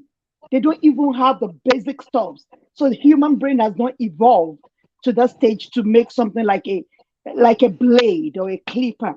Do you understand what I mean? So then you give me an example of Abraham or somebody that came, years, like 2,000 years ago or 5,000 years ago. Then you expect me to follow what Abraham did? I think it's an insult to human brain. That's what I think. And it's also an insult to us as Africans because it dismisses our own history. Because during the biblical time, there was something going on in Africa too. I mean, sub-Saharan Africa, Black Africa. So that is what we need to investigate and invest in researching and knowing about. That during those times, what were we doing as well? And to just discount that and just accept that some way, somehow, we are some Gentiles that have to accept Abrahamic religion, I think is a slap to our faith and our culture and our belief system. So like they were saying, you have Ajayi Crowder. They still have his Bible in Abeokuta there, you know that, right? The first one that the Queen of England gave Alaki, whatever. They still have all this stuff. And they celebrate all those things like it's some big deal, which to me is a slap to the culture. So how do we know that even what is translated is not rubbish? It is rubbish, is the point. No, I don't say rubbish. I'm a Christian. I'm just putting it to you. Because how do we know? Listen, because it altered the power structure. You got to understand the foundation of our court system in Yoruba culture is a shoe. If you still go to Ake Palace, behind the beautiful palace, you will still see the court of Eshu. There people still come there. That was the issue. It's like the balance. Like I told you, it's like a Skywalker. If you watch Star Wars, it's like Anakin Skywalker to the Force. Yes. Balance between good and evil. That is his job. But once you then put him to the left side of the Force, it's unbalanced now. It's supposed to be like the judge and the jury to determine how pure, if you are good or evil. It's supposed to determine that. But now that we are putting him on the side of evil, it's all of the Yoruba culture and tradition. Yes, it is rubbish. By altering that in our pantheon, it is rubbish. Yes. You are breaking, Abi. Or is it only me? You are breaking, yeah. Babati, you are breaking. Okay, can you hear me now? Yes, yes, better. So yeah, better. I feel like it did more damage than good to the culture. So I'm hoping that we are, as Black people, as Africans, we treat our steps. We should still accept.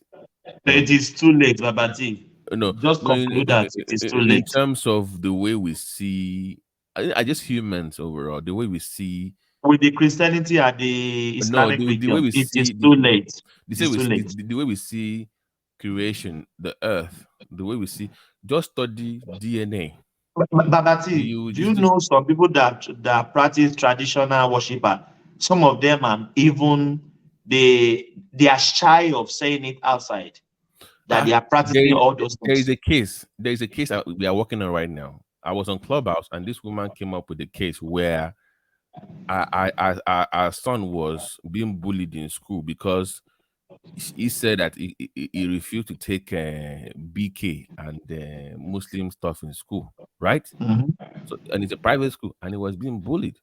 So I called a friend of mine that has a lawyer in Nigeria, and they put the case up and they won, and they sued the school and they won. Because that is discrimination against their human rights. They have the right to practice what they want to practice. Because when we discuss religious rights in Nigeria now, we only discuss Muslim and Christian. They have other religions that are there now. It's not just them two, but they get all the benefit. They get their payments to go to Saudi Arabia, to go to Jerusalem. They get all the sponsorship. Where do we get our own sponsorship for? You don't get anything. So people are fighting for this right. Because you are minority. You are minority. Yeah, no. Our modern civilization is built around those. Yes, sadly enough. But Thomas, do you know what is sad about what you just said right now? When they poll, you will say minority, but most of you guys that call yourself Christian and Muslim, you still practice behind the scenes. You still do to Babalawo. Some pastors do. Yes, so it's not. If you really look at the number, we're actually majority because most of you still practice. Probably Thomas does. Yes, Thomas now you can tell now. Babalawo too. Yeah, still it does now. So what do you say, Ola? Probably Thomas goes to Babalawo too. Yeah, I reject it in Jesus' name. Imagine a black man calling somebody from Israel. Just never. In Jesus' name. Babati, let me tell you something. You understand? The thing is this: our civilization, the current civilization we are, built around the especially Christianity. When you look at our constitution, everything built around Christianity. The northern part of the country, they have their own culture built around Islamic religion. Islamic. Now, Ola, let me round it up. No, now is it a lie? I'm not disagreeing. Ola, hold on. I have to shut down. I have to shut down the next. What I'm saying is that next 20 minutes. Yeah. As Yoruba people, would have been better served without those two things in our lives. I feel like our culture is more geared towards better developed with Yoruba culture as opposed to what we have right now. I think it's been more detrimental to our growth. It's not self-defeating really right. Ola, please, let him land. So, then when it's your turn, you can say what you want to say. I would not like to shut you down. Okay. I just want to shut it down. Let me just round up for whatever. So thank you guys for having us. Thank you, Thomas, for being a great host as well. Thank you so much. God bless everybody. Allah, Muhammad, whatever you believe, bless you. At this point, I don't even know. and to Dupsy too. Anything that you believe will be you too. Free thinker. Dupsy is free Baba thinker. the chief priest. I don't know. I'm a free thinker. I don't believe Free thinker, my sister. I love you. Free thinker. That one. Free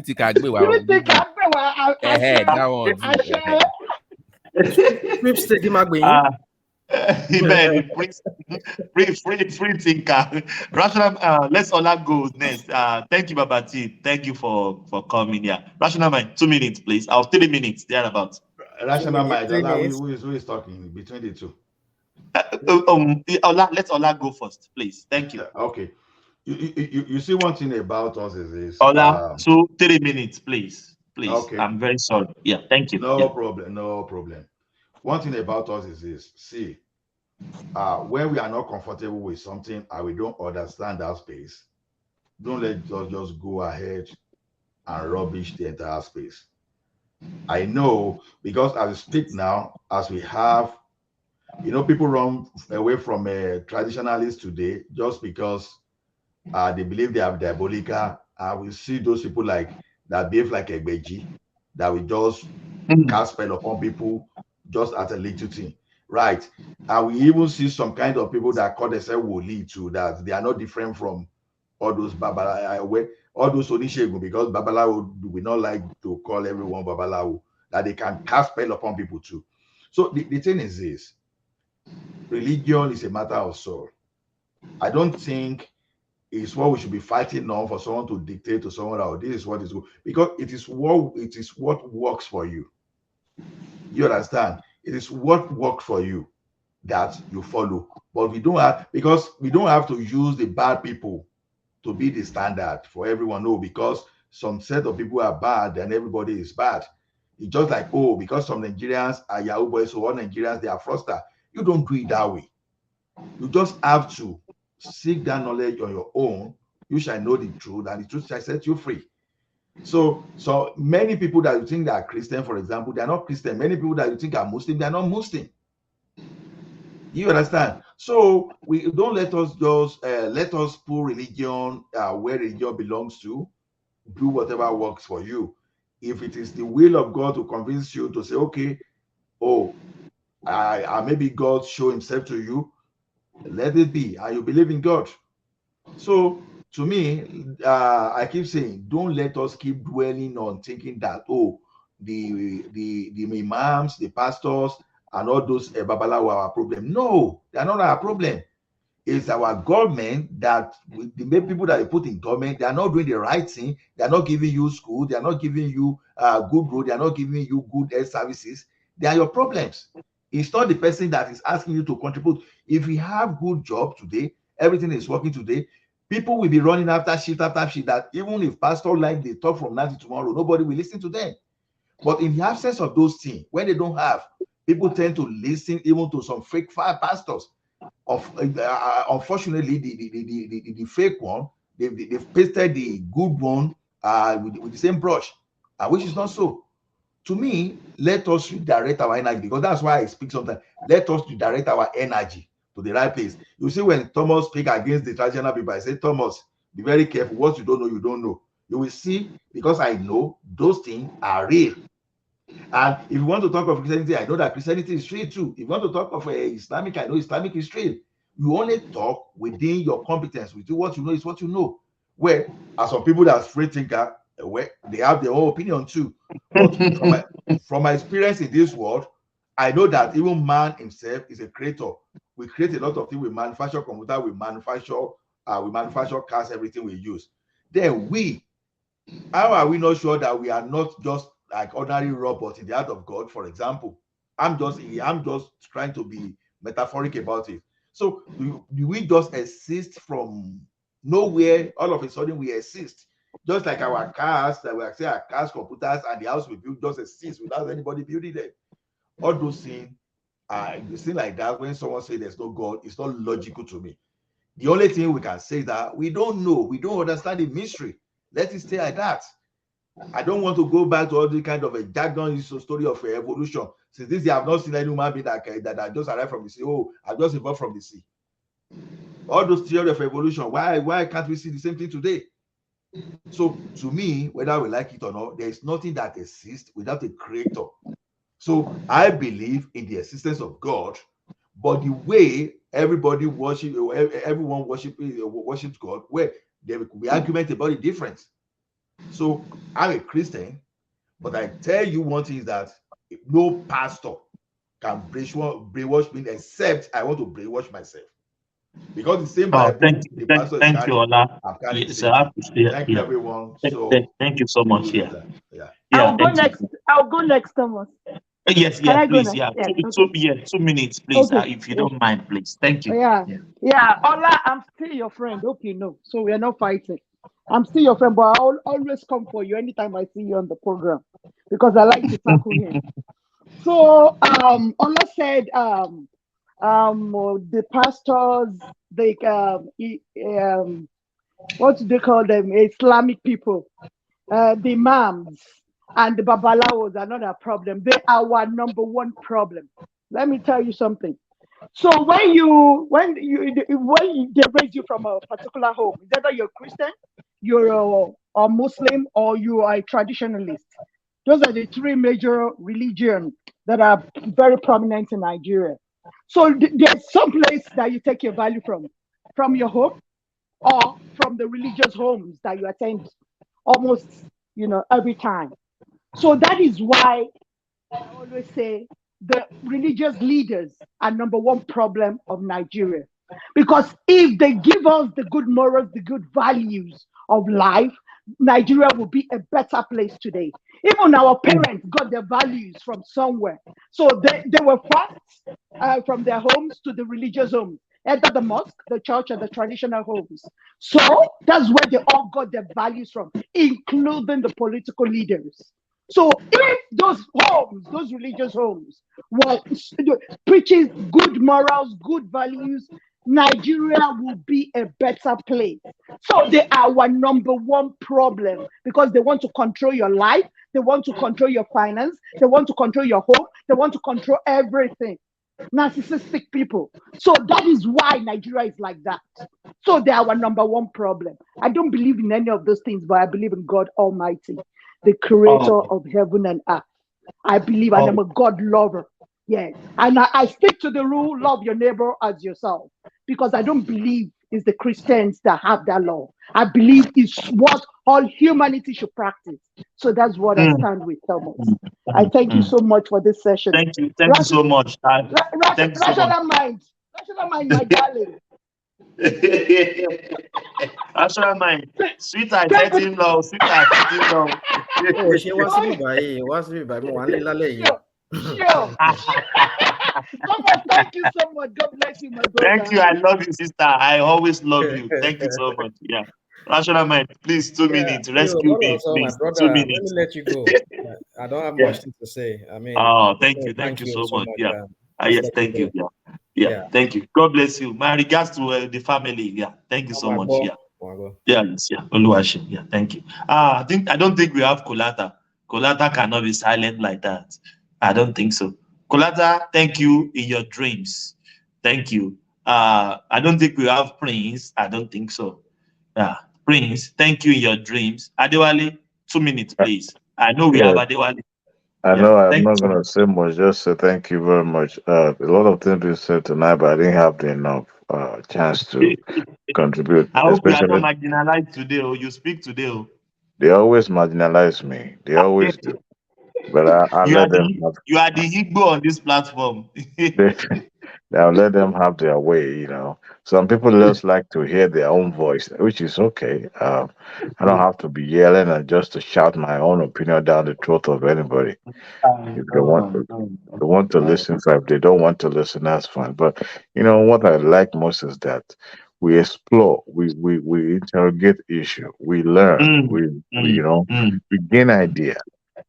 We rub minds. Yeah, and I tell you, this is more educative than any other places, because even though if you can imagine, Adewale will be talking about politicians. They don't even add anything value to us, but what we just discussed now add value to life. People learn. I think this is like the second or third time religion and spirituality will be discussed on this platform. One night like that, we were going at it, seriously with everyone, and it was so interesting to the point that one man had to cut the segment out on its own and and post it. Yes, I'll repost it. Yeah, Yes, I'll yeah, watch it. Yeah. but I just believe that it's a personal journey. It's a personal conviction, and you do what is right for you, what your heart tells you. Some people get lost in the middle, they try to find themselves, and as you grow, and you learn more about yourself. You learn more about God. You learn more about your spirituality generally, and it's good to have this, even though everybody have their own opinion, where they stand. But it's good to. What actually led to this discussion was that one man brought Guru Maharaji up, and I followed it. Oh, there you go. I Yeah, was at work, so I wasn't listening to you guys. with So Kulata. that's what I was asking. How do we get here? Yeah, I was the one that opened the Pandora box because when Kulata made his submission, I was trying to probe further by saying that Nigerians or Africa generally, we lack religious tolerance.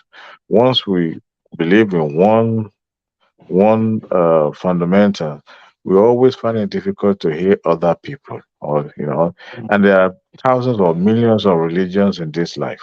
I mean, this world, and but Christian, Muslim, those are the things that we see as, even including the traditional religion, we don't really look at it as if it's actually meaningful. They will say Continuity. it's diabolic. It's diabolic. Yeah, well, so that was how we got into all this, and everybody started going from. But nevertheless, don't let me take much of your time. Thank you very much, Thomas, for your time. Appreciate it. Thank you so much. My regards to the baby and the I family. will. Thank you. Thank you. Yeah, thank you. Yeah, see you. Thank you. It has come to the end of the session again.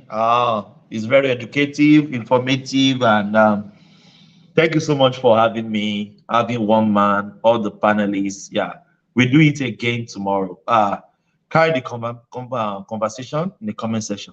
I say peace. You know where we are going. Yeah, we'll round up with that.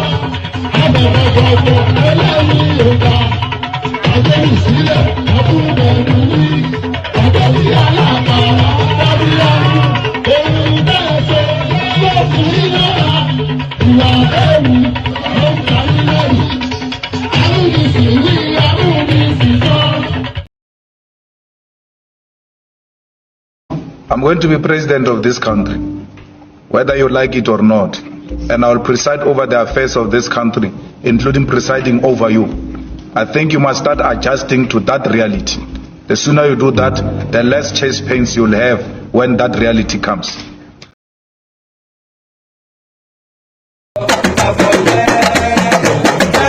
Hey,